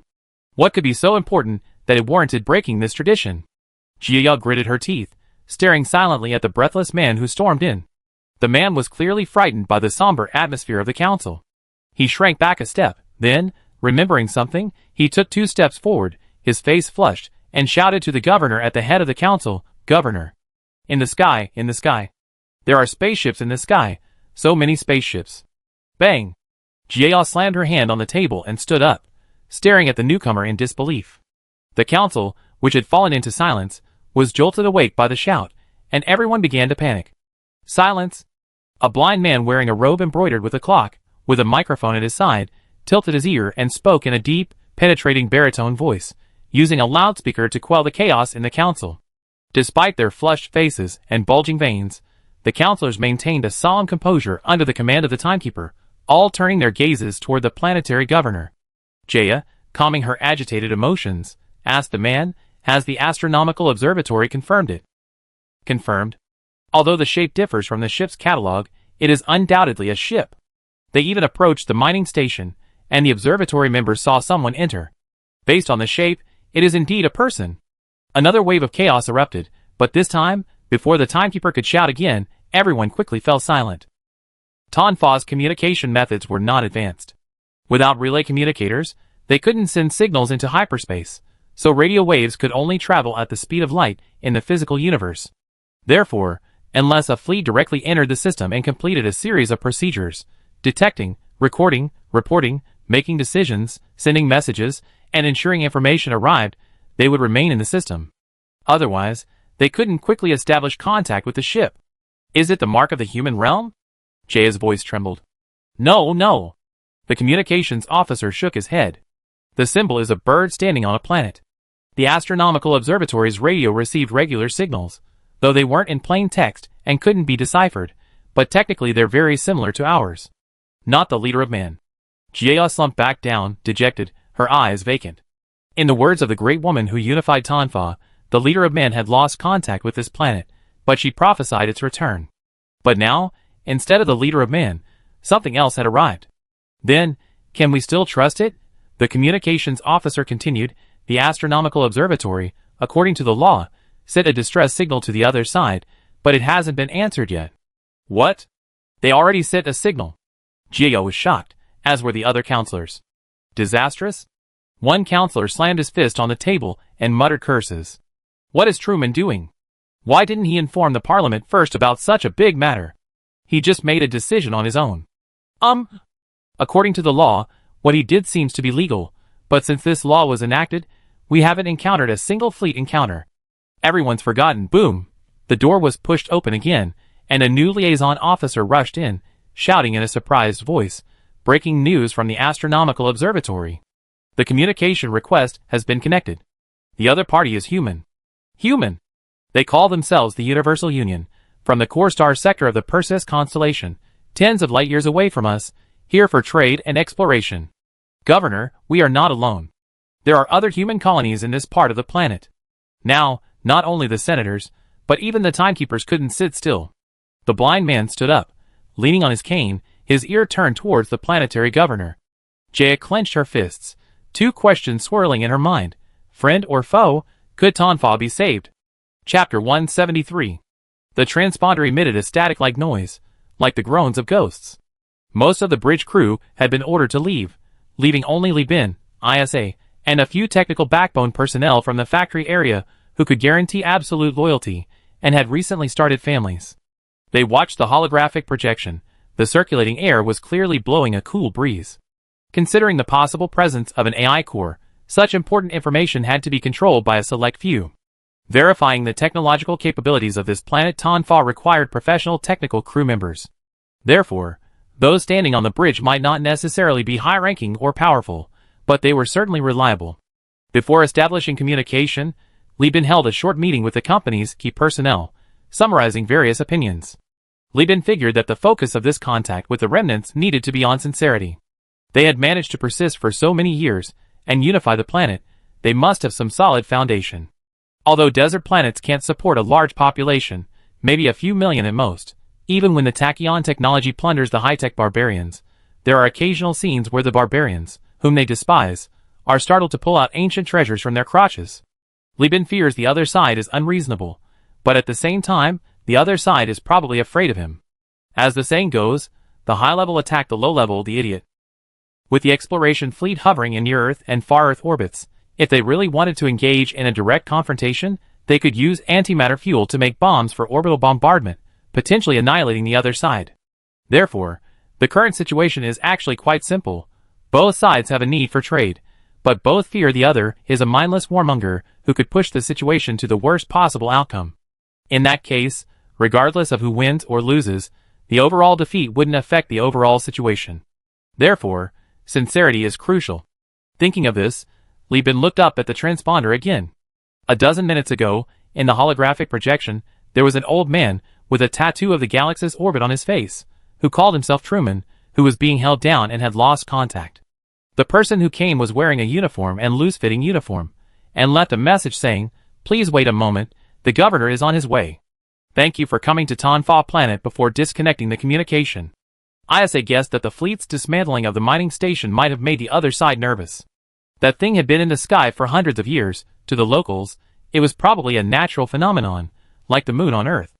As a leader, if you suddenly received news that the moon had been bombed, and the person who bombed it claimed it was well-intentioned, wouldn't you be confused? Li Bin was also helpless. There are 2 mining stations flying in the sky, untouched for hundreds of years. Who would have thought there's a lost colony on Earth? If I had known earlier, I would have started trading long ago. Anyway, this matter can't be discussed. The more we talk, the more tense it gets. The best way is to skip it. It's a desert planet, and a new, remote colony at that. Resources, food reserves, and seeds will definitely be scarce. We still have quite a bit left in our cold storage. Let's use those to pave the way. ISA smiled slightly, both to pass the time and to tease Li Bin, and quietly said, "I seen intimidation negotiations, I seen planetary. I seen bribery negotiations, even direct industrial capacity transfers, but this is the first time I seen someone offer food as a bribe, my captain. Have you developed a path dependency? This tactic doesn't always work. To win the heart of a poor colony, you must first win their stomach." Li Bin made a grasping motion with his hand, his expression resolute. "This colony is far from the core star system. Helping them develop will benefit our future trade and deep space exploration supplies." ISA smiled sweetly. "It will also benefit Captain's profits." Li Bin grinned. "It's tens of light years from the core star system to here. What's wrong with me earning a little service fee? I'm taking this planet." "Lud can't stay," I said it. "Buzz?"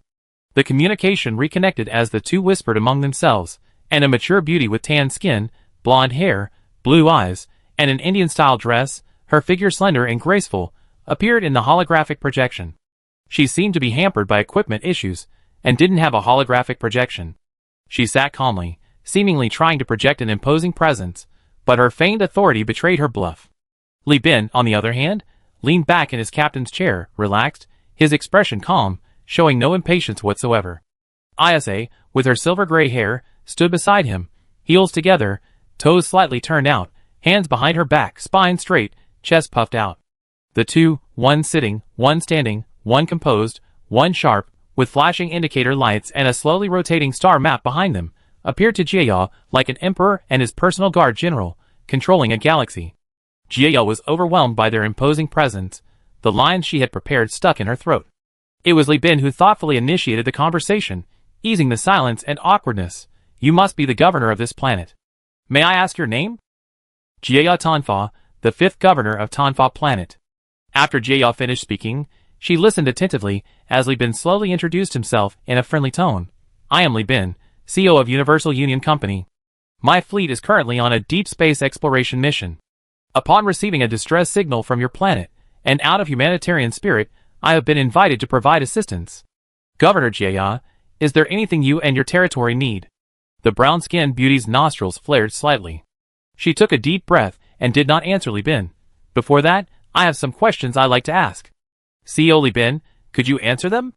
"Just call me Li Bin or Boss Li," Li Bin replied gently. "Please ask, I answer anything I know." "Are you affiliated with the Human Realms Company?" Jia glanced at the restless yet trying to remain quiet counselors outside the screen, suppressing her anxiety as she asked. This question wasn't unexpected. The fact that the lost colony could maintain civilization meant it must have preserved the legends and stories of the human realm. Li Bin shook his head. "No, and I roughly know your next question, so I answer directly. Unfortunately, the human realm hasn't been in contact with the Perseus star system for 209 years. Since the Great Collapse, the entire Perseus star system has been cut off from the old world. Li Bin recounted the definition of the Great Collapse, the recent decline and redevelopment of Perseus, the wars, and the conflicts. The more he spoke, the more distressed Jia became, her despondency becoming visibly apparent. What had been passed down for over a century, a pillar of strength for the people of Tanfa from the very beginning of the colony's reconstruction, had collapsed. Along with this message, several elderly counselors, ravaged by the stifling room temperature, also collapsed. The double blow to their physical and mental well-being made it impossible for them to endure any longer, leading them to faint. To demonstrate sincerity, Li Bin even requested that the other party prepare a physically isolated computer to receive data on the history of the Perseus star system. This information was available online.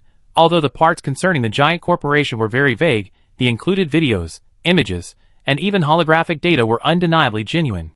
At least the brief few hours between Li Bin receiving the contact and sending the data were insufficient to fabricate such a large amount of fake news. Jia requested a temporary suspension of communications. They needed to review historical data to fill in the gaps in their information. Although some council members doubted the completeness of Li Bin's information, given the situation, they lacked the capacity to find new channels of communication. The colony's nuclear power plant could only last for less than 100 years. They had waited for over 200 years. If they missed this opportunity, they might not receive a second fleet capable of receiving their distress signal in the remaining time. Li Bin understood and requested permission to send crew members to build a temporary space elevator. He hoped to deliver some food as a further expression of goodwill.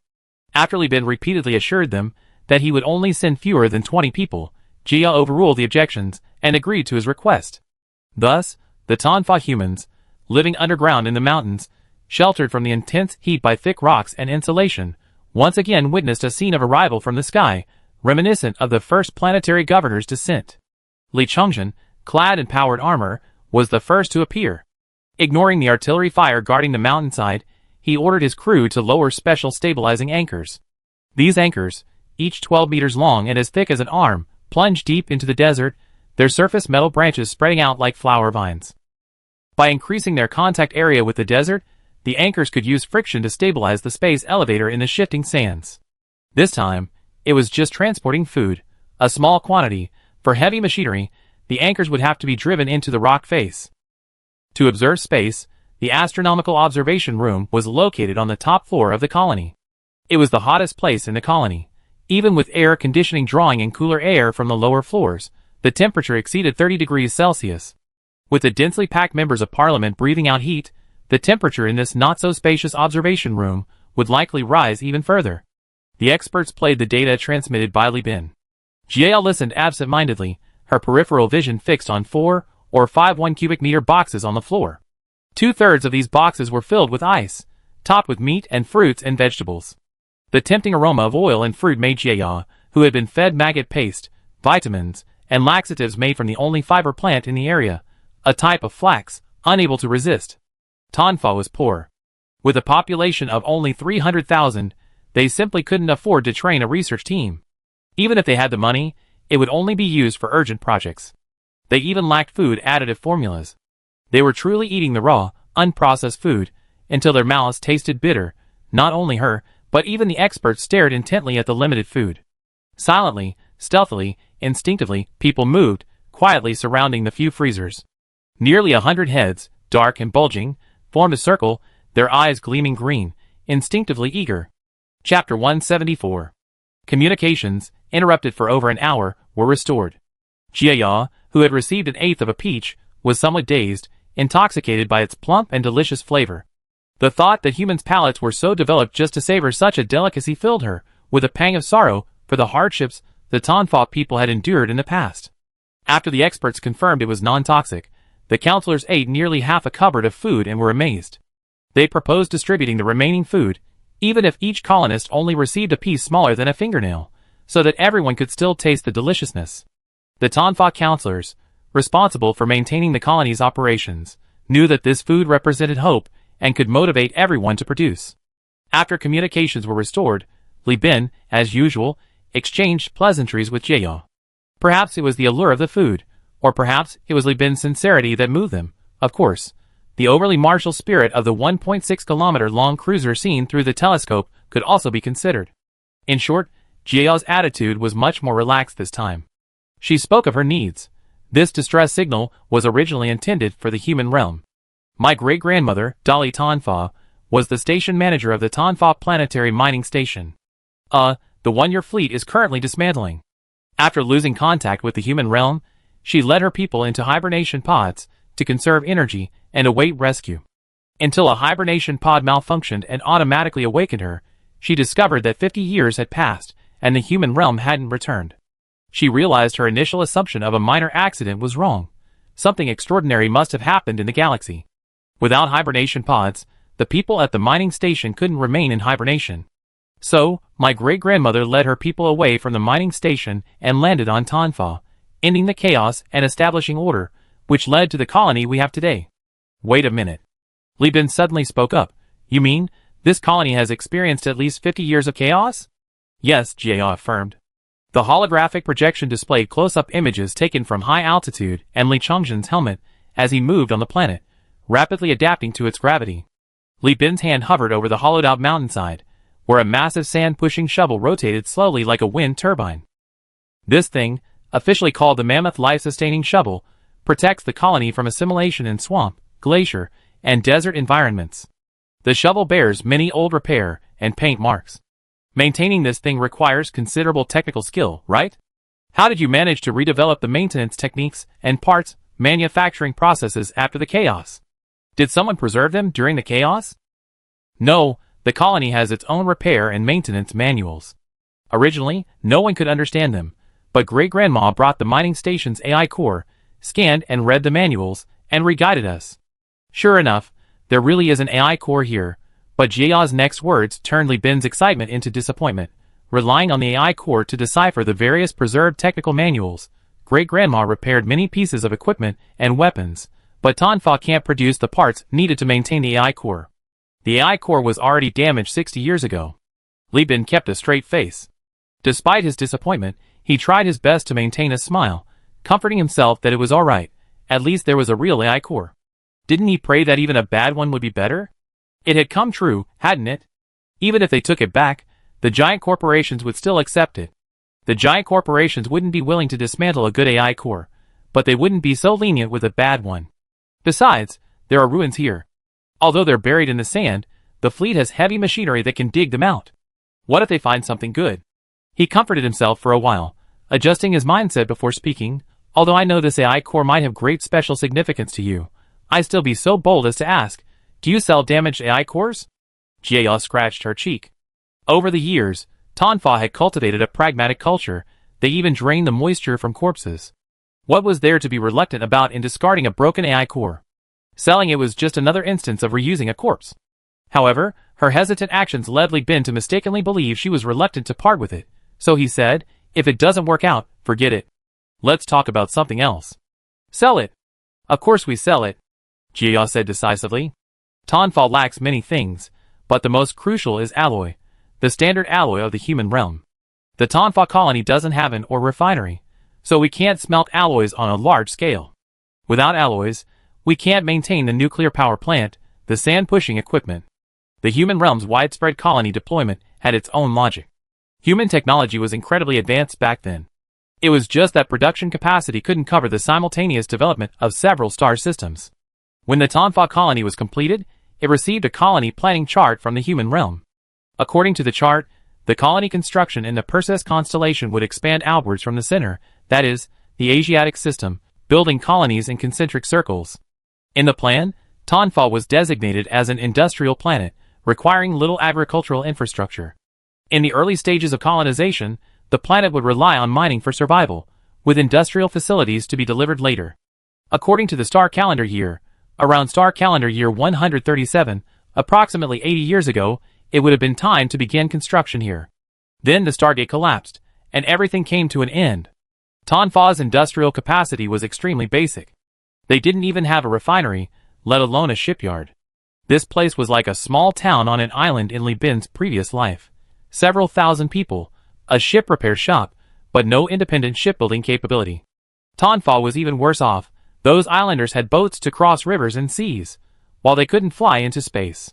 Therefore, even with mining stations right overhead, the Tonfa people could only watch helplessly as large quantities of alloys appeared. They had no ships. Dolly Tonfa led her people to the surface in escape pods, not escort ships. Otherwise, the situation in this world would have been much better. I know that a broken AI core significantly reduces its value, but I still hope that you, for the sake of us as fellow humans, will provide us with some support. We hope to receive a batch of alloy, the more the better, and the colony also has other supplies. Jia said, recalling the war she had just witnessed in the core star sector. The drama of humans killing each other had played out for centuries. Exchanging a broken AI core for aid was rather laughable. Easy. But Li Bin never disappointed his allies. He readily agreed. Is the rock above your colony sturdy? If it is, I have the fleet relocate the space elevator.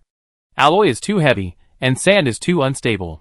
Oh, besides alloy, I can also sell you a starch synthesizer and a few boxes of food additives. Technical support is no problem either. It's just that my people want to explore the planet. Searching for the ruins of the human realm, we need your approval, Governor. Unexpectedly simple, unexpectedly gentle, unexpectedly calm. The extortion the senators had envisioned didn't materialize, and even the bombing threat the military representatives had planned wasn't mentioned.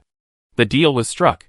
Jiao looked at the handsome Li Bin, at the space elevator taut and rammed through the rock on the screen, at the massive containers falling, rows upon rows of alloys that the parliament had longed for day and night were now stacked before her. Her vision began to blur. The alloy plates from the mining stations that her mothers and grandmothers had watched every night through their telescopes, possessing vast quantities that were beyond their reach, had plagued the colonies for decades. They had been transported to Earth so easily, and the dire shortages, like a death knell, were effortlessly resolved. This was the power of starships, conquering planets, conquering galaxies, carrying ancestors and countless rare technologies, traversing millions of light years, spreading civilization throughout the galaxy. Now, Tonfa awaited the return of the starships. Chapter 175. On the bridge, Li Bin, having finished negotiations, breathed a sigh of relief and dialed the first mate. Hey! Tell the engineering team to stop work and prioritize dismantling the dismantled wreckage into standard alloy plate sizes and sending them to the Cheetah, the God class. Right. We found a buyer for this batch of goods. Sell it back to its former owner. What do you mean by fooling? This is a deal where they beg me to sell it. Wouldn't you do a business where you can make money just by moving things around? Then have Vulcan take a group of people to the surface to acclimatize to the gravity environment. Once they adapted, we do the reconstruction work while simultaneously excavating the ruins. Hanging up the communicator, Li Bin stared blankly at the brown desert planet outside the observation window. Based on the intelligence gathered from the negotiations with the governor of Tonfa, Li Bin already knew that although this planet wasn't a high-level colony, it still retained some industrial capacity. Before the chaos, this planet had 3 colonies, but the other 2 had been abandoned due to severe damage to their life support systems. Therefore, after Dolly Tonfa, the current mining station manager, and her team landed in escape pods, they unified only one city, thus unifying an entire planet. Now, 2 more ruins have opened their arms to Li Bin.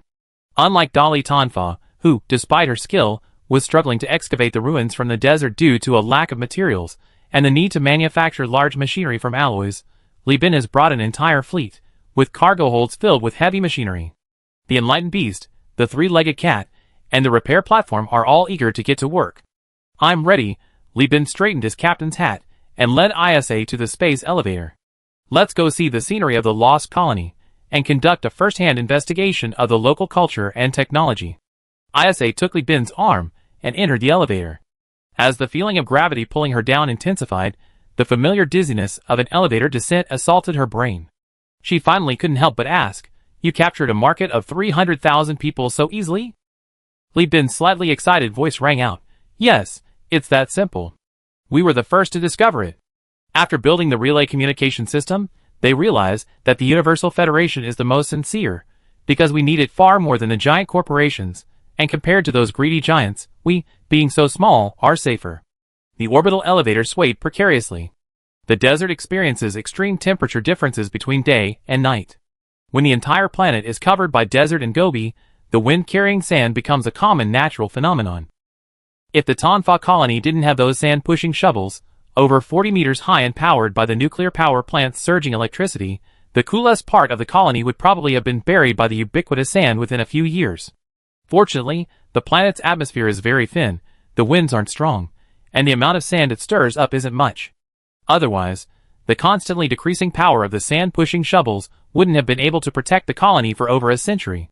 Li Bin gripped the armrest, humming a cheerful tune. The market of 300,000 consumers, and their demands lay before him. Like a beautiful woman reclining before him, it was hard not to be happy. While each colony in the core star sector had a breeding factory, most planets with harsh environments only had a population of a few million. This was because poor living conditions, a barren economy, and terrible working environments constantly ravaged the poor. This book increases the population figures for each planet in the game. Please do not refer to the population data in this book when playing the game. Behind the high birth rate lies a high death rate. Giant corporations need a sufficient population to consume goods, and warlords need people for production, and to participate in wars. Therefore, these 300,000 people, although only at the level of a town in his previous life, were no small market. After all, Alpha only had about 800,000 people, yet it had spawned a bunch of messy organizations, like the Industrial Complex Association, the Governor's Office, and the Quartz Society, a shallow pool teeming with turtles, and bosses everywhere. Outside, the wind howled, and the orbital elevator made intermittent crackling noises, the sound originating from stones being whipped up by the wind, sounding like fingernails scraping a blackboard, sending chills down one's spine. When the elevator came to a smooth stop, the teeth-grinding sound immediately disappeared. The elevator doors opened, and Li Chongjin, wearing power armor and having removed his helmet, appeared in the doorway, grinning at Li Bin, his 2 rows of teeth gleaming. "What, it's you? Where's Governor Jia?" Li Bin surveyed the makeshift storage area constructed from alloy plates. After the orbital elevator was relocated, Li Chongjin and his men had driven a fixed anchor next to the local astronomical observatory's space telescope, constructing an elevator receiving point. From here, one could directly enter the colony through the telescope's maintenance port. That door doesn't look like it could fit a space container. This guy, is he using a special forces breakthrough approach to choose this location? Li Bin rolled his eyes at his brother's choice. The younger brother, rubbing his bald head, said, "Governor Jia went to inspect the colony's reserves of technology. She was originally going to arrange for people to dismantle the astronomical observatory, but I said there was no need to bother. Nobody knows how to dismantle things better than my older brother. Just say dismantle it, and that's it. I told her that my older brother loves ancient technology the most. If you have any, bring it out quickly. I won't let you do a losing business." Then she left. Once the engineering department comes down, we can erect alloy plates to build a windbreak construction zone, open up this area, and then the alloy plates can be transported directly in once they're on the ground. His words, though rough, made sense. Li Bin looked at his younger brother, raising an eyebrow in surprise.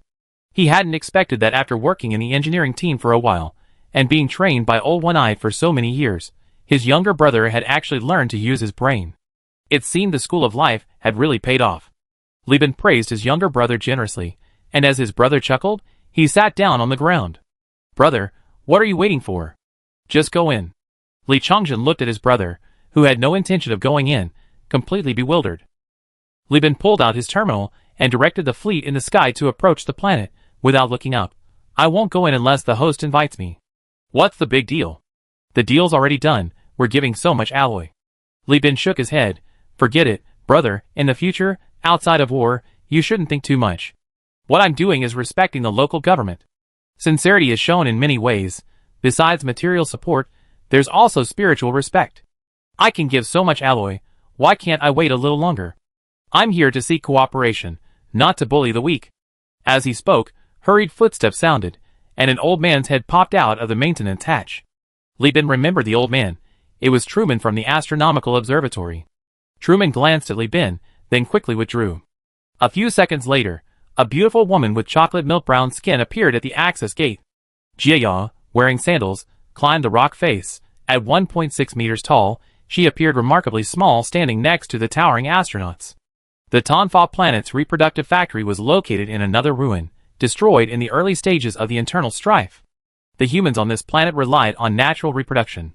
Because their genes hadn't been engineered or customized, many of their genomes remained dormant, rendering them incapable of matching the astronauts in terms of height and physical attributes.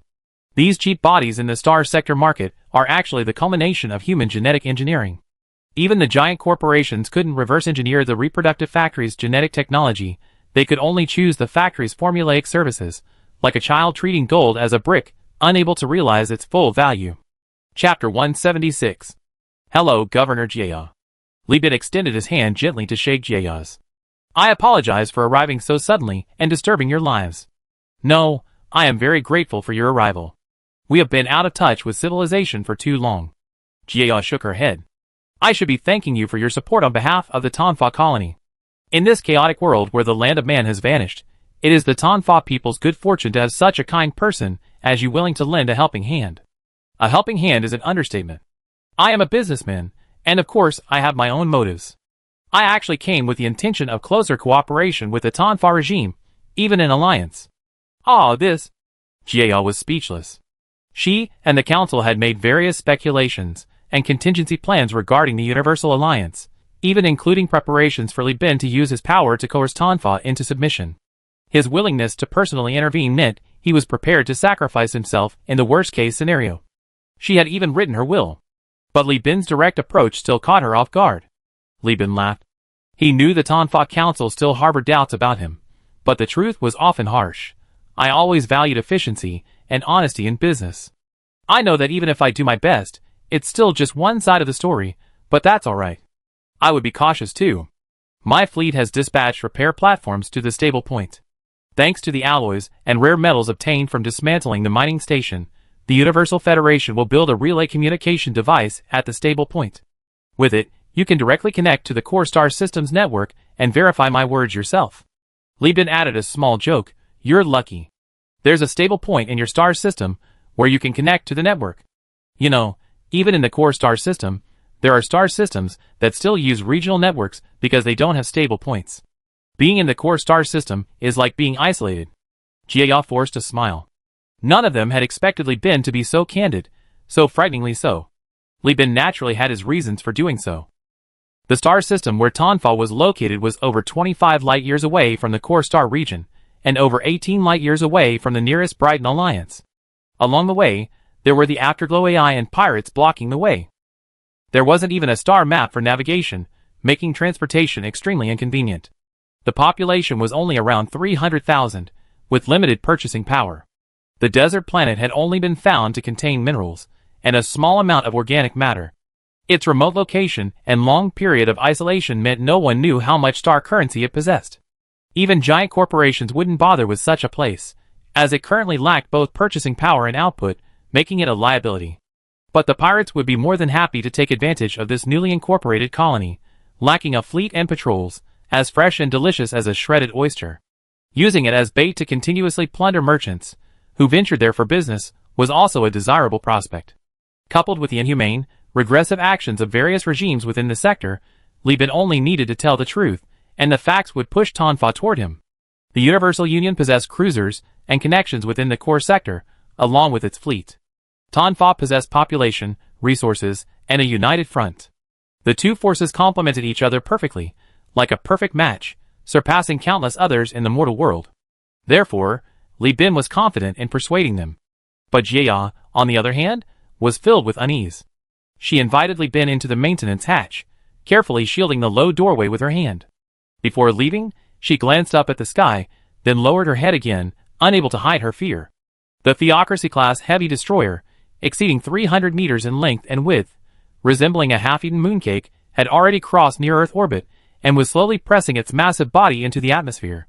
The military destroyer's sturdy hull, coupled with heavy armor and reinforced bulkheads, allowed this spaceship to withstand greater planetary gravity, thus bringing it closer to the star. Enhanced propulsion allowed it to quickly escape gravity wells, making it the most suitable spaceship in the fleet for display. Observing it through a telescope is a different experience than seeing it with the naked eye. With this behemoth, over 300 meters tall, looming overhead, the Alakast monster floated lightly alongside the drifting clouds, its hull blocking the sunlight and casting a massive shadow, making it even more imposing. Its terrifying aura was no less than that of the black ships of yesteryear, belching steam and black smoke as they roared into Tokyo Bay. Whether the Japanese liked it or not, the changed horns had already sounded. The screeching sound of deceleration pierced the thin atmosphere and reached Li Bin's ears. It was the sound of dense waves of space containers descending, carrying jet-powered motorcycles, and hastily assembled trucks with sand tracks. Now it sounded remarkably pleasant. This was the power of industry and civilization, volatile yet vibrant. The layout of the mountain city was quite novel. Li Chengzhen covered his curious gaze with his mask, while Li Bin followed Jia, riding a heavy-duty freight elevator anchored to the rock ceiling and descending via a spiral walkway. Because they were at the very top, they needed to traverse the entire colony, but the city, which could hold over 300,000 people, was nearly deserted. Those who were occasionally seen were mostly sitting at their doorsteps, busy with handicrafts, watching the crowd with a mixture of fear and anticipation. Using the Power Armor's information-gathering system, Li Chengzhen could hear people whispering things like Desert Guardian, a great man who descended from the sky, and the leader of humanity has returned. Holding his live ammunition gun, he focused intently on collecting information and transmitting it to his elder brother. It seemed the situation here was worse than he imagined, Li Bin surmised. The standard of living in a place could actually be assessed by observing the number and demeanor of idle people. The wealthier the place, the more neatly dressed and relaxed these idle people were. Space stations like ELF, teeming with refugees, were already considered to be in dire straits. But here, there weren't even those kinds of people. Everyone had to work full hours, compensating for the lack of machinery with manpower, and there was even a labor shortage. And yet, food and water weren't enough to feed more people. A hastily constructed freight elevator, made of alloy plates and railings, stopped at the ground floor. A cool breeze blew, thanks to industrial-grade exhaust fans at the bottom, sucking in the cold air and blowing it down from the top to maintain a balanced temperature. The ground floor was an industrial zone comprised of several massive factories. The warehouses that had originally stored or were now idle due to shutdowns and had been requisitioned as government offices and supply depots. The factories here were set up quite compactly, completely different from the typical factory layout. Upon inquiry, it was learned that some of the factories had been relocated from other colonies and undergone massive computation and structural optimization using AI cores. This made Li Bin grit his teeth, thinking, "You guys are using the AI cores like livestock. No wonder they're broken down without timely maintenance." Except for the heavily guarded granary, the other warehouses were completely deserted. Li Chengzhen found it difficult to classify those slender figures wearing composite plastic armor and carrying worn-out rifles as soldiers. These people were even less capable than the crew of the three-legged cat when it first set sail. The group stopped in front of a warehouse roughly the size of a football field. After a rudimentary unlocking process, the almost rusted main door was pulled open, revealing a large number of plastic crates and short men pedaling rickshaws, transferring goods from the side. The men stopped abruptly the moment the gate opened, but resumed their work after recognizing the visitors, seemingly unaffected by the arrival of the governor and councilors. Those chatting continued chatting, and those shouting continued shouting. A colony position only meant responsibility and a larger food ration. Beyond that, everyone was struggling to survive and had to work. Years of an environment intolerant of rampant corruption had molded these men into a strangely egalitarian figure, completely out of place in the core sector. Jia looked at Li Bin nervously, her temples damp with sweat, clinging limply to her face. Pointing to the densely packed plastic boxes, she said, "These contain all of Tanfa's technology and data. Some commonly used data is elsewhere, and we're sending people to transport it." After the first governor unified the colonies, he organized a team to salvage a batch of technology and use the AI core to analyze it. To preserve these potentially useful technologies, the first governor ordered that the technology on the hard drives be copied onto plastic books for safekeeping. The other two colonies probably don't have much unscanned technology left. Hearing this, Li Bin was deeply moved, silently paying homage to the wise governor he had never met. Although she started as a mining station manager, she undoubtedly possessed foresight and looting ambition, far more conscientious than the giant corporations that looted and destroyed in the core sector. "Don't worry," Li Bin thought to himself, "just for the vast amount of technical data you left behind, I will do my best to give Tanfa a future that can be achieved through negotiation." Chapter 177. The alloy was pulverized into fine metal powder, then manufactured into trusses by a 3D printing factory. The Claymore heavy fighter jets, unloading their ammunition, acted as transport aircraft, carrying these trusses to the vicinity of the jump point, where they were handed over to the maintenance platform for assembly. The temporary communication repeater technology wasn't particularly difficult, as Tachyon Technology had open-sourced it. Any company could obtain the relevant technology for free from Tachyon Technology. This wasn't a sudden act of kindness from Tachyon Technology, rather, it contained a backdoor. Temporary communication repeaters manufactured using Tachyon Technologies technology, once triggered by keywords such as blueprint, AI core, nano-forging furnace, would naturally and secretly transmit information to Tachyon technology. Therefore, other giants were attempting to reverse engineer the technology to rebuild the system, or to improve upon existing technology to block Tachyon Technology's signals. Thanks to his experience active in Konda's nest, the Overlord provided Konda with its early blocking technology, which, after being pieced together, was now perfectly suited for use by Tankface. Compared to the sleek, futuristic appearance of the human realm relay communicator, the temporary relay communicator looked rather skeletal, but it was more than adequate for solving the signal problem of establishing a signal from scratch. But at this moment, Li Bin couldn't concern himself with the progress of the space project. Li Bin, ISA, and Vulcan each led a team, meticulously checking the technology against the inventory lists left by Governor Dali. These plastics originated from the organic resources of the planet Tonfa. Before the human realm colonized this planet, life had existed there, though not as flourishing as on Earth, but its remains provided industrial raw materials for the colony. After the plastic box was opened, rows of neatly arranged plastic sheets, about 5 mm thick and the size of an A4 sheet of paper, were submerged in a viscous protective liquid. The sheets were densely covered with engraved images and text. Jia stood nervously beside Li Bin and whispered, "We didn't receive much technology when we colonized Tonfa. Some was destroyed in the war. However, before the Great Collapse, the colonists purchased some technology themselves, such as pet ecohouse technology, which, after AI core evaluation, could be converted into reptile breeding farms. Based on these technologies, we developed some colonial technologies." She wasn't sure how much the colony's technology was worth now, and felt uneasy. The pragmatic spirit cultivated by Tonfa made her honestly explain the advantages and disadvantages of the technologies, but her instinct for the colony's development still made her try her best to boast about their reserves. But besides that, we still have some advanced technologies related to ships. Oh! Li Bin raised an eyebrow. You don't even have a space station. How could you have stockpiled ship technology?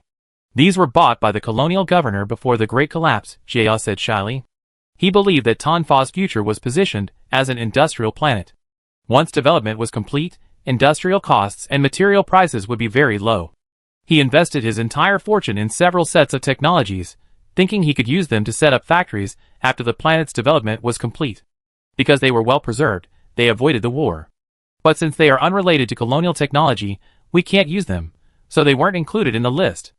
As she spoke, she led Li Bin to a corner of the warehouse, had someone move the boxes piled up in front, revealing a dense mountain of boxes behind, occupying a third of the warehouse's volume.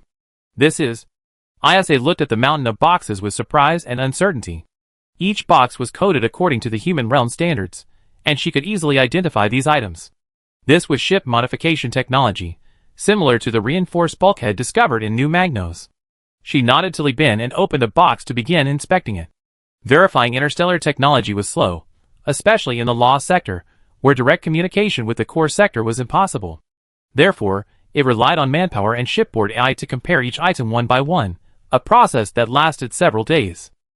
Only after the temporary relay communication device in the sky was completed, and the counselors rushed to verify the intelligence provided by the Universal Alliance, did Li Bin put down another plastic board, rub his dark circles under his eyes, and exchange a glance with ISA. ISA spoke first. It is indeed ship modification technology, and there are a full 5 of them, with complete technical routes. Enhanced propulsion field. Expanded crew quarters. Expanded cargo hold. Auxiliary fuel tanks and efficient maintenance. The original colonial governor really went bankrupt. Li Bin nodded subtly, glanced at Jia sitting in the center of the warehouse doing manual work, and whispered, "I verified it, there's only pure technology here." The governor before the Great Collapse was very thorough in his money-making plans. These technologies cover all types from frigates to capital ships, and also provide alternative solutions for the manufacturing processes of related equipment. In other words, as long as there is a heavy factory, we can continuously produce the production workshops needed for the related improvement technologies. Even if the technology in the Perseus star system cannot currently manufacture the automated workshops that meet the standards of the human realm, it is feasible to use manpower instead. ISA asked, "How much are these technologies worth?" Li Bin pursed his lips and said, "If it's an existing workshop, it starts at 20,000 star coins. Purely technical work will start at 10,000 star coins. But since these technologies are compatible with outdated production methods, That double. That's 100,000 star coins. Isha rubbed her temples, her cherry lips slightly parted. Plus, the company has a shipyard in Elf, so once the technology is implemented, it can be immediately converted into star coins, and its value will probably increase even further. It's not that simple. Li Bin shook his head.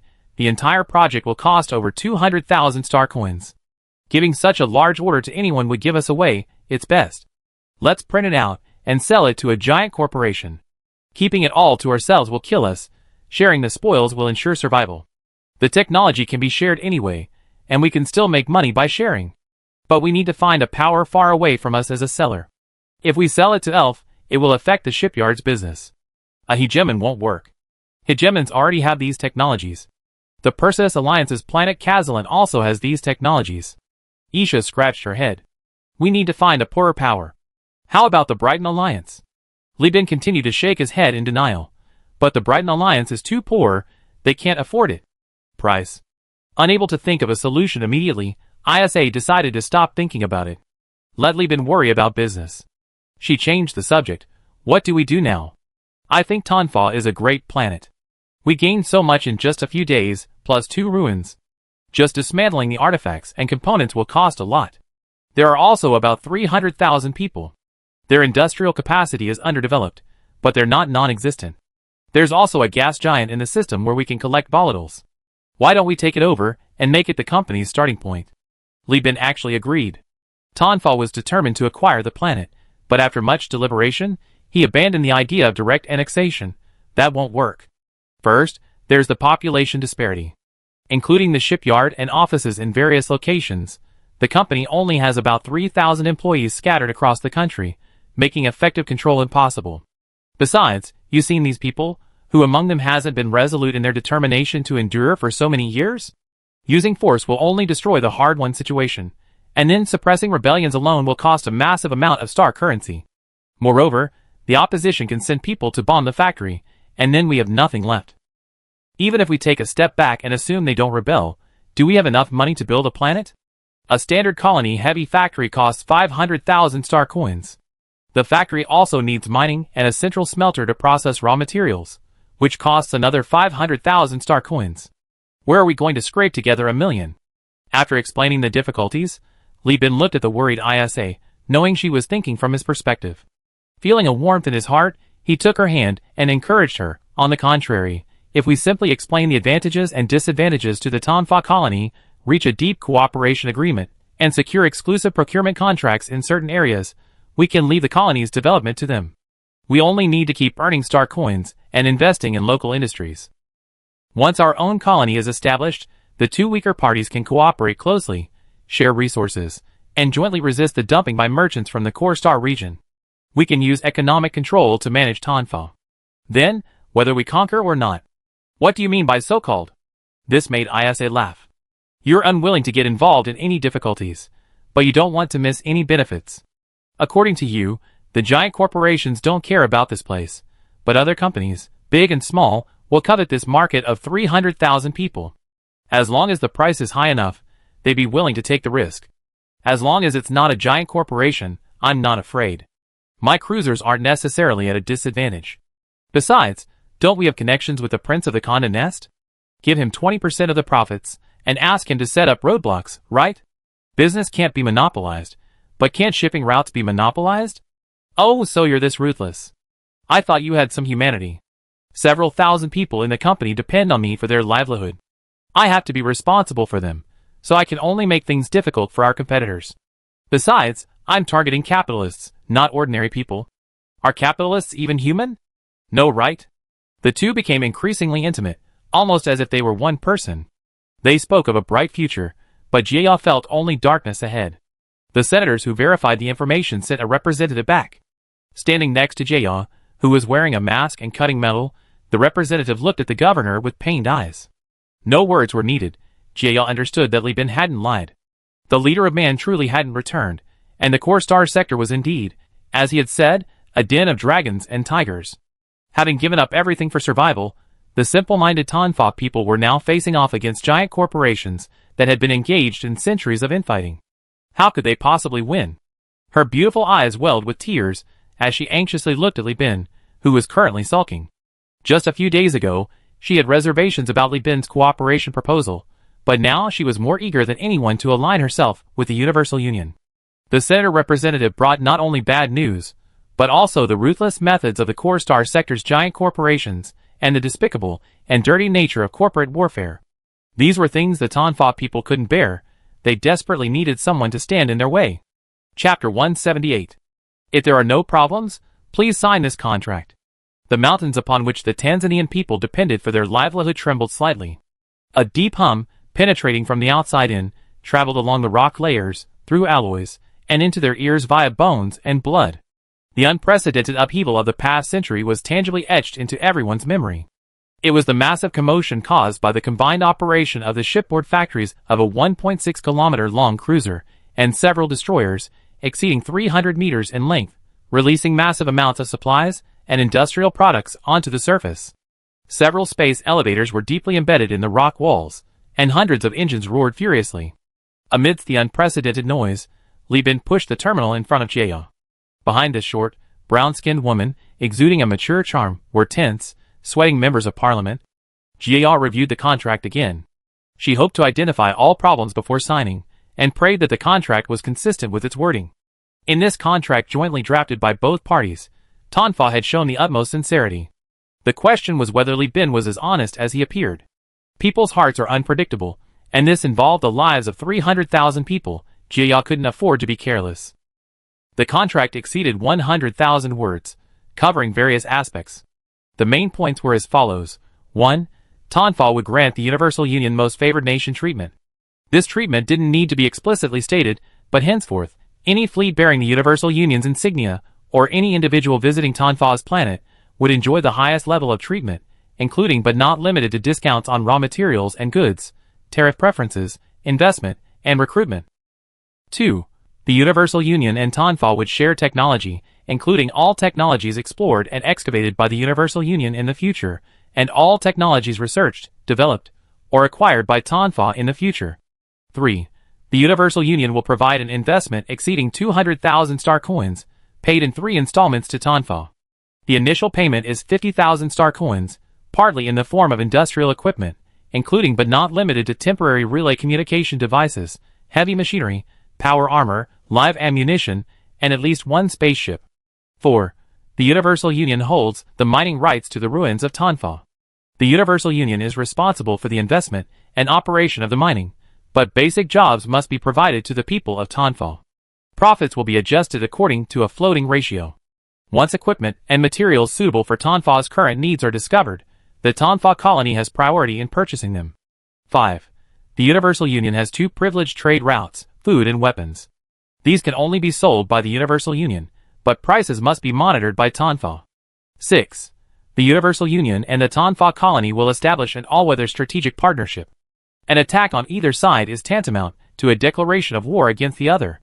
Furthermore, the 2 sides will maintain close cooperation in economic, political, military, and trade matters. 7. Before the space station is completed at the Tonfa colony, neither Tonfa nor the Universal Union may publicly disclose the coordinates or related information of the planet Tonfa. Exceptions require mutual agreement at a meeting. 8. The Tonfa Colony Council will invest in the Universal Union, and the Universal Union will establish an office in Tonfa. The head of the office will automatically acquire Tonfa parliamentary status. The contract details are numerous and varied. In short, once both Tonfa and the Universal Union are committed to fulfilling the contract, it will bind them together. Seeing that Jia was still reviewing the contract, Li Bin spread his hands. Without the human realm, the largest violent institution, all contracts carry a significant risk of breach of contract. Currently, most breach of contract accountability relies on the giant corporations. He pointed to the Lud Church emblem in the witness section of the contract. I bought this contract from the Lud Church through connections for 1,000 star coins. I believe you checked all the major powers in the core star sector. The Lud Church controls half of the sector's food production, while the Overlord controls 1/3 of the other half. These 2 forces support each other, controlling the entire sector's food prices. With the Lud Church as a witness, it means that at least Tonfa's future food supply won't be a problem. As for the rest, I can only say wait and see. After all, the Universal Alliance has also taken on a huge risk, and we're also afraid that Tonfa might default. Cooperation rather than annexation is indeed risky, but when has Lee been not taken risks? As the saying goes in his past life, turning a product into a commodity requires a perilous leap, and countless merchants have fallen on this leap, losing everything. Since Li Bin has reached an agreement with the old one-eyed man and has a desire for unification, he must bear the corresponding consequences. War is a way out, but not the only way out. The weak banding together for warmth, uniting the weak to resist the strong, is the only way out for the Universal Alliance. Upon hearing this, one of the counselors behind him exclaimed indignantly, "Talfa will always honor its agreements. This is our national character, and we will not tolerate such insults." The man, who appeared dull and honest, was, according to the records, a representative of the labor faction, unaware of the subtle maneuvering in business negotiations. He was immediately covered by the other counselors and dragged away. Jaya turned and glanced at the counselors. Their expressions varied, but no one voiced their opposition. The brown-skinned beauty softly addressed the counselors, representing 300,000 people, saying, "The day our great-grandmother predicted the return of the human realm may never come in our lifetime. Things change, and no one waits for anyone. Without signing the contract, Tama will die. With the contract, death is still possible. The core sector is in chaos, but at least there's a way out. The future remains uncertain." She took a deep breath, puffed out her chest, and declared loudly, "I signed this contract on behalf of the people. It was approved by the representatives and the people. If Tanfa disappears in the future, don't blame me alone." The crowd fell silent, a somber silence settling in. Jia glanced at the counselors, turned, extended her finger, and decisively signed and sealed the contract. Iris and fingerprints were recorded, and a few strands of hair were plucked to provide genetic information. The contract was complete. Li Bin stood up and extended his hand. "May our sincere cooperation ensure a bright future for both Huanyu United and Tanfa." Dust swirled in the wind, the deserts of Tanfa changed daily, but to humans, only death and desolation remained. This planet had lost its native inhabitants millions of years ago, with only humanity clinging to life through industry. But today, new life was injected into this place. Tracks crushed gravel into the desert, jet-powered motorcycles ripped a winding path through the dunes, and atmospheric drones spun wildly, transmitting reconnaissance images to the rear. Beyond the heavens, an icy asteroid, towed by a starship, slowly approached Tanfa. The repair platform was already prepared, ready to mine space ice to hydrate the colony. Space elevators, laden with alloys, descended, then ascended, laden with technology. The ship's AI relentlessly calculated and scanned, and the crew was busier than ever before. Since Dali Tanfa unified the colony, the Tanfa people had once again launched a large-scale exploration operation. Riding in tracked vehicles and wearing breathing apparatus, they watched the desert guardians descend from the sky with a mixture of worry and hope, silently praying to the great Dali, praying that Li Bin would be like her. Heavy machinery was deployed in the desert, metal plates forming a temporary base, and excavation began into the ruins beneath. Tens of thousands of Tanfa people clumsily followed the techniques trained by the engineering department, using blowers to clear the sand dunes dug by the heavy machinery. They had made their decision. No matter how worried they were, their work would not stop. The Tanfa had survived for over a century in the law sector, relying on collective strength. They deeply trusted the collective. The Tanfa people scattered throughout the mining areas were like cells in a human body, working together to maintain the colony's existence. The first mate, smoking a cigarette on the bridge and watching the progress of the project, couldn't help but grin at Old One Eye and say, "These Tanfa people are crazy. A week's worth of sand clearing work, at this rate, will be finished in 3 days." Old One Eye's eyelids drooped, obscuring his expression. That's the power of the collective. What do you know? The captain won't treat them unfairly if the Tanfa works like this. Can't you see the grain being transported down from the cold storage? Chapter 179. Dali Tanfa's inability to haul away all the supplies from the 2 abandoned colonies wasn't due to a lack of will, but rather an inability. The 2 former colonies suffered immense damage, the 2 sand plows were out of commission, and sand was constantly engulfing the colonies. Faced with a lack of sufficient machinery, she could only order the removal of spare sand plows, the shutdown of the nuclear power plant, and the removal of the nuclear fuel rods, and the taking of all the technical data she could carry. No matter how powerful the AI core, without sufficient productivity, it's like a navigator with superb navigation skills, but no ship, unable to achieve anything. The construction site was bustling with activity. Company crew members and Tanfa workers were working enthusiastically, mainly consuming food made from synthetic starch and food additives, margarine, and reptile nutritional paste, supplemented with small amounts of hot soup made from fresh ingredients to soothe their throats. The Tonfa people, accustomed to hardship, were quite content. At least while working on the construction site, there were no food restrictions. As long as they didn't take anything away, they could eat as much as they wanted. The fleet's food supplies couldn't support 300,000 people, but they were more than enough to feed a little over 1,000. But this makes the fleet's own food supply a problem, the first mate reported to Li Bin from the sky. Originally, we only considered that we could operate for another year. After deducting the rations for these people, we can only operate for 7 months. After deducting 2 months for travel time, the fleet can only operate for about 6 months more. Li Bin, who was examining the remaining technical data, didn't even look up. That's enough. The star system, where the cruiser's coordinates are located, is only 4.5 light-years away. There are 3 more star systems in between. We just enter the system and take a look. If the number of planets in the system is small, and the type is not suitable for colonization, we won't look any further. Also, excavating the ruins is a huge project. The company won't stay here long, we just do a rough search. We'd probably stay here for a little over a month, temporarily sealing off the remaining parts until we can monetize the cargo hold supplies. Li Bin's words relieved the first mate. This exploration company's business expansion had been too reckless. Exclusive sales rights to a planet's food and weapons. With a considerable period of monopoly, these 300,000 people were currently a bottomless pit, but in the future, they could become a massive goldmine. He wasn't on the front lines, and hadn't witnessed the maddening things, so he could remain calm. But he was worried the captain might lose his temper.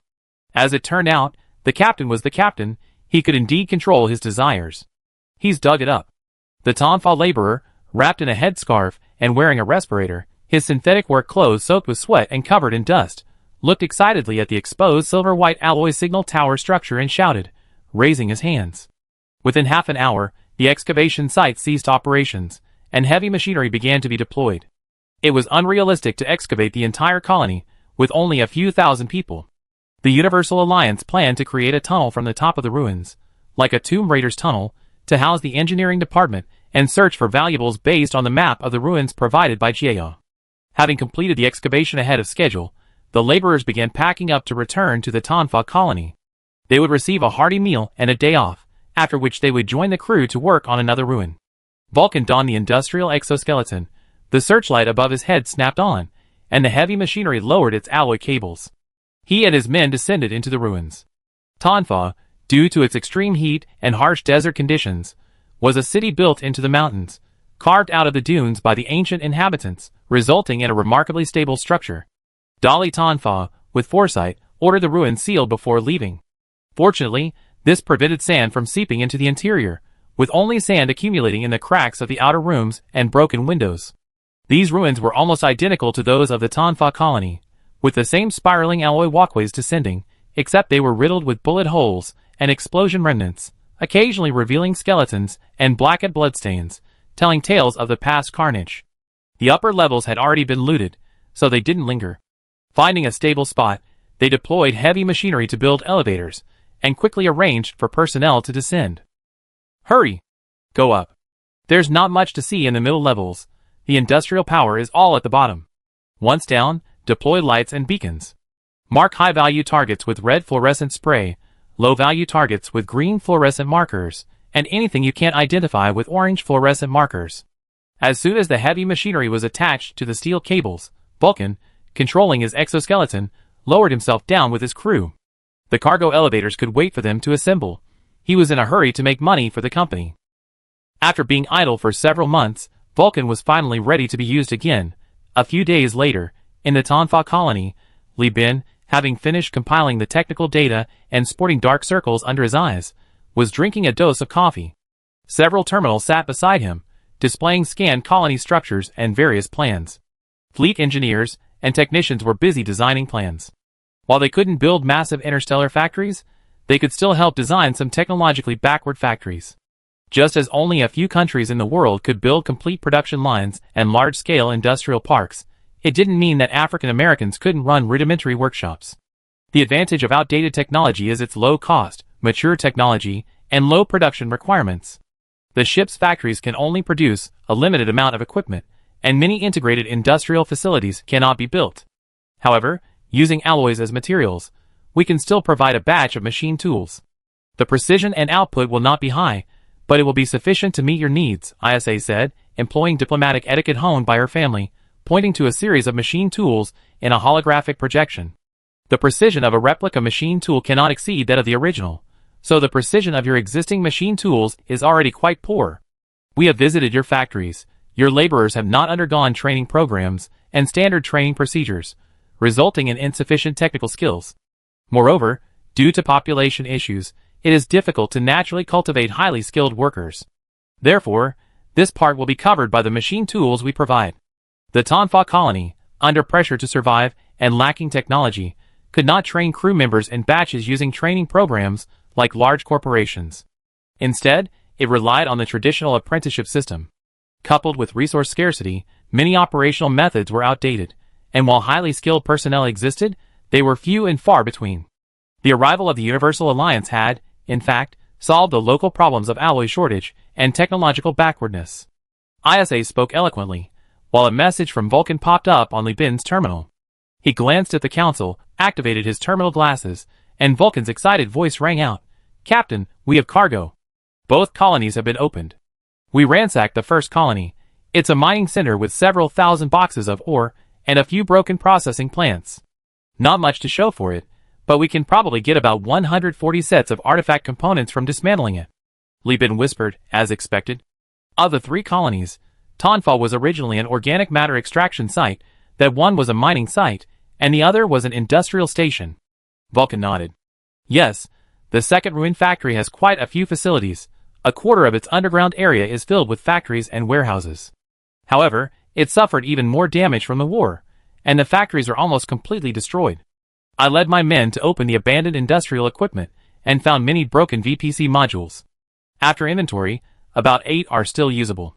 VPC, short for Variable Production Chip, is a high-tech chip about the size of a briefcase, integrating a chip, production license, and self-protection functions.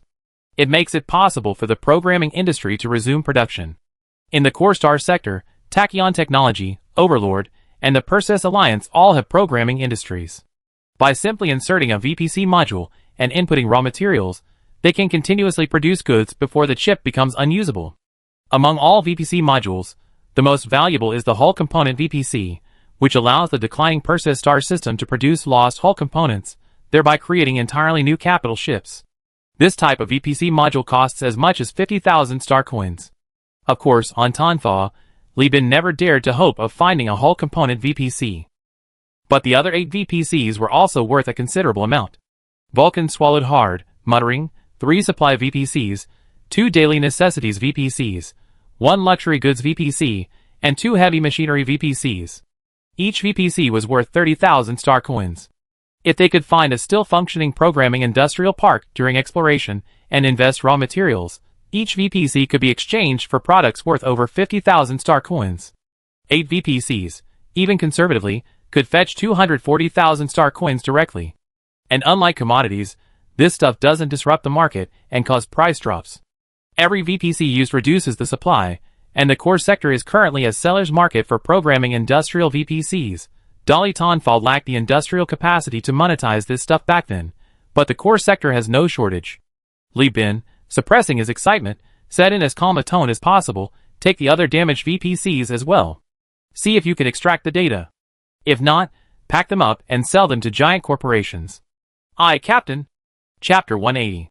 Under the blazing sun, the desert surface temperature exceeded 80 degrees Celsius. Plastic shoes melted and became covered in sand within minutes. The heatwave raged across the land, distorting vision along with the slowly shifting desert landscape, making it seem like a dream. The Tanzanian laborers carried heavy, but readily available construction tools that rained down from the sky, wearing soft, elastic boots made of heat-resistant aerogel. Sweat seeped out and evaporated quickly, leaving fine salt crystals on their faces and hands. But everyone wore genuine smiles.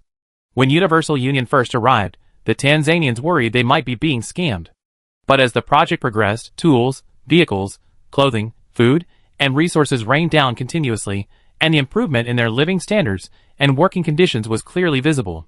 Although the shipborne printing plant's products were of low quality and unable to withstand the high-load operational demands of the harsh desert planet's conditions, frequently breaking down, The presence of heavy machinery provided a safety net.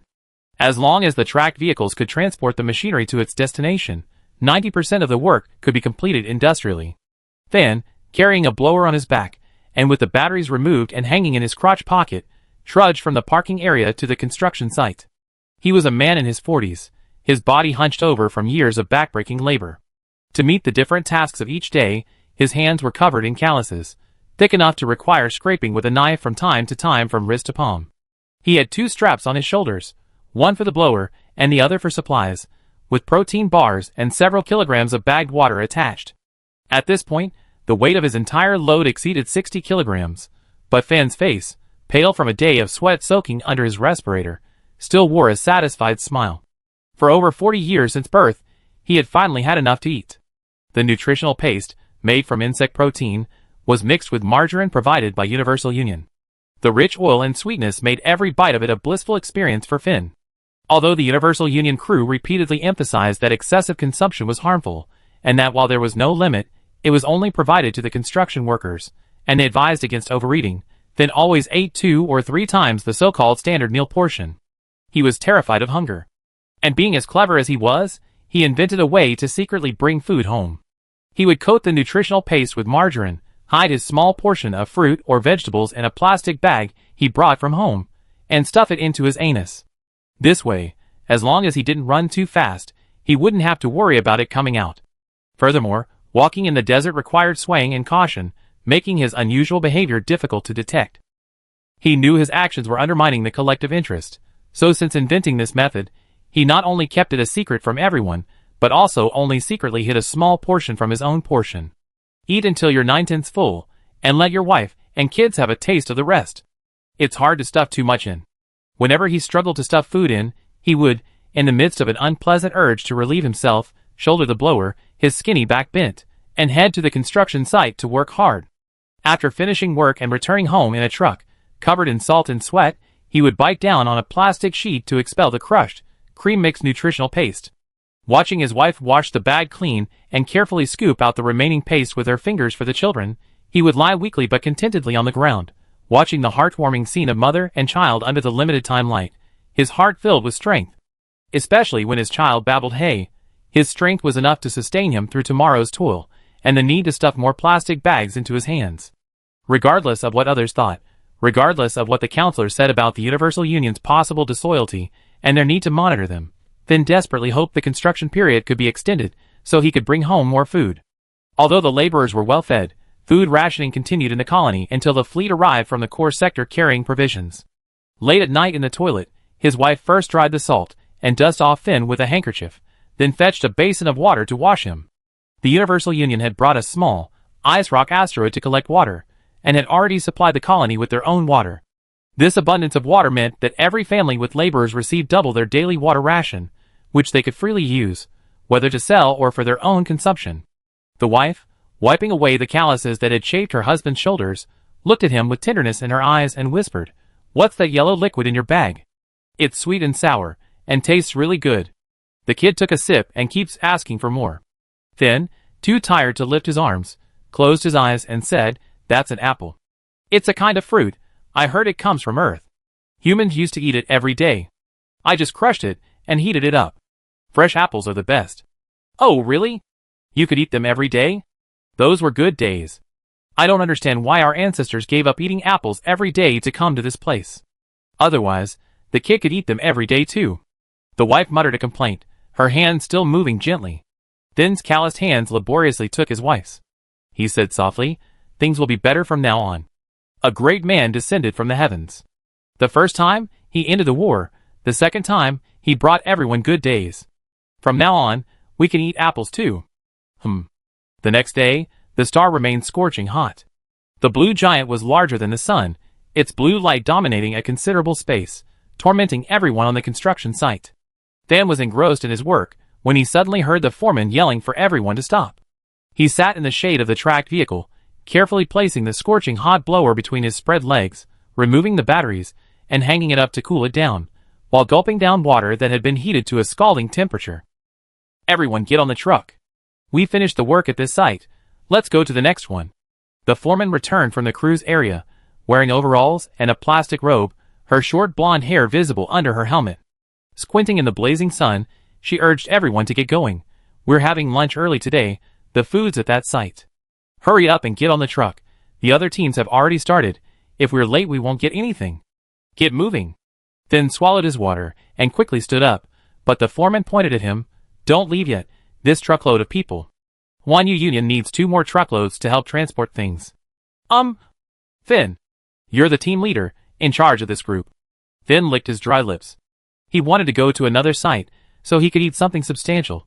Suna, please let me go. You know I have a big appetite. I'd be really hungry if we go late. One night. Stop talking nonsense. Suena lifted her robe, revealing her well-defined muscles, and pressed her hand on his shoulder. You eat 3 standard meals in one sitting, that's not much. Didn't you see the big eater stayed behind too? We need people here to help. Those of you who stayed behind will be provided with standard crew meals. Don't say I didn't take care of you. She glanced around and said in a very low voice, Standard crew meals are allowed to be taken home for your families. You should be grateful. If it weren't for the fact that you all have 2 children, would the council have given you this good deal?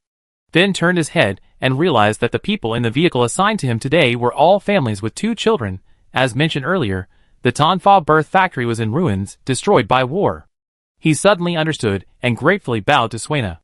But by this time, Suena had already climbed onto the tracked vehicle. She leaned halfway out of the truck bed, patted the door, and drove away without looking back. The wind blew her robe, revealing her sun-darkened back, which looked extremely dashing. Chapter 181. Van and his men guarded the empty construction site, huddled in the shade of the tracked vehicle, digging a sand pit half a meter deep. They took off their clothes and tied together a large, leaky plastic sheet to cover the pit, securing it to the handles of their shovels stuck in the sand as a makeshift shelter. The sand was scorching hot, but the temperature dropped a few dozen centimeters down. Dig even deeper, and you find a perfect place to cool off. They took off their aerogel boots, neatly stacked them, and plunged their sweat-soaked, smelly feet into the sand, laughing and joking as they lay down in the pit. The group chatted casually. Someone mentioned the counselor was still uneasy about Universal Union, but someone else immediately countered that regardless of any ulterior motives, the company's treatment of its workers was unparalleled.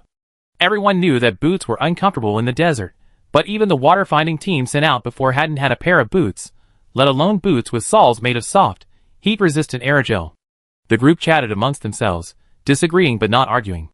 The harsh living conditions had long since taught them to set aside their differences.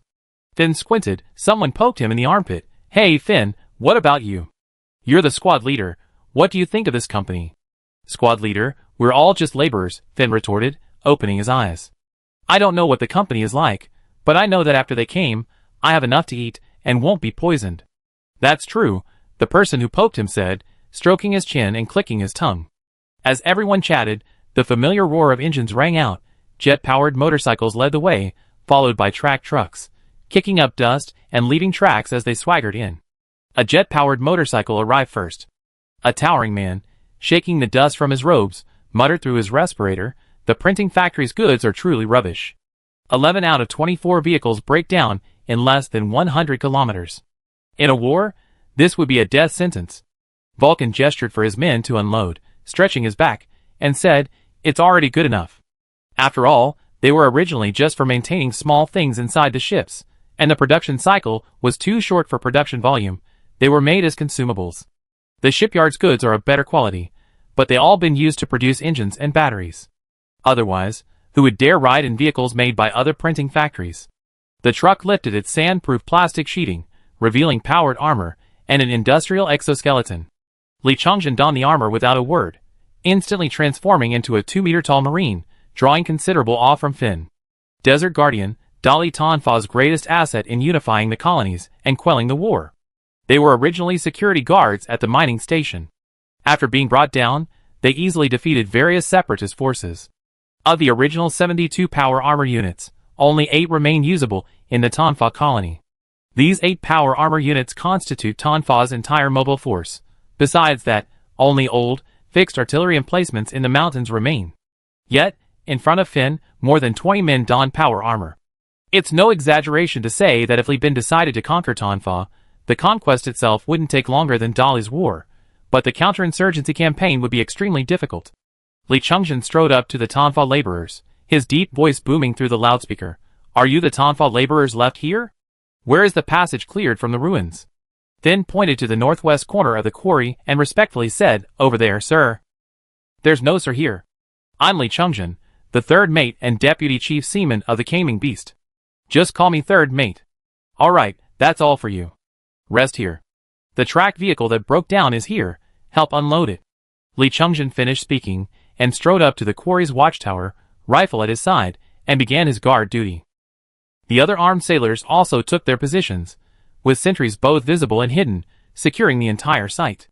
Meanwhile, Vulcan donned an industrial exoskeleton and led the engineering department and a group of armed sailors into the ruins, leaving a bewildered Finn and a group of Tonfa laborers behind.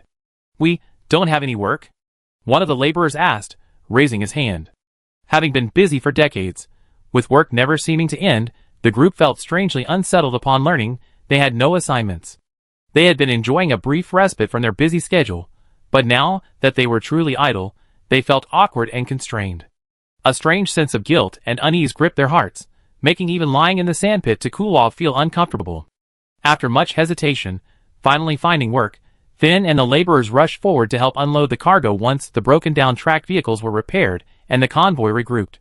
Before the metal containers on the trucks were opened, a crew member waved for Finn, who was closest, to stand to the side. Confused, Finn and his men complied. As the containers opened, a chilling draft rushed out, making everyone shiver, their pores already open under the starlight. A cold storage? Finn looked at the mobile cold storage, finding it fascinating. Compared to the cold storage underground in the colony, it was much smaller, mobile, and filled to the brim with food and fruit. Just then, the armed sailors changed shifts. Li Chungjin, huffing and puffing, walked over, gun in hand, and organized everyone to line up for food. He pointed at Finn. "What are you all standing there for?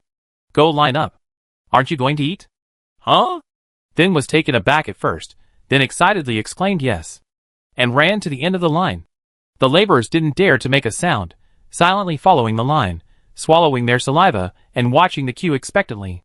When it was Finn's turn, the crew member distributing the food glanced at the honest-looking black man in front of him, took out a boxed meal, a bag of high-calcium protein water, and an apple. "Do you want to eat it all or keep some to take back?" "Really? You can really take it back?" Finn could hardly believe his ears. The construction site, to ensure the laborers' energy replenishment after work and to prevent them from hiding food for themselves, strictly forbade anyone from taking food away. If this loophole is opened, they really dare to live on water, and a couple of energy bars a day. The hauling work isn't heavy, the heavy machinery can handle 99% of it, and you don't even need to operate the blowers. It's up to you. If you don't want to, just eat it. "I stay, I leave home," Finn said, trying to leave the group, but a crew member called out, "Hey! How can you not eat anything? You have to eat the boxed lunch, and the apple too." Finn looked at the tempting green and red apple.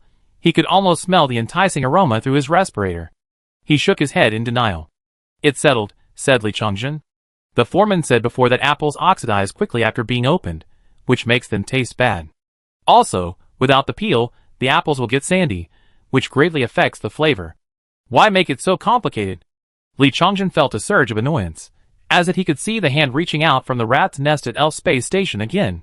He reached for a lunchbox and shoved it into Finn's hand, then picked up an apple, broke it in half, placed one half on top of Finn's lunchbox, and handed the other to the person behind him. "You two each take half, and put the remaining two halves together in the freezer. We can divide them again when we get back to the colony."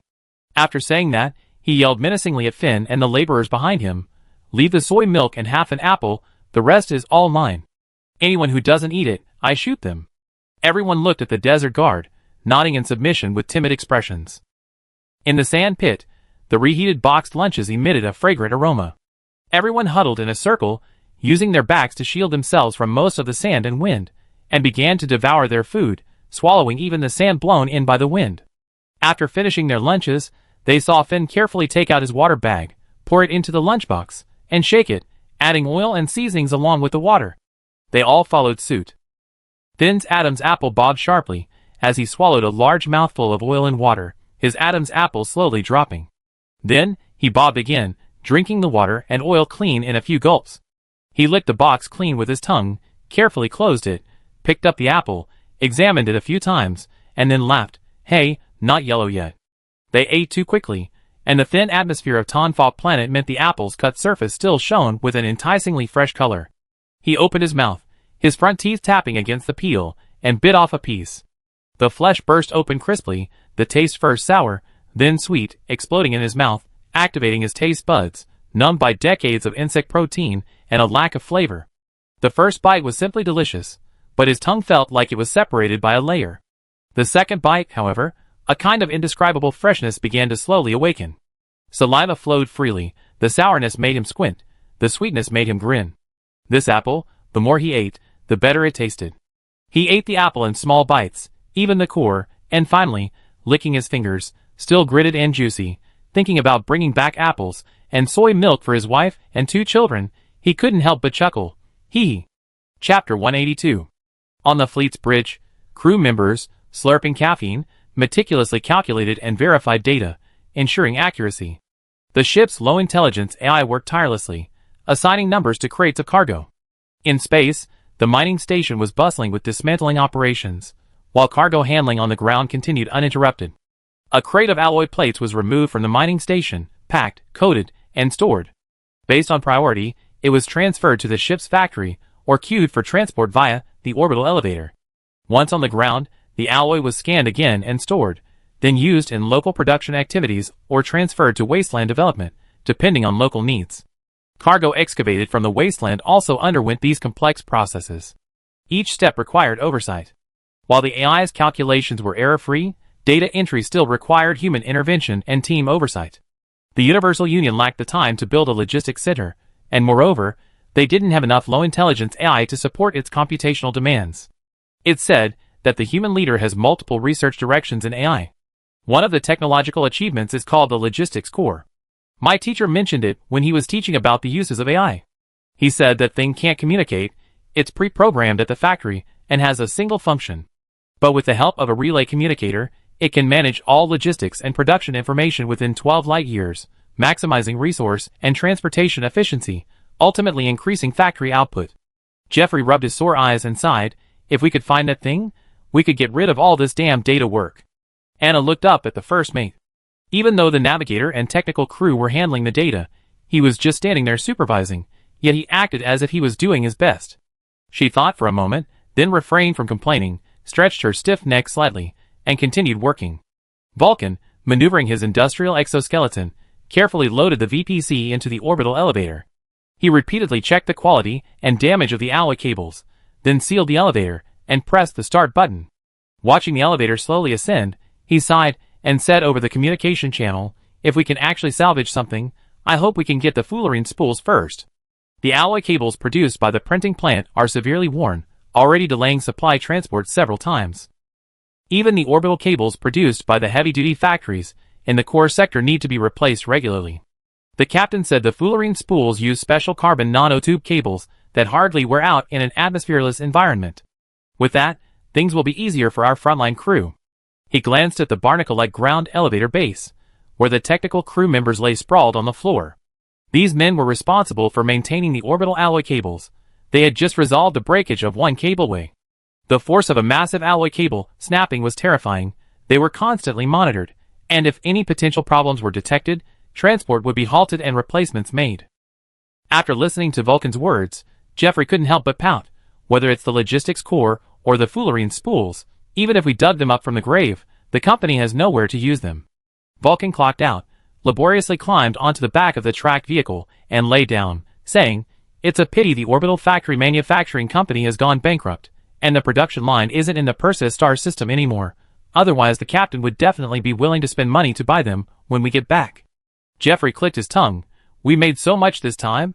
You even dared to dream of at least 150,000 star coins worth of fullerene spools? Weren't you looking at the data? How could you not know?" Vulcan glared at him. Jeffrey retorted, "I only have logistics data here. A box of alloy goes in and out multiple times. There's no way to calculate the money. The economic data is all aggregated with the captain. Where am I supposed to look at it?"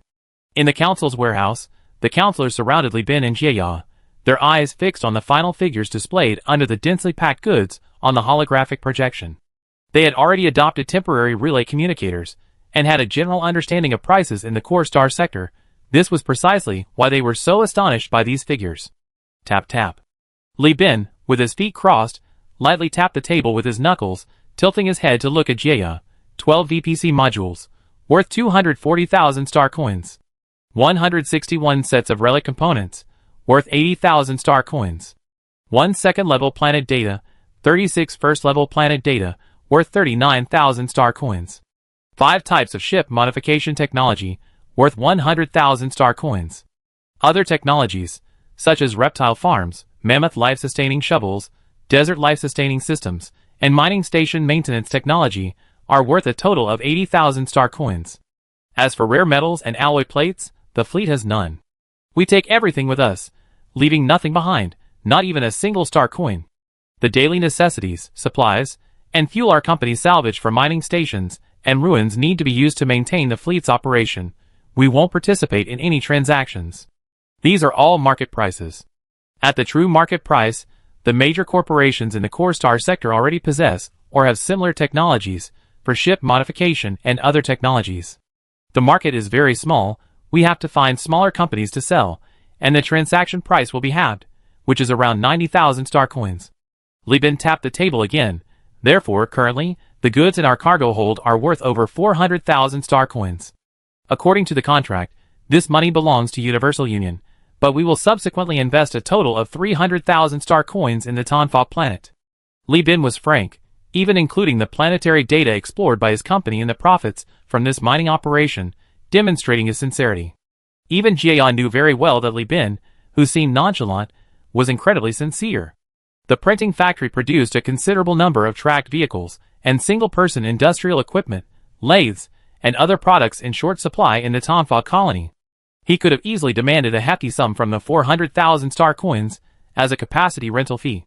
This practice was openly priced in the core star sector. Many large industrial planets would privately rent out extra capacity to outsiders for the production of goods, weapons, or spaceships. But Li Bin didn't do that. Those among the counselors, who were initially skeptical of him, changed their minds as a result. After confirming everything was in order, Li Bin put away his terminal and announced loudly, the Universal Alliance plans to stay in Tonfa for 3 days to dismantle the orbital elevator.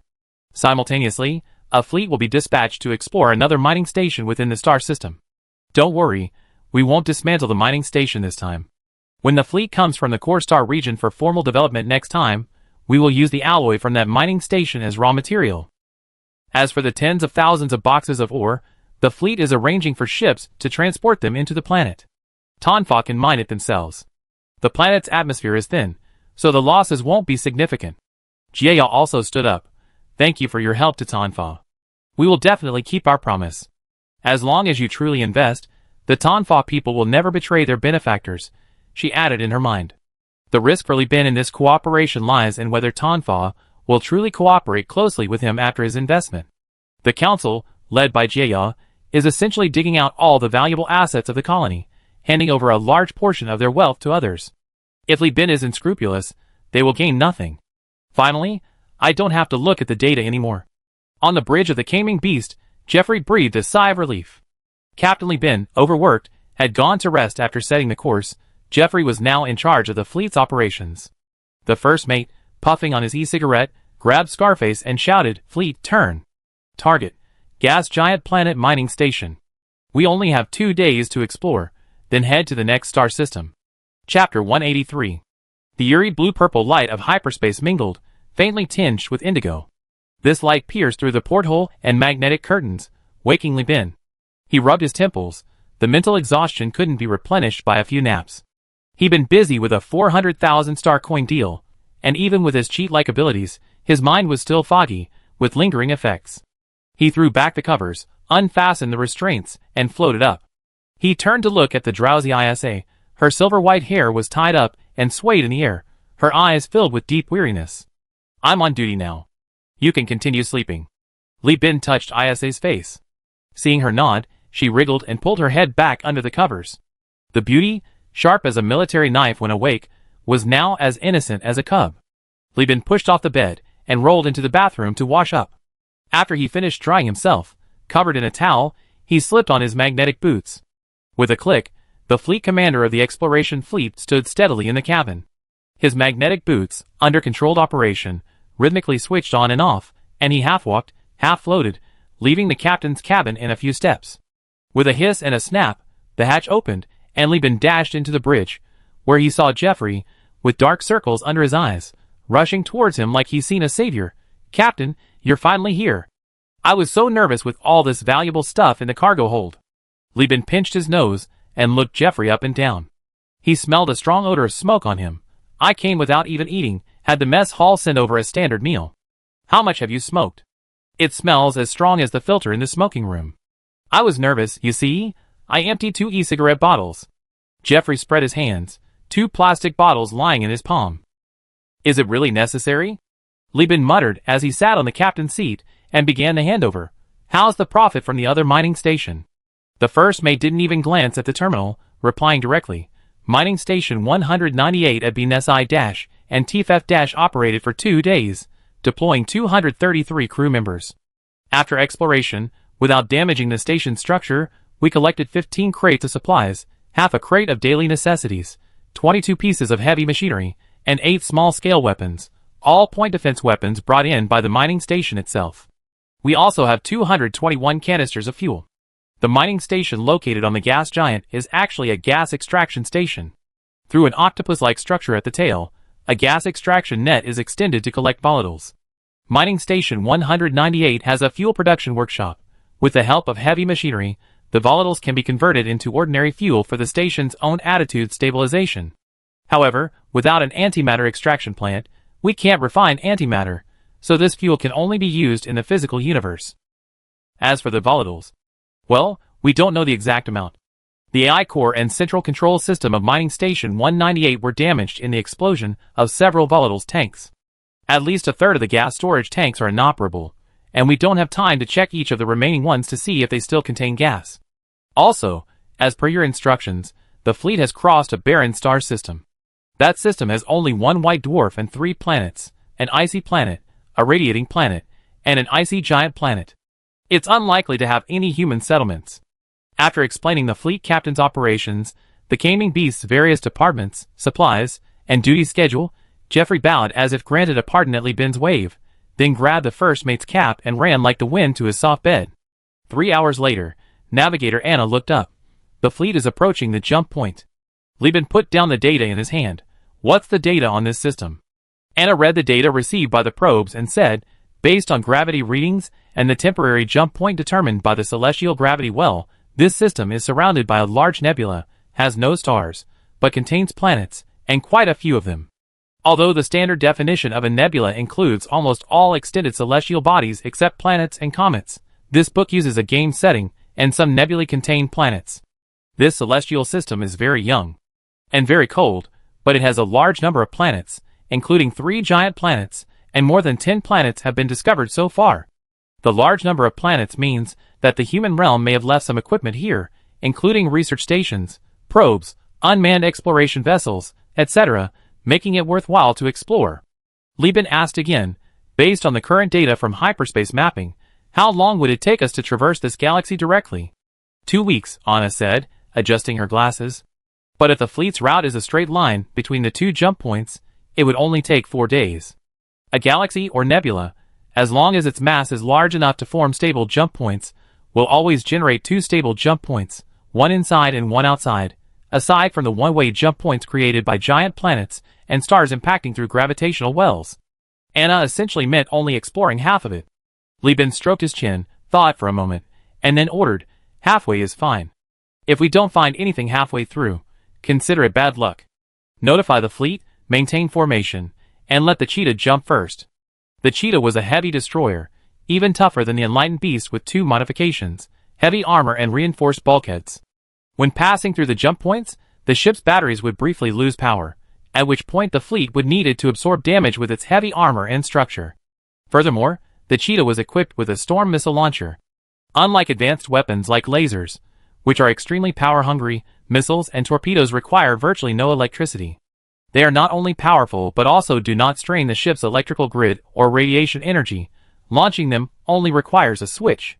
After separation, the missile's onboard navigation system tracks the target. This is why the Perseus star system, despite possessing energy weapons, still retains missiles and torpedoes, and why heavily armored ships still exist. For larger ships, the essence of combat is the exchange of radiation energy and armor. Whoever overloads first faces concentrated fire. Utilizing the ship's armor and structure to buy time for radiation dispersion, using missiles and torpedoes to create a fire network, or gaining counterattack capability at radiation energy critical points. This is the art of naval warfare. The Black Panther successfully jumped. The jump site airspace is safe, Zhu Jin reported in dialect. Li Bin issued the command, all ships jump in sequence. As the ships jumped into the young nebula one by one, once the power grid restarted, the fleet activated its probes and passive transponders to collect nebula data and information. Anna, watching the data displayed on the screen, instinctively pressed the alarm. An orange alarm sounded. Li Bin's eyes sharpened instantly. Anna's emotionless voice rang out. Temporary navigation buoy signal detected. Strong navigation buoy signal. There are people in this nebula. Li Bin was shocked. Without a star, the planets in the nebula, if not lava planets, would have frigid surface temperatures. How much electricity would it consume to build hydroponic farms and reptile breeding grounds in such an environment? Navigation buoys would go into hibernation if they didn't receive a signal. Since the signal was strong, there must be human activity in this nebula. Unlike relay communicators, navigation beacons are tasked with monitoring the entire galaxy or nebula beyond its field of view and transmitting signals to friendly fleets, thus assisting them in planning the fastest dynamic routes. This means that, unlike Tonfa, a fleet exists here. Li Bin was on high alert. He ordered the fleet to remain near the jump point, while simultaneously dispatching the fastest ship in the fleet, the Black Tiger, to scout ahead. While waiting for the Black Tiger's reply, Jeffrey, dressed in disheveled crew clothes, stormed onto the bridge, furious. Let me see which disturbed my sleep. Captain! Leave these guys to me. I personally give them peanuts. Li Bin remained silent, only raising his chin. Immediately, a crew member stood up, pulled out a small dose of sedative, and helped Jeffrey put on his crew clothes. At the same time, they inserted the injection port on the crew uniform's arm to prevent haphazard injections and bleeding. The angry and confused first mate quickly calmed down. If the alarm sounds again, give the first mate another shot of adrenaline, Li Bin said succinctly. The crew member responded with a sound of agreement, and pulled the first mate to a corner, tying him up with a safety rope. About a day later, the Black Tiger's signal reached the bridge. Li Bin licked his teeth, his face filled with disbelief. A pirate site? In this desolate place? Where could they possibly rob us? Tonfa isn't far from them, and we haven't found any trace of their activity. Li Bin was deeply perplexed. Chapter 184. Beep beep beep. Alarm lights blared on the bridge, in the cabins, and even in the crew quarters. The ship's engines roared to full power, its long hull like a coiled dragon weaving through the nebula, with fuel-depleted missiles trailing behind, watching their targets fly further and further away, only to futilely self-destruct in frustration. The tracking missiles had slipped away, but Mikhail showed no sign of relief. He constantly demanded feedback from the optical observation posts, which the ship's AI would then compile and mark the enemy's movements and artillery strike points in the sky battle system. His anxiety was palpable, his toes curled up in his magnetic boots, and his soles were drenched in sweat. As captain of the Black Tiger, Mikhail was the last person in the Universal Exploration Fleet to become captain. The Black Tiger was a ship captured by Li Bin from pirates en route to the Brighton Alliance. As a Predator-class light destroyer, it possessed the advantages of high speed and maneuverability, but also suffered from thin armor and a fragile structure. Especially her fragile engine. If hit by a swarm of homing missiles from behind, she would be doomed. Although the CO activated the fleet to rescue her immediately upon receiving the news, and Mikhail even followed the Chief of Staff's orders to disclose the reconnaissance fleet's configuration to the pirates pursuing her, those zombie-like pirates seemed irrational, completely disregarding the cruiser's threat and relentlessly pursuing her. Sukabool! Mikhail cursed in his native dialect. A bunch of frigates and destroyers, how dare they chase so deep? Aren't they afraid of the enlightened beast? If these pirates had any sense, they wouldn't have made their home in this godforsaken place. They're so poor they're even using meteorite ships. The first mate gripped the helm, maneuvering the ship with difficulty through the nebula. The concentration of matter in the nebula was much higher than in normal space.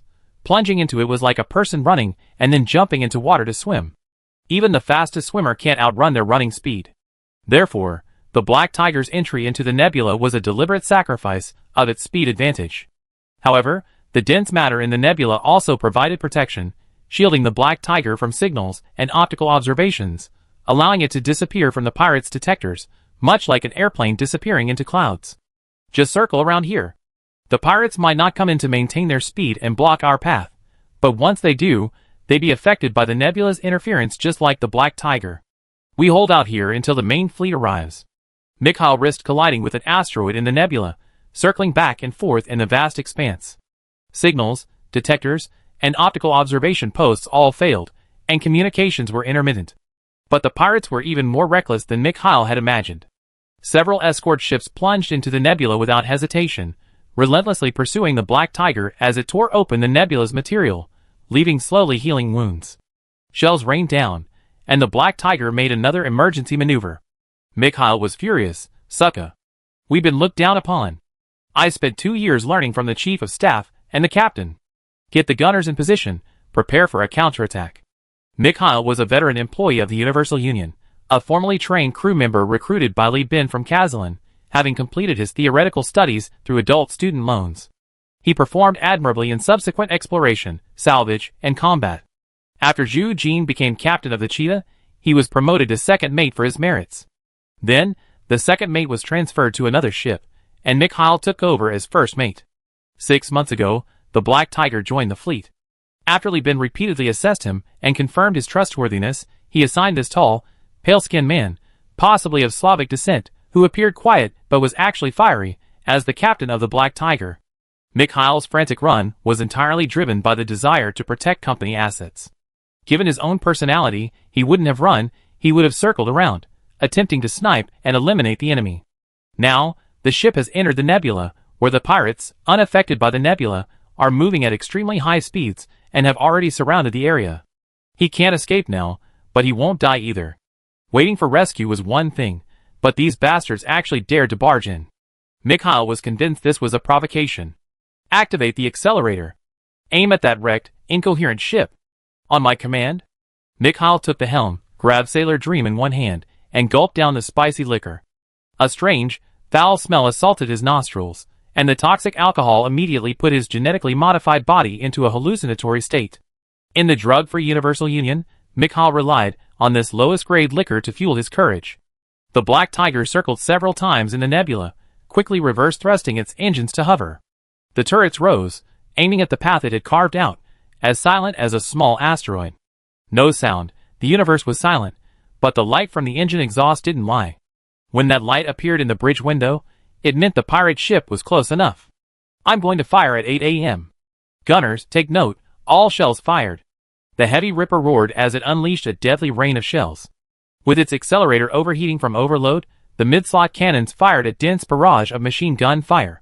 The pirate's escort ship had switched to high-speed mode to catch up with the Black Tiger, and its obstructive shields were not activated. So the ship, whose model Mikhail couldn't even discern, was reduced to ashes in the first wave of saturation fire from its 2 central and 4 small tanks. Meanwhile, the Black Tiger awakened its dormant engines, and the slender vessel began its charge. Shields deployed, and cannons roared incessantly. As radiation surged, and waste heat alarm sounded, Mikhail launched a valiant assault on the pirates. How exciting, the first mate muttered, an e-cigarette dangling from his lips, squinting at the data in the Sky Battle System. 3 hours later, the exploration fleet arrived at the coordinates provided by the Black Tiger. Several intermittent lights flickered in the nebula, the traces of destroyed and heavily damaged ships. Oxygen and fuel tanks were ruptured, and leaks ignited, sending flames rising rapidly and intensely. Viewed through the nebula, it resembled fireworks seen through frosted glass, a hazy, beautiful sight. However, this beauty came at the cost of hundreds of casualties. Jeffrey asked, communication still not restored? No, communication is inherently difficult in the nebula. Some ships in the pirate fleet have been modified for electronic warfare, further interfering with communications. Currently, we can only confirm the Black Tiger hasn't been sunk through regular signal feedback. Jeffrey took a drag of his cigarette, exhaling 2 streams of smoke from his nostrils. He thought to himself that the ship not sinking was good news. That's a relief. That's how space warfare is. The enemy and friendly forces are often tens of thousands of kilometers apart. Rushing won't help. Until the fleet reaches engagement range, even if you're frantic, you can only stay put on your ship. In the past, Jeffrey would have jumped up and urged them. But now all the core members of the fleet have undergone ISA's domineering training, and everyone has learned to control their emotions. Li Bin could see clearly that the first mate, while saying he was relieved, kept taking deep drags on his cigarette, turning the mouthpiece into a pacifier. Chapter 185. Enemy Fleet Composition Analysis Complete. Anna reported calmly and quickly in a cool, austere mechanical voice. 10 destroyers, 11 frigates, all combat-capable, no auxiliary vessels. Li Bin raised an eyebrow. Wow, such high quality. The exploration fleet only had 7 combat ships, and even including the Nimbus class, it was only 7.5. If the fleet flagship wasn't a cruiser, they really would have had to abandon the Black Tiger and run. After all, carrying 400,000 star coins, even ISA would strongly demand a retreat in a battle they weren't confident of winning. The command chain on the 3-legged cat is established. Command is now handed over to me. ISA sat in the 3-legged cat's bridge and began issuing combat orders. The Cheetah moved forward, followed by a large combat formation of Claymore-class heavy fighters, pressing forward aggressively. See this chapter for ship names.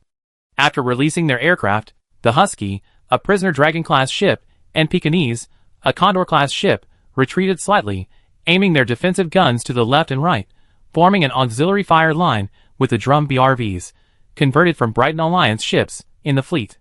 Brighton Alliance's extreme conversion strategy gave these fuel-powered ships considerable firepower, especially the mid-slot missile bays on the drum BRVs.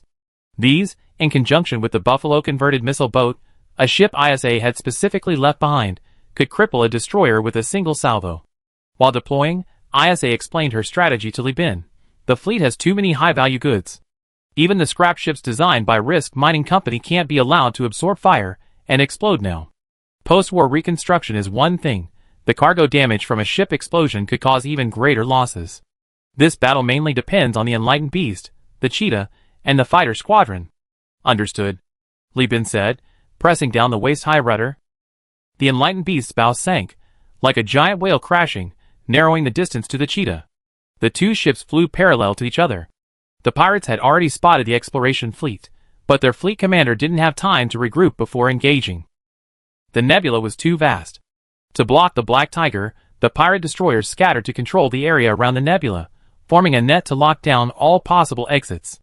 They took turns sending escort ships into the nebula, like hunting dogs driving prey through the forest. The Black Tiger's room to maneuver was getting smaller and smaller. Fortunately, the Black Tiger was fast enough. Its firepower was more intense than the frigates, and Mikhail and his crew were better trained. Furthermore, he was drunk and reckless, using the complex environment of the nebula to hunt down isolated frigates. Not only did he sink 3 frigates with a one-on-one advantage, but he also bought crucial time for the main fleet. From a distance, the weapon bay on the Cheetah rose, revealing its rain of rain missile launchers right in front of the pirate destroyer. Missile bay. Damn it! The captain of the Galileo-class meteorite destroyer, which looked like it was hastily welded together from meteorites, trusses, and alloys, slapped his forehead, realizing the danger. He immediately activated all the ship's missiles, launching them all at once, and then activated the tactical system, the high-speed missile rack. The previously slowly loading missile launchers accelerated rapidly, quickly filling the launch bays with missiles, which were then fired. But all of this was within ISA's expectations. The Rainstorm missile launcher was positioned as a support weapon and had an astonishingly long range, more than 6 times the flight radius of the Claymore-class heavy fighter with full fuel. Launching missiles from a great distance wasn't to destroy the enemy, but to block their path in advance.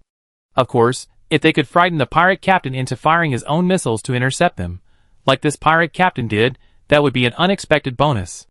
As the fleet approached, these barrages of missiles flew slowly, unleashing wave after wave.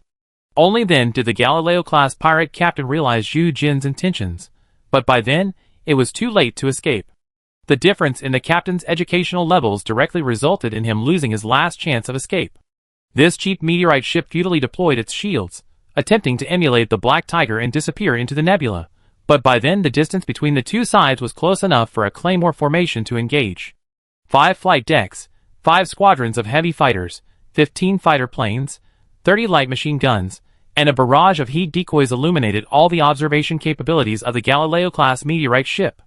After just 2 surprise attacks, this junk ship, made of meteorites, alloys, and a bunch of broken engines, was already overloaded. By the time the cheetah got close, a single salvo of artillery fire was enough to tear it to pieces. Li Bin silently propelled the enlightened beast through the fragmented wreckage of the meteorite ship.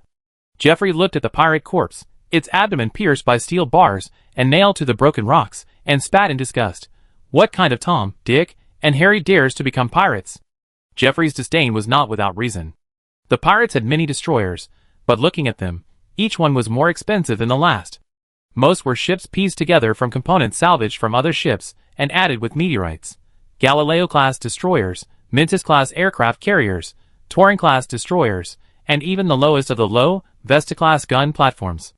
Even Li Bin, who had initially explained that the enemy's ships were of good quality, was speechless. He had to admit he had misjudged them. Thinking about it, it made sense.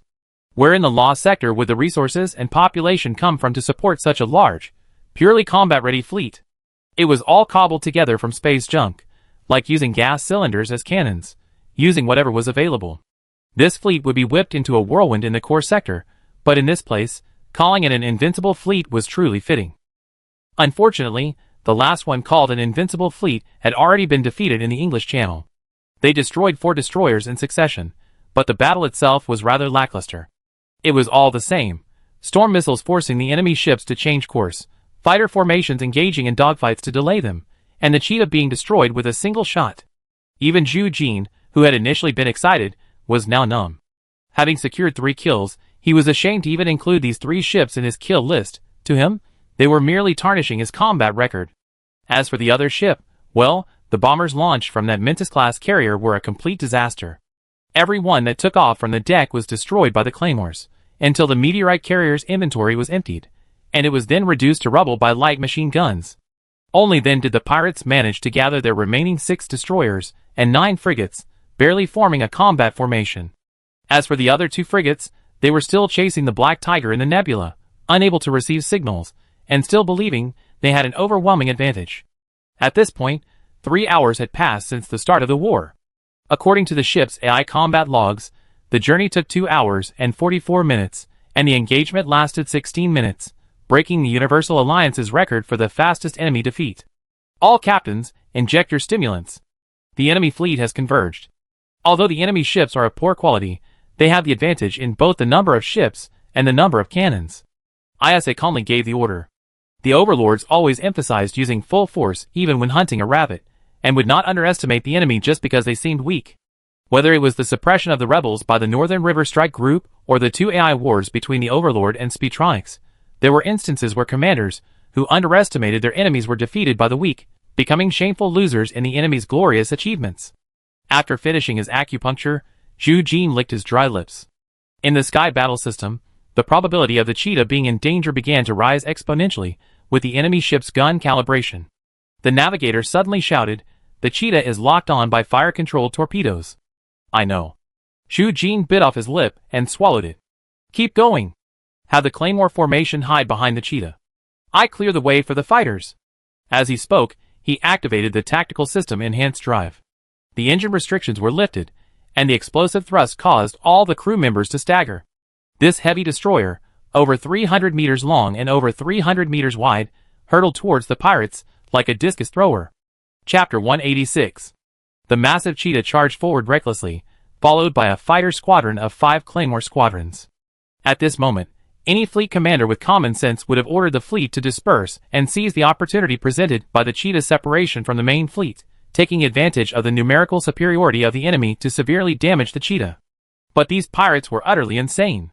The fleet formation only slightly shifted, and once the firing arcs of each ship were no longer affected by friendly fire, they eagerly opened fire on the cheetah. "Ha!" Zhu Jin grinned maliciously, baring his canine teeth. "Instead of running away, you're coming at me? Commendable courage, commendable courage." He immediately ordered the enhanced drive to be deactivated, and the cheetah raised its shields. A dense barrage of shells rained down on the shields, creating astonishing ripples. The power grid began to groan. In the battery compartment, damage control activated the backup battery pack and warned of accumulated waste heat. The ship's natural radiation dissipation program couldn't dissipate all the waste heat, and radiation energy was escalating. As missile fire rained down, the shields began to crackle with arcs and flashes of light. In just 3 minutes, the cheetah's radiation energy was nearing its limit. The cannons and missiles fired from the Cheetah were destroyed by the pirates' attacks as soon as they left the shields. Forced radiation dissipation, full speed retreat. Zhu Jin shouted to the first mate, seeing the radiation energy warning approaching the critical point. The first mate was stunned. Forced radiation dissipation under the firepower of 6 destroyers? Was this insane? His mind raced with questions, but his body instinctively obeyed the order and pulled the switch. With a violent shudder, the battery pack shut down, the backup battery pack came online, and heat was converted into thermal radiation, expelled from the ship's radiation dissipation grid. In the thermal imaging of the detectors, the Cheetah quickly lit up. She would shine even brighter next, for the pirates' bombardment had arrived. Shells from mining cannons, rapid-fire cannons, light and heavy machine guns, and automatic cannons slammed into the composite heavy armor. Hornet missiles, chain-driven missiles, fire serpent missiles, and breaching torpedoes followed in quick succession, making the Cheetah appear like a miniature sun in thermal imaging. But Zhu Jin burst into laughter. Most of the attacks were absorbed head-on by the Cheetah. The terrifying explosions and kinetic energy rapidly melted and cracked the ship's armor, scattering a river of shattered metal into space.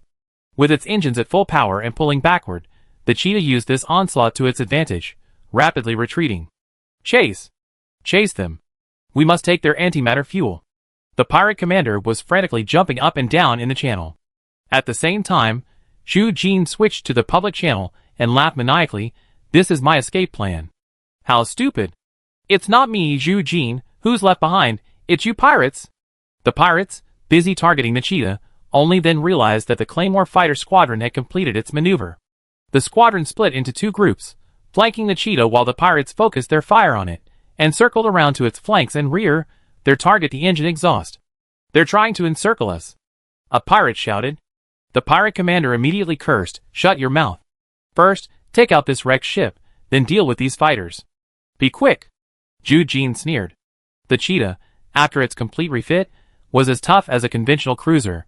Although its frontal armor was completely destroyed, several hull sections were shattered, and its AI interface was filled with red, making it look like it had been disfigured. Even with 2 weapon bays destroyed, the Cheetah was not entirely without combat capability. Zhu Jin calmly commanded the ship, frequently adjusting its pitch angle to intercept missiles with its side armor. As for the cannons, don't be afraid. This ship has reinforced bulkheads. Use the structure to withstand it. Zhu Jin hysterically ordered the gunners through the microphone. All gun positions, aim at the torpedoes. Once the dispersion is complete, intercept the torpedoes. Our mission is one word, delay. Create an opportunity for the fleet to annihilate all the pirates in one fell swoop. Aye, Captain! The gunners, their chests exposed, sweat dripped from their skin, then flew off in the forceful, vigorous operation, the beads of sweat swirling like stars in the confined operating space. These gunners had the highest casualty rate on the ship. Positioned in the gun emplacements, protected only by the turret armor, they were destined to be the direct victims of the pirates' attacks. At this moment, the gunner's skin was flushed red. Injected with combat serum, they forgot their fear and death, their eyes fixed on the observation window, manually locking onto the torpedo coordinates to guide the fire control AI in calibrating the coordinates. Once the dispersion was complete, the reassuring beep of the power grid reconnecting sounded, and the gunners roared as they pressed the switches, unleashing a furious barrage of fire. Each turret shot was like thunder and lightning in their ears.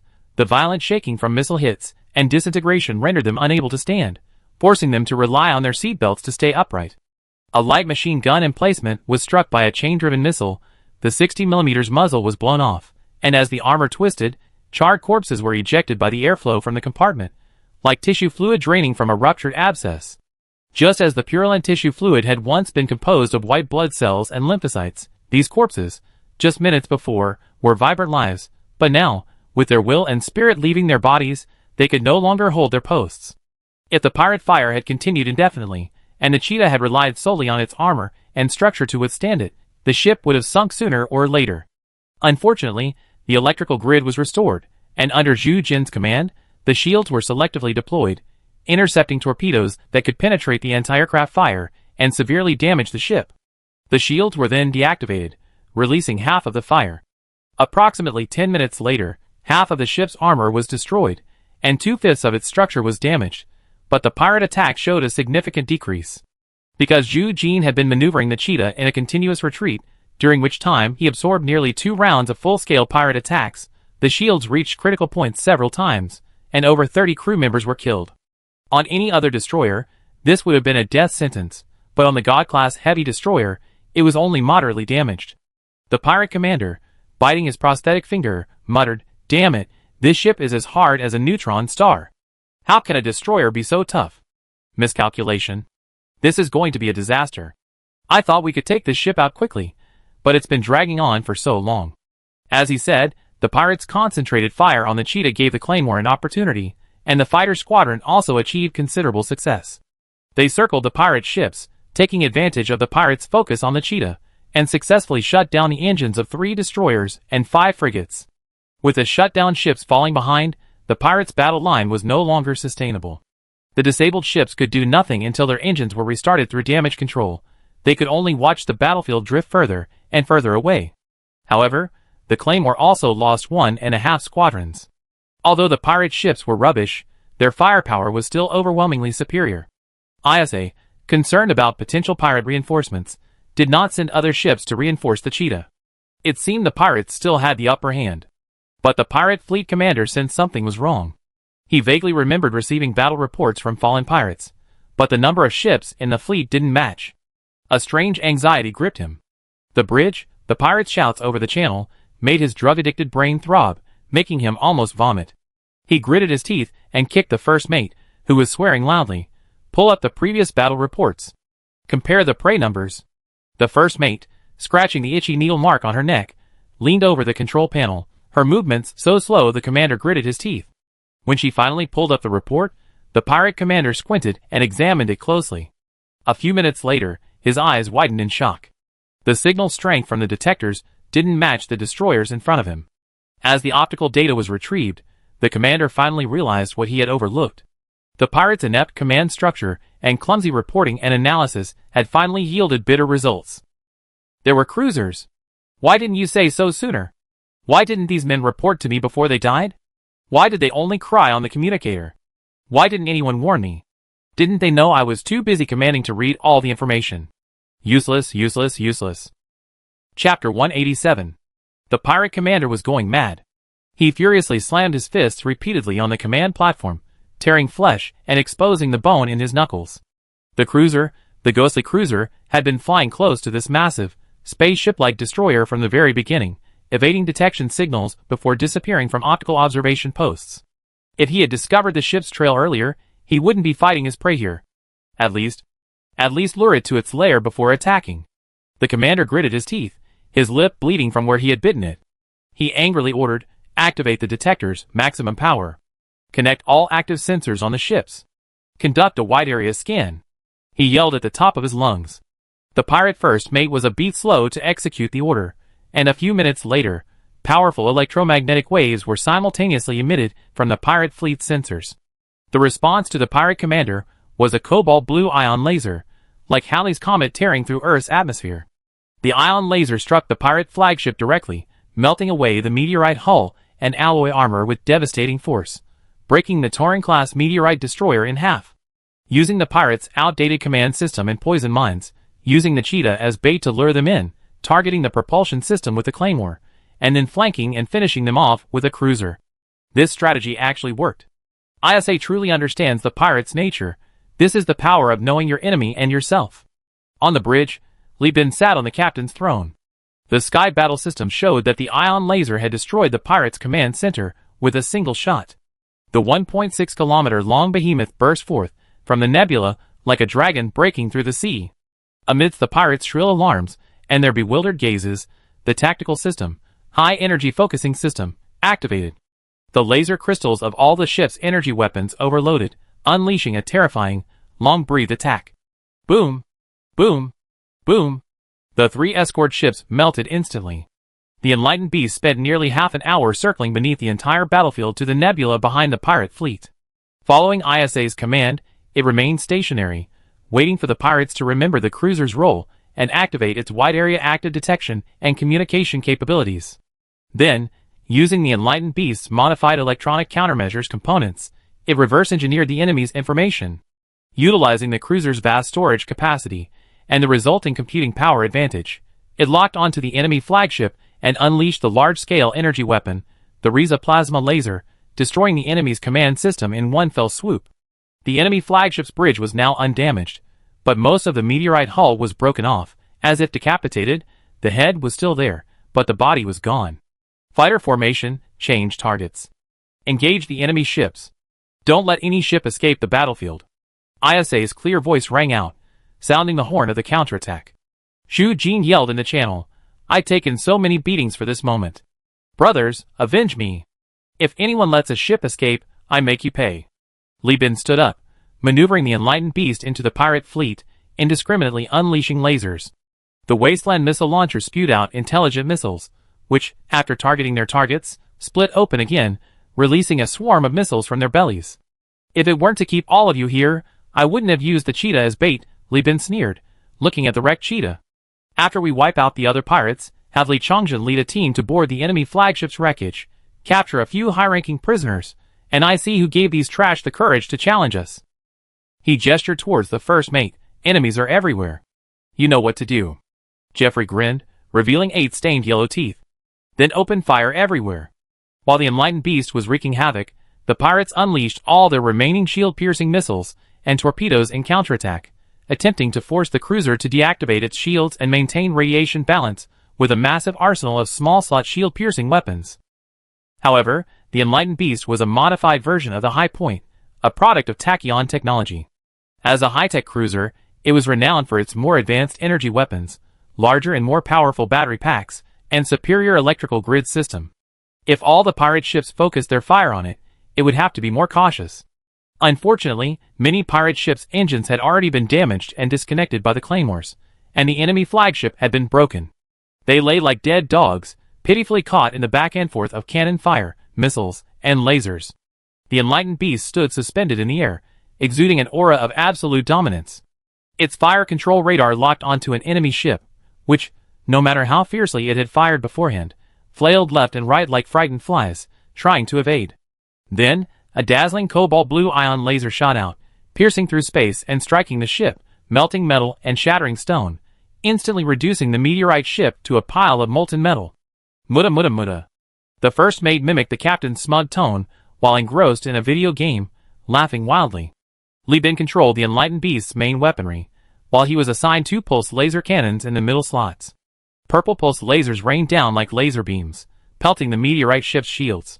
The first mate watched with amusement as the ship's shields first erupted in a white light, then overloaded.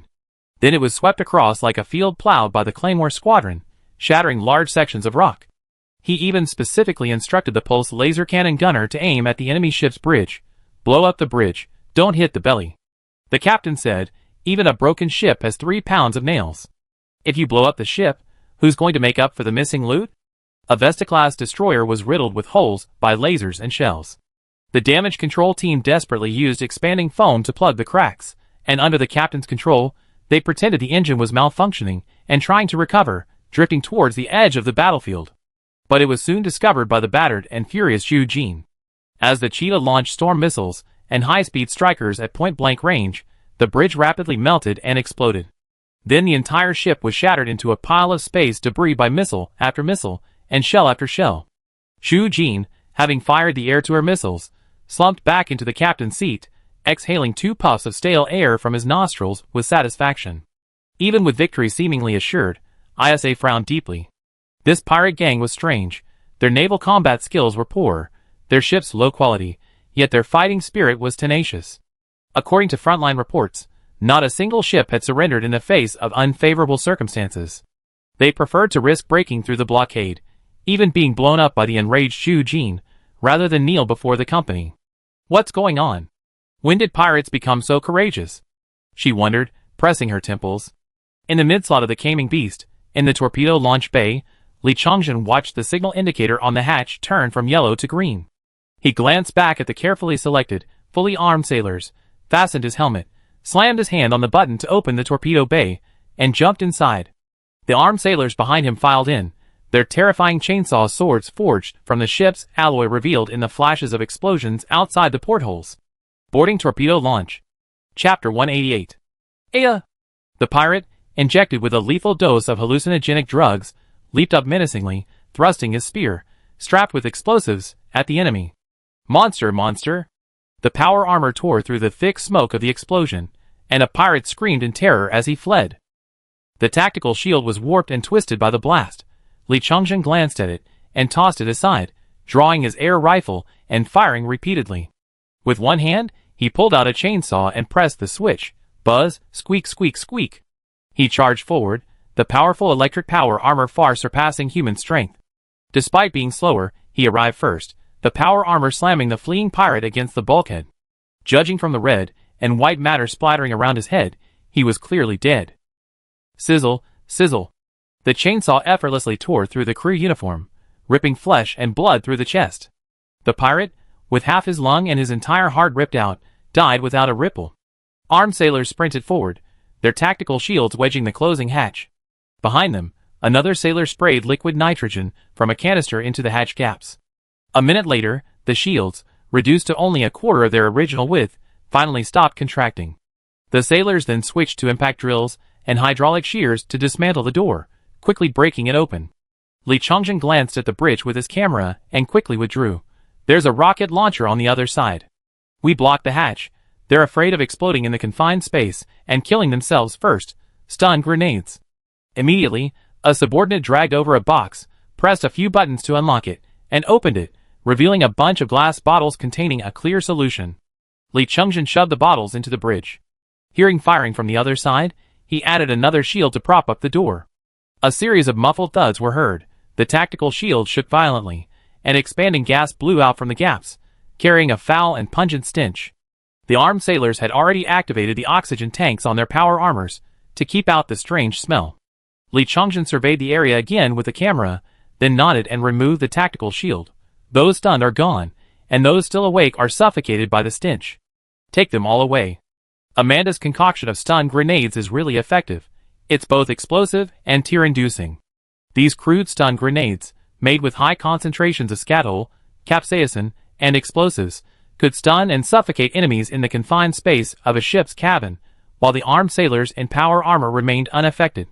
The only problem was that when removing their armor after the battle, the armed sailors needed to hold their breath and move quickly, otherwise they would be nauseated by the strange smell clinging to their power armor. It was a stench of years of accumulated latrine fumes mixed with spiciness, as if the entire latrine's contents were the carefully accumulated waste of someone who ate insanely spicy hot pot. Those smelling it for the first time might even feel their respiratory tract ablaze. Bang! The pirate commander, his head slammed to the ground and his eyes temporarily blinded by the capsaicin, was violently jolted awake. Before he could even utter a curse, he was choked. Despite a hasty wash, he still smelled strange. He was stuffed into a plastic bag, leaving only his mouth and ear openings. His limbs were immobilized. He even noticed his prosthetic left arm had been removed. The one-eyed pirate, pinching his nose, squinted at the foul-smelling prosthetic, then shook his head at Li Bin, very rudimentary, only as basic gripping function. Probably made by the pirates themselves. I ask you a question, you answer. If you can't answer, your head will be chopped off. Li Bin's words were succinct. The blind pirate commander grumbled. Li Bin loosened 2 fingers, and the commander immediately gasped for breath. Just as he was about to speak, his first mate's hoarse, deep voice came from beside him. So tell me. I let you die with dignity. Can't I live? The first mate chuckled, trying to project his physique. Even through the leather hood, his enormous breasts were visible. Next, Li Bin said, averting his eyes. The armed sailor swiftly snapped the pirate first mate's neck. The cracking sound of breaking bones made the commander involuntarily clench his legs. Hearing the first mate's labored breathing, his limbs throbbing and pounding against the alloy deck in agony, he felt the urge to urinate. The executioner was skilled. Breaking the spine without killing meant the first mate had time to endure more torture before finally succumbing. The second man tried to negotiate, but his spine was broken as well. This time, the attacker used boxing, 5 punches landing on his upper 6 vertebra, breaking his ribs along with the blows. The fleet commander finally snapped, I'm the commander, I know the most. Ask me, ask me. I just want a quick death. Li Bin glanced at the man in his brother's arms, and gave him a signal. His brother understood and tossed aside the other man, dragging over a chair for the commander to sit on, and bringing a bag of warm water. As the commander wolfed down the water to ease the pain from the capsaicin burning his throat, Li Bin spoke. Why did you seize my fleet at all costs? The commander finished the bag of water, smacked his lips with lingering satisfaction, and said in a voice distorted by the spiciness, We need antimatter fuel to escape this damn nebula. I give you one turn. Explain yourself.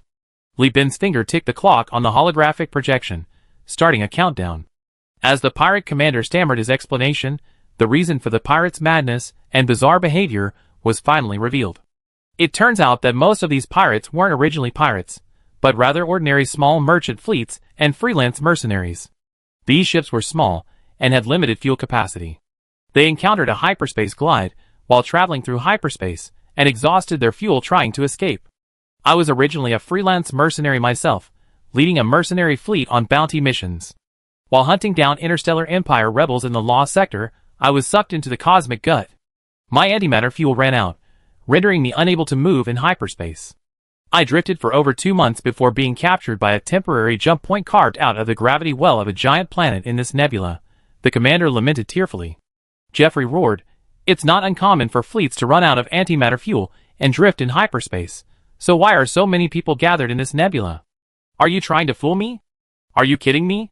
The commander shouted, Without antimatter fuel, we can't fight the hyperspace turbulence, we can only drift with the current. Natural jump points consume a lot of antimatter fuel for entry and exit. Only temporary jump points with their own gravity wells can actively capture ships. But look at the star map. The largest and heaviest object in any celestial system is a star. Once a drifting ship is captured, the exit from the physical universe is the surface of a star. Unless it has a star protective coating, how can ordinary frigates and destroyers escape the high-temperature environment of a star before their electrical systems melt down?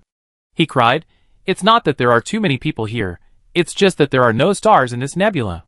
We can survive if we land on a giant planet in the physical universe, but if we fall into other star systems, it's certain death. Survivor bias, huh? Li Bin thought, stroking his chin. This kind of fuel exhaustion followed by being captured by a stellar gravity well is rare in the core sector. After all, fleets are everywhere on those routes. Even if a distress signal isn't answered by a passing caravan, salvage teams will be scavenging everywhere, hoping for the best. In the core sector, it's very difficult to die from fuel exhaustion. Rescue caravans and salvage teams will demand payment in star currency or goods. If all else fails, you can always use your ship as collateral. Ring ring. The lap time was up. The crying commander, trembling, blurted out more information in a rapid-fire manner. I still have value. I still have value. The people here are all exhausted from antimatter fuel. There's no suitable land for farming in the nebula. Everyone's fighting each other for food and fuel. Crew mutinies and killing captains are commonplace. Then a genius emerged among us. He gathered a group of people, dismantled their own ships, modified meteorites to build a station, proclaimed himself the Pirate King, forced everyone to surrender their ships to save their lives, dismantled the good ships to expand the station, and used the remaining components to mix with meteorites to build meteorite ships. ISA frowned. You bunch of merchants and mercenaries, you can build ships? Although meteorite ships are the worst of all ships of their class, they're still spaceships, not something just any Tom, Dick, or Harry can handle. The commander sped off. That big shot comes from Tachyon Technology. He claims to be a squad leader in an auxiliary fleet during the Second AI War, leading about 10 repair ships and a repair team of over 100 people. They also have a batch of Tachyon Technology modification technology. You know Tachyon Technology, right? They have tons of good stuff. I just want a quick death, don't torture me. Gulp. Jeffrey swallowed hard, looking at the old one-eyed man. The old one-eyed man glanced at him, then looked at the captain.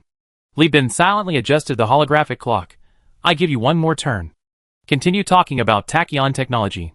If I'm satisfied, I allow you to have a good meal before you die. How long have you been here? More than 10 years, I guess, the commander said, sniffing. No wonder, Li Bin thought to himself. So he's a prisoner of the nebula. No wonder they attacked the cheetah like madmen. Even with the most skilled technicians at Tachyon Technologies, trying to build an antimatter refinery using a shipboard factory is like a 21st century scientist stranded on a desert island trying to manually create an aluminum electrolysis plant. Leaving aside the technical difficulties, the scale of the factory and industry is simply beyond human capability. ISA also showed an expression of understanding. These madmen will stop at nothing for freedom. No wonder they're so eager to fight. No wonder they rather blow up the ship than give up. For them, the ship is life. Without the ship, they're dead. Perhaps the long, impoverished life here, without even internet access, has driven them mad. Chapter 189.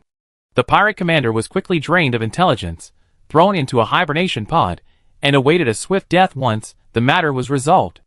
On the flagship's bridge, Jeffrey fiddled with an e-cigarette, turning it on and off, his eyes unfocused as he silently processed the intelligence.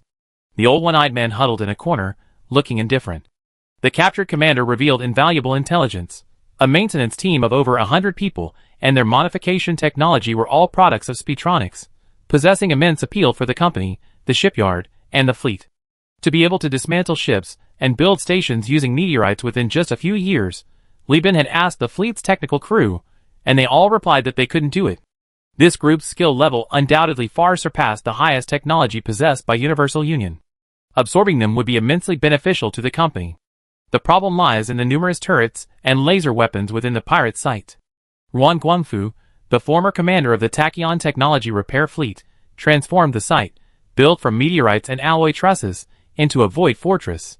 He requisitioned all the surviving ships that had been stranded in the nebula over the past decades, dismantling a large amount of armor and weaponry, and persistently strengthening his site. Now, in terms of firepower alone, this site is comparable to a cruiser. However, due to its hasty construction, its fragile structure caused by the meteorite core, and its excessive weight making it immobile, it might have been able to become a meteorite cruiser. Of course, this purely material-heavy product cannot compare to the Caming Beast, a properly manufactured industrialized creation produced in a heavy factory with large-scale machinery. But what can Li Bin do when the site has a tachyon maintenance team? He can't simply melt them all down with a single ion laser like he did with the pirate fleet. So the thorny problem arose.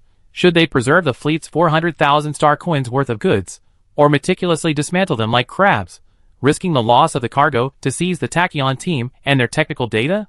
Even if they succeeded, how could they persuade them to give up high salaries at a giant corporation and join them? Would it all be a wasted effort? Isha glanced at Li Bin's hesitant expression.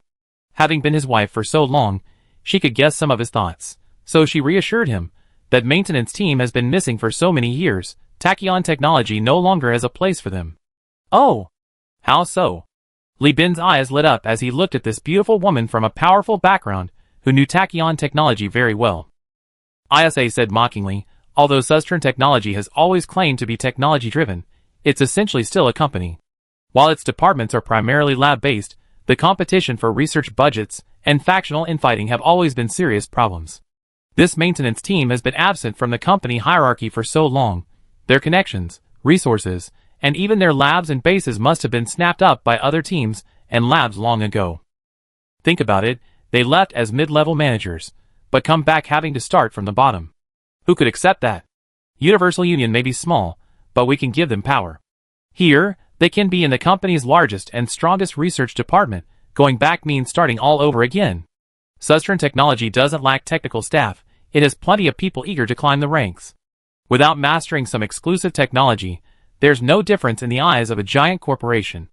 To paraphrase you, Captain, it's better to be a destroyer captain than a cruiser deck cleaner, isn't it? Li Bin licked his teeth, having made up his mind, and turned to the bosun. If I were to send all the armed sailors to board and protect Sustron's maintenance team, could you manage that? Old One Eye understood the captain's reasons for taking risks. If Li Bin simply wanted to expand and strengthen his business, he could have followed the established path step by step. But if he harbored ambitions for complete dominance, then he couldn't afford to miss any opportunity to snowball his success. Since the captain was determined to take this perilous path, Old One Eye was willing to die for him. He solemnly declared, "We have 400 qualified armed sailors and 320 sets of power armor in the fleet. I suggest sending just 320 men to board. Furthermore, instead of seizing the sudden team, we should just decapitate them." This group of pirates was coerced by Nguyen Quang Phuc with force, and bound together by the lie of escaping the nebula. Once he's dead, they inevitably collapse. Old One Eye ran his finger across his neck. As long as we can get the site map in advance, and the enlightened beast can get close to the site, we can launch boarding torpedoes when the site's radiation shields are about to shut down. Give me 20 minutes, and I will kill Nguyen Quang Phuc. Good. Go find the prisoners now, and have them draw the map. You decide on the methods. Li Bin stood up, determined to take this risky tactic. He ordered the fleet, stop salvaging the spoils. Focus all your efforts on repairing the Leopard. The fleet will launch a full-scale attack on the pirate site in 3 days. Aye. Captain. Yes, Commander. Pirate site sweet home. Sweet Home is a crudely constructed site cobbled together from dozens of asteroids. Its technology, inspired by outposts, is bloated and unwieldy. When Quang-Fuc poured his life's work into Sweet Home, he dismantled all the ships that had surrendered, whether willingly or unwillingly, collecting vast amounts of resources to form a monopoly, extracting all the fuel, establishing a fuel storage center and a rudimentary volatiles refinery. By monopolizing fuel and distributing it on demand, he controlled the ship's power source. In addition, he plundered all the remaining antimatter fuel from the ship's fuel tanks to use as bait for his confidants. Once we collected enough antimatter fuel, we abandoned these unfortunate souls and returned to the core sector ourselves, thus ensuring his subordinates' loyalty. But in reality, the last time he considered going home was 9 years ago. Ever since the protein workshop, built from rats and cockroaches salvaged from shipwrecks and powered by a nuclear power plant, was completed and entered a virtuous cycle, and he, Ruan Guangfu, began eating fresh roasted rats. His desire to go home faded. Sweet Home housed about 3,000 people, survivors from over a dozen fleets, who had fought amongst themselves. They collected gas from nearby gas giants, relied on artificial starch from their shipwrecks as their staple food, and fed the corpses of the dead and old to the insects and rats in the protein workshop, establishing a unique food cycle. They even used the wreckage from shipwrecks to build navigational beacons, further controlling the entire nebula. Having overcome countless hardships, life here had stabilized. Ruan Tianfu was now the king of Sweet Home, wielding life and death power. What did it matter to him, the king of Sweet Home, if others suffered? As long as he was living a comfortable life, that was enough. The Perseus star system could develop even when disconnected from other star systems. Why couldn't Sweet Home, disconnected from the core star system, develop on its own? Ruan Tianfu planned to continue his tyrannical rule here until order completely collapsed. Then, he would use the antimatter fuel he had secretly accumulated to return to the core star system. As for these people, well, they could fend for themselves. To support this plan, he even had his repair team build him a small boat using meteorites. The boat was small enough that he could already use the fuel he had to return home. But his good days came to an end today. First, a new signal from an invading fleet was detected. Ruan Tianfu initially thought it was just another unlucky foe and dispatched a fleet to capture it. But he quickly received intelligence that the fleet included a cruiser. He ordered the fleet to return, but the pirates, having already suffered enough, went berserk in pursuit after learning that the outsider possessed several fuel ships, ignoring all orders. Then, the fleet he dispatched lost contact in less than a day. He had a vague sense of unease, but a glimmer of hope remained. He believed that with the base station in hand, he might still be able to deter the enemy. At worst, he still had a small boat that could leave the nebula directly, right? But now, watching the fleet advance to the vicinity of the base station, Ruan Tianfu began to regret not decisively abandoning Sweet Home. He hadn't expected this fleet, which had inexplicably arrived here, to be of such high quality. A ship modified from the High Point. Could it be tachyon technology? He bit his finger, trembling uncontrollably. Chapter 190. The fleet has arrived at the designated combat location and destroyed the enemy patrol escort ship. The current enemy structure is as follows: 1 pirate base, 3 escort ships, and 1 destroyer, all of which are meteorite ships. On the bridge of the Enlightened Beast, the crew bustled about. Anna activated her throat speech device and reported without any emotion. Isa frowned, staring at the projection of the pirate outpost in the sky battle system. She couldn't help but say, "This is the ugliest outpost I ever seen. Its own structure blocks its own field of fire." Was this really designed by a team under Speedtronics? Li Bin shrugged. What's so strange about that? The Lion of Sindaria, since rebelling against the Overlord and establishing the Sindar power, has only been a few decades since he went from a wise fleet commander to a muddle-headed, stubborn dictator. You know what he's done to his personal guard fleet. Now the Sindar power's personal guard is a laughingstock in the Perseus region. I suspect this was spearheaded by Ruan Tianfu. Don't look at it from a military perspective. Analyze it from a technical one. Aboard the three-legged cat, Isa reluctantly agreed with Li Bin. She re-examined the outpost, using the ship's AI to mark the blind spots of the outpost turrets, and began comparing the information given by the prisoners of war. After confirming everything was correct, she issued the attack order. The Cheetah, with its outer armor recast using alloy stacking, moved slowly forward.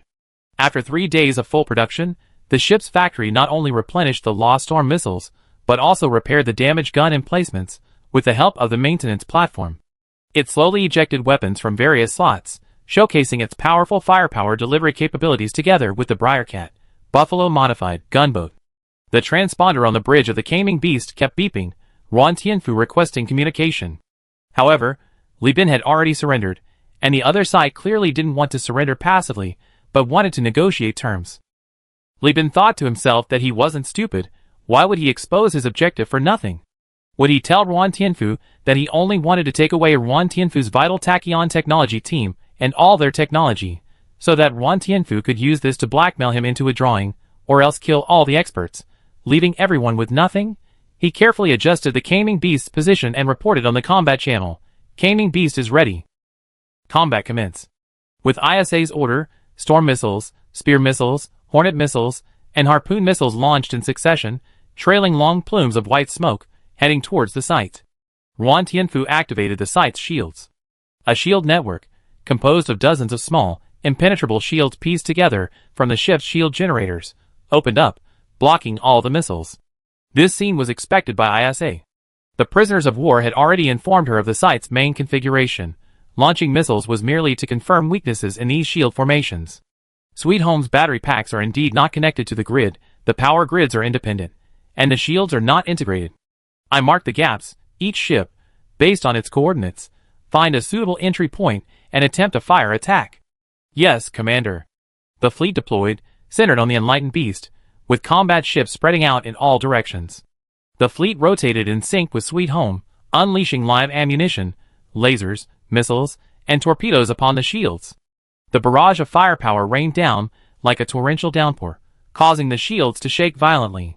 Several power stations converted from the frigate's battery packs overloaded, and several sections of the shields instantly vanished. Li Chongzhen, observing the battle from the torpedo bay, immediately looked up, only to be forcefully pressed down on his shoulder by Old One Eye. Listen to orders. Don't think you can act on your own just because your older brother is the CO. The Chief of Staff is in command of this operation. No one is allowed to move without orders. Old One Eye, unusually, donned power armor. His custom-made, fiery red armor could detach with a single button, allowing him to quickly deploy his grotesque prosthetic limbs in emergencies, embedding them into the enemy's brain. Old One Eye puffed on a natural cigarette, a spark igniting in the dimly lit bay. Like an old dragon lurking in a poisonous pool, he exhaled condensed, persistent smoke. His prosthetic eye frequently switched between various modes for self-checks, its deep gaze sending chills down Li Chongzhen's spine.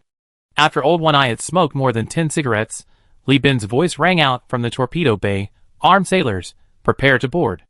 Old One Eye let go and boarded a different torpedo with Li Chongzhen. His aged and rough voice, amidst the ship's vibrations and the mournful alarm, rang out, "Kid, don't get shot down by the turrets before you even land." Li Chongzhen chuckled, "Big brother, find me a good woman when I come of age. I have something to look forward to, but I won't die." "It's you, teacher, who's unattached and most likely to die." "Really? I didn't know that."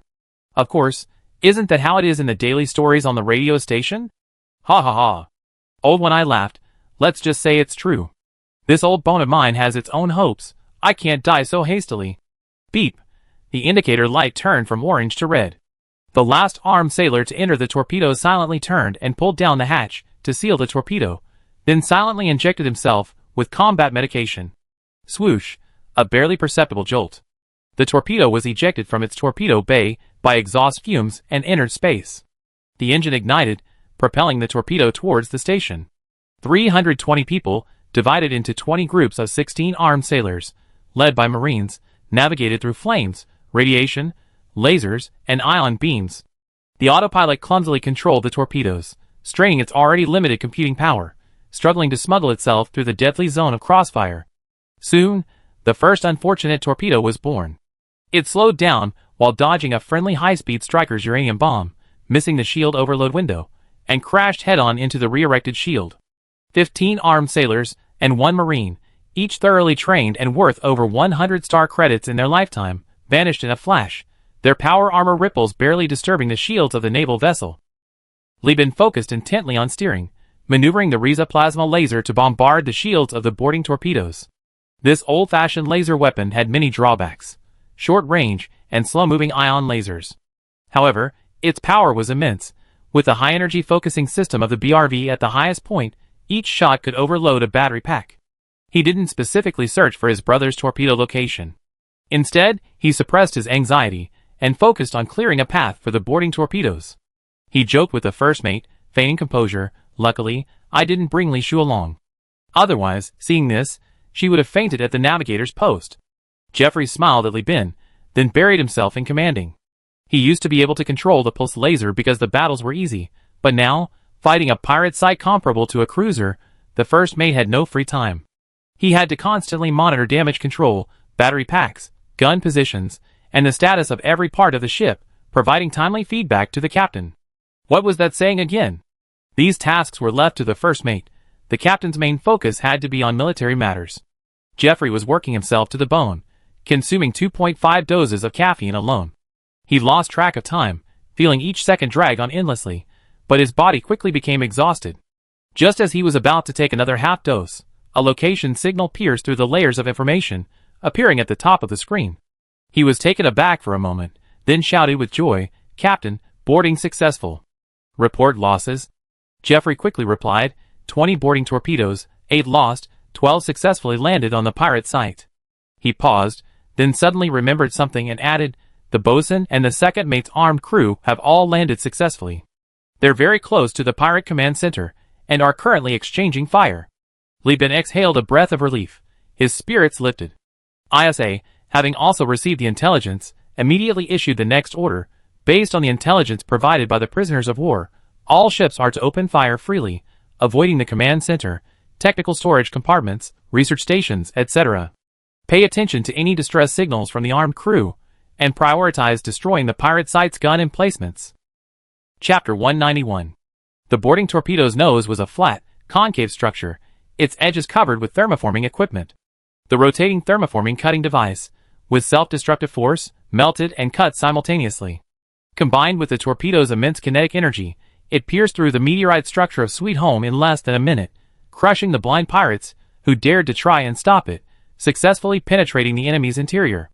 Old One-Eyed listened to the silence outside the hatch, pulled a booster from inside, attached it to the hatch, removed the hatch's hinges, kicked the booster, and with a whip kick, sent the hatch flying, activating the booster in the process. The pirates who planned to open fire, as soon as the hatch opened, were astonished to find that instead of closing, the hatch was hurtling towards them. The bullets they fired at the first moment were unsurprisingly blocked by the hatch. A fiery red power armored suit jumped out, slammed its tactical shield forward, and opened fire with a live-fire shotgun. Old One-Eye didn't care about rules. Li Bin had no intention of taking over the area. He just grabbed what he could and run. Environmental protection was out of the question. Besides, the armed sailors were all in power armor, so they weren't worried about oxygen leaks in the cabin. Why use their rifles? His team was armed with live ammunition. Caught off guard, a few shots ripped through the air, and a dozen pirates, hiding behind cover, were riddled with bullets, and stray bullets ricocheting from the bulkheads. One pirate clutched his severed right hand, then realized his stomach was bleeding profusely.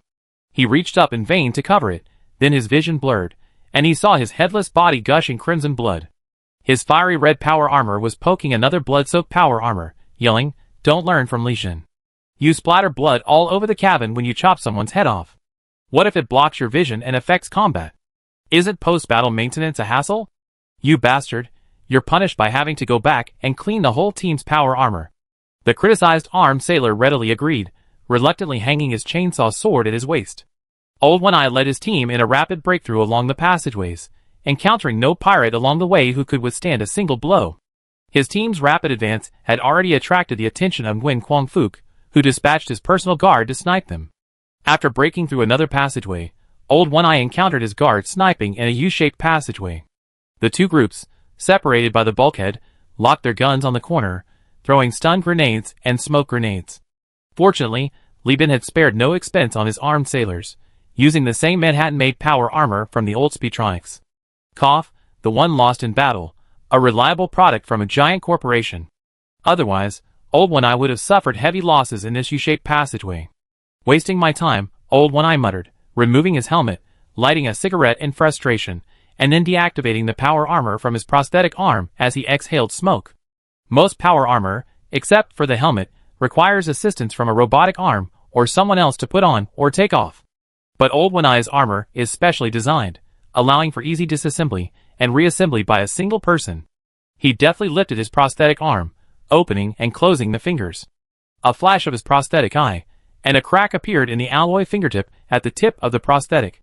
Old One-Eye inserted a plastic box into the interface on the back of his hand, and a substance resembling both plastic and rubber blew out from the gap between his palm and fingers. He casually ordered, "Keep it down. I'm not very good at this." He then pressed his face against the wall, his prosthetic eye against the bulkhead, his palm rhythmically pressing lightly. His tactical shield blocked the pirate's smoke grenades and a sudden burst of bullets. Several minutes later, Old One-Eye finally stopped, cursing, removed the plastic substance, put on his helmet, and muttered things like, "If it were Dolly, he would have killed them all already, and Special Reconnaissance still needs little Juga. I'm for breaching," and other incomprehensible phrases. He nodded slightly to the back of the group, and an armed sailor carrying a short-barreled rocket launcher stepped forward. Following Old One-Eye's command, he braced the launcher against the bulkhead. Everyone crowded around the bend in the U-shaped passageway, assuming a posture of forceful breakthrough. When the man with the launcher gave a thumbs up, Old One-Eye led his men forward. The guards clearly hadn't expected the armed sailors to be so reckless. "You think you can actually break through just because you're posing as one?" they thought. They also raised their tactical shields, firing immediately upon seeing the sailors, simultaneously tightening their formation and tucking themselves behind their shields. These survivors were extremely poorly equipped. Even the guards only had 2 or 3 sets of power armor. But this was just a feint. Seeing the enemy huddle together, Old One-Eye immediately pulled them back, then lay prone first. The tactical shields in the front row provided support, and the armed sailors curled into a ball, their bodies firmly secured by magnetic boots. The next moment, the tube ignited, and the armor-piercing round pierced the bulkhead without hesitation, then exploded, shrapnel instantly shattering the swarming guard. The scene was a blur, the fragments resembling tomatoes thrown into a blender. The Old One-Eyed man shook his head, looked up, reached into the power armor of the armed sailor holding the shield in the front row, pulled the embedded shrapnel from the back, and patted the man on the shoulder. "Keep pushing." Only then did the man belatedly realize what was happening, his body covered in cold sweat. The shrapnel ricocheted from one side of the U-shaped compartment to the other, bypassing the tactical shield and embedding itself in his back. If it weren't for the repeated ricochets and the initial explosion cutting through his body, he would be dead by now. Watching the passageway ripped open by the shrapnel, air and blood being sucked out by the negative pressure, the man shuddered. Here, the high pressure inside the body would eagerly pump the blood out. Old One-Eye was too lazy to waste words with his subordinates. He kicked the distracted sailor away, and continued leading the team forward. He thought to himself, if little Juga were here, he could accurately pinpoint the location of those behind the wall, and use a large-caliber sniper rifle to pick them off one by one through the wall. That would be much safer. The instant kill of his personal guard was basically a death sentence for Nguyen Quang Phuc. All that was left was a thorough search. Old One-Eye had participated in countless battles, large and small, and was highly experienced. He knew that this kind of pirate leader must have special escape routes, known only to his confidants. They had to act quickly, capture him before he could escape, squeeze every last drop of wealth out of him, and then kill him. This man had been a tyrant in the nebula. Prisoners of war said that everyone who bowed down to him had handed over their Starcoin accounts, so he must have a considerable amount of Starcoins now. The casualty rate for boarding sailors was extremely high, but the rewards for being the first to land were always generous. Everyone was hoping to get something good out of Nguyen Quang Phuc. 10 minutes later, after a flurry of small explosives being used with the welding torch, the one-eyed old man finally managed to open the command room. Acting purely on instinct, he quickly dispatched those who were clearly neither leaders nor technicians, leaving only 2 survivors. Scanning the room with his prosthetic eye, the one-eyed old man frowned. "Where's Nguyen Quang Phuc?" The 2 survivors appeared weak and submissive, lacking any murderous intent or the professionalism of combat personnel. They seemed utterly harmless.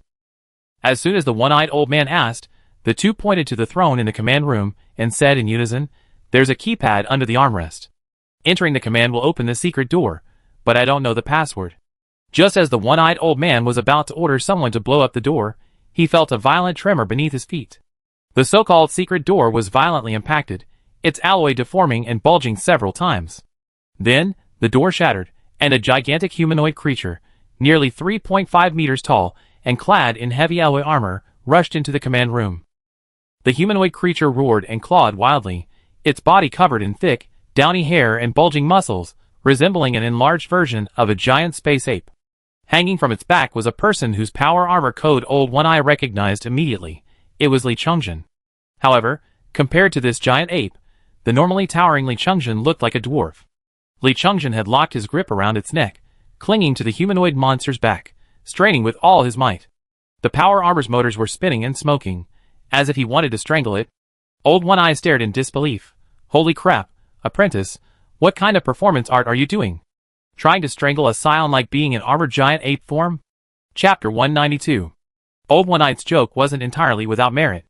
The giant ape's armor, crafted from ship-grade alloy, required heavy machinery to bend, and it had an alloy collar around its neck for protection. Trying to strangle it was as absurd as Captain America trying to strangle Ultron. Li Chungjin spat out a mouthful of blood, splattering it into his helmet and face. He forced out a sentence through gritted teeth. Stop talking nonsense. It has a controller on its neck. Help me control it, and I pull this thing off, or we're all dead. A silverback gorilla, standing on all fours, is about 0.9 meters tall, yet its arm strength exceeds 1 ton. This space giant ape, standing on all fours, is over 3 meters tall, its arm strength unimaginable. To kill it, one would first have to penetrate the ship-grade alloy armor. Not to mention that the strength of spaceship armor and internal bulkheads is not comparable. Even a single soldier armor-piercing round wouldn't be able to penetrate it. Even if it could be penetrated, the aftershocks of the explosion would kill everyone in the command center. You better pray that Nguyen Quang Phuc is taken down by another team, okay? Apprentice. Brother. Old One Eye gritted his teeth, removing his armor. Power armor was bulky and inconvenient. Against such a giant unit, agility far outweighed defense. Anyway, taking a punch head-on would cripple him even if he survived, so going naked would reduce the chances of being caught. Li Chungjin was tossed about like a ship on a turbulent sea, bobbing up and down. He forced himself to say, I already taken down Nguyen Quang Phuc. He was trying to escape by boat, so I chopped off his limbs, but he just used this thing before I chopped off his hands. Well done. Old One Eye's face lit up with joy. He stripped off his armor, his legs springing out into an 8-legged spider, his left arm quickly transforming into a drill, his right hand gripping a hook. He closed his eyes, nimbly leaping, his alloy spider legs piercing the gaps in the giant ape's armor, only to be stopped by the tightening muscles and pain. The one-eyed old man retracted his leg, hooked the hook into his armor, and used the hook and spider leg as fulcrums to dangle from the giant ape's body, trying to distract it. His expression was very serious, and he was constantly making guesses. This thing couldn't possibly be made with the outdated technology of a pirate's sight. The muscle density, the physical strength, and the speed of nerve reflexes, it's definitely a meticulously crafted genetic monster. But I fought so many wars, and I never seen any giant corporation achieve this level of genetic engineering. They can't even grasp the technical principles of a breeding factory. How could they possibly develop this kind of technology? Could it be a bioengineered monster from the ruins they dug out? These monsters, stuffed into boarding torpedoes and drop pods, launched at enemy emplacements and the most dangerous locations, could create enormous results if successful. And since it's not human, it doesn't violate the laws of the human realm, it's not AI, so it doesn't violate AI restriction laws. The more I look at it, the more it seems plausible. The old one-eyed man's mind raced, quickly forming a guess, but his hands didn't stop. He kept stepping on the giant ape, his drill occasionally making holes, causing the giant ape to scream in pain, looking utterly miserable. But old One Eye knew in his heart that this was all a facade. He used his prosthetic arm for years, and the feel of a skin wound was completely different from a bone wound. The giant ape's screams, though continuous, were surprisingly powerful. The real reason was precisely because the wounds old One Eye had inflicted were limited to the flesh. If only I'd taken everything else with me when I retired back then. At least things would be much simpler now, he thought honestly. The armed sailors wanted to help, but their guns couldn't harm the giant ape and might even accidentally injure old One Eye and Li Chungjin. So, the group quickly subdued the 2 prisoners in the control room and began searching for capture nets, tranquilizers, and anything else they could use to assist. At this moment, one of the 2 prisoners looked up and whispered, "This is a giant land unit from the human territory, called the Ape Giant Soldier. The thing behind its neck is used to provoke the Ape Giant Soldier, causing it to go into a berserk state of indiscriminate attacks. Remove the outer casing of the stun gun protected by its alloy collar, and then shock the stun gun to restart that thing. Damn it, why didn't you say something so important earlier?" Old One-Eyed stared, looking at the alloy collar that Li Chungjin couldn't budge even after trying for a long time, thinking to himself, this thing should. How are we supposed to dismantle it? Are we supposed to make it squat down, and then spend half an hour cutting it with hydraulic shears? Don't be ridiculous. Field medics are all about speed and efficiency, not lab stuff in war. He cursed as he jumped off the giant ape, prying open the alloy bulkhead with a hook to reveal the pipes inside, and roared, "Apprentice, over here!" He then waved to the armed sailors, who, having trained with the old one-eyed man daily, reacted immediately. One of them pulled out a tube, inserted a stun grenade, and fired it towards the giant ape's stomach. The shockwave and blinding light blinded the giant ape. The prepared old one-eyed man covered his eyes to avoid the stun grenade's glare, then rushed over, jumped onto the giant ape's body, and went to Li Changzhen's side, placing one hand on his apprentice's shoulder to signal. While the giant ape was blinded and confused, the two of them simultaneously drilled and pulled downwards, while the armed sailors used their safety ropes to trip it.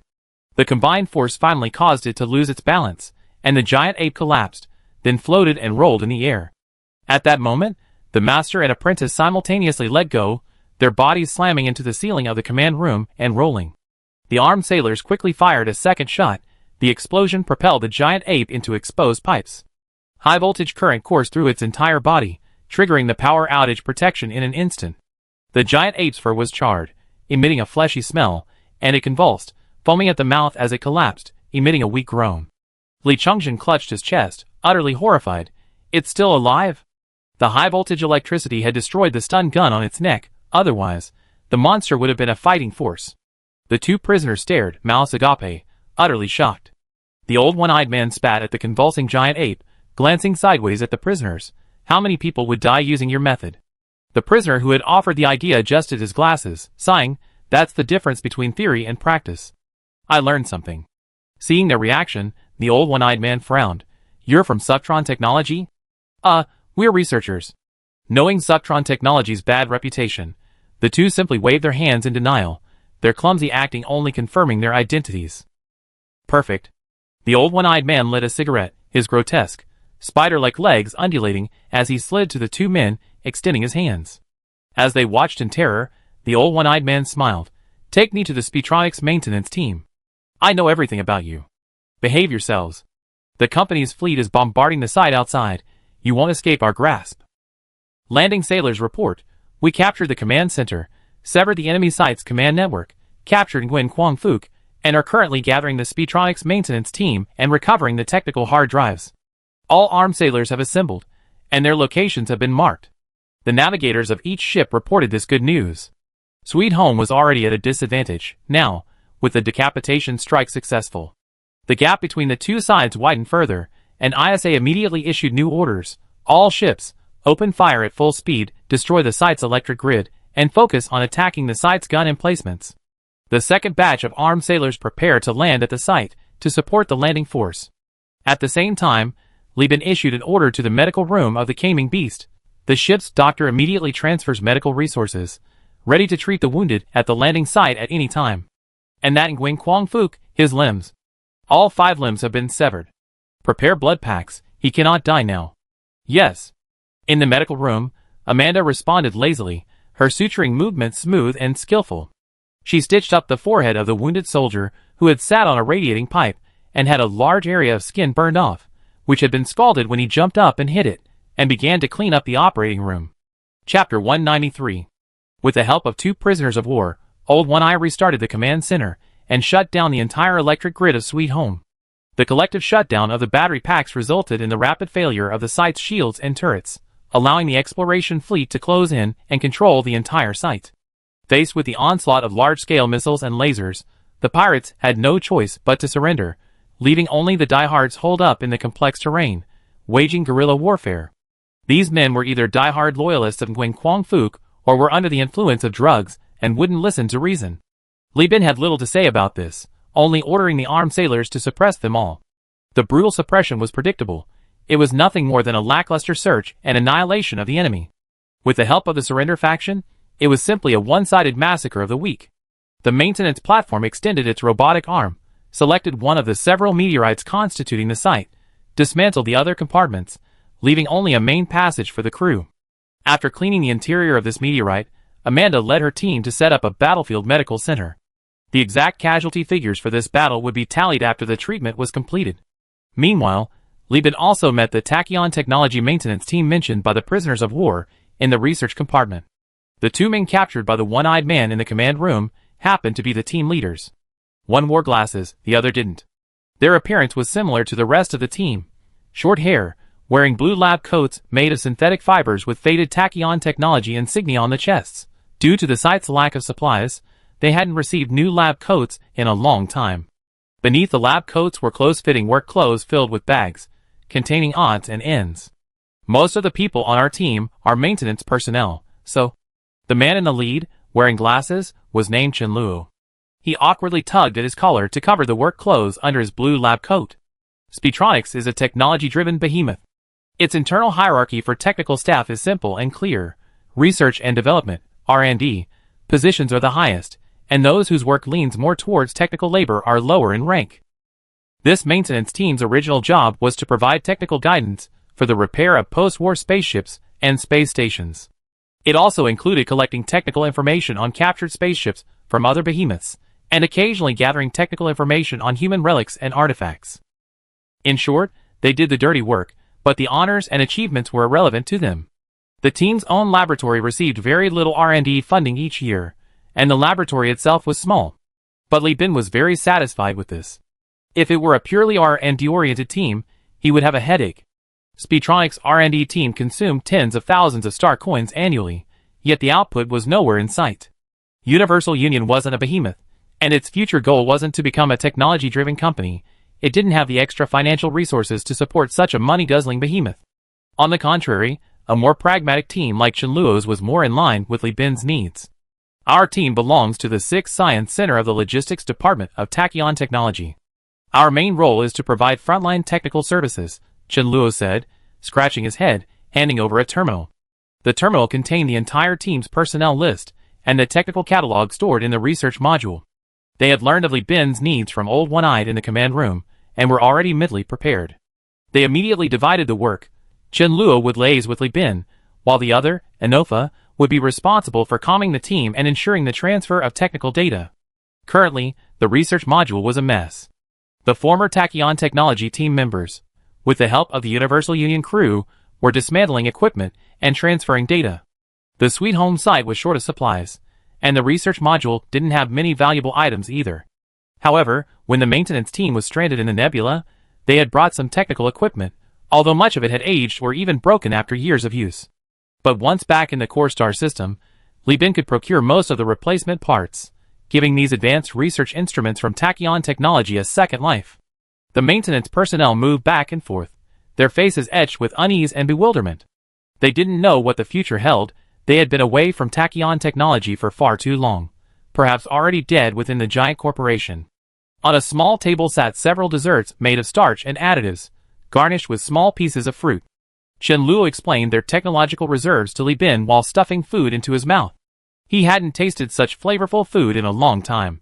Li Bin listened to Chenluo's report and looked at the information in his hand, his heart pounding. Was this the strength of the Tachyon team, hailed as the leading technology in the Perseus star system? A complete system of basic technical knowledge, coupled with readily available spaceship equipment, allowed them to spontaneously develop the technology for converting frigates into destroyers from meteorites. Although engines, transponders, and other devices still required a heavy factory, these could be salvaged from the wreckage. Li Bin could already envision the future of Li's first shipyard, utilizing equipment salvaged from irreparable spaceship wreckage, having it assessed and modified by this maintenance team, then installing it onto meteorite hulls, turning a pile of junk into a spaceship. For large corporations, this is a long-term, low-profit business, so much so that they wouldn't set up a dedicated production line, but would only take orders within their own shipyards. But for Universal Union, there's no doubt that its potential is enormous. This team also possesses a wealth of technologies such as battlefield repair, exploration and salvage, volatile matter extraction, conventional fuel refining, reptile/rat breeding, and technical analysis and collection of the human realm ruins. Furthermore, they possess the most comprehensive basic scientific and technological capabilities currently available to Universal Union. These technologies, while incomparable to those of the Tachyon Technology headquarters and even lagging behind the early technology of the human realm, are undeniably advanced in the Perseus starfield, where 90% of scientific research relies on archaeology. Who says research and development must be done step by step? Li Bin never expects the Universal Union to replicate the human realm's technology step by step. He doesn't even require his research departments to understand why automated factories, space stations, and spaceships function. He has two requirements: to be able to build them, and to be able to repair them. First possess it, then study it. People dislike black box technology, believing it's uncontrollable, but the current Perseus starfield is built upon a vast amount of black box technology. That's the reality. As Lieben pondered, Jeffrey leaned closer and whispered in his ear, "Captain, the spoils from Sweet Home have been tallied. Old One Eye got hold of Ron Guangfu's account. There are nearly 20,000 star coins in it, all looted from other captains. This place is dirt poor. The food stockpiles are all starch, and supplies are extremely scarce. We can get a few thousand boxes of alloy from the station alone. Also, the breeding farm and the gas extraction station on the nearby gas giant planet are ready to be dismantled." Seeing Lieben look up, the first mate continued, "The gas extraction station has already been scouted by the Black Tiger. It's converted from 2 meteorite frigates. The gas extraction efficiency is extremely low, relying entirely on time to build up resources. There's no need to take it." Lieben replied, "Then don't take it. There's also a gas extraction station on Tonfa's side. We haven't dismantled it yet. Let him go back and let's look into it and see if we can fix it. Just because we can't do it doesn't mean they can't, even if it's just modification. Also, how big is the farm? Can we take all the creatures inside with us? Food is scarce in Tonfa. Every little bit helps." "No problem." Jeffrey nodded. "We have cold storage. The ship's doctor, Amanda, said we can use a low-temperature gas mixture to anesthetize the reptiles and rats, then transfer them to the cold storage. Then do it, and be quick." "Yes." Also, the second mate and chief of staff captured a giant ape in the command room. The ship's doctor sent someone to check on it. It only suffered minor injuries and was locked up. It's awake now, quiet, and can even speak simple human language. This thing doesn't look human either. What should we do? We talk about it after I'm done here. Chapter 194. After seeing Jeffrey off, Lieben noticed that the desserts on the small table had been completely devoured. Chen Luo emptied his water bag, swished the desserts down, and gave Lieben an awkward smile. Lieben instructed the mess hall to send up another batch and requested that a feast be held on the enlightened beast, both to ensure the team had a good meal and as a celebration of the victory. He smiled at Chen Luo and said, "Don't eat too much. The fleet will hold a celebration banquet after the station is cleared. There will be real meat then. If you eat too much, there won't be any left." Hearing this, Chen Luo quickly put down his water bag, nodding vigorously, his eyes glistening as if tears were about to well up. Heaven help them. Even though they were at the very bottom of the tachyon science hierarchy, they were still employees of a legitimate giant corporation. Their food, clothing, and daily necessities were all top-notch. Now, the mere mention of meat brought them joy, and they were even on the verge of tears. Life here was simply too bitter. Can you believe the rats here are all skinny? The cockroaches eat their droppings, and the cockroaches are eaten by humans. The rats can only scavenge scraps and eat bits of starch. They're caught and eaten as soon as they get a little bigger. How can they be fattened up? Chen Luo, who was once cold and aloof at Suzy Technology, felt warmth at the Universal Union after 20 years of disappointment, and was even moved to tears. That scoundrel Wan Guangfu treated them like tools, restricting their movement, forbidding them from contacting anyone, and bombarding them with massive amounts of tasks every day. Sometimes he even had to find time to develop sex toys for them. Making a group of technicians, who can repair spaceships, and build void stations build him a double-headed dragon vibrator? Where is the law? In contrast, the Universal Union is completely different. Wounded soldiers are given priority, high pay, victory banquets, a friendly team atmosphere. Chen Luo now truly understands the preciousness of humanity. If he were to return to tachyon technology now, he would likely be detained immediately, given truth serum, and interrogated to verify whether he had betrayed the company during his years away and whether his return was to act as a spy. Deeply moved, Chen Luo quickly spoke up, "Commander." CO? Just call me Captain. Your positions are sensitive and important to the company. I plan to set up the laboratory on the ship. Everyone who's been on my crew calls me Captain, Lieben said gently. Okay, Chen Luo nodded repeatedly. Captain, besides technical data, we also have a lot of research archives. It's best to take these with us. He quickly added, Captain, you might not understand this since you don't do research, but research archives are extremely important. They record the entire process of a project, from initiation, preparation, experimentation, failure, summary, correction, success, and application. The decline after the Great Collapse, especially in technology, isn't just about the technology itself. The lack of mature, experienced research teams and the loss of research archives are also serious problems. I won't go into detail about the research teams. The leading human teams are all in the Perseus star system.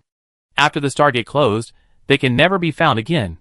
But the lack of local research documents has also seriously affected humanity's technological recovery.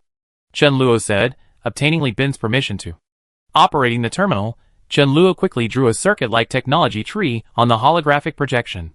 He carefully chose his words, striving to simplify the complex scientific terminology. Scientific research is not something that can be achieved overnight, nor is it a single, winding path.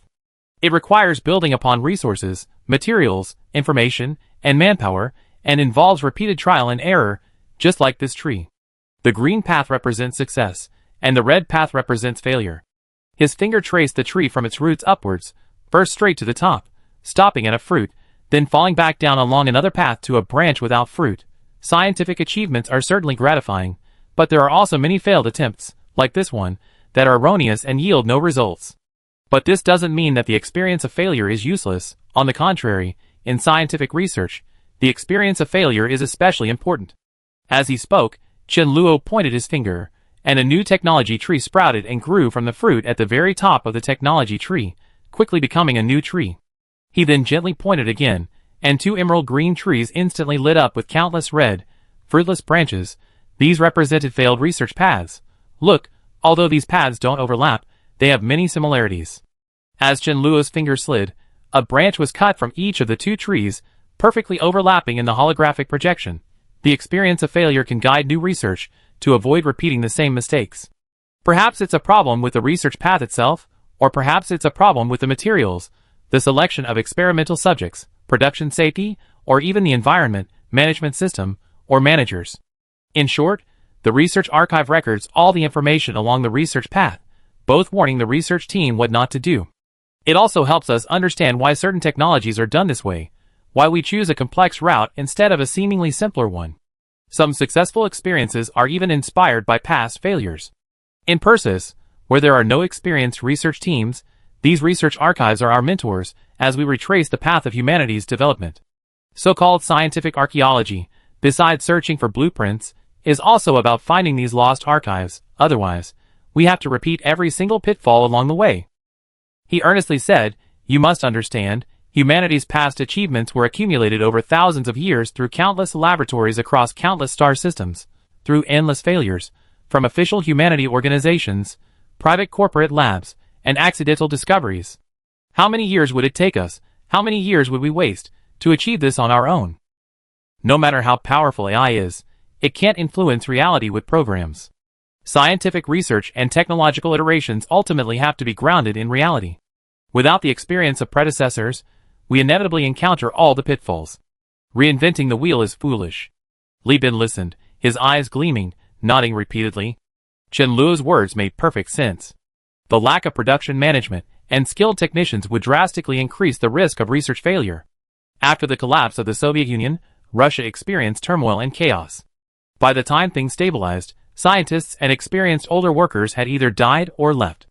As a result, Russia, holding the Tu-160 bomber design blueprints, resumed production in 2015, but it took 9 years, 24 years, to successfully develop it again.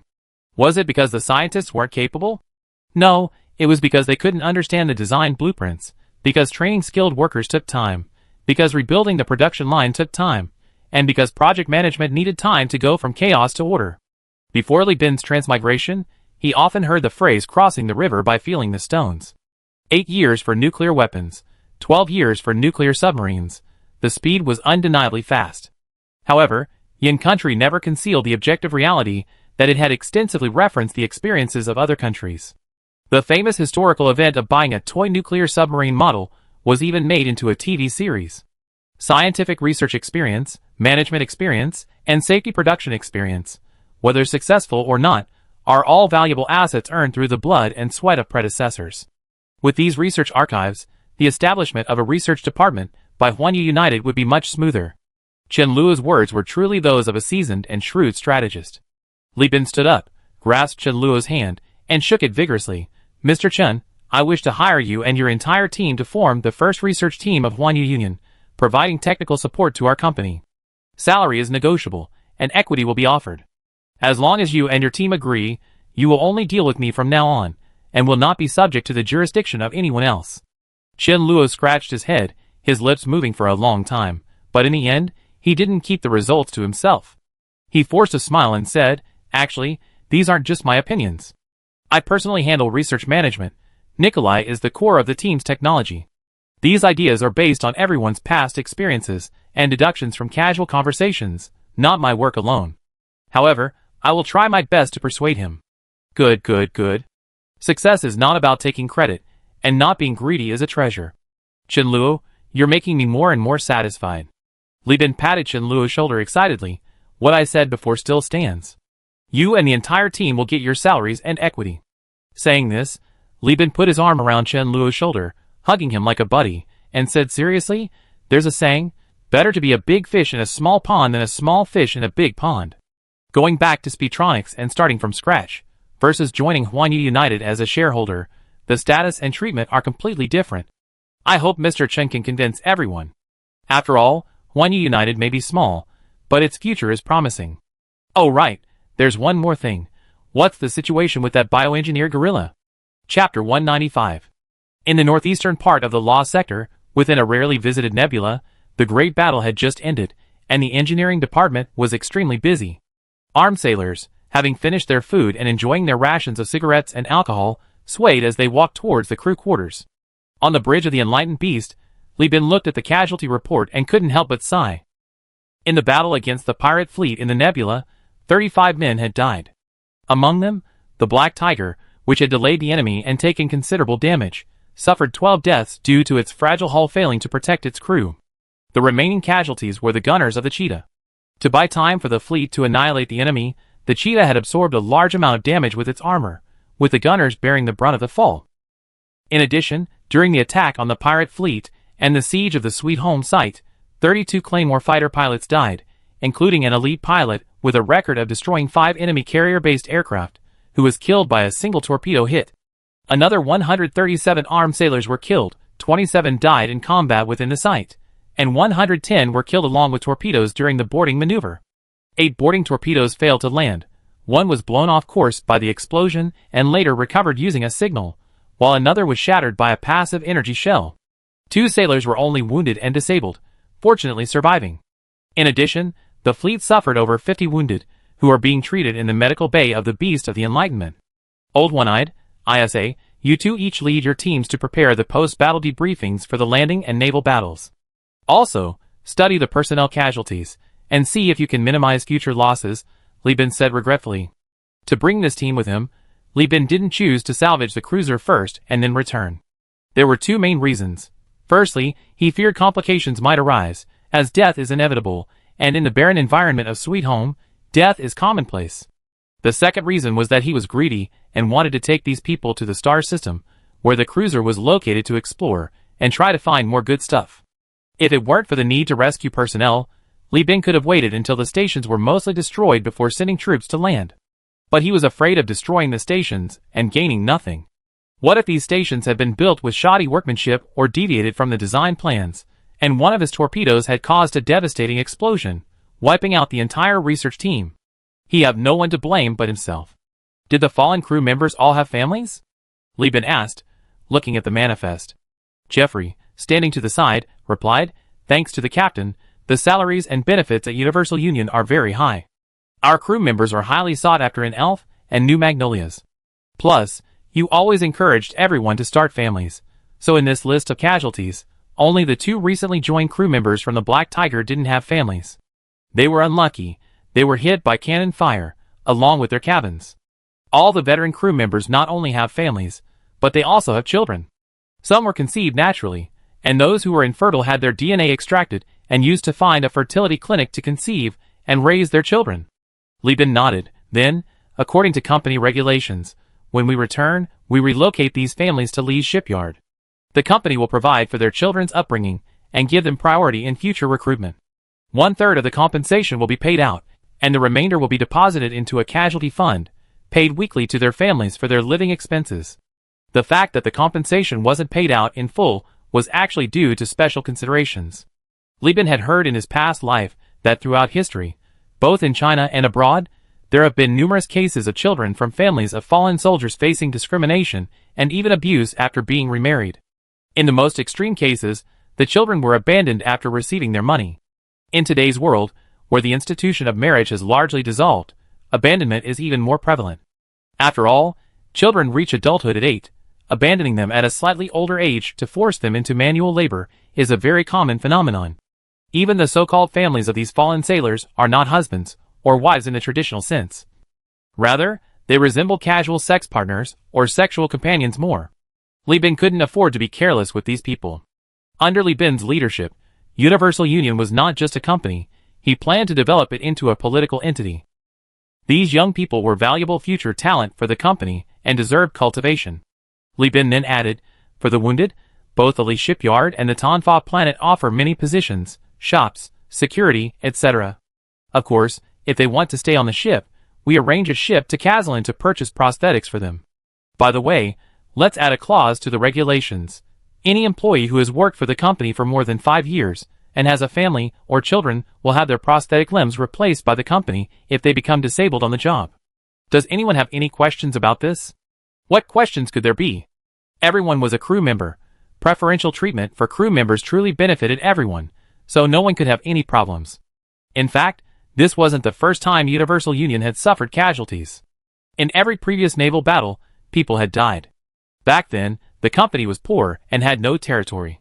Its employees were all orphans, with no one to care for them. The living received high salaries, while the dead were simply forgotten. Even members of the local triad families had died.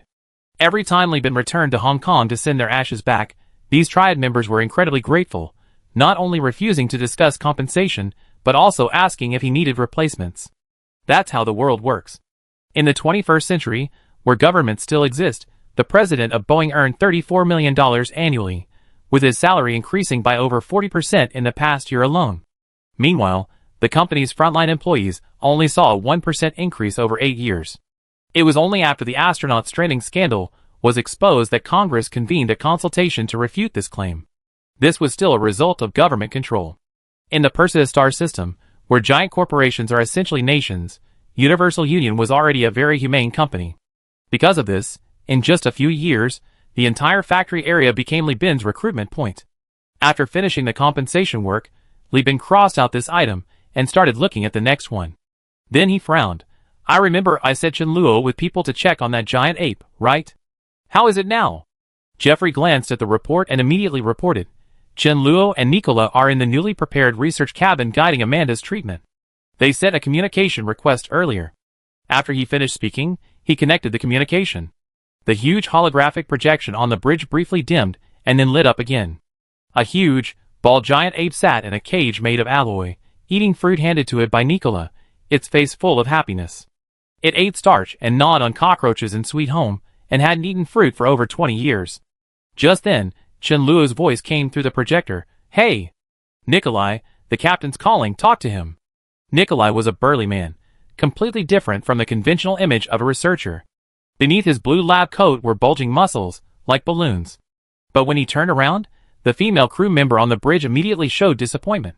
This was because his expression lacked the fortitude of a tough guy. Instead, it possessed a naive foolishness and dullness, like a bookworm. From Chen Luo, Li Bin learned that this man was actually the team's technical expert, while Chen Luo leaned more towards research management. He mainly handled project management, and occasionally acted as a mediator. Researchers actually share many similarities with artists, such as pride and eccentric personalities. Chen Luo was responsible for resolving conflicts among these eccentric researchers, calming their anger, uniting the team, and urging them to focus their energy on their work. He was an Oppenheimer-like figure, possessing technical expertise, but even more adept at leading a team. With such talent present, these brilliant individuals, each with their own quirks and eccentricities, can coexist peacefully. This is the art of project management, allowing for harmonious coexistence and for technology to transform reality. Therefore, at Huanyu United, Li Bin primarily communicates with them to understand the team's progress and work content. If he were to directly chat with these researchers, Li Bin would most likely be looked down upon, and subsequently faint from anger. Chapter 196.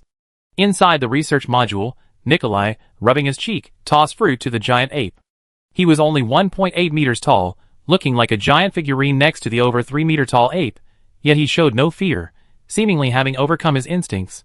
This is a bioengineered genetic beast from Tachyon Technology, project codename P-S-05, PS, Primate. Subitem, Primate Subproject, is a land-based behemoth unit bred by Tachyon Technology after extracting genetic information from gorillas rented from the Church of Ludwig. Our team was responsible for feeding her and deploying her to small battlefields for testing. Originally, we were traveling with the fleet to the IMA system, the system where Salamanca is located, when we encountered a hyperspace glide. It came so suddenly that we were caught off guard and swept into the lost sector. By the time we realized what was happening and tried to get back, we had run out of fuel and were sucked into this nebula. Li Bin was taken aback. Wait, why is Tachyon Technology going to the IMA system? It's incredibly poor there. To find an experimental site. IMA is so poor that even the pirates aren't very powerful. Besides, the local pirates used to be part of the Tianyuan 4 Utopia modification group, and they're used to being bullied by Tachyon Technology. We were just following tradition to collect land-based combat data there, Nikolai said casually. Just these few sentences made Li Bin feel his blood pressure rising. Someone as quick-witted as Chen Luo had naturally read the Universal Union Company's manual, and was familiar with Li Bin's philosophy. Fearing that Nikolai might say something that would anger the captain and lead to his death, he quickly covered Nikolai's mouth and whispered, "Stop talking about your glorious history at Speetronics. What kind of time is this to be bringing up these things? Do you want to keep eating artificial starch and cockroach paste?" Speaking of cockroach paste that doesn't even contain oil or salt, Nikolai's calm face finally changed color. He pried Chen Luo's hand away and gestured with his chin, saying, "We use gene-induced and tailoring techniques to cultivate the first generation of giant apes using primitive ape genes. Then we extracted genes, mixed them with other genes, and further induced mutations until this P24. Her genes can finally stably express gigantism. It's just a pity that her temperament is too docile, so using her in combat requires an additional electric shock device. In addition, her genes do not express carnivorous teeth and digestive tract, and she doesn't have claws on her hands. Most importantly, P24's development speed is too slow. It only reached its adolescence 16 years ago. This does not meet the requirements for rapid maturation, and cannot meet the demand for large-scale deployment to replace humans." Through Nikolai's words, Li Bin felt that this guy thought the experiment had failed. But Li Bin thought docility was a good trait, great for making pets. Genetic behemoths were really too stupid. Heavy tanks could take them down in 2 shots, and if that didn't work, there were artillery positions to cover them. Even ISA frowned and whispered, "What a stupid idea." The only advantage of behemoth units in land warfare is that biological individuals are not easily detected by metal. If you really want to count, then the gorilla's ability to use simple tools is an advantage. But to give it armor and claws, isn't that just crippling itself? Are they planning to use it inside the spaceship? That's far too limited in its applicability. Besides, the spaceship has dangerous compartments like battery packs, fuel tanks, reactors, and ammunition depots, which require experienced humans to navigate. Using an electrocuted, crazed gorilla. Are they trying to make the boarding party die too slowly? Li Chengzhen chimed in, "I definitely won't be working with this giant ape. It has caused us a lot of trouble, but essentially it's just that the armed sailors were unprepared and didn't expect the pirate site to have such heavily armored units. If we had been prepared, I could have taken care of it with just one armor-piercing bomb and some adhesive tape." Old One-Eyed scoffed, "Why not just bring an anti-material sniper rifle? You can shoot through walls and snipe this giant ape." "Captain, don't waste time. This thing is clearly a piece of crap from those pure technocrats at Tachyon Technology. Human heavy weapons have long since taken over its battlefield niche. Compared to mechs and orbital bombardment, it's not scary at all." Old One-Eyed said seriously, "In fact, the hostile biosphere on the overlord planet Giangra is full of things far more terrifying than it. Burrowing worms, parasitic birds, 6-legged trolls, all of which even the overlord has to be wary of.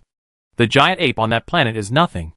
Nikola nodded in agreement. "Actually, I also think the S-series, and indeed all the biomonster projects, were outrageously stupid.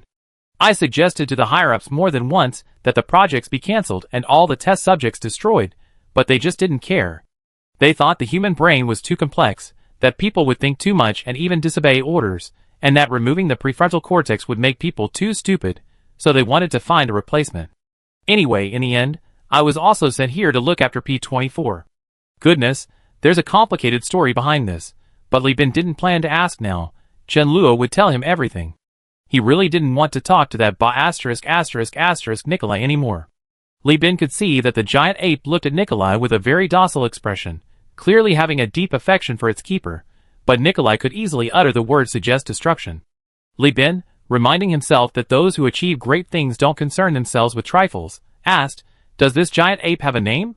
"Yes, P-24, Nikolai replied. Jeffrey frowned. The captain asked for the name, not the code name. "Then it doesn't," Nikolai said bluntly. "Bring the giant ape out, find it a separate cabin, and gradually reduce the time Nikolai spends caring for it. Let others take over, leaving this, well, great scientist's precious time for research," Li Bin said slowly. Nikolai smiled sincerely. "That would be wonderful, thank you." Li Bin looked at the innocent-looking, seemingly harmless Odlin in the holographic projection, then glanced around the bridge, noticing the non-combat crew's interest in the giant ape. An idea popped into his head. "Oh, one more thing. From now on, this giant ape won't be called P-24 anymore. I've given her a name, Odlin.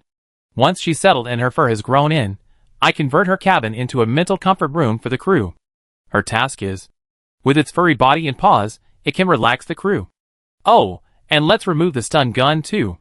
We don't need her on the battlefield. Replace it with miniature bombs. We need to be careful they don't injure people." Li Bin had long been considering planting ornamental plants on the ship to beautify the environment, but plants couldn't be moved actively. In wartime, if the cabins were damaged, these expensive things would be gone in an instant. As for other pets, cats and dogs were currently monopolized by nobles and the wealthy, and their prices were exorbitant. Some people on the ship did keep cockroaches and rats as pets, but that hobby was far too niche. A gorilla was perfect. It couldn't break through the alloy railings made of ship armor material. Its size was large enough for multiple people to admire at once, and it had survived for so long on starch and cockroaches, so it was obviously not easy to kill. It wasn't unintelligent. It could even read and take care of itself. Of course, most importantly, it was a trophy costing nothing. That's all for now. My phone's out of gas, I'm logging off. Li Bin hung up the call, rubbing his temples. Isa walked behind Li Bin, extending her slender hand to gently rub his skin, soothingly saying, "The scientists at Speedtronics are always like this, don't be angry.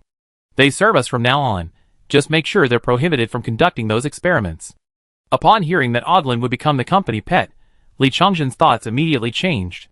Odlin was unsuitable as a combat weapon, but from a pet's perspective, its fluffy and strong appearance appealed to Li Chongzhen, and he was applying to Li Bin to become its caretaker. "Come on, you're still the second mate. Focus on doing your job properly. This task should be left to Amanda. She's the ship's doctor, and can take care of Odlin. Her role is essentially psychological therapy," Li Bin said, sending a message to Amanda. She quickly replied, "Leave it to me. I've been talking about this little thing ever since I saw it. Having a 3-meter-long gorilla is so cool. She can also act as a bodyguard in the medical bay, helping to move patients and suppress mental patients. Let's see who dares to say I'm too rough with their hands again. Anyone who talks too much will have Odlin give them an injection."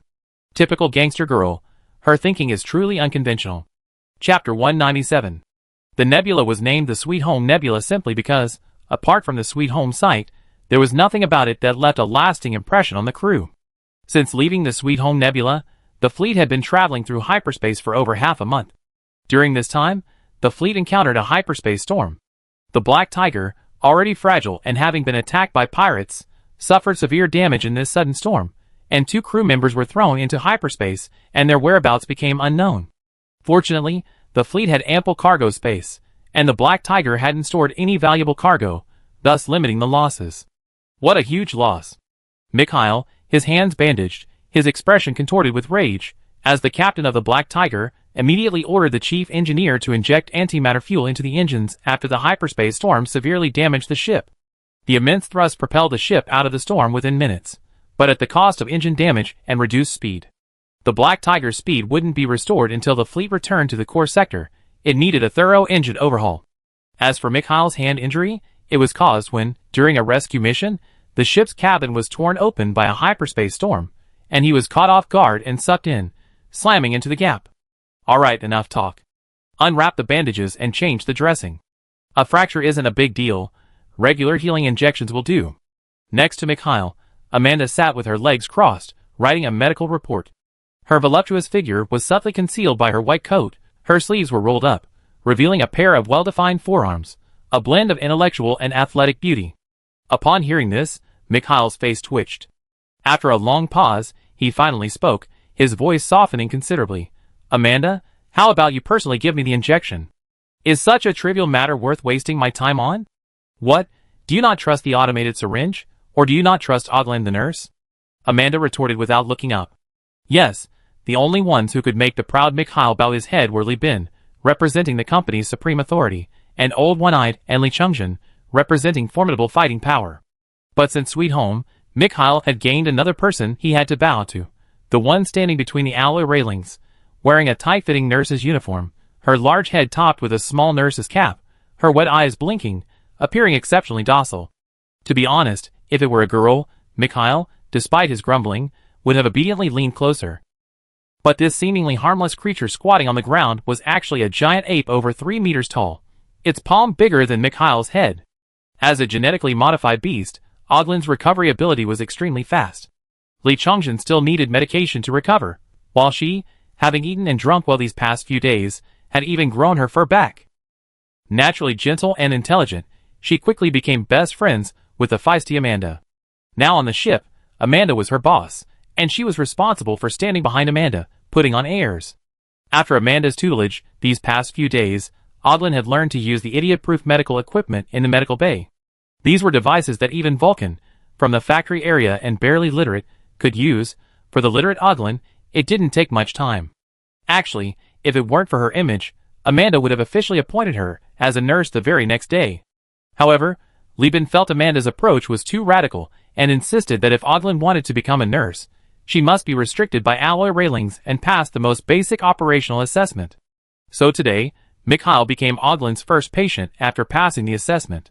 Amanda comforted him. "Don't worry, the captain said Oglin is a smart one. She can pass the basic test in 10 days, faster than anyone else. Besides, it's just a railing. What are you afraid of?" As she spoke, Amanda pulled out a button, shook it, and put it in her pocket. "Oglin has a microbomb in her head. If she really tears off your arm, I kill her to avenge your severed hand, so—" She stretched out her long leg and kicked Mikhail in his chair, causing the burly man to stumble forward, only to be caught steadily by Oglin's outstretched hand. "So act tough, don't back down." Mikhail curled up, lying in Oglin's soft armrest like a frightened rabbit. Oglin grinned at him, then picked up the automatic syringe with her other hand and began to attach it to his arm. Mikhail stared in horror at the massive hand looming over him, letting out a distorted groan. "Don't come any closer." Amanda calmly closed the hatch, shutting out the onlookers, put on her headphones, and let the sizzling YMCA drown out the Black Tiger captain's screams as he was ravaged by the behemoth. The sound was shrill and piercing, unbelievably coming from a deep baritone voice, like the chirping of cicadas. "This is it, our final destination." Looking at the giant planet and its orbiting rings within the jump point, Jeffrey couldn't help but sigh deeply. In hyperspace, the fleet's ships were battered by the storm. Maintenance costs were conservatively estimated at over 5,000 star coins, with the bulk going to the enlightened beast. The larger the ship, the higher the maintenance cost. But this tumultuous journey was finally coming to an end. Had the transponders and sensors received any abnormal activity signals? Li Bin asked Anna. As the saying goes, the last leg of a journey is the hardest. This was the final hurdle, and Li Bin didn't want to fail here. Anna glanced down and checked for a moment, then replied, "No, there are no abnormal signals in this system." "Then prepare for the jump." The Cheetah was still leading the charge. It was no longer the rounded ship it once was. Deep space repairs only focused on results, not appearance. Now, the Cheetah looked as if its bow had been flattened by a pusher, its face covered in dense alloy patches, resembling a scabbed husk. Next came the enlightened beast. She emerged from the jump point, her hull hovering between reality and illusion. As the ship moved further out of hyperspace, its hull became increasingly realistic, until the power grid reactivated, and the cruiser returned to the physical universe. "Wow, this is really, damn it." Jeffrey, looking at the scene before him, couldn't help but swear. A belt of asteroids, composed of space debris mixed with meteorites, orbited a star. Although they were far apart, from this sufficiently distant jump point, the space debris and meteorites appeared almost touching. Jeffrey couldn't help but recall the days when he salvaged space debris to extract alloys to sell as ore. He swore that if he had found a star system like this back then, He and Li Bin would have emptied it out. ISA adjusted the holographic projection, inputting keywords to filter. A dozen minutes later, two familiar yet ambiguous symbols appeared on the projection. This is an ancient battlefield, dating back at least to the first AI war, Isha concluded immediately. She said to Li Bin, the one at the top is the logo of Tachyon Technology, nothing special. But the one below, doesn't it look a bit like Overlord? Yes, but there's a string of Roman numerals at the bottom. Could it be? Li Bin looked at the logo, a thought popping into his head. Isha revealed first, yes, that's the logo of the 14th Legion, the predecessor of Overlord. Chapter 198. The sight of space debris filled the veterans of the Universal Union with a sense of satisfaction. Awesome, absolutely awesome. So much junk, and top-of-the-line stuff from the first AI war, personally certified by the former Overlord, ISA, it couldn't be more authentic. From Jeffrey and Vulcan down to the engineering department, and even the artillery sailors, everyone handled the exploration mission with effortless ease. Coordinates 12, 26, 5, spaceship wreckage approaching, heavy mortar positions ready.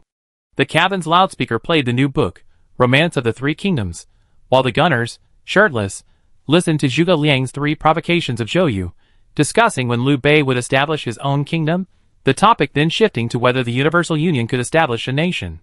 Hearing the mission notification on the communication channel, they all stood up and remotely calibrated the mortars. Then, without even looking, the heavy mortars from several ships fired in rapid succession, blasting the century-old, clearly utterly destroyed Tachyon Technology spaceship wreckage to pieces. Then the shield deployed, and anti-aircraft guns and machine guns began sweeping through large chunks of debris. The shield blocked the flying fragments, and in less than 10 minutes, a crisis that would have destroyed Li Bin's ship and killed him 3 years ago was averted. Since this book is called Romance of the Three Kingdoms, there must be 3 kingdoms. Liu Bei is the protagonist, and he will definitely establish a kingdom, a gunner said with great conviction, gesturing wildly on the holographic map, spittle flying from his mouth. Men always talk about 2 things when they gather, sex and politics. Even in the Perseus star system, dominated by giant corporations and capital, heroism remains a popular topic in holographic novels and stories.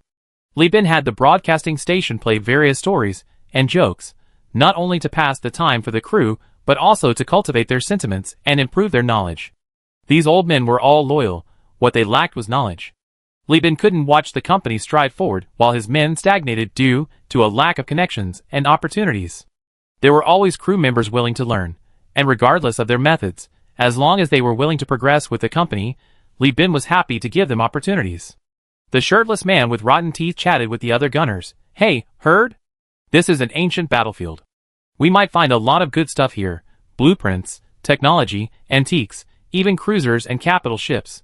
If we find a capital ship, I can be its gunner, haha. Another man scoffed. Come on, Antoine, you can barely read a few words, and your fire control training was provided by the company. What makes you qualified to be a capital ship gunner? Don't cover your backside when you sleep, you dream about all sorts of things. Antoine wasn't angry. He wiped the sweat and salt from his neck with a towel and shook his head. Ju-san, I'm from the factory area. Before leaving, old Tony told me to work hard, saying that once I became a crew member, I wouldn't be a peasant anymore, I'd turn my life around. Old Tony wasn't lying to me. I started from a gunboat like the Kitty, and now I'm a midship gunner on the Enlightened Beast, a position I never dared to dream of before, but I achieved it. He stuffed a wet towel into the dehydrator to dehydrate and desalinate, his hands gripping the lid, and exhaled 2 powerful breaths. Now, besides my salary, I get an extra 3 months' worth of bonus every year, plus bonuses for every major battle, and bonuses for hitting targets. I eat, drink, and live on the ship, and I save 15 stars every year. Why shouldn't I dream of that? Last time I went back, even the gangsters had people asking me if I had a girlfriend. Doesn't the company always have internal hires? They're recruiting technical crew members and armed sailors everywhere. Why can't I advance further? Ju-san couldn't find a rebuttal for a moment, only muttering softly, just do it then. You have no children, no parents, a pure orphan. If you die, who will you give your compensation to? Won't you just be swallowed up by the company? In the Perseus star system, orphan isn't an insult. Because most people are born in breeding factories, it has now become a neutral term. Antoine scoffed, I already donated sperm. There's already a line at the elf breeding factory. When I go back, I can get a child. I have a family then, not some lonely bachelor. Coordinates 9, 11, 10, meteorite approaching, heavy mortar positions prepare. As he spoke, a new round of orders arrived. Antoine draped a towel over his shoulder, gripped the control lever, and focused on his work. So, have you found the abandoned ship yet? Jeffrey asked for the umpteenth time. He clutched his caffeine, anxiously rubbing his hands together in his seat, unable to sit still, yet wandering around felt like being a street urchin. Anna coldly replied, no. Strangely enough, ever since Jeffrey's teasing of Anna, she hadn't given the first mate a kind look. But when Jeffrey repeated the same question like this, Anna, despite her sour face, always answered patiently. The fleet had spread out, forming a circle, protecting the auxiliary fleet in the center, and continuously moving towards the wreckage area with the strongest signal, searching for the abandoned ship. So far, the fleet had found more than 10 shipwrecks, but most had been completely destroyed in the war. Even the ship's equipment had been melted down, and a few parts had been battered beyond recognition by various debris over the years. Those that still had wreckage were at least heavy destroyers. Those below that level had long since fallen apart in the war. Tachyon technology favors energy weapons. Ships destroyed by these weapons often suffer penetrating wounds and extensive melting damage. The ship's structure is essentially ruined. Even if it's barely repaired, it'd be riddled with problems. Fortunately, there's still a chance to salvage some equipment from the wreckage. Li Bin sighed as he looked at the reports. The Tachyon ships destroyed by the 14th Legion, however, didn't even leave any wreckage. Damn, the Tachyon ships are too fragile. The 14th Legion's ships are top-tier warships, with fierce firepower and a high rate of fire. A barrage of live-fire missiles left not even a usable transponder. Li Bin sighed again. It wasn't that the fleet didn't salvage anything. In fact, in such a vast ancient battlefield, the fleet even discovered the wreckage of an offensive-class ship.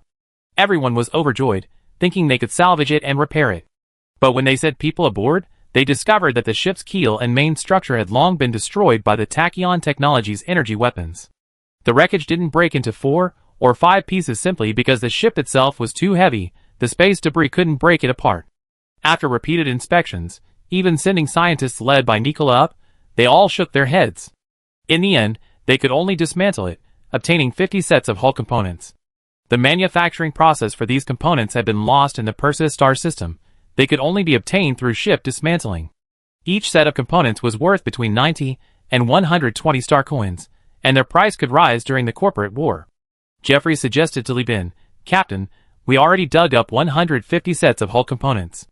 If we continue digging like this, the cargo hold capacity will be severely insufficient. There are still 4 unexplored planets in this system. The giant corporations are waging war here. There must be valuable resources. We need to make some choices. Li Bin objected, no rush. Let's check another spot. Aren't there 2 other high-intensity signals over there? We've been working so hard for almost a year. I won't go back until we're well-fed and satisfied. The fleet struggled through the asteroid belt, filled with space debris and meteorites, flying along its edge and marking various signals along the way. 2 days later, they finally found something. It was a graveyard of 9 spaceships, all seemingly damaged, abandoned on the battlefield with their crews evacuated. However, according to Nikolai's assessment, they were still usable. It's a fleet from Tachyon Technologies. This used to be the rear of their fleet formation. Shen Luo, a quick-witted and scientifically minded manager, was very familiar with Tachyon Technologies' strategy. He excitedly said, Captain, the Tachyon Technologies commander back then must have been thinking of first gathering crew members to compensate for the personnel losses of other ships, concentrating manpower on the main fleet. These destroyers and frigates were all strategically abandoned. But for some reason, they didn't recover these ships. The giant corporations don't care, but we do. Notify Vulcan, have the entire engineering department board the ship, heavy machinery in place, let's salvage. Another day passed, and the salvage report came out. Vulcan, with dark circles under his eyes, his bloodshot eyes shining brightly. Captain, all 9 ships can be repaired. Chapter 199. The data refreshed row by row, leaving everyone stunned. 5 frigates, 3 Wild Wolf class, 1 Love Demon class, and 1 Torment class. For destroyers, 1 Shrike class, 1 Tori Hunter class, 1 Speedian class, modified version, and 1 Medusa class. 9 high-tech ships, all warships, were enough to form a medium-sized, purely high-tech fleet. Vulcan had even more alarming news. Captain, the factory has checked them all. Every ship has fuel, but supplies are running low.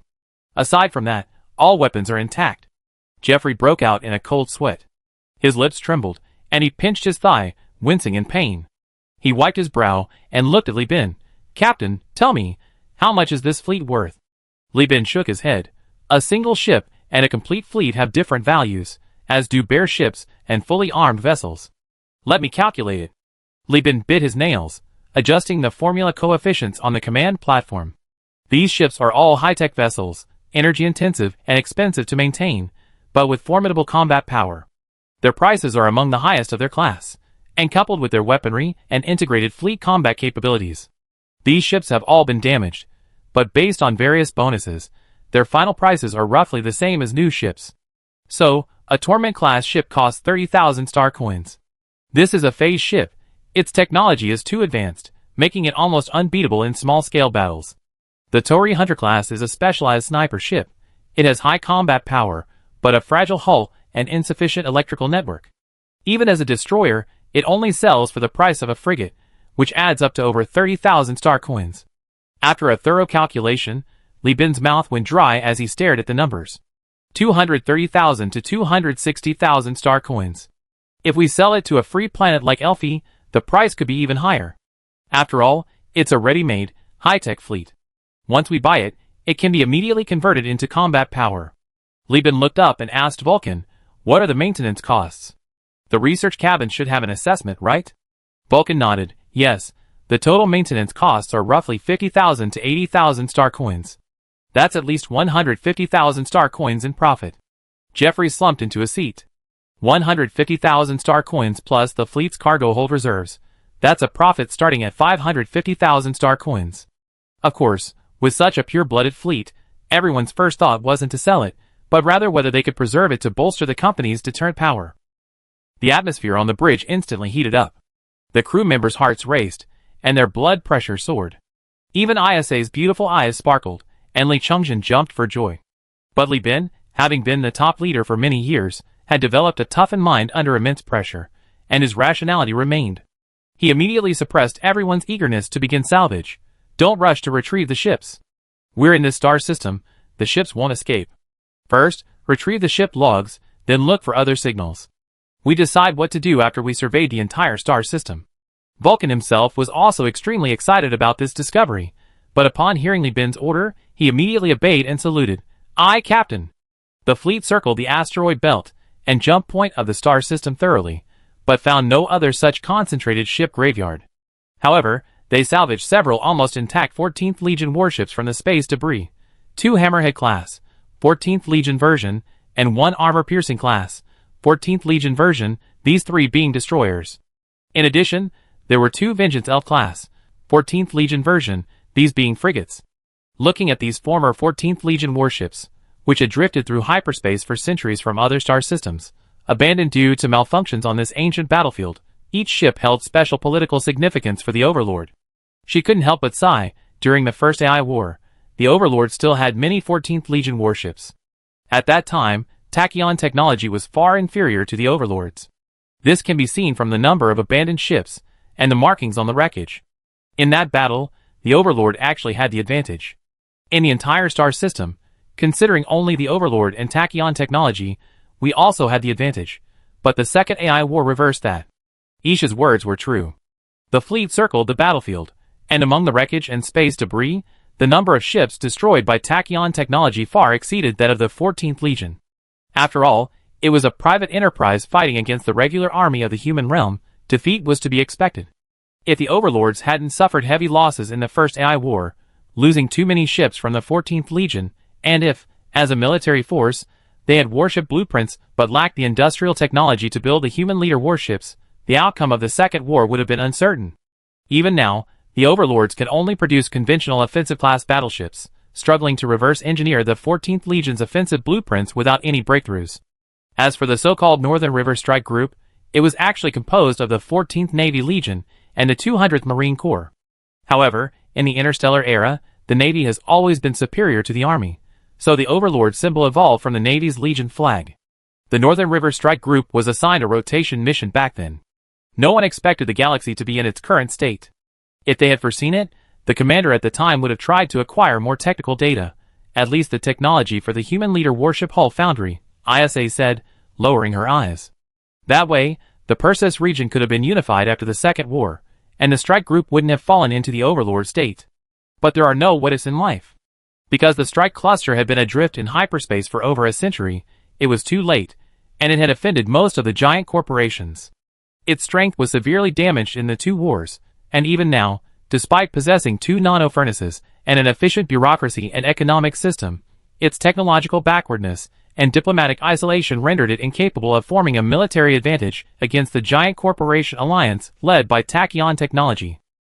Currently, the Overlord relies on its industrial capacity advantage to produce a large number of ordinary offensive-class and Legion-class capital ships, barely managing to hold its own against Tachyon Technology's quality-driven army through sheer numbers. It was precisely for this reason that a thought arose in Li Bin's mind when he saw these 14th Legion warships. If he returned these proper human leader warships to the Overlord, could he secure greater benefits for the Universal Union? Simply piling on military strength was meaningless. The Universal Union was inherently weak. It couldn't even defeat the weakest Brighton Alliance, let alone the old-school giants like Tachyon Technology, the Overlord, and the Persis Alliance. What a company can rely on is precisely relationships and friends. While the crew rejoiced at finding more ships, Li Bin had already conceived other plans. These plans were later developed into a meticulous scheme. The asteroid belt exploration is complete. Next, we explore celestial bodies. Have Chen Luo schedule shifts in the research modules to ensure a scientific team is always on hand to guide the exploration. Li Bin began his detailed planning. This star system has 1 star and 4 planets, 1 gas giant, 1 radiating planet, 1 metallic planet, and 1 bombardment planet. None of them seemed particularly valuable. As the fleet explored each planet one by one, more than a month passed. The first 3 planets yielded nothing. Not only were there no valuable items on the planets, but they also hadn't even spotted the cruiser that Konda had promised near their orbits. Until the fleet approached the bombardment planet, 2 faint metallic signals lit up. Several tens of minutes later, Ada's mechanical voice unusually let out a scream. An abandoned ship has been discovered. The signal strength confirms it's a cruiser. A human realm research station has also been discovered. Chapter 200. As the fleet drew closer, the outline and paint scheme of the abandoned ship became increasingly clear. Its orange and black hull resembled the menacing body of a wasp, exuding a dangerous aura. The 1.8-kilometer-long ship was robust and imposing, like an inverted triangle of a powerful warrior, its immense tension captivating the eye. Is it a Griffin-class missile cruiser, or even a standard 14th Legion ship? ISA covered her mouth, incredulous. Why wasn't this ship recovered? Even a third-party produced Griffin-class missile cruiser was a formidable force. Its internal missile factory, once activated, could reduce the ammunition production time from 6 hours to 30 minutes, replenishing the ship's large, 2 medium, and 3 small missile bays with ammunition. These ships can cause destruction wherever they go. A single ship can rival the firepower of an entire fleet of modified Buffalo gunboats, let alone the 14th Legion version. Li Bin was initially delighted, then shocked, and couldn't help but frown, saying it was troublesome.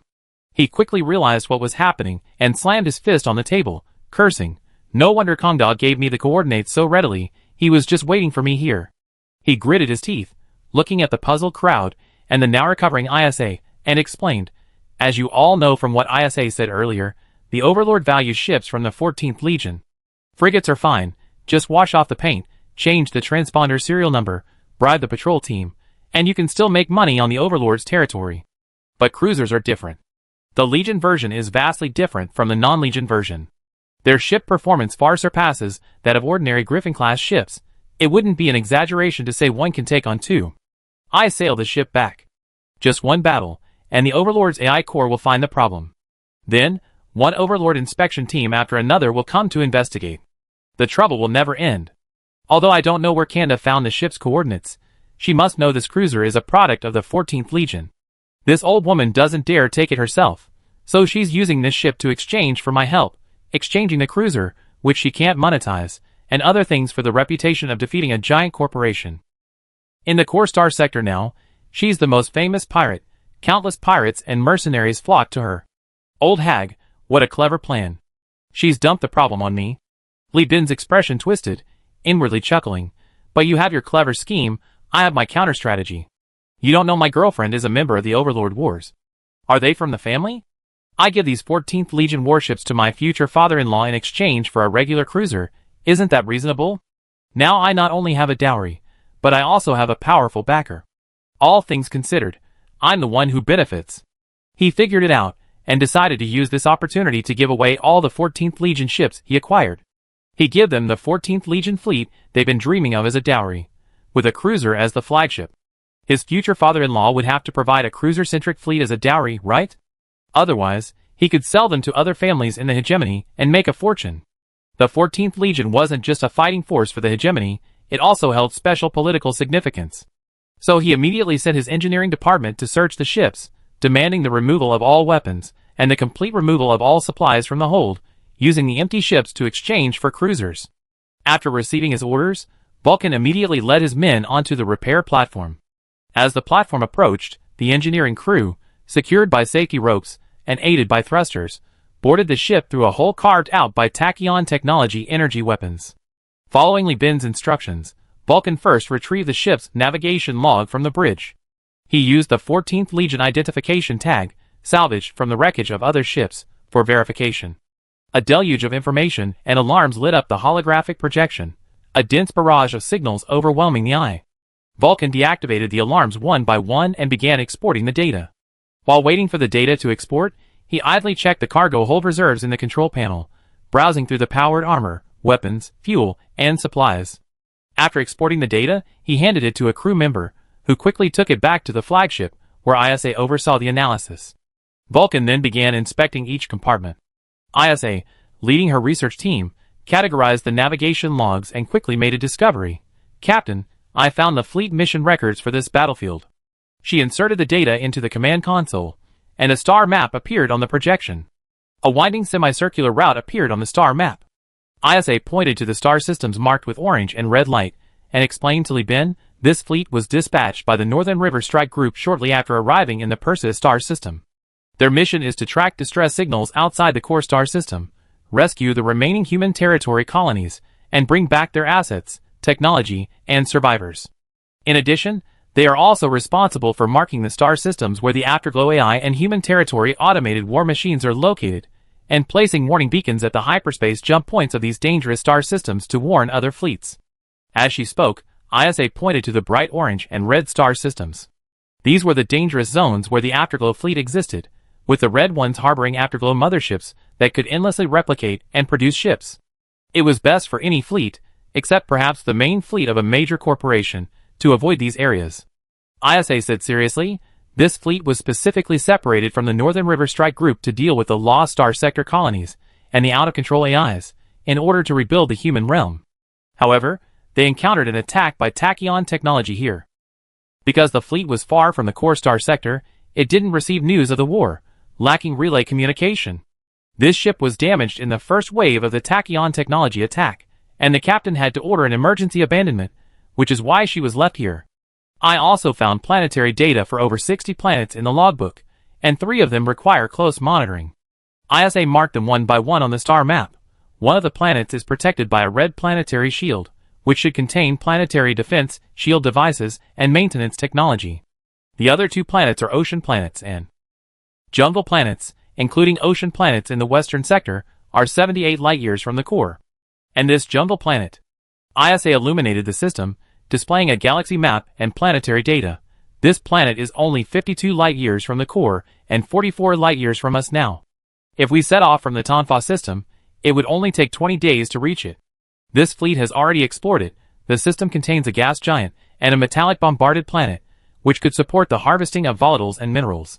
The jungle planet itself has a hostile biosphere, but the temperature at the poles remains consistently between 22 and 28 degrees Celsius, and the humidity is only 38%, making it habitable. This planet can be developed into a significant amount of arable land and organic refining plants. Overall, it's a very suitable place for corporate colonization. 3 planets. 1 yielding planetary shield technology, the other 2 containing data on level 4 planets. Although the Universal Union currently lacks the qualifications to colonize them, Li Bin has absolutely no intention of selling them. Just as everyone was celebrating, Vulcan hurriedly sent a communication request. On the projection screen, he appeared flustered and stammered, "Ship, Captain. We discovered over a dozen hibernation pods in the medical bay of this cruiser, all containing living people. According to the hibernation pod data, they are all crew members of the 14th Legion. Genuine leaders. Upon hearing leaders, Li Bin instantly became excited. He was thinking of waking these people up and trying to persuade them to join the Universal Union, enhancing the company's combat capabilities. After all, with the ISA and Brown families involved, absorbing them would exponentially increase the company's naval warfare capabilities. If only low-ranking officers were among them, even better. The intelligence on the jungle planet wouldn't be leaked, and that beautiful virgin planet would become the best choice for Li Bin's future colonies. Li Bin hurriedly shared his ideas with ISA, eager to share his grand plan. The Universal Alliance and the Brown family could achieve a win-win situation through cruiser trading and colonization of the Lost Star sector. A huge win, no less. After listening quietly to Li Bin's plan, ISA didn't answer immediately. Her expression was grave, and she remained silent for a long while before softly asking, "Is the first mate capable of handling the current salvage work?" Li Bin was completely bewildered. Of course he can, but what does that have to do with what we're talking about? It has a lot to do with it. Isa closed her eyes and took a breath. When she opened them again, she carefully examined Li Bin, struggling for a long time before finally making a difficult choice. The silver-haired beauty took Li Bin's hand and said in a pleading tone, "Give the salvage work to the first mate. Don't rush to wake these people. I have something to tell you, just you and me, okay?" "Okay." Noticing Isa's unprecedented weakness, Li Bin earnestly agreed. Chapter 201. The captain's cabin was spacious and bright. The fresh air system blew through the spice box, carrying the natural fruit and with spices from Lude, and a pot of roasted tea leaves was brewed on the table. These things, which would cost less than 50 yuan on PDD, a Chinese online shopping platform, with free shipping, could only be described with one word: luxury. Isa held the cup, her slender waist accentuated by two clearly defined V-lines. This time, she didn't stir the tea with a spoon, but instead, like Li Bin, gently blew away the rising steam. Li Bin sipped his tea, waiting for Isa to prepare her words. He could see the conflict in her expression. He already had some guesses, and prayed that it was just the decline of the Brown family, not their complete destruction. What I'm about to say involves the core secrets of the Northern River 3-strike cluster, a secret even Tachyon technology doesn't know yet. So Li Bin, promise me you won't leak it. After a long hesitation, Isa slowly began to speak. Seeing this, Li Bin also became serious. He first raised his hand to signal Isha to be quiet, then stood up, shut down his terminal, and disconnected all network devices in the cabin. He then pulled out a signal jammer from his desk cabinet, the kind he only used for negotiating clandestine deals with VIPs, and began checking for miniature wire cameras and recording devices in the cabin. After completing the check, he sat down again, sipping his tea, and gestured for Isha to continue. Isha clutched her chest and said, "The Brown family has actually been wiped out. In this current powerhouse, there's no place for me." Damn, that really was the worst-case scenario. Li Bin chewed on his teacup, the teeth grinding, his mind racing. Many of the plans he and Old One-Eye had devised were about to be drastically altered because of this news, and the company's trajectory would be drastically changed. First, the idea of using a powerful family's name to gain influence has failed. Establishing colonies will no longer allow for direct acquisition of valuable goods from the hegemon. After all, business partners cannot compare to political marriages that involve both money and sentiment. On the bright side, without the family alliance, Li Bin wouldn't have to sell all his best assets to one person, nor would he face a situation where he must help his father-in-law in distress. After all, without the family, it's like a company going bankrupt and being liquidated. The stock is unavailable, its value already at rock bottom. As long as the goods remain in his possession, the initiative is in Li Bin's hands. It's a seller's market. Despite trying to reassure himself, Li Bin used his teacup to cover his face, but his micro-expressions and the clattering sound of him biting the cup betrayed his unease. This was expected by Isa, who didn't elaborate further, but continued, "And I myself am not merely a core member of the Brown family. My true identity is actually the Brown family's prospective matriarch, originally destined to succeed my mother in 10 years, and become the family's war matriarch." "Wait a minute," Li Bin said, putting down his cup at the opportune moment, trying to maintain his composure and changing the subject. "The Brown family, or rather, the various families of the hegemon. Is it a matrilineal clan?" "No." Isa shook her head. "It's related to the genes passed down through the family. This is the top secret I'm about to tell you." The silver-haired beauty's eyes flashed with reminiscence as she succinctly recounted the education she received in the family's secret chamber. The human realm's colonies span the galaxy, but it also faces the problem of its excessively large territory. Many peripheral colonies and newly developed star systems are often targeted by ambitious individuals. In the early days of the human realm, ambitious individuals frequently raised the banner of rebellion, coercing the people to carve out their own territories and establish their own states. Therefore, the human realm later addressed this situation from two angles. The first is to completely reconstruct the stargates, centralizing the authority to open and close them within the solar system. By controlling the stargates, we can manipulate transportation and information transmission, thereby controlling trade, the economy, and communication in each star region. Once an agent reports a rebellion in a star region, the human realm will immediately close the local stargate, causing chaos within the region. Then, troops will be deployed, jumping in through remote stargates to calmly suppress the rebels. Without stargates, the rebels would have to travel through hyperspace for months or even a year to reach remote star systems, and even communication would be affected. Garrisoning each star region would weaken their military strength. In any case, it's not as fast as the human realm directly using stargates to suppress the rebels. This leverages the transportation advantage gained from technological and informational differences. The second is genetic control, ISA said, pointing to Li Bin, at that time, humanity. There are too many colonies and not enough humans, especially since those living in prosperous star systems are unwilling to relocate.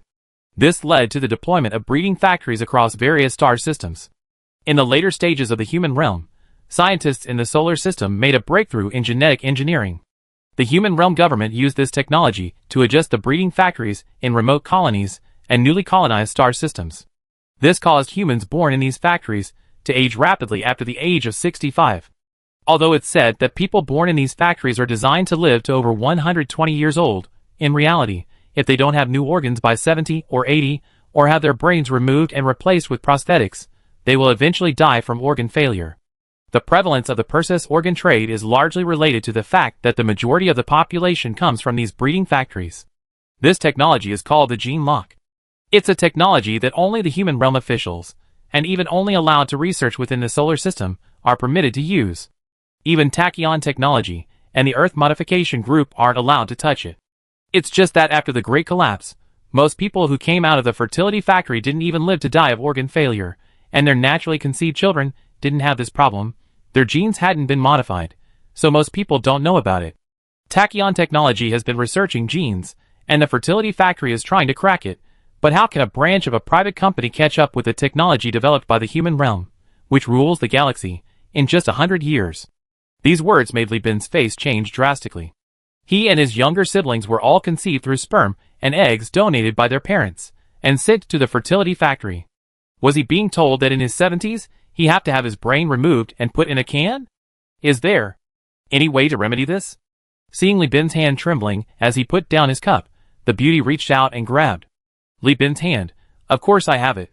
She gently stroked Li Bin's hand reassuringly, speaking softly, as I said, the fundamental purpose of the human territory is to prevent rebellion, not to kill.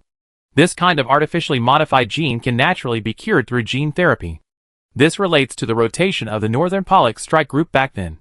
The Northern Pollux Strike Group received two orders back then. The first was a rotation. This order actually meant that the Perseus starfield, due to political stability, had been upgraded from a newly developed colony to a governorate, barely qualifying as homeland. That's why the border troops were returned, and a relatively mild strike group was sent to garrison it. The second order was for the Northern Pollux Strike Group to protect a group of people traveling to the Perseus starfield. These people were called template humans. They were people whose genes had been carefully modified by scientists in the solar system, tasked with delivering a gene cure to the Perseus starfield and improving the quality of the local population. Otherwise, the Northern River Strike Group wouldn't have resolutely chosen to drift through hyperspace after the Stargate collapsed, because they bore the crucial mission of unlocking the genetic lock and saving the people of Perseus. ISA drew a double helix with her other hand, explaining in detail, the so-called template humans are people with a large number of high-performance recessive genes, cultivated through centuries of slow modification and elimination of redundant genes in the human body, and then, using the biotechnology of the human realm, through activation, implantation, and trimming. These genes, hidden in the cells, can help humanity adapt to complex planetary environments within 1 or 2 generations during future colonization. For example, on tundra planets, the descendants of template humans will grow thick hair due to the climate. On high-gravity planets, they will actively grow short with extremely high bone density and well-developed muscles. Li Bin stroked his chin, his expression strange. It sounded like humans had simultaneously absorbed the genes of trolls and dwarves, able to adapt to the environment. What kind of genetic black technology was this? He recalled the game he played in his past life, Stellaris, where one path to ascension was called genetic ascension, described with utter arrogance. Natural evolution could only be described with a simple, brutal word: failure. Now, we successfully customized our own genes. Isa continued, the genetic adjustments in the breeding factories are extremely crude. For the sake of efficiency, they don't analyze the genes of zygotes, making it impossible to eliminate genetic diseases or perform targeted specialization. They simply adjust and trim according to preset parameters. This process itself can cause serious genetic diseases, and then there's the gene lock. So, more than 20 years after the Perseus colony, the human realm began issuing troop rotation orders. This was to free all those born in the breeding factories from the curse of premature aging. Chapter 202. In the captain's cabin, the temperature was kept constant at 26 degrees Celsius, and the humidity was also within the standards for human habitation, but Li Bin felt a little cold. Why didn't you change the garrison a few days earlier and let the Northern River Strike Group jump over? Then none of this would have happened. You bombed it, which solved everything, but you left a mess for future generations to clean up. I won't even go into that, but what's with this gene lock? Do you think you're some kind of divine space? Isha looked at Li Bin's deeply furrowed face and comforted him. All those born in the fertility factory can be treated with gene therapy using the template human's genes as a blueprint. However, for safety reasons, the process will be quite lengthy, taking about 5 to 10 years, and treatment must begin before functional decline.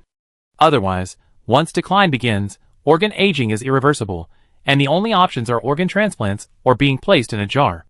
Li Bin pursed his lips, gesturing for Isha to continue. Isha took a few sips of tea. The tea, steeped for too long, tasted bitter. The beauty stuck out her tongue to moisten her throat and continued, as for me, the matriarch, I am actually one of the descendants of the template humans who inherited their genes. Li Bin, I think I mentioned that the current overlord families fall into 3 categories, right? Li Bin nodded.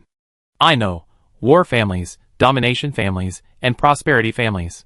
These correspond to military, political, and industrial sectors, respectively. Isa lowered her head, speaking with a mixture of sigh and resentment. After the Northern River Strike Group arrived in the Perseus star system, they realized the situation was out of control. In order to quickly restore the human realm's control over the star system, they deeply cooperated with the local landowners and capitalists in the star systems they currently control, condoning their manipulation of the planets. This did indeed cause the occupied planets to quickly gravitate towards them, but everything comes at a price. When the first AI war failed to unify the star system, and the power of the Northern River Strike Group weakened due to the war, the backlash began. These people, in turn, used their connections to rescue a group of officers and soldiers who were originally going to face military courts, integrating them into the army through marriage. Within just a few decades, they began to corrupt the army. The template humans, also influenced by their and some officers' greed, went from being centrally housed and protected to being divided up, becoming the genetic origin now monopolized by various families. After the army was corrupted, some officers, with their powerful methods, turned around and controlled the families they married into to maintain their own positions within the army, thus creating war families. Weaker officers, controlled by their families, were then divided into ruling families based on their attributes. And the prosperous family. Li Bin spoke again. Although this question is stupid, and I have some guesses, I still want to ask, why didn't they tell others about the gene lock issue back then? Isha shook her head with a smile. You already know why ask me. Well, actually, some people considered it back then, but it was ultimately rejected. After all, various giant corporations had already been established, political entities were taking shape, and monopolistic capital had made the diplomatic and political environment a mess, with no credibility whatsoever. At that time, we revealed that everyone was going to die young anyway, and that we had a treatment method, welcoming people to come and save us. She spread her hands. Who could believe it? Who dared to believe it? Which giant corporation's management would dare to entrust their own and their subordinates' lives to us? They would only think that we were using the name of treatment to blackmail them, forcing them to bow down and submit. If this news gets out, the final result won't be an AI war, but a gene war. The giants of the entire star system, even the Luddite church that originally supported us, will unite to destroy the North River Strike Cluster, divide up the template humans, or annihilate them all. To preserve the flame of humanity's beliefs, we didn't tell anyone. For secrecy, the commander-in-chief of the strike cluster tacitly approved the division by the various families, ensuring everyone benefited from the template human genes, binding everyone to the war machine, and collectively protecting this deadly intelligence. In recent years, the overlords have actually been quietly promoting gene therapy on the planets under their control. Isha said, pointing to herself, each family has its own template humans, and to maintain genetic stability, unless they are already. There's a corresponding adaptability, otherwise, they wouldn't accept human organ modification, prosthetic limb modification, or even most treatments that might contaminate genes, including organ transplants. Therefore, the lifespan of template humans is actually shorter than that of ordinary people. Among template humans, those involved in Y chromosome mutations are the head father of the family. Those without Y chromosome mutations are determined by who inherits those genes in their offspring. That person becomes the head father or head mother of the family.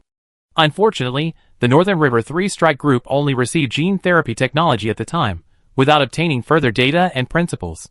We could only treat them step by step, unable to directly unlock the gene lock of the reproductive factory.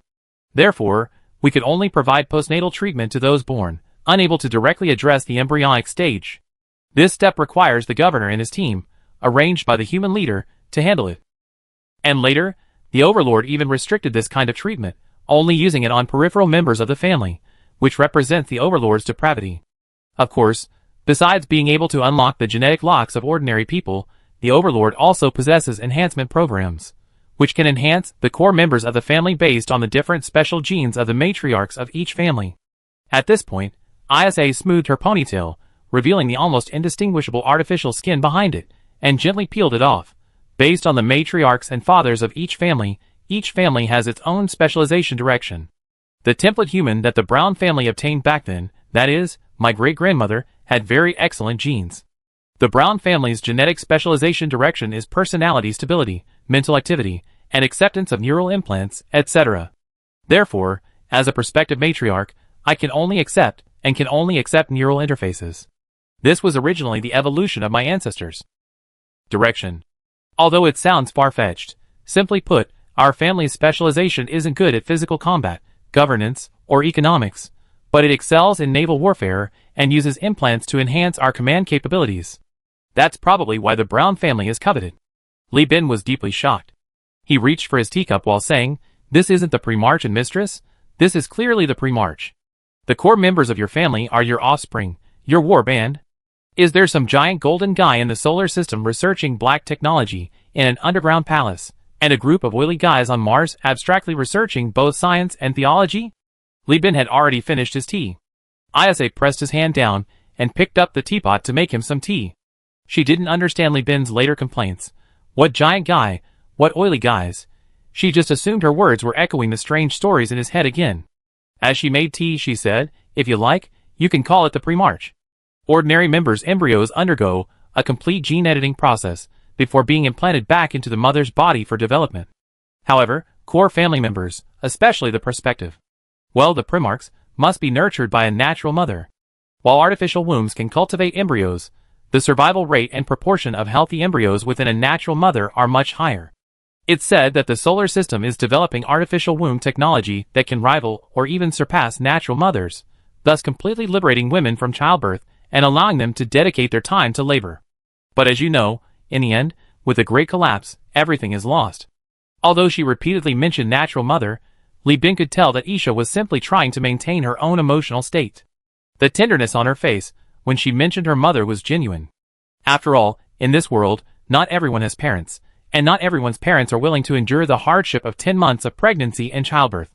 Speaking of how much my mother does, how she always controls me, how my father forced me to learn XX technology, in this world, that's a veritable Versailles, easily incurring public wrath and attracting a beating.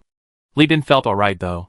He already experienced parental love in his past life, having a complete childhood.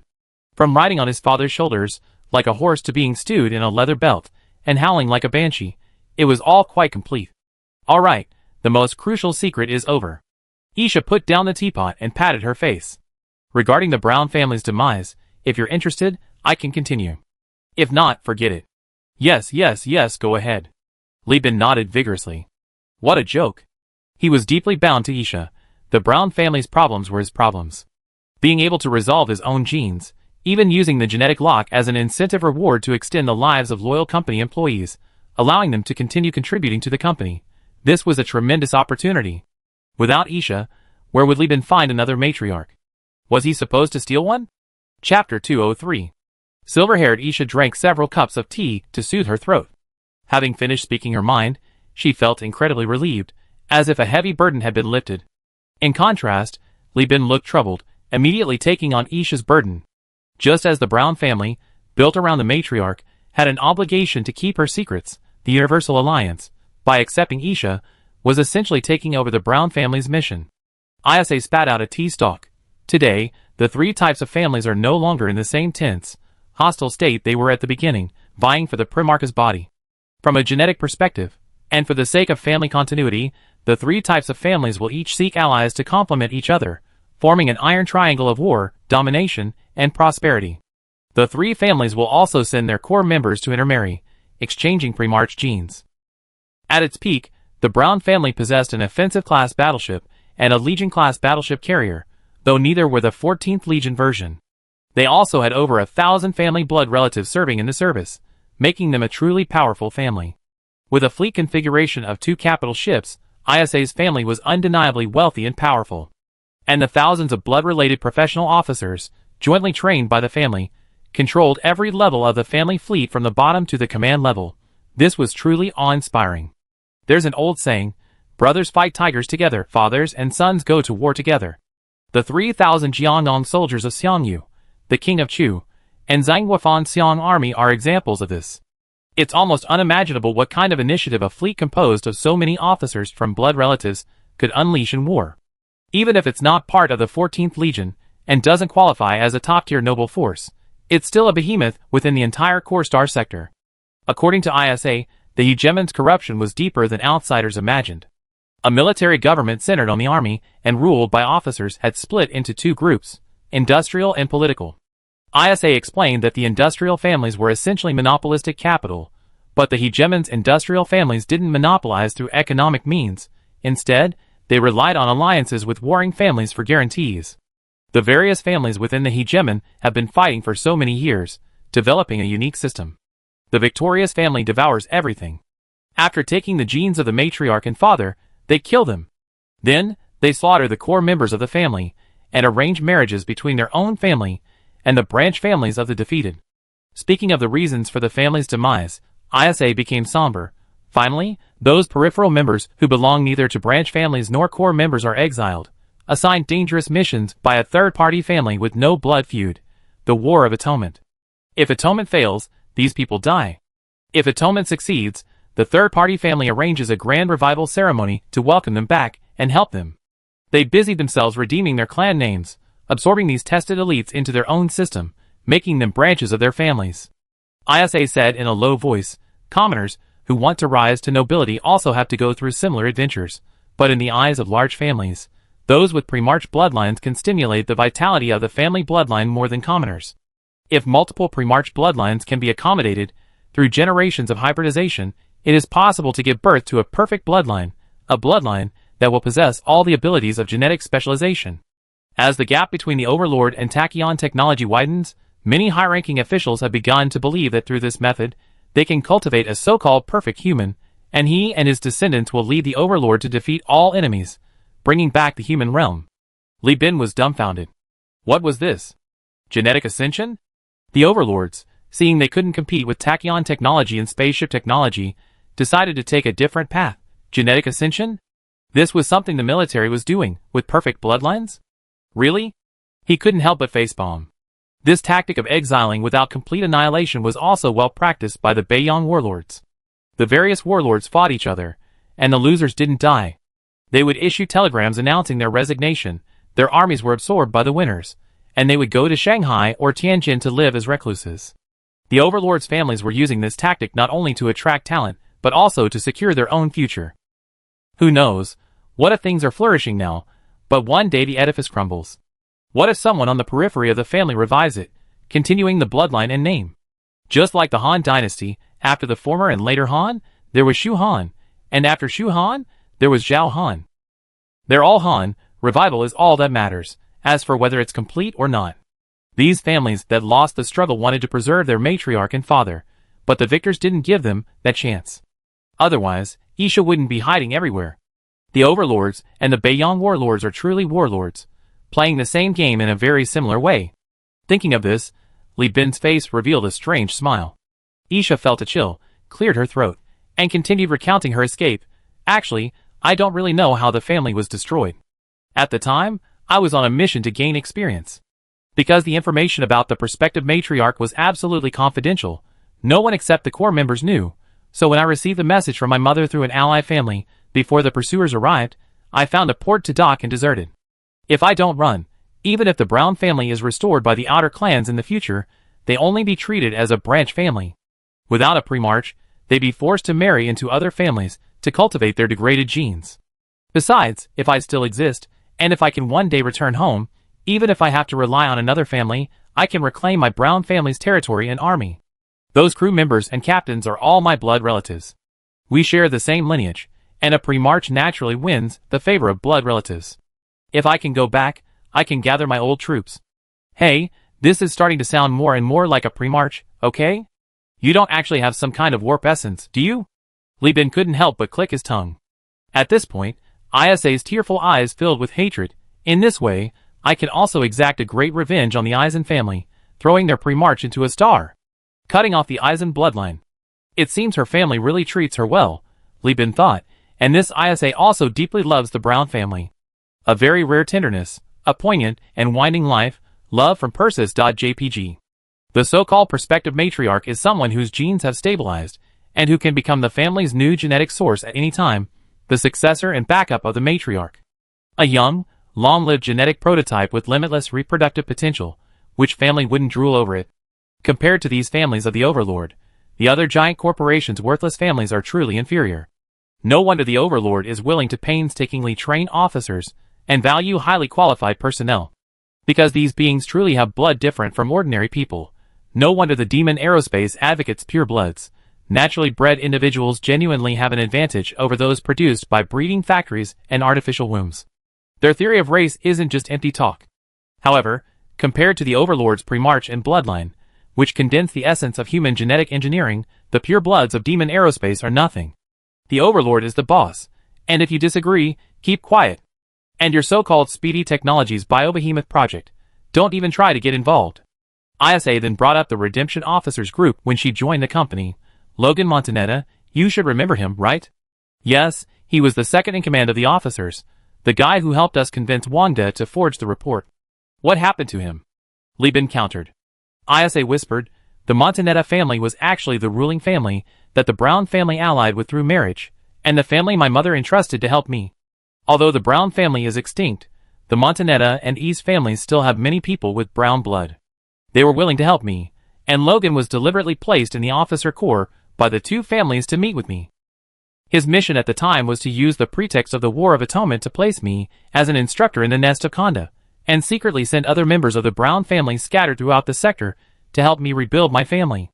The price was that after I restored my family, I would have to marry into one of these two families, and the new primarchs born would belong to them to help them advance the perfect human project. Li Bin stared wide-eyed. You agreed? Isa stuck out half of her tongue, but you hijacked it, and since I was depressed at the time, I declined the marriage, keeping the other conditions. The price was that I'm willing to sell my genetic information to them. As she spoke, Isabella rolled up her sleeve, revealing a prominent scar from a large-caliber needle on her arm. She tilted her head, her bright eyes and clear teeth gleaming. The Brown family is gone, but Isabella Brownlee's blood relatives aren't all dead. They're being protected by allies, living cautiously in various places, waiting to reunite. Li Bin, if you want to use the salvaged 14th Legion ships to trade with the Overlords, then trading with the Brown family's former allies is the most suitable. I already risked my life to test the waters, they're trustworthy. And a ruling family, and a prosperous family, that have just lost their war allies, and lack the military power to deter other families would be the best trading partners. Isabella continued, be quick. If you wait until they find new backers, your product won't just appreciate, it will truly be a great adventure. Li Bin remained silent. The silver-haired beauty rested her chin on Li Bin's chest, her voice alluring as she said, after hearing all this, are you still willing to come with me? I'm being hunted down by other families, you know? Li Bin looked at Isha, remained silent for a moment, then suddenly sprang into action, grabbing her by the waist, kicking open the door, and slamming her onto the bed, roaring, "Why didn't you say something so important earlier? I think you really need a beating. The pre-march, huh? I'm going to have you take this." Chapter 204. No one knew what the Chief of Staff and the captain discussed privately. All they knew was that the captain, who had initially appeared grave, emerged looking exhausted yet satisfied. Only the captain appeared. The Chief of Staff said he had taken leave due to a sudden illness. Since the captain herself said she was ill, everyone had to believe her. And the Chief of Staff was indeed ill, the kind who wouldn't be able to get out of bed for a while. As for the captain, who had initially planned to wake the soldiers of the 14th Army Corps, he suddenly changed his tune, saying that considering the company had found the ship's logbook, which contained information about the next phase of objectives, and that these soldiers would ultimately be sold to the Overlord anyway, he decided against waking them to avoid the hassle of explaining. Also, Vulcan, check if there are any high-ranking officers in the hibernation pods, the kind qualified to read the navigation logs. If so, disconnect their life support. Here, this is the 14th Army Corps rank chart and corresponding authority compiled by the Chief of Staff. Then delete the navigation logs completely, and disconnect the corresponding hardware. Just disconnect a few more. Let's pretend it was an operational error during the salvage operation. At the same time, Li Bin dispatched the engineering department to begin extracting fuel from the salvaged ships. The reason was simple. There were too many ships being salvaged, 1 cruiser, 7 frigates, and 7 destroyers, almost equivalent to the entire exploration fleet's fleet size. If they were to be towed, the speed would decrease by at least 2/3. Furthermore, the entire exploration fleet's crew was simply insufficient to operate all the ships, so they had to haul these valuable ships away like donkeys pulling a cart. Therefore, it is necessary to start the Griffin-class missile cruiser, relying on the powerful propulsion system of the human leader warship and the power of the Enlightened Beast cruiser, using the 2 cruisers as the core, and towing them together with other warships, in order to reduce the speed reduction to 1/3 to 1/4. Therefore, Li Bin even had to mobilize the other crew members to search the entire star system for wreckage and extract antimatter fuel. By the time the engineering department finished, more than a week had passed. While the other ships were still searching for antimatter fuel, Li Bin personally led a team, including Vulcan, Chen Luo, Isa, Nicola, Li Changzhen, and others, to land at the research station. Through the headset, Nicola gave a reverent assessment. This research station was originally intended to study the interesting phenomena of this metallic bombarded planet beneath our feet. Based on the surface dust accumulation, it should have been abandoned for hundreds of star calendar years. Of course, due to the war that broke out in the star system at the capital ship level, the data may be inaccurate, but that doesn't change the fact that it was abandoned. He touched the intact, airtight door that had never been opened since its abandonment. Although I don't know why the victors of the war didn't open it, we should thank them. Otherwise this treasure wouldn't belong to us. Isa looked up at the research station. She parted her lips slightly. The victor should be the 14th Legion. If it were Tachyon Technologies, given their nature, they wouldn't have missed this place. And after their victory, the 14th Legion would interrogate the prisoners and learn the intelligence about the start of the AI war. To support the core sector, they would abandon everything and leave. Nicola nodded in agreement. That makes sense. If Tachyon Technologies had won, they would have taken their abandoned ships with them. But the overlords, with their strong military discipline, are different. It's understandable that they would abandon their abandoned ships and leave. They're in a hurry. However, judging from the fact that no one has set foot here since, this relief fleet must have encountered an accident. Maybe someone will salvage the wreckage later, sell the coordinates and intelligence to Khanda. But Khanda, obsessed with revenge against the traitor who betrayed the people of Magius, won't have the energy or the courage to salvage the ship, and will try to trick me instead. Li Bin thought to himself, and called for someone to open the door. Seeing Vulcan pull out a cutting spray gun and a cutting laser, Nikolai's eyes widened like saucers. He quickly stepped forward to stop everyone. How can you waste such a waste? Leave opening the door to our people. Vulcan turned to look at the captain, and seeing Li Bin nod, he simply put away the equipment, leaning on the spray gun and gesturing towards Nikolai. Nikolai muttered under his breath, "Barbaric, such archaeology, they ruined everything," while having someone decipher the door's code structure. He was so focused that he forgot to turn off his microphone. Chen Luo desperately covered his face with his hand, unable to bear watching, while Vulcan remained expressionless, only the bulging veins on his forehead indicating his unease. It must be said that this team, originally tasked with archaeological work, was incredibly skilled at cracking airtight doors. They spent 2 hours, enough time for the engineering department to cut open 3 airtight doors, and finally deciphered the code without damaging the research station. Now, all the ordinary hatches except the research labs can be opened. Nikolai stood up, placed the huge terminal on the ground, connected it to the airtight door, and quickly created access cards. He then handed a stack of cards to Chenluo and opened the airtight door. Air accumulated over hundreds of star cycles rushed out, stirring up the dust that had piled up on the research station, coating everyone's helmet visors. Li Bin wiped the dust off his helmet visor, watching Nikolai, who had been blown over by the wind and only managed to land safely on the research station thanks to his magnetic boots. A close call from being blown into space, and thought, this guy started off pretty well, but he messed up at the last minute. Leave the professional work to the professionals. You focus on the technical aspects. The specific operational details will have to be handled by others, Li Bin said, handing the access card to Vulcan. Have your people handle it. If you encounter any technical problems, call in scientists for remote guidance.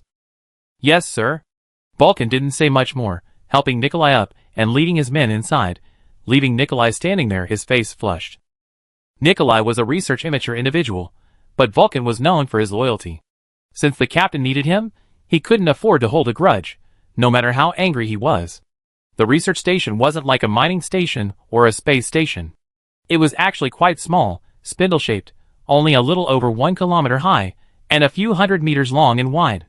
Only 2 ring structures were habitable, the rest were boosters, solar sails, sensors, and signal towers. Within this research station, the main space was occupied by cargo holds and a data center. Inside the control room, Nikolai led his team to activate the center, removing damaged parts and replacing them with other useless equipment and instrument components from the research station. They steadily activated the control system, watching the indicator lights and screens illuminate one by one. He suddenly felt a surge of confidence. Captain, look, there are no holographic projections here, only screens. Holographic projections are too sophisticated, requiring regular maintenance and the production of spare parts in a heavy factory. Using screens, a relatively outdated technology, is not only easier to replace, but the research station's own printing plant can also produce them. Here, Nikolai pointed to the various reports, summaries, and files on the screen. This is research data about this metallic bombarded planet beneath our feet. The scientists here previously studied the feasibility of building colonies in this planetary environment. They used a large amount of inexpensive, but sturdy alloy materials, and experimented with various colony models. This data is valuable, we should collect it, Li Bin, who had been quite interested, noticed Nikolai suddenly fall silent. Looking up, he saw Nikolai pressing his face against the screen, as if trying to pierce through it. After a few seconds, he looked up and said in a somewhat surprised tone, Interesting, Captain, you're in luck. The main core of this research station has been dismantled and taken away, but the auxiliary core is still intact. The researchers from back then went through a complete hibernation procedure, and the gamma core here is locked by its own protective device. It's very well protected. Huh? Li Bin was stunned by the sudden news. Chapter 205. AI cores represent the pinnacle of human-level semiconductor technology. These superintelligent systems, with cultivation, can even develop personalities. Of course, only beta cores and higher-level AI cores can achieve the same human-like emotions, desires, and even likes and dislikes. The personalities of ordinary gamma cores only reach the level of a 5 or 6-year-old child in the 21st century. In other words, the personality intelligence of a gamma core is roughly equivalent to that of a border collie, so perhaps dog personality would be more accurate. As everyone knows, simulating a personality in an AI core requires massive computing power. Therefore, if you want an AI core to simulate a girlfriend while also possessing a large amount of computing power, only an alpha core can do it. The gamma core accidentally discovered in this research station offers only one choice: to develop a dog personality or to become a supercomputer. Anyone knows which to choose. The company already has the chubby, furry Oglin, diligently giving the crew injections every day. There's no need to raise an electronic dog. Right now, Li Bin found a chair and sat down to let his mind clear. Day after day, it's been a constant barrage of news: the pre-March, the pure-blooded high-tech fleet, the 14th Legion cruisers, and now an AI core. This month's harvest is more than the previous 6 months combined. Good news keeps coming one after another. Who can keep up? Even Isha is leaning against the wall, looking like she's seen a ghost. AI cores are the stepping stones. the stepping stones, for giant corporations. While possessing an AI core doesn't guarantee becoming a giant corporation, there's no doubt that all giant corporations and large political entities possess multiple AI cores. Even the lowest tier gamma core in AI can leverage its powerful computing capabilities to compensate for its shortcomings in creativity and problem solving, enabling it to assist humans in performing most tasks to the highest standard. Assigning gamma-level AI cores to assist human regulators in managing the large-scale industrial production of colonies can yield significant benefits. The Brighton Alliance, a power so impoverished it's practically selling its underwear, is considered a megacorporation because it continuously acquires AI cores during its war with the Afterglow, exporting the majority to other megacorporations while retaining a portion for itself. Otherwise, it would have long been delisted from the megacorporation category. In other words, if Li Bin were to establish colonies in the future, he could place gamma cores in the colonies' factories, leaving his sister Li Shu as governor while he could idly wander the world digging for archaeology and grave robbing, without worrying about the colonies declining due to management issues. Even without establishing colonies, the AI cores could be used to assist in advancing research projects or participate in ship modifications, rapidly iterating modification plans and optimization technologies that would otherwise require a vast number of technical personnel and immense time to develop. For example, the meteorite ship modification technology obtained from Sweet Home was developed independently by Nikolai and his team without undergoing AI core simulation and optimization. Therefore, there is still considerable room for improvement and optimization. Damn it. Li Bin, who was lost in a pleasant dream, suddenly slapped his forehead. He stood up, sent a message to Vulcan, instructing him to immediately take his most trusted person to dismantle the AI core. At the same time, he ordered his younger brother to control the scene, forbidding anyone from touching the control room. Then, Raisa left the control room. Isa, not particularly politically astute, was still somewhat bewildered, her beautiful eyes filled with confusion. Li Bin pulled out a data cable, connected it to Isa's helmet, and disconnected their network connection. In the unrecorded wired communication he said, "I brought quite a few people from former Tachyon Technologies this time. Nicola is stubborn, so I'm not worried. Chenluo is pragmatic and knows what's best for him, so I'm not worried either. But I'm not so sure about the other scientists. They haven't worked for the company long, they were given equity, but haven't received any real benefits, haven't enjoyed many advantages, so they might not be loyal to me." Isa's eyes sharpened.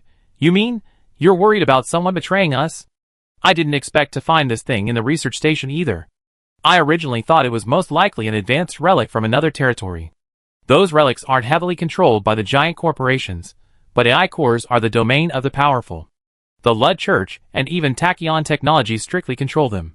Besides, the giant corporations use them privately. You know how sought after AI cores are in the core star sector. What if someone gets greedy for the profits from AI cores and tries to secretly sell them to a giant corporation for a kickback? Money has always been a powerful motivator. We have to be careful. Should we silence them?"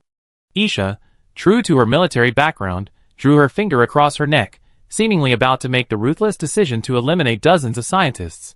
Li Bin racked his brains, unable to make a decision for a moment. Scientists are indispensable for technological iteration. No matter how powerful the AI core is, it heavily relies on humans in areas such as technological direction, solution selection, and interpersonal relationships. If a ship needs a helmsman to navigate the ocean, then scientific breakthroughs rely on these scientists leading the way. No matter how advanced the AI is, it can't develop something from scratch that isn't in the database. Imagination, innovation, and inspiration, these are humanity's most precious assets. Killing someone is easy with words, but cleaning up the mess is exhausting. Li Bin wanted to bring Chenluo and the others under his wing, but to use force, he needed an irrefutable reason to give these scientists a sense of security, allowing them to fully dedicate themselves to their work. Otherwise, even a slackening effort would be enough to make Li Bin suffer. Soon, a messenger from Vulcan arrived, panting, with news that the engineering department had found 2 AI cores, one of which was a spare, stored in the server room without being inserted. Minister Vulcan had immediately shut down all networks, deleted the data, and ordered the work closed to be destroyed afterward, leaving no trace. Upon hearing the news, Li Bin first praised the employee highly, sending him back to relay the message. He then immediately rejected Isha's suggestion, "Don't rush." Vulcan reported that besides the inserted gamma core, they found a spare part. Because it wasn't inserted, it wasn't detected. It's not in the equipment specifications in the control room. I already had my brother take control of the site. Nikolai can't access the database, so he can't determine the stock of AI cores by searching the database. That guy's emotional intelligence is the opposite of his IQ. He definitely let slip that I got the AI core. Even if I warn him, there's no guarantee it won't leak in the future. We can't gamble on something this important, we need to prepare early. Isha nodded decisively. You tell me what to do, and I carry it out. Give me some time. Li Bin scratched his head, pulled out a cigarette from his pocket, squatted in the corridor, took off his helmet, smelled the stuffy air in the research station's passageway, and lit one. He smoked very quickly, one idea after another popping into his mind, only to be rejected one after another. By the time he stood up again, supporting himself on his knees, more than a dozen cigarette butts had already floated up in the corridor. Li Bin fastened his helmet, knocked away the cigarette butts swirling around him, and reconnected to the wired communication. If we want to keep the AI core, we have to be prepared to sacrifice it. The best way to cover up that we have a core is to proactively send one out to divert the attention of the giant corporations. I thought about it carefully. Don't we still have a broken core? Li Bin gripped Isha's hand tightly and said, then we have Old One-Eyed and Chen Luo strictly monitor the research module to see if anyone betrays us. If not, we find a way to sell the AI core. If someone does betray us, we give them a push to attract the giant corporation's attention and hand over the damaged AI core to fool them. But that's not safe yet. Next, we need to find Governor Elf and sell her an intact one, shift the blame to her, and let her take the fall for us. She's powerful, and she's already been flirting with other giant corporations. She can handle it. Isa worriedly said, but won't this make the giant corporation think we're dishonest, and then they continue to send people to investigate us? What's that? Li Bin laughed. Governor Elfie has to clean up her own mess, so naturally she has to clean it up for us first. Otherwise, if we get caught, she'd definitely implicate her. I don't care whether she's currying favor with the investigation team or persuading the giant corporation, which secretly supports her splitting the Perseus Alliance, to help her. As long as she stays stable, we stay stable too. Li Bin winked as he spoke. We're going to settle on that jungle planet eventually. It's far from the Emperor's reach. The giant corporation sends an expeditionary force, risking being attacked by the Afterglow and the human realm's automated war machines and pirates, just for a gamma core that's uncertain to even exist? With that kind of energy, why not deploy the fleet in Elfie and force the governor to deliver the goods? Don't forget, we need 2 cruisers in the future. To secure a decisive victory in the Lost Sector, we need a massive fleet, crew salaries, supplies, fuel. Add all these costs to the post-war ship repairs and losses, even the risk of shipwrecks. It'd be a losing proposition, sister. Capitalists are greedy but not stupid, they're shrewd mathematicians, and don't do unprofitable deals. Being caught red-handed is only possible if Governor Elfie's eyesight is failing. If she had even a fraction of her ambition, she wouldn't let us be caught. As far as I know, her intelligence matches her ambition, so this is the safest approach. Isha was finally convinced by Li Bin. Although giving away an AI core felt like a loss, it aligned with Li Bin's usual methods. By expanding the pie and sharing the spoils, they built interest groups to collectively fight powerful enemies, while preserving their own vulnerability. Trying to monopolize the spoils carries a high risk of failure, and easily breeds resentment. What was that saying again? As long as the AI core is safe, I give her as much as she wants. Besides, Li Bin never does anything that doesn't benefit him. He might not even let the governor discover his secret withholding of the AI core. If things go smoothly, he can make the traitor disappear without a trace, and then he can even make a fortune off the governor. If the governor asks about his reason for offering the treasure, Li Bin has 2 sentences to offer. The first is, treasures are naturally formed, only the virtuous possess them. The second is, Elfie belongs to the Elfie people. I am an Elfie person, and as a member of the Quartz Society, I have repeatedly received great favors from the governor. Therefore, I should contribute my strength to Elfie's independence and autonomy, and to the governor's cause of freedom. Every word comes from the heart, heaven and earth can bear witness. Chapter 206. Captain, it's all settled. Vulcan personally escorted 2 large, refrigerator-sized, lead gray metal cabinets, each as tall as a person, to Li Bin. 2 AI cores, along with their complete computing power matrices, were securely stored in metal cabinets etched with the human territory's insignia. In these specially designed storage devices, once the colony governance regulations were read in advance, they could be inserted into the computing center of any colony at any time, adjusting local production according to the master's orders and needs, assisting in colony management. If Li Bin could capture the undead warships of the Afterglow, even with just a little theoretical knowledge of undead ships, These two AI cores could become the central control unit of the undead warships, unleashing their fury upon the enemy in wars against non-Afterglow AI. Furthermore, the longer Li Bin governs a colony or operates an undead warship, the more experience the AI cores will accumulate. The cores will shed useless knowledge, further upgrading and iterating their programs and databases, ultimately becoming specialized AI cores with exceptional expertise in a particular area. In short, finding them was like finding a treasure. Two cores, one on the flagship and the other hidden in a gap in the armor of the Buffalo cargo ship. Move the damaged AI core in the cargo hold, Li Bin solemnly instructed. Make a big commotion in the cargo hold of the Buffalo-class ship. Let everyone know we got something good, then put the damaged one into the concealed cargo hold. As Li Bin's custom-made flagship, the Gaming Beast had some modification suggestions made when he was building relationships. Major modifications were impossible, but adding a hidden warehouse and a narrow space to store his own stuff was no problem. Beneath the captain's cabin bed, there was a 4M×4M space for concealing valuable cargo. Li Bin had long harbored the ambition to break free from Governor Elf and Quartz, and had planned this all along. His later alliance with Old One-Eye only amplified his ambition. His concealment plan was simple. The damaged AI core could be readily handed over to the giant corporation to evade detection. The Buffalo-class cargo ships were also a smokescreen. All veteran pirates and merchants knew that the Buffalo-class ships were ideal for modifying concealed cargo holds, and the smuggling of drugs and human organs relied heavily on these transport ships. Therefore, Li Bin decided to do the opposite, hiding his share in the flagship. The exploration fleet had two Buffalo-class cargo ships. If the patrols searched, their attention would be focused there, making it easier for the enlightened beast to slip through. Once they reached the core star sector, he would send the Black Tiger back to Elf to confess to the governor and request her support. He would then shift all the blame onto her, clearing himself of any wrongdoing. With this matter resolved, Li Bin breathed a sigh of relief. He returned to the control room with ISA, and routinely put on a show, warning everyone in the control room to keep the matter of the AI core a secret. Chen Lu nodded like a chicken pecking at rice, while Nikolai, unfazed, put his hands in his pockets. Since the Second AI War, Tachyon Technology's use of the AI core had become increasingly rampant. As the superpower's military strength declined and its capabilities waned, Tachyon Technology was practically just putting on a show. Except for outposts like Tibicina in the MAG system, where proximity to the superpower was too risky, other planets and space stations practically wore the message "I'm using the AI core, come at me" on their sleeves. If Li Bin hadn't handled the situation carefully, his company could have truly collapsed, been torn to pieces by the giant corporation, and had everyone arrested and given truth clarification injections like they were free, until they were all reduced to spitting idiots.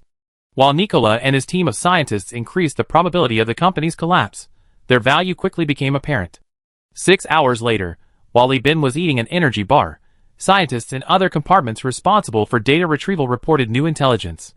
They had cracked the hard drives left behind by the previous scientists at the research station and extracted a batch of spaceship blueprints. These were spaceship models openly sold on the galactic network before the Great Collapse, costing only tens of thousands of star coins. Back then, star coins were just a common currency, far less valuable than they are now.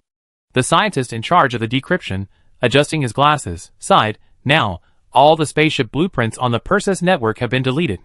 Only fragments remain. These blueprints are treasured by various factions, like precious gems, which is truly contrary to the spirit of science. Watching the engineering department carefully push the half-person high chassis, packed in expanding foam and trolleyed into the control room to connect to the screens, Li Bin was also filled with emotion. These blueprints weren't valuable back then, so scientists and colonies outside the law sector held many. Most were bought by enthusiasts for fun, or by fanatics wanting to invent their own spaceships for technical reference. It was roughly like the train models, magazines, and blueprints bought by railway enthusiasts in the previous life, allowed for display because the technology was too primitive. But after the Great Collapse, these time-tested blueprints, collected by enthusiasts, became treasures for scientific research, archaeology, and those who wanted to retrace the path of human leadership. Because truly advanced technology has too few backups, too strong passwords and security measures, and isn't stored in the Perseus star system, it's simply impossible to find or crack. The things the engineering department carefully pushes forward, 200 years ago, would have been nothing more than personal home computers. Nikolai pulled up the spaceship blueprints, glanced at them, and quickly lost interest. These blueprints all use early human realm technology, and they're all basic models. Tachyon technology existed 200 years ago. Li Bin pushed past Nikolai, looking at the 8 spaceship blueprints and a pile of human realm-era spaceship magazines before him, rubbing his hands excitedly. 5 frigate blueprints, as follows: Spoiler-class frigate, FSF military; String-class frigate, FSF military; Conqueror-class frigate; Shepherd-class unmanned supply ship; Goblin-class phase frigate. 3 destroyer blueprints, as follows: Manticore-class destroyer; Mule-class destroyer; Tarsus-class destroyer. Looking at the blueprints, Li Bin asked, "That's not right. The FSF military company's own website says it was established after the Great Collapse as a company providing military, security, and employment services. How come there are FSF blueprints in the pre-collapse blueprints?" Nikolai leaned over and glanced at them, then said, "Oh, you mean the spoiler class and the stream class? Actually, that's quite normal. FSF stands for fast, safe, functional. Its predecessor dates back to before the Great Collapse. It was a very powerful smuggling group with close ties to several equipment testing departments in the human realm. Speedtron Technologies frequently licensed equipment to them for testing.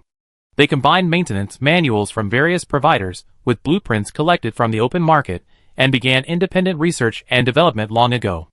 All the frigates and destroyers of the FSF military company today were actually developed before the Great Collapse, and they even sold them online." Li Bin was stunned. "Aren't you afraid of technology leaks? The technology before the Great Collapse was incredibly advanced. The predecessor of the FSF favored missile weapons, and the spaceships and weapons they developed weren't advanced. In the eyes of the human realm, they were just a group of players risking their lives to make money in the gray industry, and then spending money on outdated weapons. It's just that after the Great Collapse they became independent, and they had too much technological reserves in the missile field. On one hand, the technology in the star system regressed, and on the other hand, it's because they keep making progress that the need for secrecy arose." Nikola frowned as he spoke. Those lunatics, with their FSF Advanced project, taking on missions to fight pirates all over the southern sector. The Starlight Society suffered a lot of losses in the south. Many people are cursing them, saying that these people even build missiles and torpedoes a kilometer long, coated with a stellar protective layer, making them difficult to stop even with energy weapons. Huh? A kilometer long? Li Bin thought to himself. Even tens of meters long storm missiles are mounted on large tanks. A 1-kilometer missile, wouldn't they need an entire cruiser or even a capital ship to carry it? Li Bin's heart skipped a beat, ignoring Nikola's mutterings beside him about missiles being heretics, torpedoes being beasts, only lasers and ion cannons are the right way. At this moment, the entire research station had been inspected, and the engineering department had made a new discovery. "Captain, with guidance from the research department, we discovered 2 more nano-repair modules." Chapter 207. The nano-repair module, an emergency repair device used during deep spaceflight, contains billions of nanobots capable of sealing and repairing damaged areas on the hull. They move rapidly between ships, repairing anything they can identify until their mass is depleted or they are degraded by radiation. Before the Great Collapse, this was a common item carried by all companies and militaries needing to use hyperspace, similar to repair kits on ships in my previous life. A cheap but ubiquitous commodity. However, because its factories aren't located in the Perseus star system, this new and developing interstellar megaproject has become increasingly rare over the past 200 years. According to Nikolai, Tachyon Technology is also attempting to replicate it, but as is well known, Tachyon Technology is experimenting with everything, expanding its operations rapidly, and lacking equipment and funding everywhere, so far, there have been no results.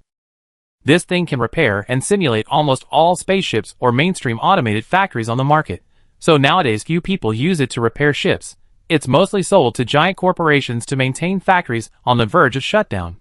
Nikola, hands in his pockets, struck what he thought was a cool pose, while looking at Li Bin. "Captain, unless it's an extremely urgent situation, I strongly advise against using it on the fleet. It's a shameful waste." Li Bin looked at the emerald-like repair module and reached out to stroke it. "Can it repair terrain modification equipment? I remember there's a stalled terrain modification platform in the core sector." "Unfortunately, no. And it can't repair things like AI cores, nanoforges, or orbital fusion lamps. Because from the beginning, the information on these devices wasn't entered into the repair module. It was only designed for emergencies. For these products involving core technologies and extremely advanced technologies of the human realm, if it's not there, it's not there, it can't be repaired at all." "That's alright." Li Bin was satisfied with the result. If it could be repaired, I'd be racking my brains over who to sell it to. Something too valuable is a problem. At this value, if the spaceship really crashes, I'd be willing to use it. Otherwise, I'd be too reluctant to part with either the ship or the cargo, which would make me look like an idiot. How many pieces are there? Li Bin asked Vulcan. Vulcan confirmed again and replied, 6 pieces. The non-repair module has a price listed on the open market in the core star sector. The black market standard price is 7,500 star coins. But that's the price pirates and merchants pay because they don't know it can also repair automated factories. If sold to a giant corporation, it should fetch around 60,000 star coins, or perhaps to an old acquaintance in exchange for some good stuff that he couldn't normally get from the giant corporation. He liked things that had a special function beyond their commercial value, like Byzantine wine, always a way to build relationships. Li Bin thought to himself, sell this thing to the overlord along with the cruiser, I'm sure I get some really valuable items in return. That way, only the research station itself will remain. Shen Luo, Li Bin muttered, then suddenly shouted, the research station is still operational. Pack up all the dismantled equipment and take it with you. Dismantle the broken parts along with the research station. Only take the relic components and hull components, throw away everything else. Yes, sir. Chen Luo accepted the order, glancing at Nikolai before leaving, his eyes pleading, my ancestor, please say less. You're tired of living, but I'm not. The exploration fleet went to salvage the cruiser, stopping at Sweet Home along the way. What should have been a nearly 2-month journey was dragged out much longer. Now, returning without further exploration, and with the star map already familiar, it was naturally faster. Even with the abandoned ships holding them back, they were mostly destroyers and frigates, towed by the powerful engines of the 2 cruisers. 26 days later, the fleet returned to the Tonfa system. Before even approaching the Tonfa colony, the transponder received a communication request, and Jia's excited voice rang out from the bridge, you're finally back. Several months had passed, a period that should have been commonplace for Tonfa, which had been out of contact for over a century. But now that Tonfa had seen hope, the feeling was vastly different from the numb progress of the past. Not only the common people, but even the counselors who harbored doubts about the Universal Alliance, would look up at the sky every day, anxiously gazing at the vast expanse. Now that the exploration fleet had returned, these counselors felt more at ease, and resumed their usual warnings. Be vigilant, we might be annexed, prepare for the worst, and so on, like gadflies buzzing in the ears of the Tonfa people.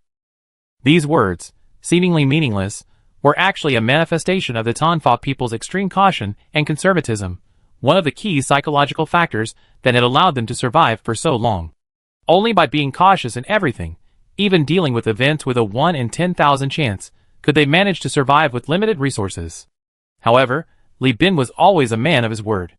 As a small company, Universal Union relied not only on Li Bin's intellect, but also on integrity and a win-win approach.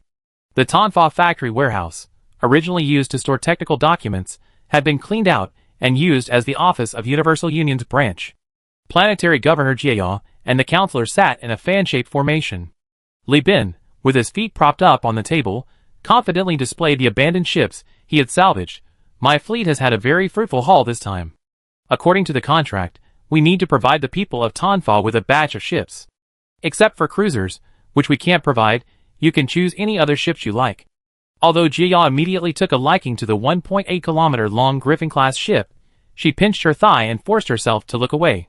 She knew full well that Tonfa lacked the industrial capacity to maintain cruisers. In fact, even if their escort ships could land on planets, Tonfa was powerless to repair them. This intelligence was all thanks to the relay communicator. They had found it online themselves. During Li Bin's absence, they monitored the core star sector's movements in real time. A deluge of intelligence and news flooded in, overwhelming them, and increasing their despair over the unbearable suffering of the people in the core star sector's giant corporations. Who could have imagined that in the core star sector, where human technology was most intact, compared to the lost star sector, there were people living even worse lives than the people of Tonfa. The council held daily meetings to report and share special intelligence they had gleaned from the relay communicator. At one such meeting, Jia noticed a counselor highlighting the chaos surrounding live streaming. In the live stream clip played by the senator, a streamer from Salamanca, dressed scantily, went to the slums, posing as a charitable bodhisattva, offering herself and several other streamers as playthings to the poor. It was so disgusting that Jia couldn't eat for a whole day. She felt sorrow not only for the so-called streamer's self-degradation for viewership, but also for the real, undeniable suffering of the emaciated, disease-ridden, and impoverished people. Their lives were even worse than those of the Tonfa people.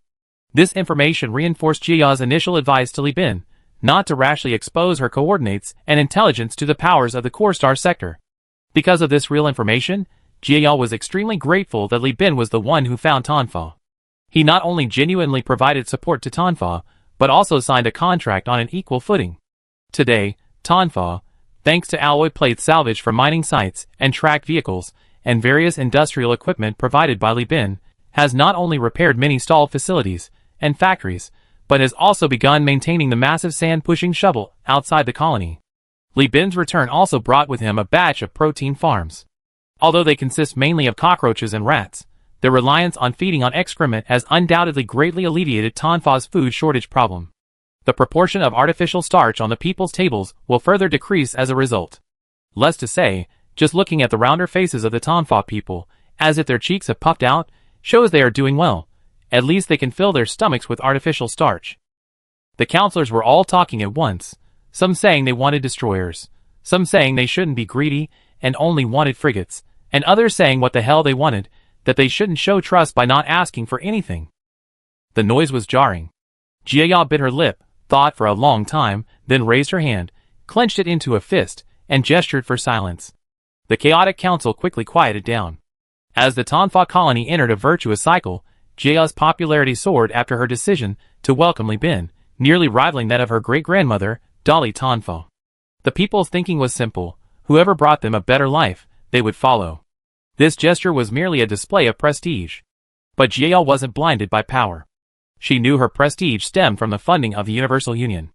The councilor's private warnings of caution were just formalities. If she harbored resentment and began to use her influence, she would ruin Tonfa's future and lose Li Bin. The people of Tonfa, who had once seen hope in her, would hate her just as much in the future. The forces within the Core Star system were corrupt and rotten. She had stumbled upon Li Bin by sheer luck.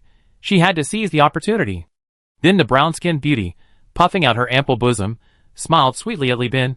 "Oh dear, none of us in Tanzania and France know anything about these ships and warships you mentioned. Why don't you give us some advice? Whatever you say, we do it, okay?" Li Bin leaned back in his chair, looking at the shrewd and agreeable Tanzanian governor, and nodded inwardly. Chapter 208. Whatever you say, we do it, okay? Jia's voice was husky and mature. Li Bin put his feet down from the table and sat up. Since Governor Jia is so straightforward, I won't beat around the bush either. My idea is, not a single one of these ships will be given to us. A clamor erupted from the counselors, their chatter filling the warehouse. Jia swayed slightly, but quickly regained her composure. She pretended to pat Li Bin's chest, saying, "Don't scare everyone. The Tonfa people are honest and can't be easily frightened." Li Bin unfastened the terminal from his wrist and placed it on the table, projecting a message. "There are many ships in the core sector of varying quality. To be honest, the ships I acquired could fetch a high price even in the core sector. One batch is from Tachyon Technology, renowned for their superior performance, but also with ridiculously high maintenance requirements. Shipyards have privately labeled these ships precision machinery. If they break down in Tonfa, they're truly broken. Another batch of ships is highly valued by the overlords. They have special significance, and selling them would yield a substantial premium. Price." Li Bin tapped the table, popping up a pre-prepared PowerPoint presentation. Planet Tonfa has existing basic handicraft industries and mineral belts that have already been explored. My plan is to exchange the invested star coins for equivalent industrial equipment to build ground factories and/or refineries here, and construct an industrial base for alloys and frigates. The missing components and rare metals will be transported here by the Universal Union. This requires Tonfa to build an interstellar station, very far from the space station, but even an interstellar station requires 100,000 star coins, which definitely exceeds the investment amount. I can lend this money to Tonfa in the form of an interest-free loan, which can be offset by future profits. And now, I take the ships that were originally meant for Tonfa to the Core Star sector, find buyers, and sell them. The money will be used to build a transit station, and the first batch of escort ships will be the promised ships to Tonfa." Li Bin lowered his voice, speaking in a bewitching, seductive tone. "Think about it, how much political significance does it hold, and how much morale will it boost, for the people of Tonfa to forge their own ships piece by piece from alloy plates?" Jia tucked her jet black hair behind her ear, noticing only shallow breathing behind her, No arguments or complaints. She felt a surge of emotion. Having calculated his options, Li Bin said, "You already helped us immensely by sending the farm and a new batch of alloys free of charge. The people of Tanfa have placed their unwavering trust in their friends, and we look forward to creating a new chapter together with Huan Yu United." Li Bin extended his hand and grasped Jia's seemingly soft but calloused hand. "Within a year, my fleet or the company's fleet will certainly fulfill our promise, bringing the materials and technical personnel the factory needs. Huan Yu United will not fail the high hopes of the people of Tanfa." The fleet unloaded the farm and a batch of supplies in Tanfa, reducing the weight of the spaceships, and resumed their return journey. Their destination was the southern part of the Star Sector, where the Overlord was located. Theoretically, crossing the uninhabited area directly would be the fastest route, but the fleet's fuel reserves were insufficient, requiring a stop at the Brighton Alliance for resupply. After entering hyperspace, Li Bin summoned Old One-Eyed and the company's technicians for a meeting in the captain's cabin. "Has anyone accessed the relay communication device without authorization?" The technician shook his head. "The company's ships have implemented strict network disconnection procedures in hyperspace. Access to the network is prohibited in all cabins except the bridge transponder. Furthermore, the relay communication device in the Tanfa system was deployed by us, and it contains eavesdropping devices. No trace of fleet IP access has been found on either side." Li Bin nodded, then asked Old One-Eye, "Over in the research cabin, has anyone been colluding with others?" "Yes," Old One-Eye nodded, his admiration for Li Bin growing even stronger. The captain was incredibly accurate at reading people's minds. Although he often assumed the worst of others, the facts always proved that people's true intentions couldn't withstand scrutiny. Li Bin's mental list categorized the crew into different ranks. Those he valued were people who had passed rigorous tests, long-term work, observation, and even secret recruitment, not only sharing his interests, but also possessing near belief in his loyalty. Li Bin had rescued them from various quagmires, given them jobs and high salaries, and allowed them to hold their heads high. Those among them who were addicted to gambling and in debt, secretly religious, or hypocritical were all removed from his list. Over the years, Li Bin had witnessed far too many useless individuals, relegated to low-level, non-confidential jobs in shipyards, or simply dismissed. If these people were from out of town, it was manageable, but if they were from the factory district, anyone daring to return would be shamed to death by the local gossip, without Li Bin needing to say a word. If anyone spread rumors mocking Universal Union, the factory district's gangs would resort to their old tricks, throwing people into the factory's chemical vats and refining furnaces overnight, guided by the locals. Therefore, those who made it onto the ship were all on the list and had performed well. Even so, some were still incited by the AI core to commit acts of betrayal. "How many? And their names?" The one-eyed old man chuckled. "That scientist isn't very bright. He was asking around in bars about who was unhappy with the company. My men easily figured him out, and even added him to the group. There are 6 people in the group now. 2 of them are our spies. Besides the scientist, one of the remaining 3 proactively reported to his captain. His name is Antoine. He's quite the meritorious young man. Only 2 people are problematic, one of whom has already become a deputy group leader, named Ju San." Li Bin rubbed his temples. "Ju San? I remember he and Antoine were both gunners, right? And weren't they from the Gaming Beast? How did they get in touch with the flagship's research module? After you dismantled the research station, didn't you hold a banquet? Everyone took turns coming to the flagship. That's when they made contact. It's funny, this Antoine was recruited by Ju San.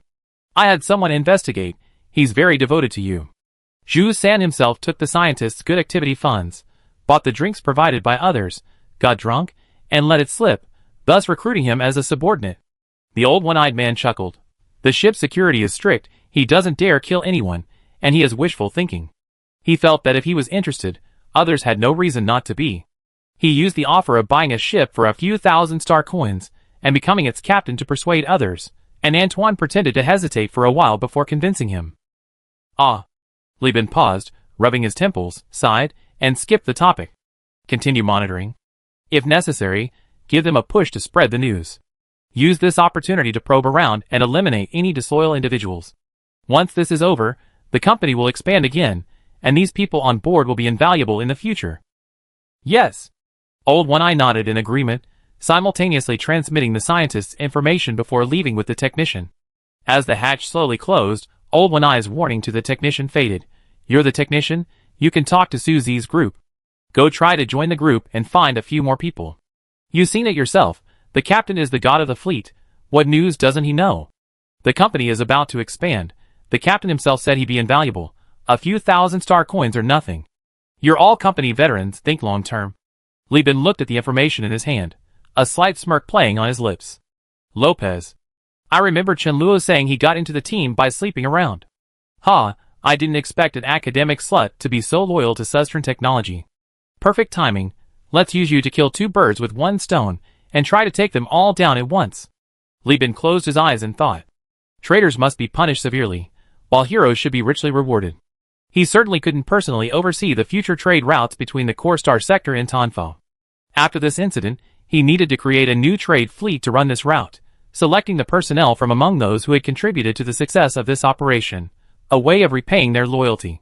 Distinguishing between the loyal and the treacherous, applying both kindness and severity, only then could the company thrive. Chapter 209.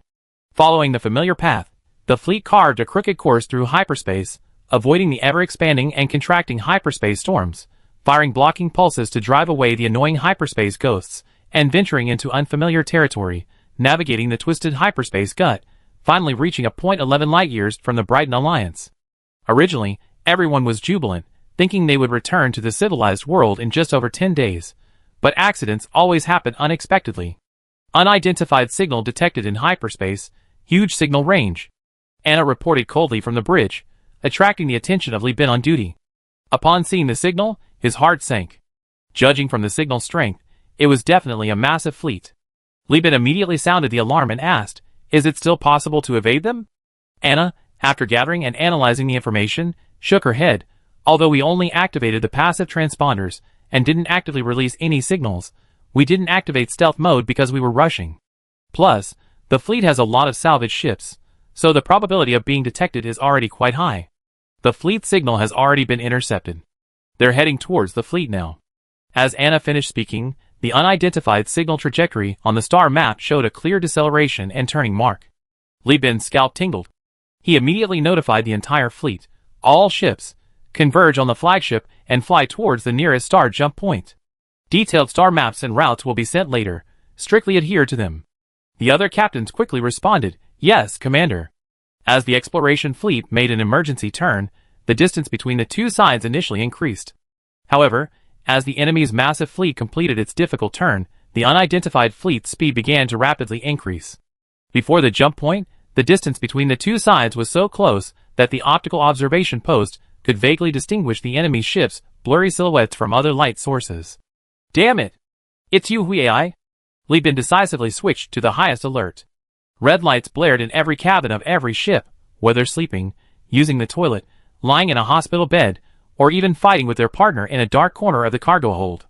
Everyone was jolted awake by the blood-red lights and the unsettlingly loud alarms, hastily packing up and returning to their posts.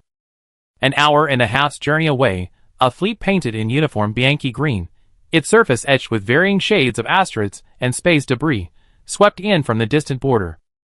"It's a capital ship. It's a capital ship." Anna screamed, her mechanical microphone rapid and shrill, echoing across the bridge like a buzzer. It was a gigantic, graceful spaceship, like a mutated manta ray leisurely roaming hyperspace. Countless cleaning shrimps and parasitic fish entered and exited its enormous mouth with each rise and fall. Even weaker hyperspace storms were torn apart by its magnificent, outstretched shields. The brilliant class unmanned aerial battleship of the Afterglow, 2.2 kilometers long and 4.2 kilometers wide, was a fully automated vessel developed by Tachyon Technology after the First AI War, which, eager for peace, had its headquarters overseeing research and development, and was then manufactured by its branch in the Perseus constellation. Only the Afterglow AI could produce such a vessel. Its central core was undoubtedly an alpha core, but with a fleet of thousands, no one dared to entertain the foolish thought of "Wow, let's take her and steal her core." Leading this hyperspace behemoth, countless unmanned ships of all sizes followed, cutting through the waves, their target the Universal Alliance's exploration fleet. Jump! Jump! Jump! Forget formation, jump directly into the physical universe and assemble at the designated location. Li Bin was going crazy. Whether it was the number or quality of the fleet, or even electronic warfare, they were being completely crushed.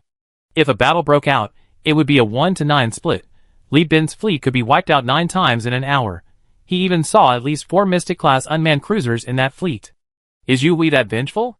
They attacked the Brighton Alliance a year ago, and more than a year has passed. How come they organized such a large fleet? Or has the invasion never stopped? Captain, this is just typical Brighton Alliance behavior. Chen Luo connected to Li Bin's private channel and started speaking.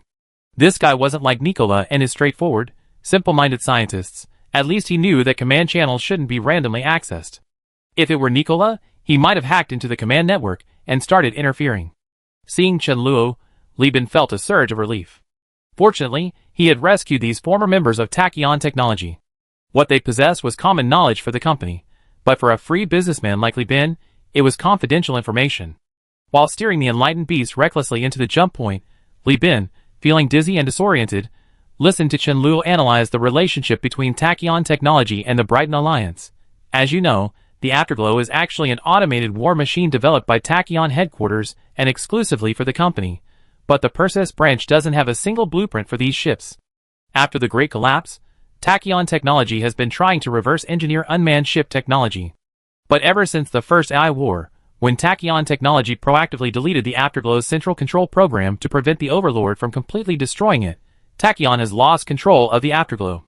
Therefore, they can no longer directly monitor the Afterglow's ship production process. So Speedtronics funded a lot of technology from the Brighton Alliance, located on the edge of the core star sector, using them as henchmen to resist the expansion of the residual light, while simultaneously acquiring a large number of cores from them to meet the needs of the company's laboratories around the world. Speedtronics can manufacture AI cores themselves, so why buy them from the Brighton Alliance? Li Bin frowned. Speedtronics technology is indeed advanced, but its industrial capacity is low due to internal strife and a lack of sufficient nano-forging furnaces. At the same time, they have a large number of laboratories that require various materials and equipment. To fill the material gaps in the laboratories, and also to deceive the dominant player, the company shut down its own AI core production line to fill other gaps, instead using this method to indirectly and continuously acquire AI cores. This roundabout method certainly doesn't seem like the thinking of a technology company. It's more in line with the despicable tactics of their CEO, Sun Ai. So, there's a reason why the Brighton Alliance has been established and persisted for so many years. So, the Brighton Alliance is actually a project outsourcing company for Speedtronics. ISA exclaimed, no wonder the Overlord has been strictly monitoring Tachyon Technology for so many years, but hasn't been able to find the AI core production center. It turns out, they completely transferred the AI core production to Yu Hui. What a brilliant move. Li Bin raised an eyebrow. You mean Tachyon Technology doesn't even have the blueprints for the Yu Hui spaceship? I thought all the Yu Hui in the Perseus region was developed by the current Tachyon Technology. Chen Luo strapped himself to his office chair, tilted his head to adjust his glasses, and explained, the Tachyon Technology headquarters and the self-proclaimed Tachyon Technology headquarters are not the same thing. The Perseus location is essentially just a branch. Many technologies are incomplete. The key parts are all in the hands of headquarters.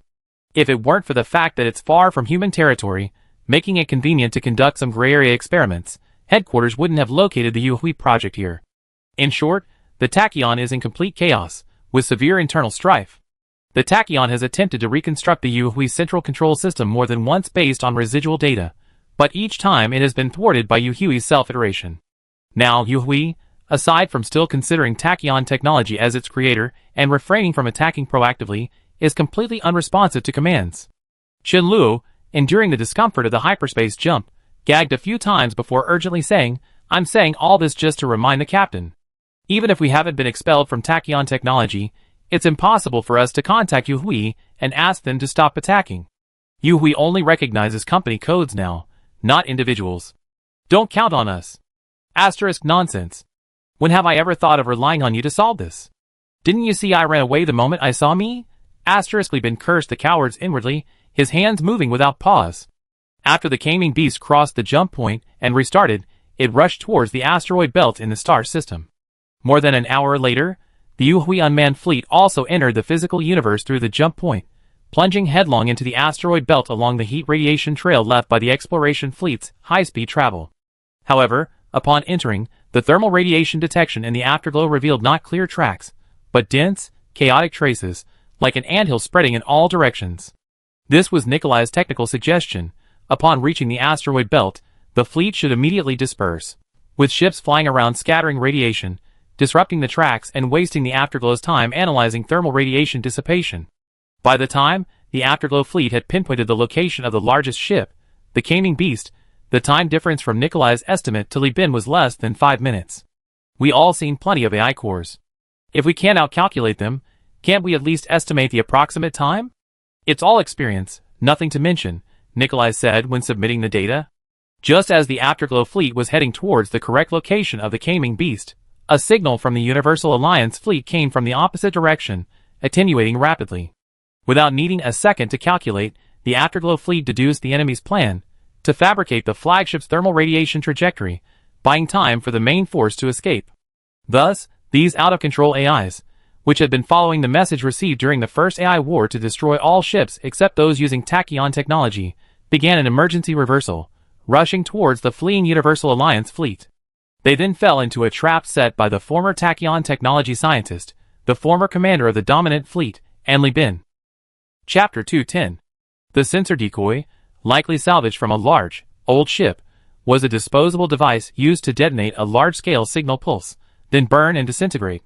A favorite of pirates, it was frequently used to lure unsuspecting victims into ambush zones or to distract patrols from their targets. This device, along with a camouflage transponder, was a valuable purchase Li Bin made from the wealthy young man, Corning Oppenheimer. Each cost 4,000 star coins, equivalent to the price of a frigate. It could only be deployed in a fixed location to release a wide-area signal, and with the aid of the camouflage transponder, successfully simulated the Universal Alliance's identification signal and lured away the Afterglow fleet. This technology was hastily completed by Nikolai and his team. Because recovery was never considered, portability and disassembly difficulty were completely disregarded, resulting in a massive and bloated design. When the Twilight fleet approached the sensor decoy, it detected a non-friendly signal. The decoy would then rapidly overload and self-destruct, releasing a signal pulse that triggered the fleet's automatic protection program, shutting down its engines, power, and transponders for self-preservation. The entire restart process takes anywhere from 30 minutes to 2 hours, depending on the ship type. According to Nikolai's analysis, the Twilight fleet, equipped with battleships, would take at least 1.5 hours. Meanwhile, the reconnaissance fleet used the opportunity to return to the jump point and escape. Before leaving, they even placed the remaining sensor decoy near the jump point, without even equipping it, clearly intending to buy time. The entire trap was actually very simple in logic, but before acquiring the tachyon technology team, Li Bin's forces couldn't have integrated the sensor decoy and the disguise transponder in such a short time. The improved technology transformed what would have been a battle requiring a day or two of painstaking maneuvering to buy time into a simple and feasible game of cat and mouse. The exploration fleet, having re-entered hyperspace, sped off at full speed, not daring to look in the direction of the Brighton Alliance, heading towards another, slightly more distant, 12.5 light-years, location, the Demon Avionics. Before the jump point in the 99 ES system, after being inspected by the Demon Avionics Classic Red and Black Hyperspace Patrol, the exploration fleet, having risked flying for 15 days in the desolate hyperspace, finally forging a new route from an unfamiliar path, halted its advance. Communication control and network restrictions are all prepared. Li Bin called Chen Luo over, confirming several times. Everything is prepared. Nicola and the communications engineer have been taken away and thoroughly intoxicated. They're now lying in the crew quarters, slept in straitjackets. The other scientists aren't capable of independently deciphering the firewall that Nicola and I wrote. These people are also confined to their research modules, with food and drink delivered to them. Chen Luo confirmed several times before speaking. He knew very well that he had caught Li Bin's eye because of his clear-headedness, qualifying him to join the CEO's core team without rigorous vetting. Or perhaps, it was precisely because he belonged to the rare intellectual class among scientists, and the CEO was short of talent, that Chen Luo was promoted as an exception. Having followed Li Bin all the way, Chen Luo witnessed the company's humane structure and logistics, its daily services, and the heartfelt support from the Tonfa people. When he provided technical support on the Tonfa surface, he received a warm welcome from the local people. This genuine and enthusiastic sentiment greatly alleviated the boredom and indifference he had suffered for over 20 years at Sweet Home. Most importantly, although Universal Union was small, its prospects seemed very promising. Having lost his connections, status, and time at Tachyon Technology, leaving him only with the title of a corporate employee, he made a further choice, The bosun is guarding the research module, and the second mate, Li Changzhen, is guarding the crew quarters. I go with you. I guarantee everything will be safe. Very good. Li Bin nodded and led his men off the spaceship. Ipselis is the only space station in the 99 ES system, and the only space military fortress of Demon Aerospace. Its size and technology far exceed the original design plans. One station is equivalent to two. As a space station completed in recent years, Ipselis Space Station has many new designs and buildings in its docking area compared to when Li Bin first visited a few years ago. Huge airtight doors separate dozens of compartments, guarded by pure-blooded elites dressed in red. Slaves, impeccably dressed, stand at the entrance, providing services to passing merchants. Welcome to Devil Aviation. A beautiful female slave led Li Bin through security. After the company identification code was scanned, the slave quickly accessed the Universal Union's records. When she saw that he had spent tens of thousands of star coins on a single visit, her eyes lit up. Her formulaic smile faded, replaced by eagerness. She carefully guided Li Bin to another cabin, noticeably more luxuriously decorated. The air was filled with a sweet scent of aromatherapy. Clean drinking water and snacks were taken from a locker and placed before Li Bin. Mr. Li Bin, please wait a moment. Since your last visit, Ipselis has changed a lot.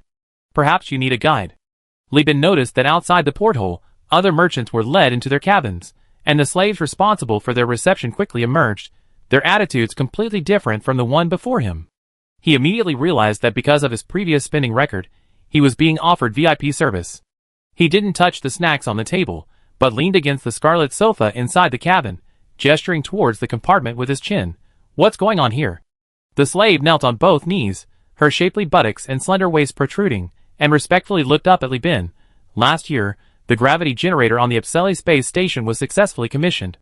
The entire interior of the space station is now covered by a gravitational field.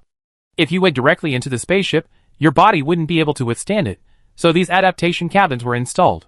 The gravity of the entire space station is exactly the same as the old Earth's gravity level. Here, a distinguished guest like you can enjoy the best service. The slave winked at Li Bin as she spoke, her eyes practically seductive. Li Bin rubbed his nose, glanced at Isa, and looked at her with a puzzled expression, wondering, do I look like a pervert? Isabella wondered why Demon Aviation always used this tactic against her. She shrugged indifferently. Her relationship with Li Bin wasn't just emotional, it included business. They were lovers and business partners, and their bond would only grow stronger once they reached the Overlord's territory. Mere beauty was the lowest of the low. Actually, Li Bin was overthinking it. A slave's life wasn't a life. Demon Aviation treated every guest equally. Sex was simply the cheapest service a slave could provide. At that moment, the gravitational field began to slowly permeate the adaptation pod, a slow but steady force applied to everyone. This advanced technology from the human realm applied gravity in a way that could be clearly felt through the skin, causing Jeffrey to exclaim repeatedly, besides at the Academy and the Overlords, this is the first time I felt a gravitational field on another power space station. The slave, though kneeling, proudly raised his head. Only the nuclear power center of a level 3 space station can power the gravitational field covering the entire station. There are no more than 20 space stations in the entire core sector equipped with gravity generators. Jeffrey looked at the metal basin electromagnetically attracted to the table. The pastries that had been floating in the basin were pulled down by gravity, making him shudder. Recalling the unforgettable memory of being stepped on by someone, he casually asked, Captain, what was the name of the person we talked to last time? Oh, Ye Qingxue, right? I think you're right. It's better to do business with someone you know well. How about we go with her again this time? Isn't that person at the heavy weapons store? We're not buying heavy weapons, going with her. Oh, I see. Li Bin scratched his head, first puzzled, then suddenly enlightened. He retrieved his memories, and immediately recalled the first mate's miserable experience, his expression quite interesting. He guessed Jeffrey wanted to go back and show off, probably by proposing a huge purchase, then refusing the deal due to Ye Qingxue's personal reasons, and then venting his anger at the woman's regretful expression, or perhaps he had other malicious intentions. So he shrugged indifferently. Whatever. Jeffrey then rubbed his hands together, gesturing for the slave in front of him to stand up. I don't buy that. Stand up and talk. My neck is sore from bowing my head. Later, take us to the heavy weapons store to find a woman named Ye Qingxue. The slave didn't stand up, but obediently knelt down, fumbled with the terminal, and said regretfully, I'm sorry, sir, the Ye Qingxue you're looking for resigned 5 months ago. She's pregnant, and has gone to the living quarters to rest. Do you have any other acquaintances? I can take you to them. Who to find? This remote area is only accessible once a year, and outsiders aren't allowed outside the port area. Seeing no hope of revenge, Jeffrey waved his hand listlessly and slumped onto the sofa. Li Bin chuckled and shook his head. Then forget it. Do you have time? The company isn't very familiar with this area and needs a guide. The slave's eyes lit up, and he crawled on his knees to Li Bin. Demon Avionics offers various guide services. Depending on your needs, Avionics also provides customized solutions. Looking at the flashy plans and some grotesque images on the projector, Li Bin felt both disgusted and amazed. Subway, old man, cell phone.jpg. I need intelligence and product information, nothing else. Take this thing away, it's disgusting my eyes. Chapter 211. To prevent traders from colluding with others, Li Bin did not receive ship repair services at Demon Avionics. He purchased an intelligence service, and the beautiful slave codenamed A380 became the exclusive guide for the Universal Union for the next few days. To be precise, A380 was merely a visually appealing and entertaining announcer. As a slave, she herself knew nothing about intelligence, nor did she know how to organize, summarize, or analyze it. Instead, Demon Avionics' intelligence department collected information about the star sector, handed it over to a specialized analysis department, and sold it at different prices based on the importance of the analysis results. Finally, this intelligence was transmitted through terminals to the guides and receiving slaves, who then relayed it to the buyers. Even after the exclusive service ended, Demon Avionics would subject the slaves to targeted brainwashing, making them forget the information the buyers had purchased. This cruel, inhumane service was Demon Avionics' signature feature. Now, many companies set up offices there specifically to purchase intelligence produced by Demon Avionics' analysis department and refined by its AI core. For Li Bin's former employer, a large corporation that wasn't short of money, but was heavily monitored by giants and unable to obtain the AI core, this service was their closest way to superintelligence, aside from being monitored by the AI core. Waving away the guide's attempts to sell other services, Li Bin imported all the data into his terminal, casually downloading the latest holographic novels and entertainment materials, which he would then share on the fleet's intranet upon returning to the ship, giving those forbidden from disembarking something to entertain themselves. Spending a day and a half refueling and replenishing food supplies, Li Bin didn't gain any benefit from the Demon Aviation system this time, but genuinely spent tens of thousands of star coins, making the guide responsible for receiving him beam with joy. She couldn't be more eager to receive guests like Li Bin, prepared, generous, and quick, so she could quickly accumulate enough merit to shed her slave status and attempt to achieve the status of a pure-blooded human in her lifetime. Inside the captain's cabin, multiple terminals displayed various data, star charts, and news reports, while a mechanical voice broadcast the analysis results from the purchased Demon Avionics AI core. The AI core was undeniably impressive. Intelligence from dozens of giant corporations and tens of thousands of companies was meticulously organized.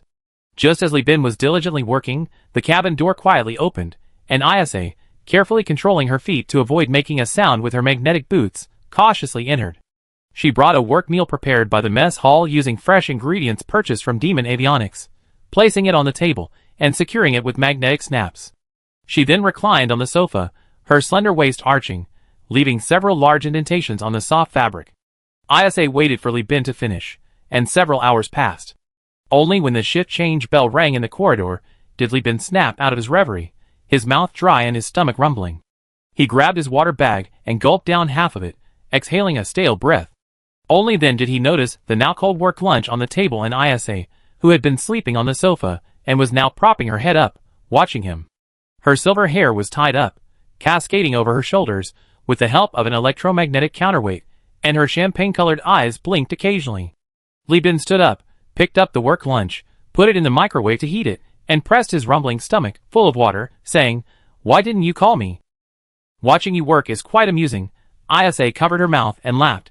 "Your eyes are wide open like a virgin watching porn for the first time, so dry and bloodshot you don't even blink." The microwave hummed softly, and Li Bin chuckled. "It's not that bad, is it?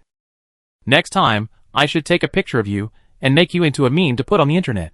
You look so different from usual, the crew would definitely love using it," Isa said, half jokingly, half teasingly. "You're never this serious when you look at me."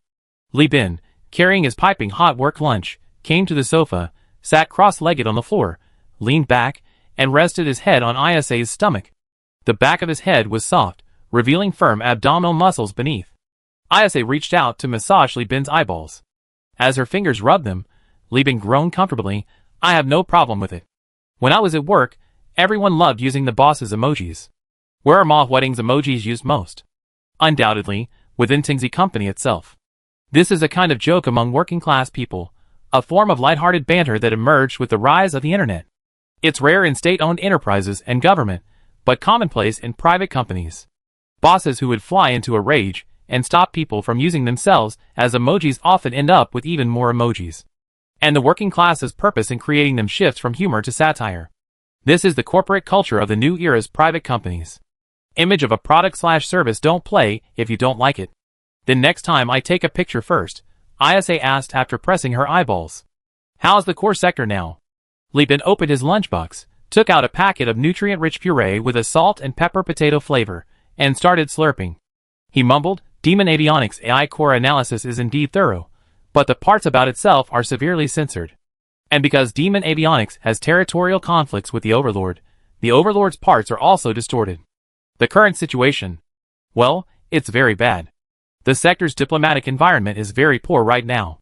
The second AI war ended in February of Star Calendar 196, and less than 20 years have passed.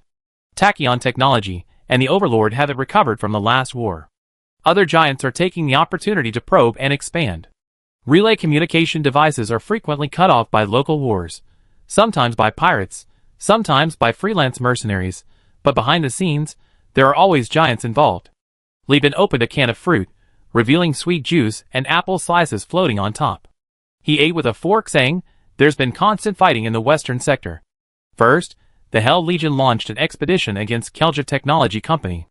After a truce last year, the Hell Legion started fighting the Fong clan. It's far from us, so I don't really care. According to the analysis from Demon Avionics, the Fong clan will ultimately win. Risk Mining and the Lud Church are secretly funding them. Risk Mining has even deployed quite a few experimental ships. In the southern sector, the political alliance between Apex Design Group and the Sheephead Navigation Bureau was sabotaged by agents. The two sides are at odds, exchanging insults while searching for the culprit. Avionics concludes that it's most likely the Persis Alliance. That troublemaker, stirring up trouble in the west and then in the south, it's disgusting. Isa curled her lips into a smile.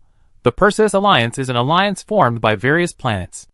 Although it controls the most star systems, politically it's the Hydra, with each planetary governor and association wanting to divert the alliance's attention to their own side, is bound to cause trouble everywhere. Li Bin nodded. Yes, that's why it's disgusting. There's still a lot of shit inside the Persis Alliance. Oh, let me continue. In the central sector, the Sindar powers are clashing with the Overlord. This is nothing unusual. It's normal for traitors to attack their masters. But in the north, the Sindar are flirting with the Interstellar Empire, and Tachyon Technologies is caught in the middle without making a move. I wonder if CEO Sun Ihao has some sinister plan. In the southeast, that is, the Overlord and Demon Aeronautics, FSF military company. The intelligence on this area is incomplete, but I checked the prices at Demon Aeronautics, and asked Old One Eye to check the black market prices. I'm sure Demon Aeronautics is preparing for war. Old One Eye bought intelligence from a merchant who's been here for a while, saying that the Overlord and FSF military companies' commercial fleets haven't been here for some time. Li Bin chuckled, but I don't think a fight will break out. Although the ships of the 14th Legion in the fleet are all painted in camouflage, such a large fleet from the company is just parked at the entrance of the Demon Avionics space station, and no military personnel from the avionics department have come to inspect it. The avionics department probably has other plans. Isa ruffled Li Bin's hair. You're really sharp. You even found this angle. Soldiers act under orders, and the soldiers of Demon Avionics are all pure bloods, naturally looking down on outsiders. They definitely won't board the ships to inspect without orders. They were hiding something, and you caught them red-handed. Li Bin grumbled. No matter how powerful the AI core is, it still needs people to control it. My business never relies on computing power, but on relationships and people's hearts. This skill for making a living, of course, needs to be excellent. At this point, Li Bin frowned. That's roughly the rest of the intelligence. There's one thing I'm concerned about, but the avionics analysis didn't mention it much. What? Isa asked cooperatively. Li Bin tidied up his empty lunchbox, finishing the sweet liquid floating on the can. Venture mining is in court with hyena mining. One is in the central sector, the other in the western, and their business territories have long been clearly defined. Yet, they're holding court in Prism Freeport, bringing in Tachyon Technology and Hegemon as the jury.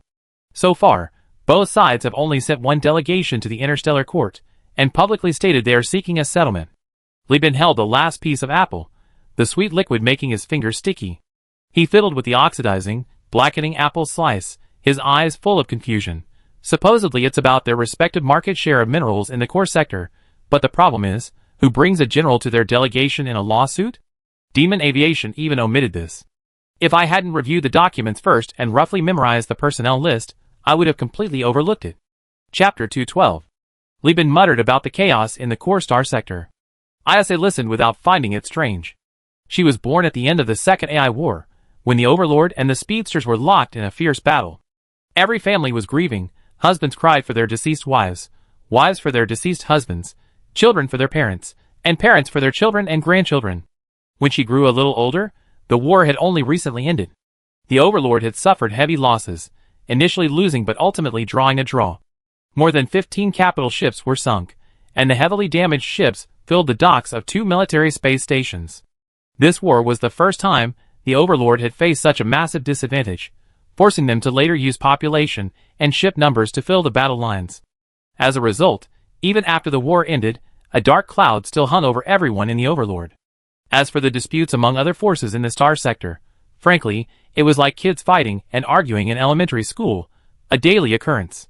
If there wasn't a dispute one day, Isa would look at it with the same curiosity as a homeroom teacher. But Li Bin was different. He had experienced peacetime, so even after so many years in the past, every time he looked at the political landscape of the star sector, he felt nauseous, like seeing a maggot-infested outhouse, giving him a terrible headache. Not to mention the repulsive pirates, the Ludleft Path, and the idiotic Starlight Society's constant harassment. Looking back on these years of his transmigration, from being fired from Minshung Corporation to getting involved in the Mag-Star System War, it was a rare instance in the core star sector of a giant corporation stumbling in the gutter, a period of outward harmony. Now it seemed that the overall stability of that year or so was about to end, and the giant corporation's schemes were gradually becoming public knowledge. These escalating localized wars, and the standoff between giant corporations have had the greatest impact on companies, like Universal Union, primarily due to the disruption of trade routes caused by government orders and the flames of war. With money to buy goods, but no way to sell them, the perilous leap from product to commodity will become increasingly difficult. Time waits for no one, Li Bin muttered, wiping the sweat from his brow, unsure whether it was from overeating or the impatience of the situation. The fleet leisurely sailed towards the Overlord. Along the way, only the demonic aerial systems and the Overlord forces were present. Currently, with 2 cruisers anchored and a host of military destroyers following, no foolish pirates dared to interfere, and the Left Path madman wasn't religiously fanatical enough to immediately seek refuge with their Saint Ludwig. Therefore, the overall situation remained relatively stable. Hyperspace storms and information censorship were unavoidable. During this time, the academic Dodgy named Phalianth attempted to cause trouble, but Old One-Eye's men unexpectedly sabotaged the operation. The situation was under control. Phalianth was secretly bribing people, and now about 10 people in the fleet had joined the group. Half of them were either prearranged spies or opportunistic recruits who proactively passed on intelligence to the company. A perfectly good secret espionage operation was completely exposed, infuriating Jeffrey, who was in charge of fleet affairs at the time, who cursed that failing, her academic work is terrible, and her judgment of people is utter garbage. Her so-called rebellion plan is like her open crotch. Anyone can get in. What kind of big case am I supposed to investigate? What kind of merit am I supposed to achieve? Li Bin was very satisfied with this, indicating that the company's benefits and cohesion were excellent. Out of thousands of people, less than 10 were disloyal yet willing to act, a very low percentage. During this time, he had been locking himself in the captain's cabin, busy analyzing the star sector landscape, trying to find new economic growth points, looking for business opportunities in war-torn regions and potential hotspots of conflict, and repeatedly verifying the plans regarding the AI core.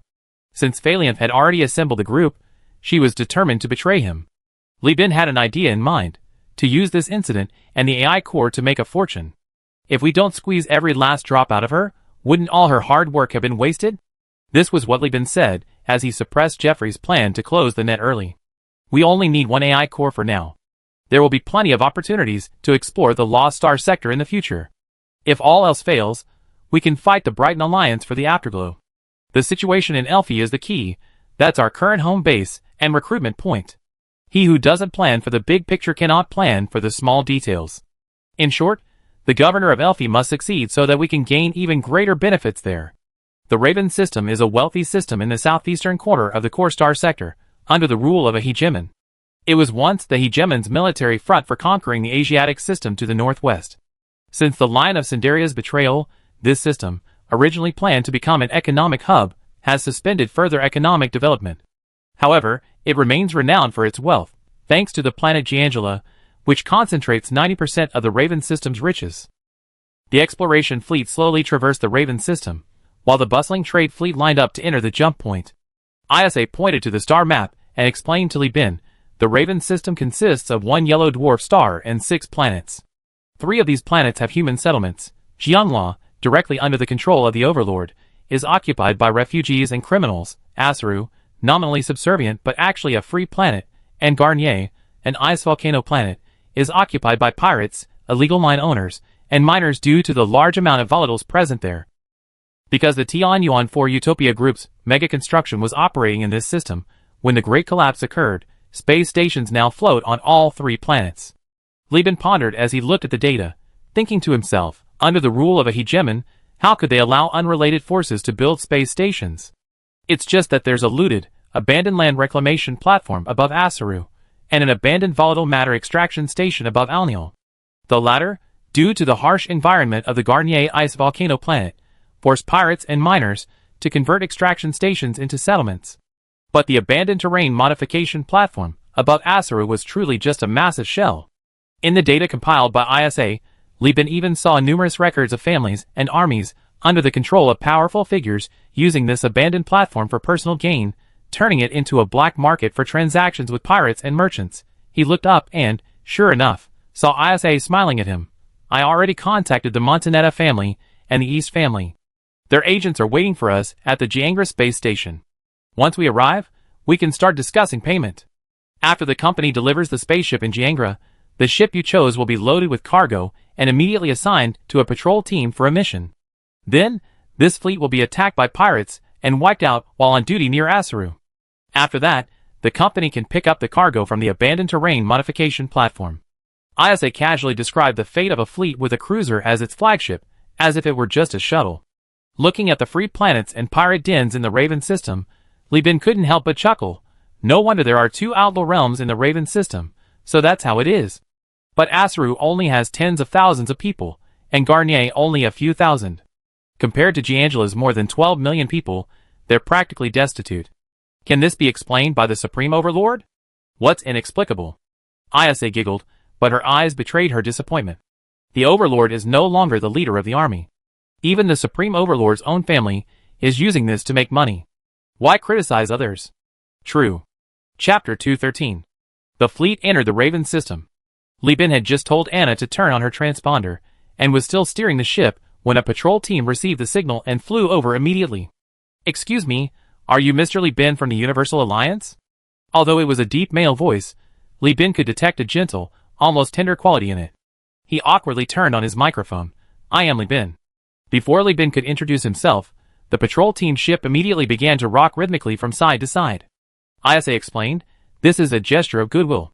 We repainted the 14th Legion ships, others can't tell, but the Overlord has received the news and must have notified all patrol teams. The 14th Legion ships are of great significance. Your voluntary return, regardless of official issues, will guarantee you a smooth ride with the Navy from now on. Li Bin already sensed this. The Overlord was the strictest in controlling contraband among all forces. There were still 2 patrol teams randomly checking fleets queuing at the jump point entrance, but the Universal Alliance, with so many warships and so many gun emplacements, was simply led away by the friendly patrol team. Please follow me, the patrol team said succinctly, leading Li Bin's fleet away from the inspection line towards Jiangila, leaving a group of dumbfounded merchants behind. Whose fleet is this? I never seen the company emblem before. How come they have such a big presence? Someone asked in the public channel. Someone immediately replied, I know, this company is called Universal Union. It's registered on the free planet Elf in the Tulir Galaxy. I even visited their Lee's shipyard the month before last. They have so many projects, and the food is delicious. Someone explained, the Tulier system is Perseus Alliance territory, right? Since when did a company from the Perseus Alliance have such a big reputation in the hands of the Overlord? Are you an idiot? A captain immediately retorted. Didn't you see they have 2 cruisers and a whole bunch of high-tech destroyers? These dozens of ships have less than 5 auxiliary ships. They're clearly a combat force. Combat forces entering the system? Would you dare inspect them? You're right. The man thought for a moment and had to admit he was right. Holy crap. Another captain blurted out, this Universal Union's registered capital was less than 10,000 star coins back then? Registered in Star Calendar 206, it's only been a few years, and they already have a dual cruiser configuration. Huh? You mean what? A captain immediately shouted. The captain, who had been swearing, immediately posted a link. There's company information in the Star Sector market. Go check it out yourself. That old, outdated dromedary destroyer in the fleet used to be this company's flagship. Now, they not only built a fleet, but even a void shipyard. This time, everyone lost their composure.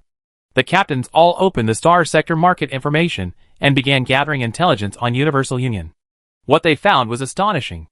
The news in the public channel was actually true. Everyone was green with envy. Among the fleets queuing for security checks, many were freelance merchants, many of whom had been sailing for a fraction of the time it took for Universal Union to be established. Yet, they were still stuck in frigate and destroyer fleets, and most captains' ships were armed merchant vessels, without a single military destroyer. Some even found detailed information proving that Universal Union's founder was named Li Bin, and he was only 20 years old. This is definitely a second-generation leader. He must have special privileges. Some people started finding reasons for Li Bin's success, but their speculations were relatively mild. Others went so far as to swear, this Universal Alliance definitely has an AI core. The Overlord probably caught him red-handed and is going to punish him. What are you barking about? Didn't you see the fleet with its 2 cruisers is badly damaged? That Griffin-class's keel is even pierced. What second-generation leader would dare to risk their life like that? I bet they went to the Lost Star sector to do some archaeological digging. Digging graves is the most profitable thing, but who doesn't know that? Would you dare go? People earn money with their lives. What's there to be jealous of? We may earn it slowly, but it's more secure. The group chattered back and forth, creating a huge uproar. Luckily, Li Bin had already left, otherwise he would definitely have written down the names of the fleets that claimed to have an AI core, waiting for a chance to retaliate later. A year ago, you said Li Bin had an AI core assisting him, ensuring his smooth sailing, and Li Bin would only respond with a yes, yes, yes. But now, saying that about Li Bin is unacceptable. Because he truly does have it. He can't withstand scrutiny now. Regardless of how these businessmen and captains discuss and speculate, when the news spreads a few hours later that the Overlord has welcomed back a cruiser from the 14th Legion, all those dark thoughts and deductions will vanish without a trace.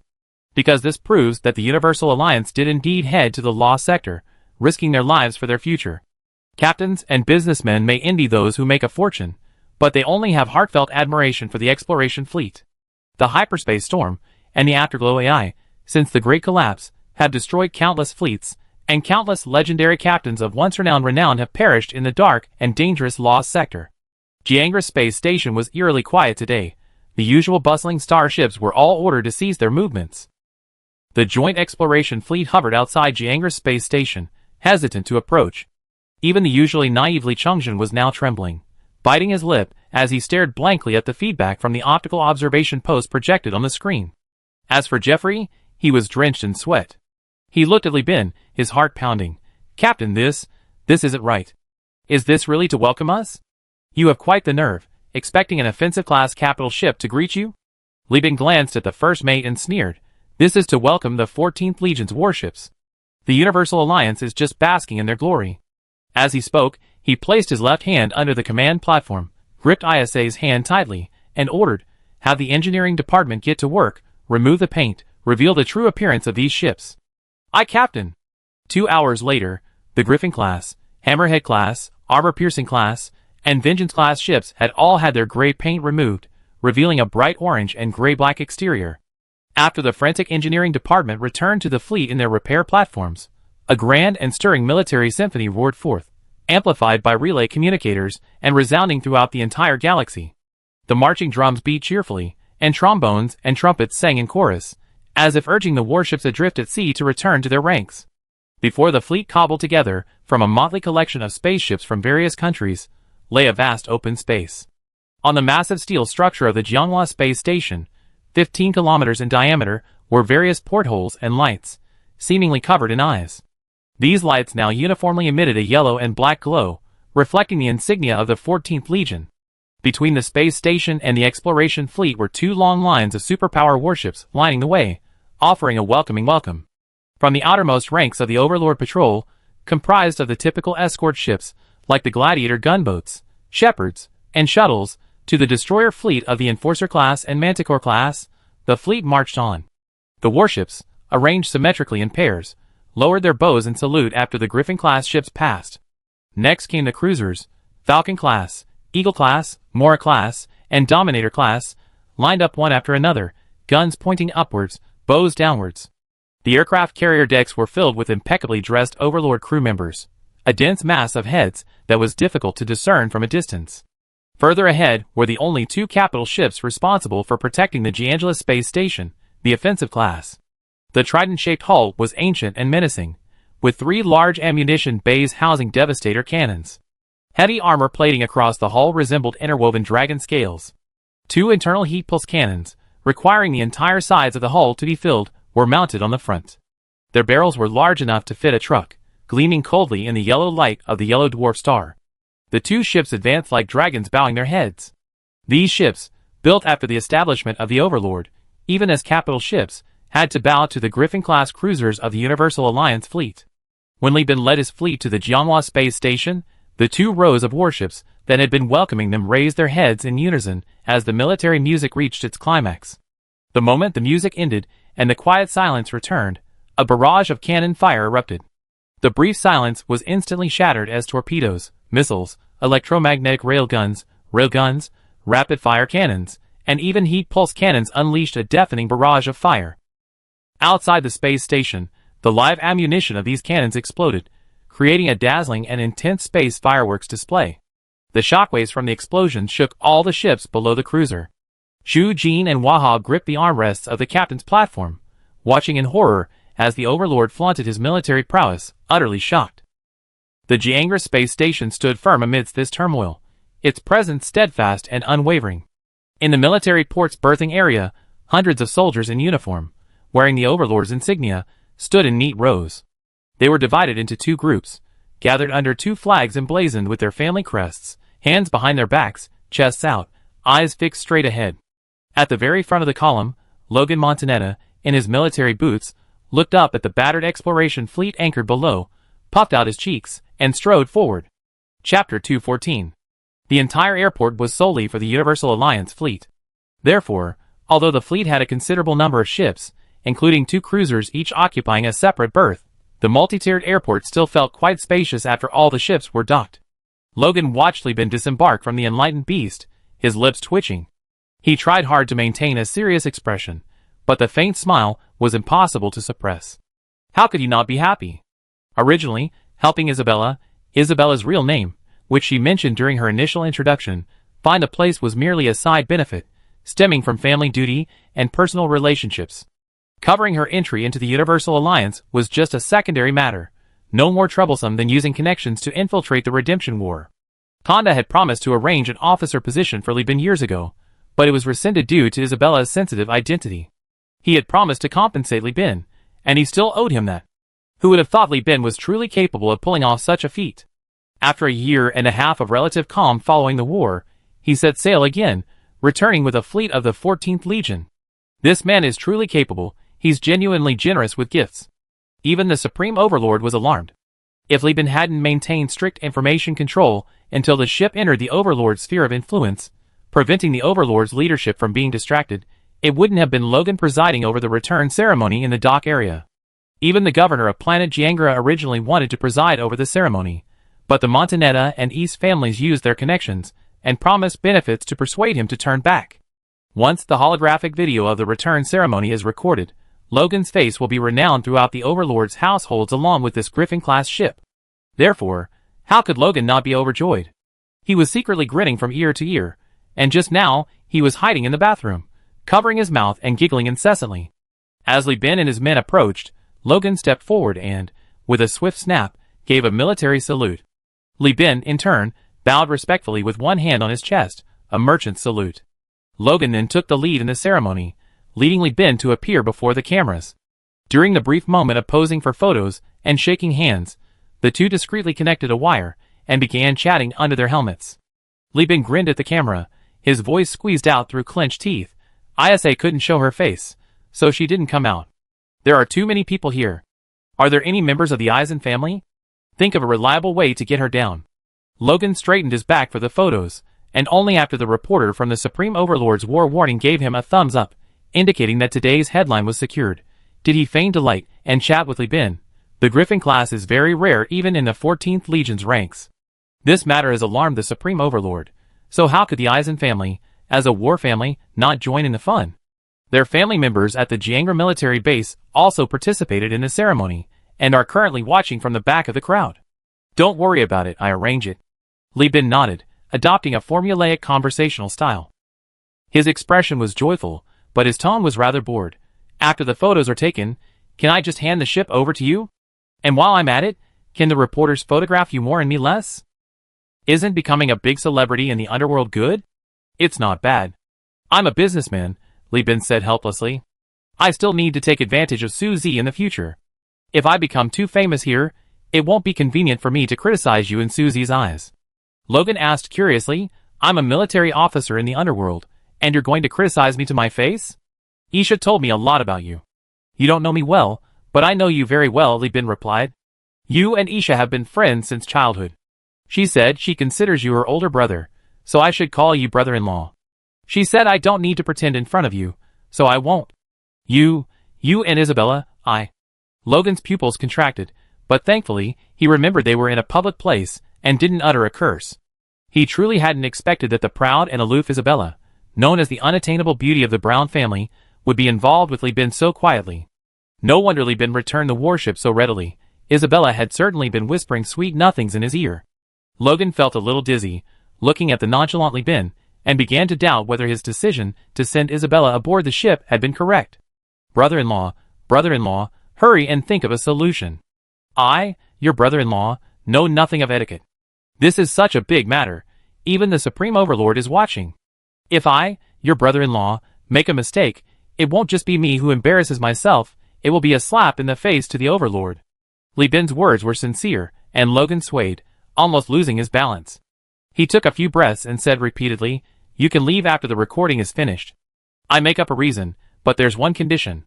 Li Bin smiled, brother-in-law, you saved your brother-in-law from dire straits.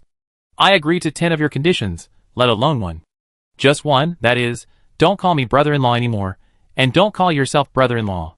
Luo Gan forced a smile, gritting his teeth. Deal? As an economic hub, the Jiangra space station naturally possessed a gravity generator. After adapting to gravity in the adaptation cabin, Li Bin and his group rode in a hovercar escorted by the hegemonic military, speeding all the way to the Montanetta family's mansion on the Jiangra space station. Because the traitor, Phalianth, was still on the ship, Old One-Eyed and Shen Luo stayed behind to maintain order. He himself wasn't particularly interested in Jiangra. In his words, 30 years ago, I was interested in blowing up the Jiangra space station, but now that I'm retired, the thought has faded. This man had served in the Perseus Alliance for many years, clashing with the Overlords numerous times. Many of his subordinates had perished in these battles. Accepting ISA was politically motivated, but setting foot on the Overlord's land was something he had no intention of doing due to personal grudges. As the hatch, engraved with the Montanetta family crest, opened, a vast, independent cabin revealed lush lawns and shrubs.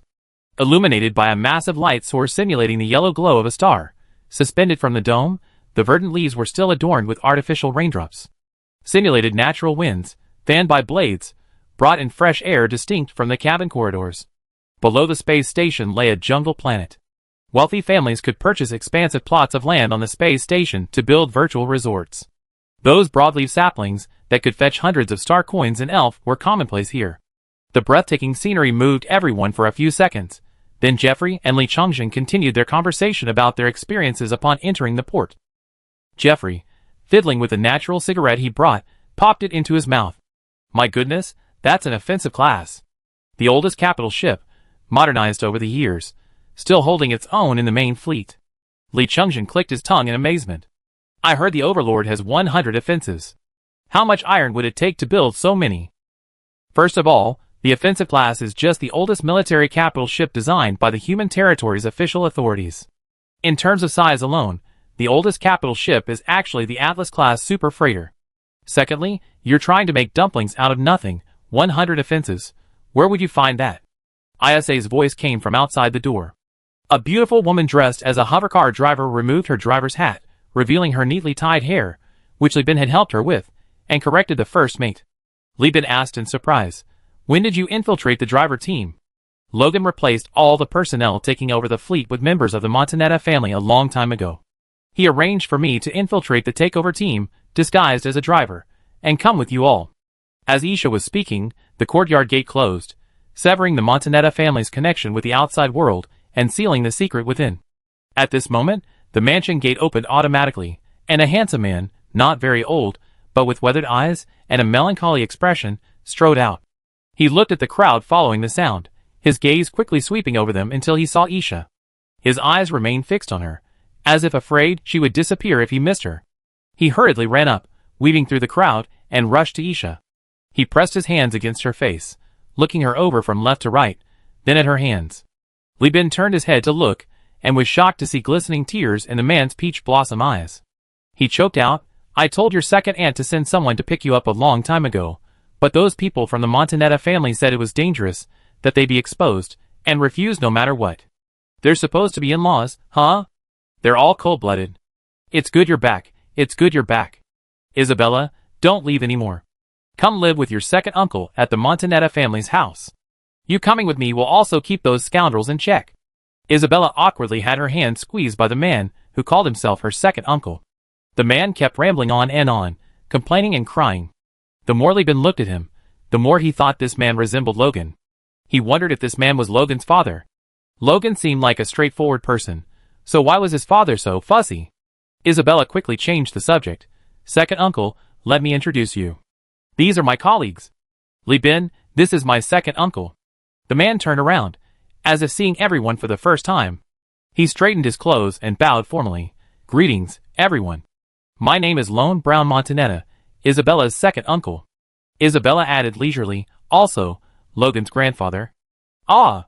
Li Chungjin's eyes widened in surprise. Li Bin was also dumbfounded. He had just called this man his brother-in-law, and now he was being told that this brother-in-law was actually his nephew. Wasn't this a case of mixed blood? Chapter 215. Interstellar humans have long lifespans. Theoretically, unlocking their genetic locks allows for a lifespan of at least 200 years, and with proper maintenance, 300 to 400 years is not impossible. Lone Brown Montanetta, born as a core member of the Brown family, married into the Montanetta family through a political marriage and bloodline hybridization. If he weren't male, and unable to inherit all of the Primarch's genes, he would have been a contender for the position of Primarch's successor. Born naturally without genetic locks, and possessing some Primarch blood, he is naturally superior to ordinary people. Furthermore, his task is simply to reproduce, not to manage the family, which is why he looks like a young man even in his 50s. After Isa explained to everyone, Li Bin finally understood the complicated relationship between Isa and Logan. Cultivating Primarchs is a difficult process. Although interstellar humans mature quickly, even with natural reproduction, they only need to reach adulthood at 14 or 15. However, the optimal reproductive age is still delayed until around 20, waiting for full organ maturity. Therefore, anyone selected as a Primarch, regardless of gender, will have offspring born later than the offspring of their Primarch siblings. As the prospective matriarch, Isa's mother and great-grandmother both practiced eugenics. However, Lone didn't have to adhere to this rule. He married young, and his son's bloodline wasn't particularly outstanding, leading to early marriage and childbirth as well. Both generations had children in their teens, resulting in a situation where the grandson was older than the niece. However, Lone, Isa's second uncle, was Isa's mother's older brother. They were siblings, with an extremely close relationship. Lone and Isa's connection actually dates back to the previous generation. Being of similar age and sharing similar interests, they essentially acted as siblings. It was precisely because of their good relationship that Montanetta sent him to contact Isa. No wonder Logan looked so bewildered when he called him brother-in-law. That explained it all. Li Bin thought to himself that ISA must have deliberately kept this from him, just to tease Logan. But you know what? After ISA's antics, Li Bin's fear of any prosperous or ruling family diminished considerably. This chaotic web of relationships was practically a carbon copy of the various baby uncles, infant grandpas, and elderly grandnephews and nieces in his hometown in his past life. Now, looking at the Montanetta family, Li Bin felt only one word: familiarity. They were all neighbors, and the son-in-law had first performed a great service by bringing back the ancestral tablets, then asked the villagers for a favor. Wasn't that a bit much? Turning public business into private business, wasn't that a wonderful thing? The Montanetta family, as a powerful family controlling vast tracts of land and possessing numerous politicians and councillors, had a different style of decor compared to the simplicity of the war-torn Brown family and the opulence of the prosperous East family. The entire mansion was elegantly retro and had an artistic atmosphere. At least Li Bin found it very comfortable. Especially the hall floor and furniture, all made of real wood from the planet Jangra. The planet was a jungle planet with dense forests, and the Montanetta family also owned a large estate on its surface, reserving a plot of land for rotational logging. As long as it was for their own use, and not for export, the Montanetta family could use it however they wanted. Li Bin even saw charcoal fuel piled up in a triangular shape in the decorative fireplace, crackling and adding color to the hall. He gestured to Jeffrey, who squinted at it. When Jeffrey saw the wood knots on the charcoal and realized that these nouveau riche were burning real wood, he shamefully took the natural cigarette out of his mouth and put it in the cigarette box. He said he wouldn't embarrass the company, but the stuff they burn as fuel is worth more than their own lives. What a load of rubbish. Elfie is indeed a place filthy poor, Jeffrey grumbled. In fact, the Montanetta family has many members, and not every household can afford to burn charcoal. This mansion is the family's holiday estate. Even the patriarch and matriarch stay here from time to time. Therefore, they select branches from their own felled forests to burn for charcoal. The real wood is still used to make furniture, picture frames, or as repair materials to replace flooring. After all, the Montanetta family has several thousand members scattered throughout the empire.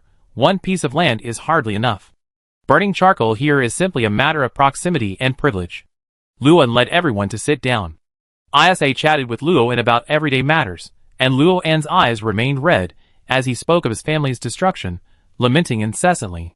ISA, however, as the prospective matriarch, the future greatest beneficiary of the family, and currently the greatest victim, remained calm. Her second uncle, raised as a tool for political marriage from birth, had received little combat training and was weak-willed. But ISA was an excellent soldier, and since joining forces with Li Bin, she had long harbored plans to rebuild a family in the Lost Star sector. She held on to hope, naturally unlike Luo An's mournful demeanor. Li Bin, on the other hand, wasn't in a hurry to discuss politics. He was happily picking at the alien fruit on the table with his crew, his mouth full of juice. As they ate, servants pushed carts to replenish their supplies. These were Luo An's own family servants, brought from the Brown family, loyal and reliable, and there was no fear of them leaking secrets. Isabella, however, couldn't sit still. She spoke up. Second uncle, the company returned a batch of warships from the 14th Legion this time, including a Griffin-class ship. Although it's said to be returned to the Overlord, the actual recipients are still the Montanetta and East families. Logan is in charge on Montanetta's side, but does second uncle have any information about who's on East's side? Oh! A Griffin-class ship, that must be a cruiser. My little Isabella is really amazing, so outstanding since childhood. Even now, in this state of decline, she hasn't forgotten Montanetta. And it turns out your second aunt is still a galactic counselor in the capital, Aslan system. Such a big shot, and you're stranded out there, she can't help you at all. Luan cried for a while, finally calming down and clearing his mind. He grabbed ISA's hand and asked, I just heard you say the company was returned. How come it's in the company's name and not yours? You become the CEO of this company? ISA awkwardly pointed to Li Bin. No, the CEO is sitting over there. Luo An's almond-shaped eyes darted around, looking at Li Bin. He sized him up a few times, then turned to look at ISA. After a few back-and-forth glances, ISA's face couldn't help but blush. Hey! Luo clapped his hands and exclaimed, You two are up to something. He got up and sat down next to ISA, whispering questions in her ear. Li Bin only vaguely heard things like, Isn't it fierce? What's there to be shy about? I even held you when you were little. This is about our future life. If it doesn't work out, just find someone else. The Brown family is gone. There's no such thing as fidelity anymore, and so on. Li Bin almost couldn't hold back his laughter. When Isabella, her face flushed, nodded in affirmation of all her second uncle's questions, and in her haste, recounted the entire process of Li Bin's rise to power in a jumbled mess, Luowen began to treat Li Bin with new respect. This time, he stood up properly and personally brewed tea for him, his expression much gentler. The Universal Union had a great reputation outside, but within the hegemony, especially in Luowen's eyes, it was nothing. Could it be bigger than the Brown family, with its 2 main battleships and a complete fleet? He, Luowen, was born into the Brown family. Luowen had originally only come with Jiang Jela to wait for his wife's vacation, hoping the 2 of them would have a peaceful and carefree holiday, doing some shameless things, and incidentally supervising his grandson Luo Gan's blind date. Luo Gan received a message from ISA, and cancelled the blind date. Only then did he realize that ISA was coming. He had thought that ISA was just stopping by the Universal Union for a while, and would leave sooner or later, so Luowen planned to give the Universal Union some benefits to get rid of her. Unexpectedly, this rather handsome young man had quietly won over ISA. Judging from the stories ISA had told, this young man was quite a figure. ISA wanted to work with him to revitalize the family. Concerning Isha's happiness, and the continuation of the Brown family line, Luowen shifted his seat from the audience to Li Bin's. He asked questions in a gentle voice, and Li Bin answered honestly. Although the second uncle seemed rather fussy, Isha had secretly typed him a reminder when explaining family relationships to him. At his second uncle's house, his word carried weight. Even his second aunt, a counselor in the capital star system, had to defer to him. Simply because he was skilled in bed, attentive, considerate, and gentle, with decades of unwavering romance. His physical and emotional value was off the charts, completely controlling his second aunt. It was rumored that his second aunt kept a tight rein on him, forbidding him from having any contact with other women, or even men, alone. Upon hearing this, Li Bin already held his second uncle in high esteem. Therefore, he answered every question Luowen asked truthfully, and accepted every suggestion without question. Chao Dahua, from the Interstellar version of Serious Crimes Unit, is a prime example of someone who lives off a woman but refuses to work, and Li Bin admires him from the bottom of his heart. Chapter 216.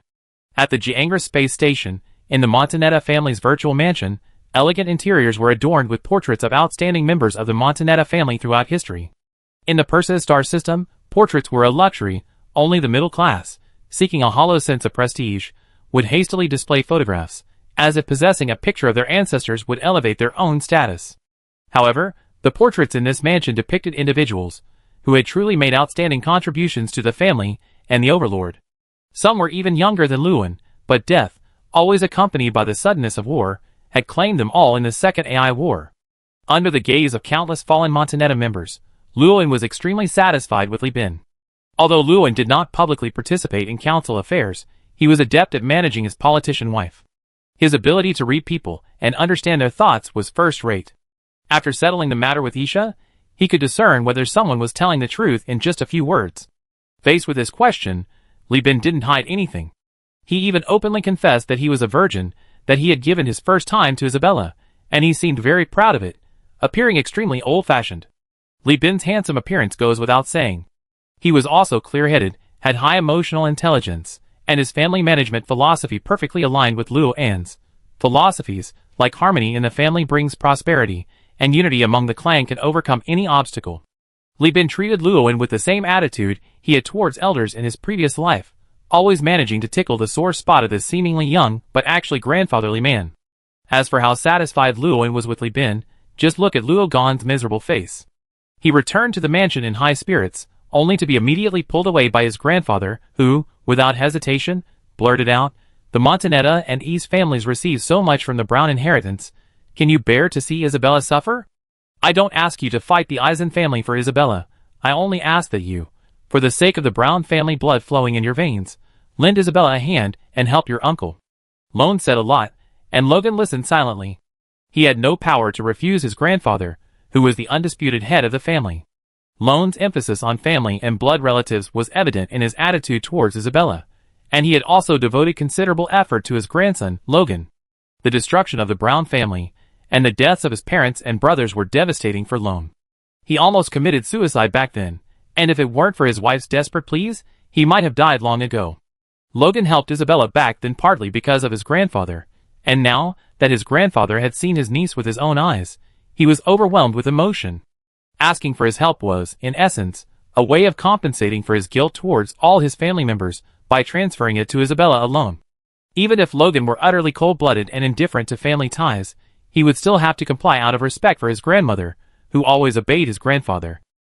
Even if that one word, uncle, dealt him a devastating blow. So when Luan took Isha to the room to reminisce, leaving Logan to face Li Bin could clearly see the distortion on Logan's face. "This is the second time I regretted helping Isha get into your company." These were Logan's first words.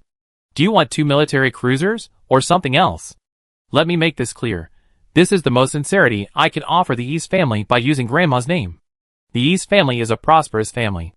In the Aztec system, they have several factories on Kotal, the planet adjacent to the capital, Chicamoztoc, Navital for the place of origin of humanity in Aztec mythology, meaning 7 caves/houses. With some connections, we can persuade the local planetary governor to allow the use of the nanoforges. If you want anything else, they can handle almost all the production." Good heavens, big families are indeed big families. Connections really do matter. He just casually offers 2 military cruisers. Li Bin couldn't help but click his tongue in amazement. That's why they say the most important thing in life is to latch onto a powerful figure. Although the 14th Legion's Griffin-class cruisers could theoretically defeat 2 cruisers and had special political significance, weren't those ships damaged? Besides, in the current Perseus star system, 2 cruisers aren't something you can just give away like that. Logan's mouth is so open, giving them away as if he just dumped a cruiser into the lake of the Overlord, and the Overlord rose up and said to him, "Kid, did you drop this gold cruiser, or this silver cruiser? Never mind, you can have them both." Truly, a heifer sitting on a nuclear bomb. Incredibly awesome. To reiterate, Governor Elfie only has 4 cruisers, half of which are stationed by personnel from the industrial complex, operating under orders, but not actual command. If Li Bin simply agrees today, he can return to Elfie tomorrow with 3 cruisers, swaggering around, and join the governor in slaughtering the opposition. Then he can wash his hands of his responsibilities, and wait for the Perseus Alliance's suppression fleet to arrive, using the main guns of his capital ships to execute the company's shareholders, and keep personnel one by one. The world of martial arts isn't just about fighting and killing, it's about human relationships and social dynamics. Li Bin would have to be out of his mind to agree to these 2 ships. Li Bin waved his hand, indicating to calm down. He pondered for a few seconds, without even opening his terminal, and relying on his powerful memory, began to add leverage to his project. "It's like this, I'm not just here to return the ships. There are also several soldiers from the 14th Legion, who were dormant during the first AI war on board, and I returned those to you as well." Logan nodded. "The person who took over the ships has already reported. It's simple. I can arrange for you and your subordinates to receive formal Overlord military training. It won't be long. They all have Isha's training foundation, right? The focus will be on practical ship handling, supplemented by theoretical guidance. They can graduate in a month or 2. That's just a side job. Besides military training, I can also help arrange other training programs. Don't delay. Get the people arranged. I give you a list here, and I come back to collect them in 2 months." Li Bin immediately agreed, then remembered that the matter of the 14th Legion soldiers was just a warm-up, so he quickly added, "There are 2 more important things. First, I dismantled 2 mining stations in the Lost Star sector, dug up a ruin, and salvaged some relic components and ship hull components, several hundred boxes each, 12 VPC modules, and a stack of planetary data, totaling about 450,000 star coins." "How much?" Logan picked at his ear, wondering if he had misheard. "What? Whose goods are worth 450,000 star coins? Add to that the Griffin-class ships, and the other ships parked in the port area, and you, Li Bin, made nearly 1,000,000 star coins in one trip. Did you rob a physical bank in the Perseus constellation of the human realm?" Sigh. "Why don't you believe me?" Li Bin feigned a sigh, reluctantly pulling out his terminal and projecting the data. A massive amount of data instantly filled Logan's field of vision. Various data points and supplies were piled up neatly, and Logan's jaw agape, looking as if he might collapse at any moment. "I didn't mean to scare you," Li Bin said innocently. "I was just thinking that I only know the Montanetta family, and I'm not familiar with the East family.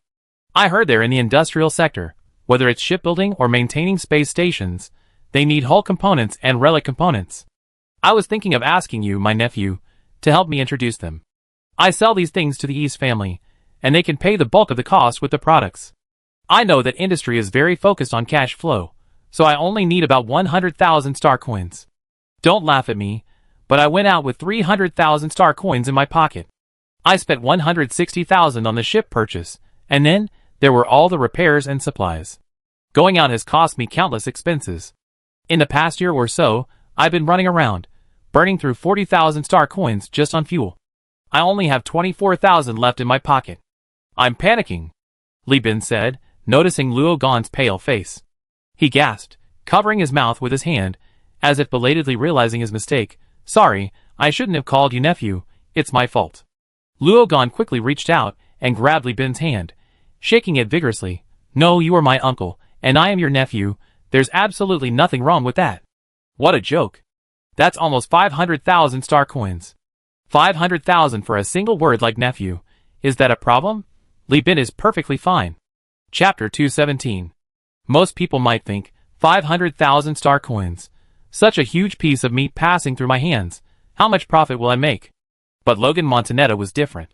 His surname represented the Dominion family, a political family that started as a large landowner and absorbed officers from the Northern River Three Strike Group. The amount of star coins didn't sway him. These were genuine components, rare in the core star sector, and obtained by dismantling massive numbers of ships in the shipyard, making him almost raise his flag in excitement. Brother, I'm really into this. Having the agency rights to this huge gift would allow him to continue to court the East family on behalf of his family, and even use it as bait to shake other prosperous families on Serpent Spirit Planet. The increased production capacity and far higher annual ship output than other shipyards brought by these components would elevate his family's political standing on Serpent Spirit Planet to a new level. Merchants value star coins, politicians value political power.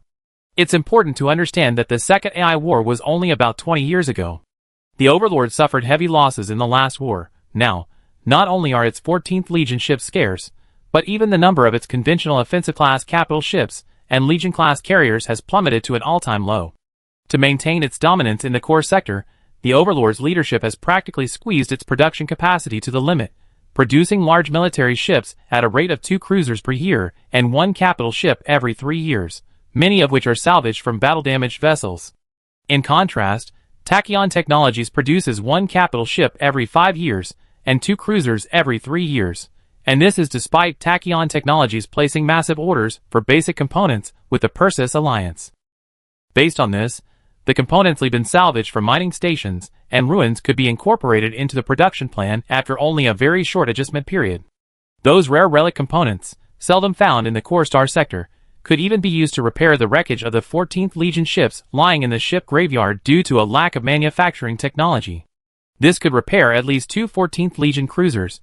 For Li Bin, these items could only be converted into star currency and equivalent products. But for Logan, for Montanetta, and for the Overlord, their political and military significance was paramount. What's wrong with calling him uncle? Logan was even willing to call Li Bin father. Politics, after all, isn't shameful. Uncle, just say what you need. We known each other for a long time, friends and relatives, no need to be so polite. Even with the Eisen family, as long as I don't have to persuade the family to go to war with them, I'd be willing to kidnap a few people and have them skinned alive for you to vent your anger. As for the East family, their representative is currently stuck on a Griffin-class ship and refuses to move. We already divided the work. I negotiate the terms, and he guard the ship with his men to prevent some shameless person from stealing it. Logan said sincerely. Seeing this, Li Bin knew that the first goal was basically achieved, so he didn't waste any time and directly stated his needs. I only need 1 military cruiser and another cruiser-sized cargo ship or armed merchant vessel. Then I want a batch of industrial equipment and industrial products. I know the rules of giant corporations. They don't sell industrial equipment, but I don't need advanced equipment. Outdated or second-hand equipment is fine. Moreover, this involves revitalizing the family and another plan. I'm confident I can persuade you, so don't refuse this part yet. Then I also need a batch of grain. Logan honestly replied, the rules of giant corporations are worthless. We, the Hegemon, are a military government. We don't listen to those giant corporation rules. In the Persis star system, we always set the rules. I never heard of anyone obeying the rules of giant corporations. If you're not happy, come and challenge us. Not everyone has the technological advantage of the speedy one. The industrial equipment can only be second-hand, but before that, I have 2 questions. First, is this batch of equipment large? Is it for shipyards or colonies? Both, Li Bin replied succinctly. Logan continued, second, will your company's future policies lead to frequent and highly intense naval battles for the fleet? No, the Universal Alliance has always focused on trade. If possible, I absolutely do not want to fight. Li Bin denied. Logan immediately realized that Li Bin and ISA were already considering rebuilding their family in the law sector, and that preparing cruisers was also to protect the long and dangerous shipping route from the law sector to the core sector. Thinking of his grandfather's advice, he shook his head. Then I suggest you don't take any military ships. Those things are expensive, and their firepower is too great. Taking them for trade would easily attract the attention of local patrols, making it inconvenient for smuggling goods. While the high point in your fleet is powerful, its role is at least that of an exploration ship. You can use escort duties to get away with it. Currently, no company is not deploying supercargo ships. Given the premise that we set a precedent of sending military cruisers for escort, that would be too conspicuous. If you can accept that, I suggest you rather use a few refurbished second-hand ships and rely on quantity to operate, rather than choosing a quality control fleet. Universal Alliance is a short-lived organization with a weak foundation. If you operate discreetly, investors will easily think you're about to go bankrupt and lose confidence. In the core star sector, you need to be appropriately flamboyant. Having more ships and more people will attract other merchants and opportunities to come to you. Don't always have to go looking for opportunities yourself, otherwise you never have enough talent. Ah, Grandpa asked me to relay this, but I think it's very true. Li Bin had immense respect for Luohan, who managed the galactic counselors with his doting manner. I also think Uncle's words make a lot of sense. Then let me continue, Logan said, taking a sip of tea to moisten his throat. In the Valhalla system, the Overlord has a comprehensive orbital station, a dedicated graveyard for scrap ships, storing a batch of hulls awaiting refurbishment or dismantling. Engines, transponders, power grids, and nuclear batteries have all been removed, leaving only the hulls. But precisely because of this, it saves you the expense of hiring someone to repair them. Logan suggested, Uncle, since you intend to win over the East family, why not leave it to me? I guarantee that while supervising the repair of the ships, I also collect the industrial equipment you need. Actually, there's no need to collect it. Every year, factories have a large amount of usable equipment reaching the end of its service life. It's just that military factories, as you know, are too safety conscious. If you don't mind, you can have them gather some together and take it away. Li Bin didn't mind the equipment. His fleet had no new ships, all second-hand, and that three-legged cat was a second-hand item. But so what? They still make money, don't they? Li Bin's problem is building something from scratch, just like in Pakistan's Peshawar. Forget about industrial equipment. If they were desperate, they'd just use welding torches, coal stoves, and handmade batteries, and wood for the chassis. At least they have proper industrial equipment, far superior to Peshawar. He readily agreed, but then added a new requirement. For ordinary second-hand ships, I want custom modifications. I also need an additional batch of destroyers and frigates to strengthen the fleet and increase cargo capacity. Is that all right? Logan nodded. Of course, no problem. Hey, I saw a batch of tachyon technology ships docked in the berth area. Were those salvaged from the battlefield? Huh, what's up? Logan asked with great interest. Why don't you just sell them out too? After the Second AI War, the Supreme Overlord held a debriefing meeting. The meeting concluded that the Overlord's previous capital ship-based decisive battle theory was clearly at a disadvantage when facing high-tech fleets like those of tachyon technology, which had a half-generation technological gap. He didn't hesitate to reveal the secrets of this giant corporation that were difficult for ordinary people to grasp. Back then, the Overlord's capital ships couldn't keep up with tachyon technology's harassment fleet, which was centered around phase ship fleets. The logistics support fleet was destroyed by several phase ship fleets, leading to the defeat at the front. That's why the cruiser school of thought has resurfaced within the Overlord now. This is also one of the reasons why the Griffin-class ships are making such a grand return. They can provide tremendous logistical support. We're currently researching countermeasures against guerrilla harassment tactics, which requires a significant number of tachyon technology ships for live-fire offensive and defensive drills. However, tachyon technology's production capacity, well, it's a long story. They don't even have enough for their own use, and the market price is inflated.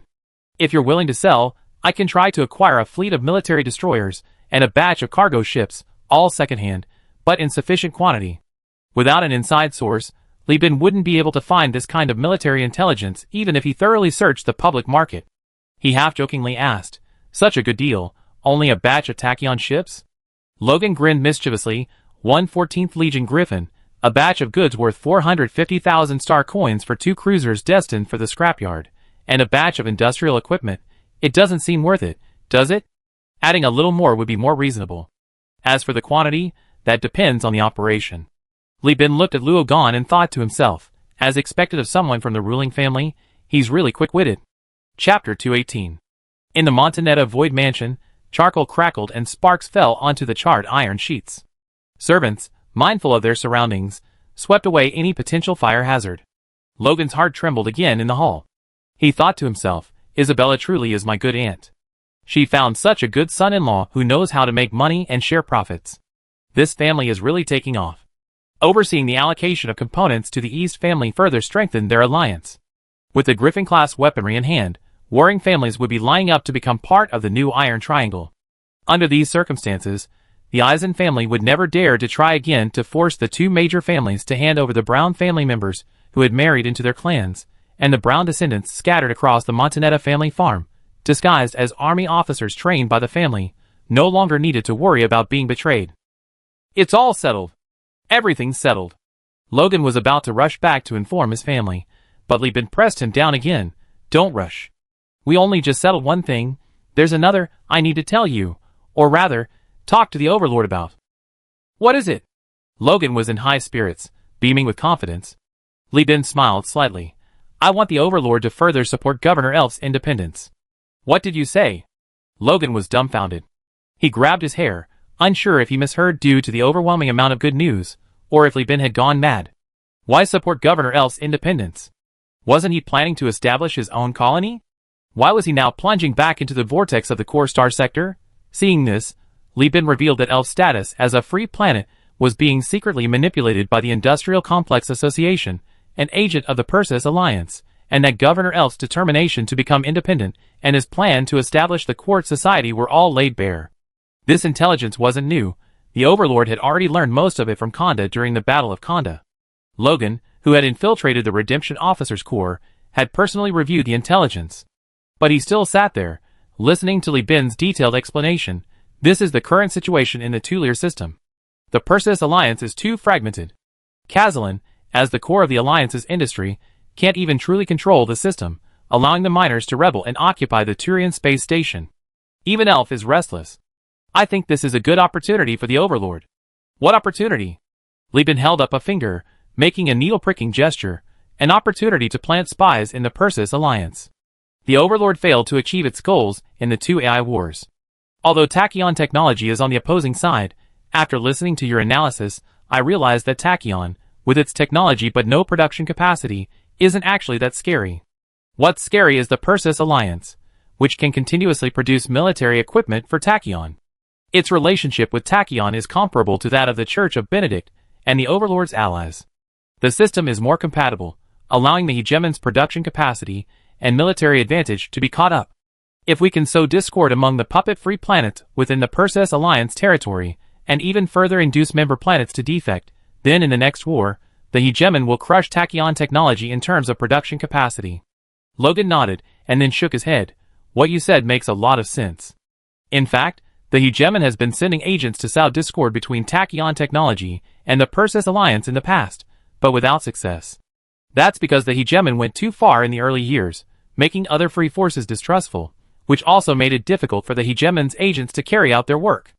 This was a problem with the poor diplomatic management of the Northern River Strike Group in the early years. Li Bin pointed out incisively, but I'm different. I'm a pure-blooded elf. What I say is more effective than agents. I guide the situation, not actively provoke trouble.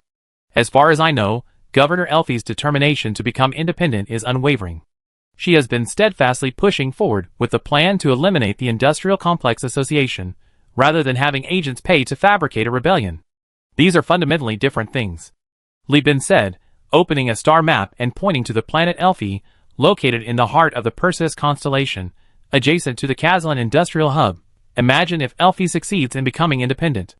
Even if the governor has no gratitude towards the Overlord, would the Overlord be at a loss? I don't think so.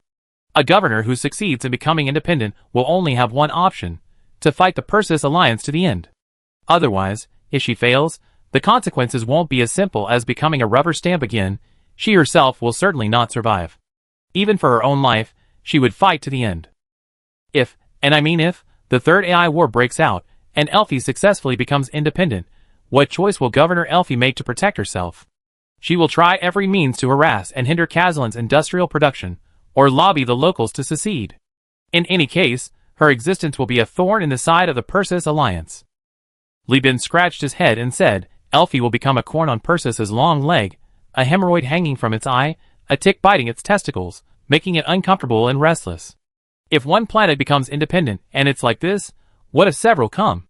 Will the Overlord's chances of winning be low? Logan lowered his head and pondered. It would be a lie to say he wasn't tempted. The Overlord dreams of crushing Tachyon technology, but due to its past domineering actions and poor diplomatic reputation, the Overlord's intelligence activities had never been very effective. But Li Bin's point is very valid. The effect of internal strife bought with money is completely different from that of internal strife that erupts after genuine local resistance has been funded. If Kazlan's industrial production is indeed affected, then given the Overlord's fleet recovery speed and the Tachyon technology's lackluster production capacity, it would only take an additional 10 years for the Overlord to assemble a large fleet with overwhelming numbers. But rebelling against a giant corporation is never easy. Don't you see many free planets and star systems controlled by the hegemon? Why don't they rebel and declare independence? Because the hegemon holds dozens of capital ships, capable of turning an entire planet into a wasteland at any time. That's not enough. Give me some reason. Seeing that Logan wouldn't act without a clear objective, Li Bin unleashed his trump card. I have an AI core that I plan to sell to the Governor of Elf, to help her rise to a higher position. I need you to use the hegemon's power to help cover it up. I have a spy on my ship, a Tachyon technology graduate, who needs to send a message to the Governor of Elf from here. Also, please have someone from your family organize an AI review team to check on things. Logan looked at Li Bin in surprise, thinking, wow, uncle, amazing. If you hadn't told me. So, you made it perfectly clear that I actually believed you were Governor Elf's loyal dog. This AI core stuff, this request for funding, this scheme to exploit the Overlord's stereotypes about the sector to track down the core. You're truly despicable. I love it. This scheme might actually work out. He slapped his thigh and stood up. I can't make this decision myself. I need to return to the family headquarters to report to the staff, then to the Patriarch. Only with the Patriarch's approval can I approach the Supreme Overlord. However, I personally think your idea is more reliable than the agent's. A combination of internal and external methods, a strong approach, even a pig could be shaken up, let alone a human. Li Bin nodded. That's right, there's no rush. But speaking of which, I still don't understand, Uncle Li, what's your motive for doing this? Logan started scratching his head again. Li Bin frankly stated, first of all, my current foundation is in Elfia. As you know, I plan to colonize the Lost Star sector. This process will inevitably involve the transfer of a large amount of assets, technology, and personnel to the Persis Alliance. I be drained dry by financial vampires and ruthless patrols. Secondly, I have a lot of grudges against Tachyon technology, especially the Starlight Pirates. Partly from our time at Universal Union, but more so from when I was working at Minshum Company, where they chased me around like a chicken. I dream of killing those scumbags. Since Tachyon technology is their father, and the sons can't live without the father, I have no choice but to find a way to send their father to his grave. The third point, actually the most important but one Li Bin didn't mention, is that the current situation in the Core Star region is that the Tachyon plus Persis alliance is a sure winner against any other force. The alliance between the Overlord and the Lud Church ended after the first AI war. Their relationship is merely relatively good now. Therefore, for the sake of unification, Li Bin must support the Overlord, currently the most powerful force. Otherwise, if the giant corporations led by Tachyon technology were to take over the Persis Star region, it would truly be hell on earth. Human experimentation, drugs, minimum wage, everyone as a contract slave, excessive working hours. Even if the Overlord wins in the end, it's better than Tachyon technology winning. The fourth point is to conceal the fact that he still possesses an AI core, and to use Governor Elf as a scapegoat. The fifth point is that Li Bin wants to further enhance his influence within the hegemony. He wants to cultivate as many friends as possible within the hegemony, and strive to find an opportunity to eliminate the Eisen family. After all, they are the Brown family's mortal enemies, and he just happened to have snatched Isaac from them. Li Bin can't sleep at night until the Eisen family is destroyed. Chapter 219. When Luan finished catching up with ISA and grieving, nearly 8 hours had passed. The second uncle entered the hall to find his grandson and uncle-in-law chatting animatedly, both beaming. One was a core member of the ruling family, the other a young talent who had amassed a fortune of millions from debt. Both were cunning and mischievous, and after a thorough exchange, they created a strange chemistry. "Good second uncle," he said, knowing that Li Bin and Isa had been wandering for a year and hadn't had many fresh meals, and seeing that it was getting late, he invited everyone to stay for dinner. He said everyone was in for a treat. They were on a jungle planet, with plenty of meat and vegetables. Even the Overlord hadn't finished compiling the local biological data, and many new species were discovered every year. So Li Bin, along with the ravenous Li Chongjin and the trembling first mate, whose scalp tingled from the captain's astonishing wisdom, took their seats. The banquet was a resounding success, except for Jeffrey, whose mind was still replaying Li Bin's words about pushing Governor Elf to be a tick on an egg, leaving him completely bewildered. He wasn't quite used to such an arrogant company. A year ago, even the captain had to attend Quartz's monthly meetings obediently. Now, they were fraternizing with the people of the Overlord, discussing how to operate a planetary governor. This drastic change felt like a dream to Jeffrey, an old man who 5 years ago dreamed of becoming an adventurer roaming the Lost Star sector, hoping to make a name for himself and revive his family. After the banquet ended, he followed the servants to a guest room in the mansion. Lying on the bed, which was as soft as water, and with the starlight-like lights on the dome turned off long ago, he finally laughed heartily, pulled the blanket over his face, and muttered to himself, "Isn't it pretty good? I got the captain of the three-legged cat, I went to the Lost Sector, and I became a hero after Tonfa saved me. I have no regrets in this life." Jeffrey, without the captain, your worthless life would have been consumed by sailors' fantasies long ago. You should know how to be grateful. At worst you just die. The captain isn't afraid, so what are you afraid of? The thorough inspection of the recovered Griffin-class aircraft took 3 days, during which Li Bin and his team stayed in the Void Mansion. With the Montanetta family in charge, the spies couldn't cause any trouble. They tried to contact Tachyon Technology, but were intercepted by the Montanetta family's well-prepared hackers. Seeing no breakthrough in the rebellion, Phalianth grew anxious. The old one-eyed man instructed an agent to suggest to Phalianth that she simply sell the information to the Overlord, which she did. This woman was also quite naive. She promised a huge amount of star coins and various benefits to those who joined the group, totaling over 50,000 star coins. If she successfully passed the information to Tachyon Technology, she could use her connections to reconcile accounts. But the Overlord's offer for the Gamma Core was only 10,000 star coins, and she had no way to realize the true value of the AI Core. If she really leaked it to the Overlord, she would be torn to pieces by the disgruntled traders immediately afterward. Unfortunately, the person she was dealing with was an agent of the Montanetta family. Not only did the agent steal all the intelligence, but the agent also used the excuse that the Universal Alliance's return of the cruiser had a good reputation, and it was inconvenient to act, saying they could only arrest her after Li Bin left the Overlord's sphere of influence. Now she's incredibly obedient, clocking in every day, and waiting for the Overlord to send someone. When Li Bin heard this news, he almost laughed. He showed it to Logan, and the uncle and nephew were as amused as children peeing on an anthill. At this moment, the mansion gates opened again, and Lone reluctantly said goodbye to Isabella. "Isabella, I really wish you could stay. The Brown family has already suffered too much. I don't want to see any more loved ones die." Isa's eyes, unusually, reddened, but her soldierly nature forced her to shake her head, saying, "Second uncle, I am the last war matriarch of the Brown family. I have a duty to continue the family's mission." After the two parted, Logan, seeing his heartbroken grandfather, felt his own joy vanish. He sighed, "All right, I won't see you off. I need to go and hold off the Eisen family and their allies to cover Isa's escape. At the shipyard, Wilson will accompany my uncle to choose a ship.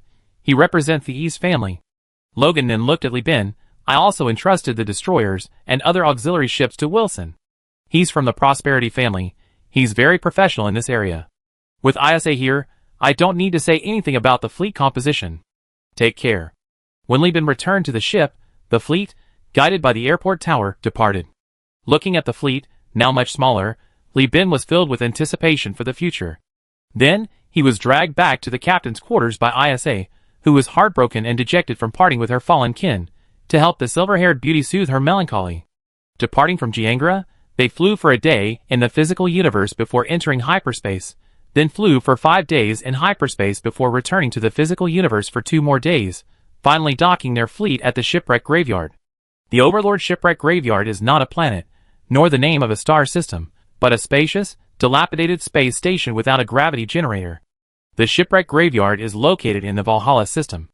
The planets in the entire system were named according to Norse mythology during the human realm era, and the giant corporations that colonized this area followed this tradition. The system is a binary star system, with 2 stars, one large and one small, and sovereignty controlled by the Overlord. Valhalla is located at the northernmost edge of the Overlord's sphere of influence, too close to tachyon technology. There is even a tachyon technology industrial space station, Skadi, the Norse goddess of winter, located at the gravitational equilibrium point between the 2 star systems. This industrial space station has 2 missions. One is to refine the icy giant planet Nibelheim, one of the 9 worlds in Norse mythology, a cold, dark, and deadly place, to provide a continuous supply of volatiles for tachyon technology, which would then be sent to headquarters to be refined into conventional fuel. The other is to serve as a bridgehead in the confrontation with the Overlord, and its defenses are extremely tight. In fact, when this space station was first built, the Overlord had not yet reached the Perseus star system. Therefore, the Skadi space station was not initially constructed according to military standards. Instead, tachyon technology plundered the technology and equipment of Ouyang industry, using its unique siphon technology to extract volatiles. Although this technology initially consumes a huge amount of energy, once the heavy isotopes are stabilized, the entire space station can even achieve energy self-sufficiency. It will no longer need to purchase fuel and electricity from elsewhere. An icy giant planet will provide it with fuel for over 5 million years, and become the energy hub of tachyon technology. Then the Overlord arrived, wielding the iron fist of the 14th Legion, and in the First AI War, tachyon technology was utterly routed. Because this was the front line of the confrontation between the 2 sides, and many ships were damaged in the Great War and urgently needed repair and dismantling, the Supreme Overlord at that time, in order to shorten the repair and transportation time, set up this space station as a graveyard for scrap ships. Wilson, with his full head of red curly hair, hooked nose, and sapphire blue eyes, dressed in luxurious clothes embroidered with gold and silver, enthusiastically introduced the space station to Li Bin. Its name is Ragnar, meaning wise ruler. 20 years ago, damaged warships were transported here every day. Several industrial ships, converted from Atlas-class supercargo ships, surrounded this space station, refining ore day and night. Squadrons of auxiliary fleets departed from Giangra, from the Serpent Spirit planet, and even from the risky mining, delivering industrial resources here. As he spoke, he closed his eyes in rapture, as if he could still smell the bright, fierce flames of the past, and the industrial pendulum swinging like a doomsday clock. Wilson patted his chest, swearing to Li Bin, "Believe me, Mr. Li Bin, you will definitely find a satisfactory hull here. I swear on the name of the East family." He silently prayed for the relics, hull components, and the lovely VPC modules. Thank goodness, the VPC assembly plant on Serpent Spirit planet, which had been seized from tachyon technology and had been idle for so long, could finally be started. Once he rented it and got the machines running, the family's engineers could further crack the technology. Chapter 220. The Regna space station has a diameter of 7.2 kilometers. Its triangular structure means that only the core 4 kilometers in diameter is usable space. The rest is used as combat platforms for war preparation. Within this massive cylindrical space, exceeding 8 kilometers in height and 4 kilometers in length, 2/3 has been requisitioned as a ship graveyard. Wilson, holding his terminal tablet, smiled at Li Bin. "Don't be fooled by how empty it looks now. During the war, this graveyard wasn't even enough. A few capital ships could have filled it up. After the war, each warring family towed their ships back to the allied prosperity families for repairs. Even now, many family ships are still waiting in line for repairs." Li Bin had already learned from ISA that not every prosperity families owned shipyards. Most prosperity families only had factories on the planet's surface. They needed to exchange their production capacity and products with other prosperity families that owned shipyards to repair cruisers and capital ships. Li Bin, accompanied by ISA, who was simply disguised, the first mate, his younger brother, and Chen Luo, followed Wilson into the space station's wrecked ship graveyard. The broken, arched hangars, berths, and gantry cranes neatly arranged a large number of decommissioned ships. Aside from the lights from the security personnel and welding torches, the area was mostly dark. Hidden within this darkness was not only a massive fleet, but also a dome-shaped city housing civilian contractors, naval crew, marines, and hegemon management personnel. Hegemon personnel, clad in orange work uniforms, stood atop gantry cranes hundreds of meters high, manipulating levers to slowly move the cranes among the wrecked ships. The roaring engines of the gantry cranes rose and fell, sounding like the breathing of dragons in the darkness. The overwhelming smell of engine oil and rust assaulted the nostrils. The dry air, propelled by the slowly rotating giant fan blades, licked at Li Bin's exposed skin. The imposing, alloy-cast cannon muzzles reflected the faint light of welding torches, sending chills down one's spine. The station's director is usually an elderly, high-ranking military commander, a final stop in their military career, allowing them to enjoy their retirement, Wilson joked with Li Bin. Unfortunately, the hegemon has no shortage of officers, especially elderly ones, but there's only one ship graveyard. Therefore, each director can only serve for 5 years, after which they must retire, and the competition for the new director's position is extremely fierce. At this point, Wilson spread his arms, as if boasting, and continued, coincidentally, including this term, the directors of the Regner Space Station have now been jointly appointed by the Montanetta and East families. We've taken it over. The current owner of this space station is an old friend of ours, so Mr. Li Bin, you are welcome to tour all the ship's hulls. Isha scoffed, so eager to find a new ally. The Easter family is even setting their sights on this soon-to-retire old man.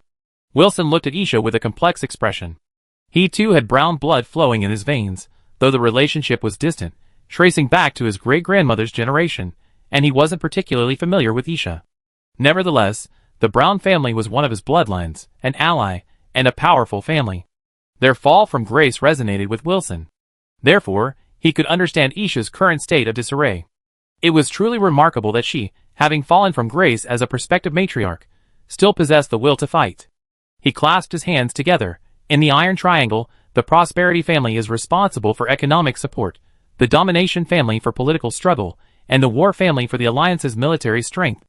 The Brown family has been extinct for 7 years, and the East family's factories and transport fleets lack military support, making them targets for various factions.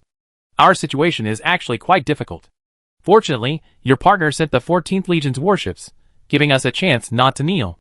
Wilson earnestly said, your blood relatives loyal to the Brown family are now on the Montanetta family's farms scattered across the planets, supported by the East family. Please believe me, although the East family is involved in industry and economics, we are by no means treacherous. Our actions are simply for survival. His sincere and humble tone made Isa, who had been overwhelmed with emotion upon seeing her blood relatives and couldn't help but complain, feel guilty. She bit her cheek, wondering if she should apologize. At this moment, Li Bin stepped forward, put his arm around Wilson, and laughed heartily, inhaling the strong scent of the man's cologne. Let's leave the other ships aside for now, and look at the cruisers. Logan told me that your family is handling the spaceship modifications, and my requirements are quite high, you know.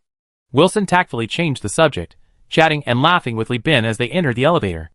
As the floor shifted, on a lower level far from the dome-shaped city, the elevator doors creaked open. Wilson snapped his fingers, and the dark hangar and spaceport instantly became brightly lit.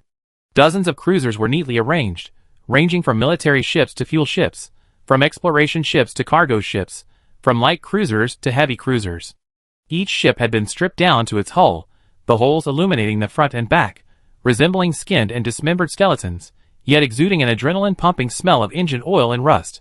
Hundreds of ship engineers belonging to the East family, dressed in their finest attire and carrying testing equipment, stood silently in the wide transfer corridor, outside the elevator. 3 levels, a total of 122 cruiser hulls. Excluding 46 hulls damaged beyond repair, the remaining 76 ships are for your inspection, Mr. Li Bin. As Wilson finished speaking, a holographic projection lit up above the bow of each ship. Red meant utterly beyond repair, yellow indicated significant damage, and green represented minor or no damage. A green hull, when fitted with equally undamaged spaceship equipment, could be assembled into a high-quality cruiser indistinguishable from a brand-new vessel. Even as a cargo ship, it could fetch 160,000 star coins, while an armed merchant ship would be worth over 200,000 star coins. These 76 hulls, even if all were cargo ships, would be worth over 15.2 million star coins.